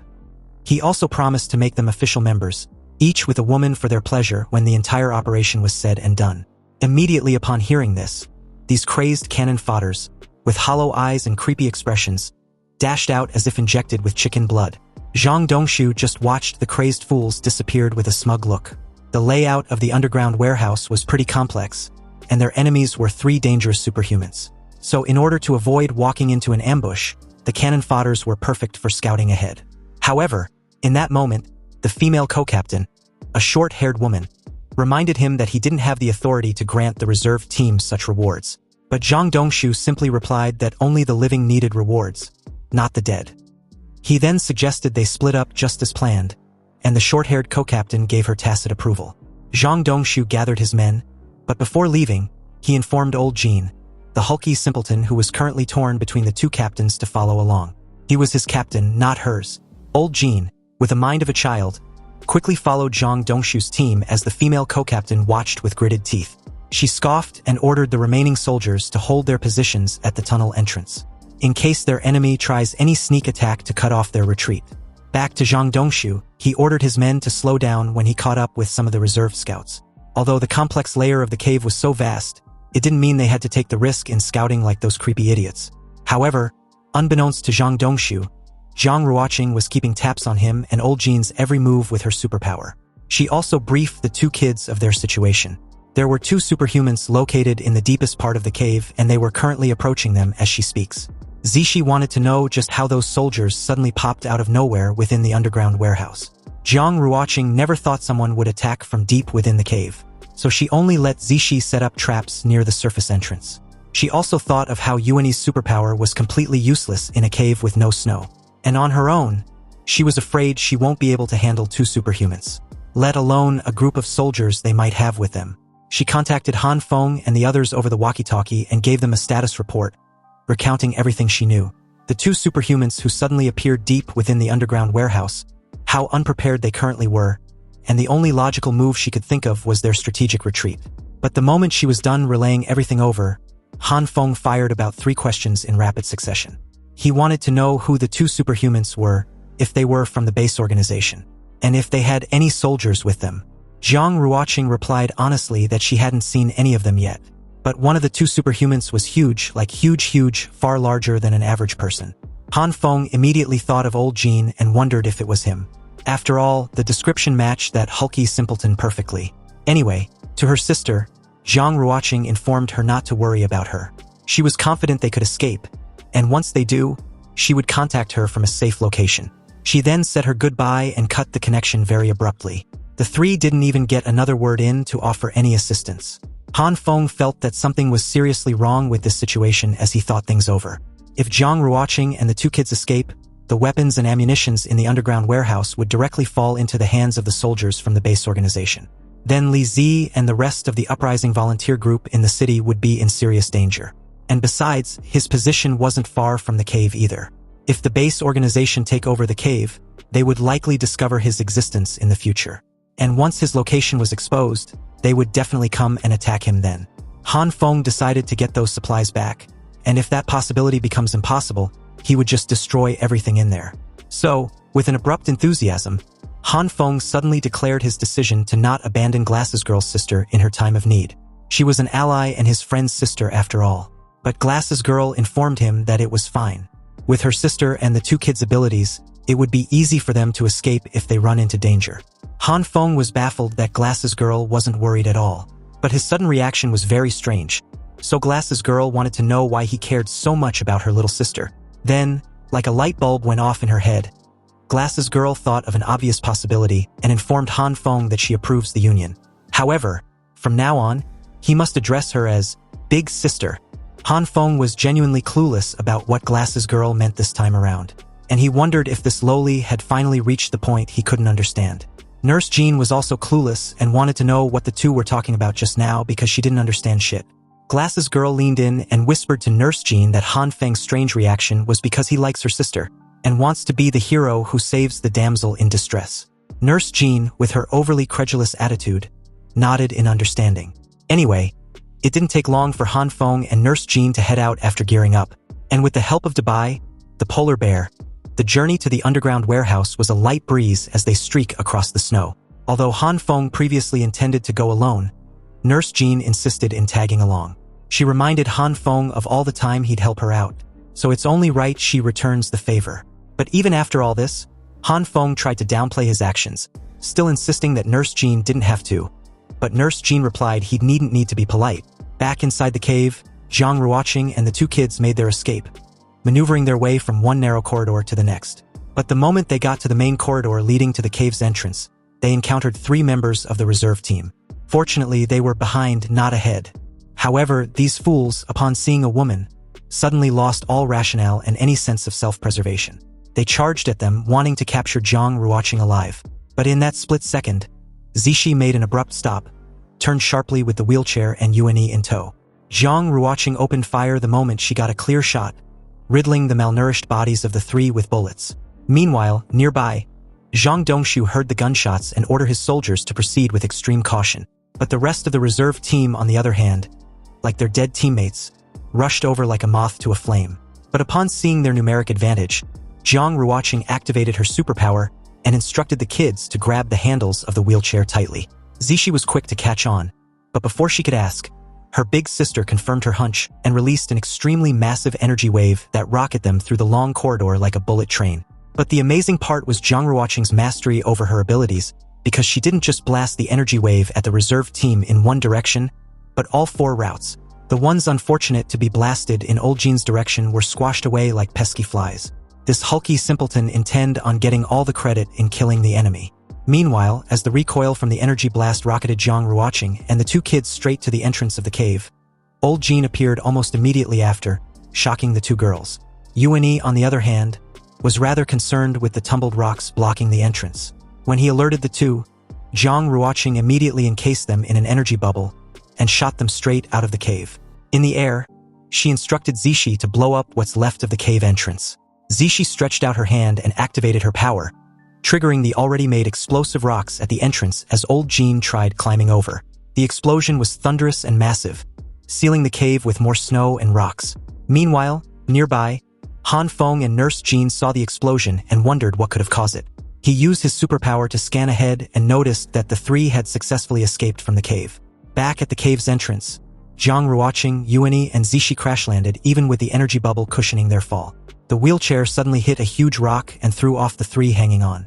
But just when they thought it was all over, Old Zhan burst out from the wreckage like a caged beast, declaring his intention to kill the 3 for daring to blow him up. Zhang Ruoqing, like Yuani and Zixi, were utterly stunned, and to their horror, Old Zhan had already made his way to their side in an instant, his huge hands raised with the desire to crush them into meat paste.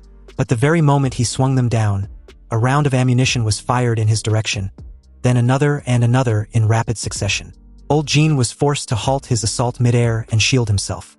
Han Feng teased the big guy whereas Nurse Zhan kept the relentless barrage of bullets aimed at him. With Old Zhan preoccupied, they made their way to the 3 and urged them to quickly get in. Recalling Han Feng, Old Zhan was completely overwhelmed with rage and didn't even see Nurse Zhan launching at him with her Gatling gun. She smashed the massive weapon straight into the big guy's face, stunning Yuani and Zixi. The 2 were amazed and so engrossed with the scene that Nurse Zhan had to personally grab them along before they were left behind. But as the group made their quick exit, Old Zhan, bleeding from his left cheek, vowed to not let them escape. Han Feng was amazed that the big guy didn't even pass out by that devastation punch. He instructed Yuani to use the snowdrift on the side to create an avalanche to stop the big guy. Yuani immediately placed a hand in the snowdrift created by the polar bear, and soon enough, an avalanche was created, heading in old Zhan's direction. However, upon seeing this, old Zhan was unbothered. He stated that it was only a bit of snow, and the group should just watch him smash it with a single punch. But to his shock, a tiny blue flame suddenly was past him from behind, incinerating the entire avalanche into a massive cloud of mist. The aftermath was so thick that by the time it cleared out, the group were far away. Old Zhan immediately started throwing a fit and wanted to give chase. But Zhang Dongshu told him not to. They've got other pressing matters to take care of, so driving the group off was more than enough. Since the group was no longer being chased and Dabai was exhausted, they took a brief refuge in one of the dam's dilapidated mini-watchtowers. Inside, Zishi praised Nurse Zhan for her awestruck clash against old Zhan. Han Feng interrupted the two, then instructed Nurse Zhan to take the three back to the hillside villa, while he, on the other hand, cover the rear and erase their trace. His plan was to unleash another wave of assault if the base organization tried to follow. Yuani, Zhang Ruoqing, and Zishi all felt a chill run down their spine after Han Feng's declaration. In their eyes, the guy was just ruthless. Han Feng watched their departing figure with a renewed sense of focus. After all, his plan was far more than what he revealed, and it didn't take long for him to make his way back to the cave's hideout. Using his binoculars, Han Feng checked the cave's entrance and was a bit puzzled that it lacks in security. But after briefly thinking things over, he deduced the reason being that the entrance had been completely sealed off. And speaking of security, even if he were to run into any soldiers right now, they're not much of a threat as long as he reinforces his clothes. However, the real threats were the big guy and the other superhuman. But since they were in the deepest part of the cave at the moment, he probably won't run into them. At the entrance, Han Feng used his purple glow to create a path within the rocks. But halfway in, the path became narrower and smaller. Han Feng made it work even though it became a tight squeeze in the end. He wriggled his way little by little until he eventually made it to the other end. And to his luck, there was no one there either. He got up, checked his surroundings as he cautiously pressed forward. But after a while, he couldn't help feeling that something was off. He hadn't encountered or heard anyone inside, which was a bit weird.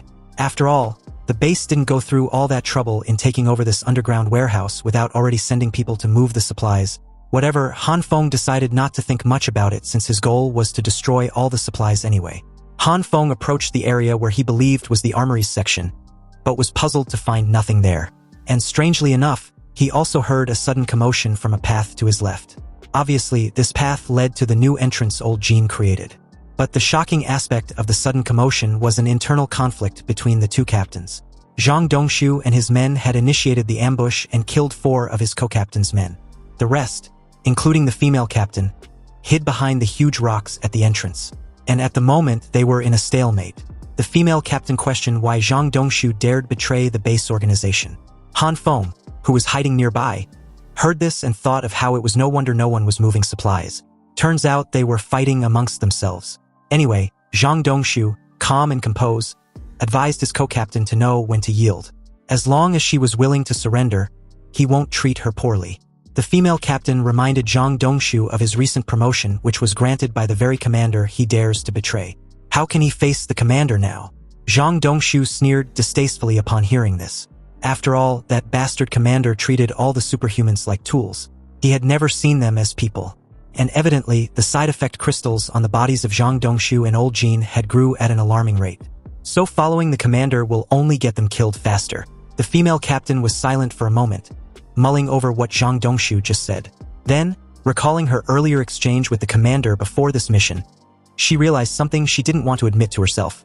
Apparently, the commander wanted to know why the supply depot hadn't been taken back after all this while. He gave a deadline and ordered her to push old Zhan harder. The digging of the underground tunnel must be completed within 10 days. Upon hearing such an outrageous demand, she tried reasoning with the commander, reminding him that old Zhan's brain had already started to crystallize, so he needed rest. But the commander simply told her that the only thing he cared and wanted was the supplies in the depot. It was clearly evident then that the commander really didn't care if they live or die anymore. Zhang Dongshu informed her that right now, the only superhuman at the base headquarters were the commander and that useless glow stick. Plus, supplies and ammunition were really scarce. So with him and old Zhan's abilities, together with this supply depot, why should they still listen to that heartless bastard? Also, since she had failed her mission, even if she was to go back crawling, the commander won't let her off the hook. And to her men, Zhang Dongshu questioned them how long it has been since they've had a decent meal of rice. That's right, he continued, promising to give them all the rice, flour, and oil they would need if they stick with him. They just need to go take out that bastard commander together. Then they can each split the base's supplies. The two remaining soldiers look at each other and gave a tacit nod. Then, turning in their captain's direction, they reasoned with her. Obviously, they agreed with Zhang Dongshu. The female captain sighed heavily and nodded. She got up, and with her hands raised, she stated that she was in. But before anything else, they had to treat the injuries of her men. Han Feng was incredulous, believing the two sides made up way too fast. He wanted them to just keep fighting. But since that's no longer the case, then going back to attack the commander at the base wasn't a bad thing either. However, if they get their hands on the supplies in this underground warehouse, they would be a huge threat to him in the future. Han Feng was finally resolved in his decision and decided to just destroy all the weapons and ammunition, then get out of there as quietly as possible. 10 minutes later in the armory section, an explosive was first attached to the artillery shell storage room, then the next which was filled with an array of stacked military boxes. Han Feng attached an explosive in each and every storage room he found with silent efficiency. With everything set, Han Feng planned on detonating them the moment he was out of the cave. Just thinking of the 1,000 barrels of fuel and countless artillery shells exploding at once, he couldn't even imagine how powerful the explosion would be. As he walks through the cell block area, he remembered passing through this section earlier to the tunnel exit after making 2 more turns. Unexpectedly, he encountered Glass's man whom he had forgotten was still locked up in there. The moment the two locked eyes with each other, Glass's man, upon seeing Han Feng sneaking over with a gun, thought he was there for him. He screamed for help, and the next moment he was riddled with bullets. Glass's man finally dropped dead after all these chapters. But his parting gift obviously blew Han Feng's cover because everyone in the underground warehouse heard the multiple gunshots. Han Feng raced towards the cave's entrance, cursing Glass's man relentlessly. At this moment, he regretted not killing that bastard ages ago.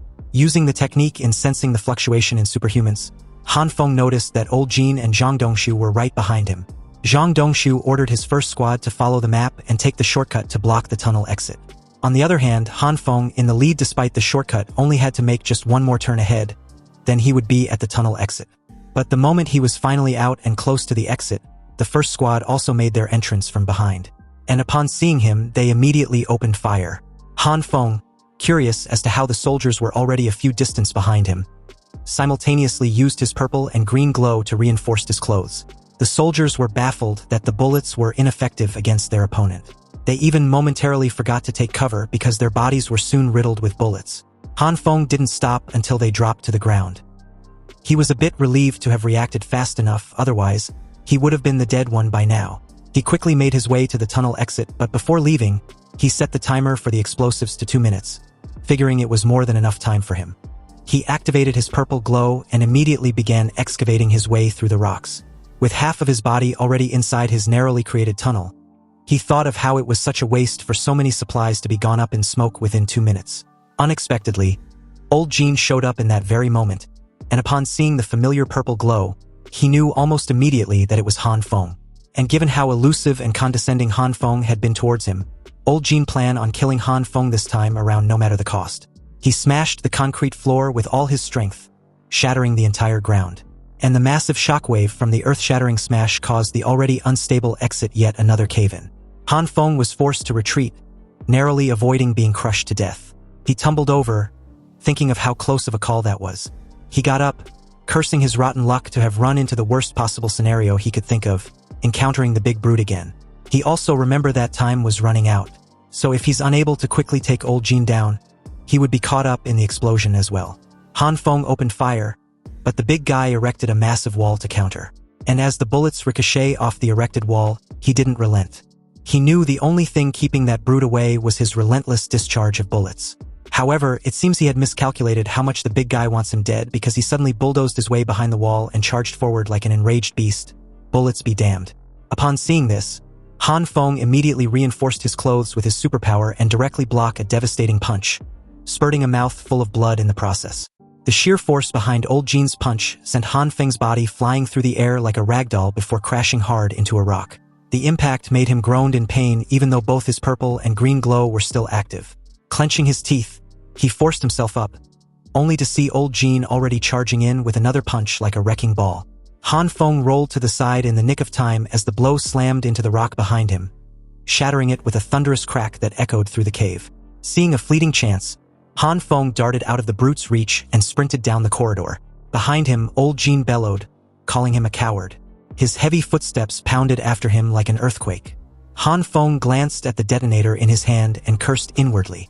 With the remote's casing smashed, he was unable to stop the timer. He glanced over his shoulder to see old Zhan in pursuit, blocking the exit in the process. He thought of what he should do. Gasping for breath, he cursed his earlier decision. He really shouldn't have set the detonation timer so soon. And the brute behind him wasn't letting up. Old Zhan slammed his fists into the ground, sending shockwaves through the floor toward Han Feng like waves of solid rock. Han Feng spun around, thrust both hands forward, and poured his power into the earth. Purple and green glow surged as the ground hardened instantly, colliding with the shockwave. The cave trembled violently as the two clashed, one force trying to break, the other trying to resist. As neither gave an inch, beads of sweat rolled down Han Feng's face as he tries to gain the upper hand. Then, in a sudden shift, he switched to the purple glow and the ground beneath old Zhan softened like melting wax. Old Zhan roared as the floor gave way beneath him, his hands and legs sinking into the thickening ground. Han Feng seized the moment, turned, and bolted without hesitation. Old Zhan's furious shout echoed behind him, still calling him a coward. Seriously, like he gives a damn. Han Feng didn't look back. He sprinted through the narrow hallways, passing through the same area where he'd previously molded the cannon shells and fuel barrels.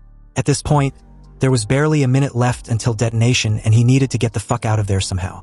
Han Feng used the technique in sensing superhuman's fluctuations and noticed that old Zhan was still stuck. But his relief barely registered before his eyes suddenly widened in horror. Ahead of him was Zhang Dongshu's energy signature closing in desperately. Within seconds, Zhang Dongshu and his squad arrived at the intersection along with the female captain and several soldiers. They halted abruptly, scanning the area. But upon seeing no one in sight, Zhang Dongshu believed Han Feng must have gone the other way. The group quickly fanned out cautiously.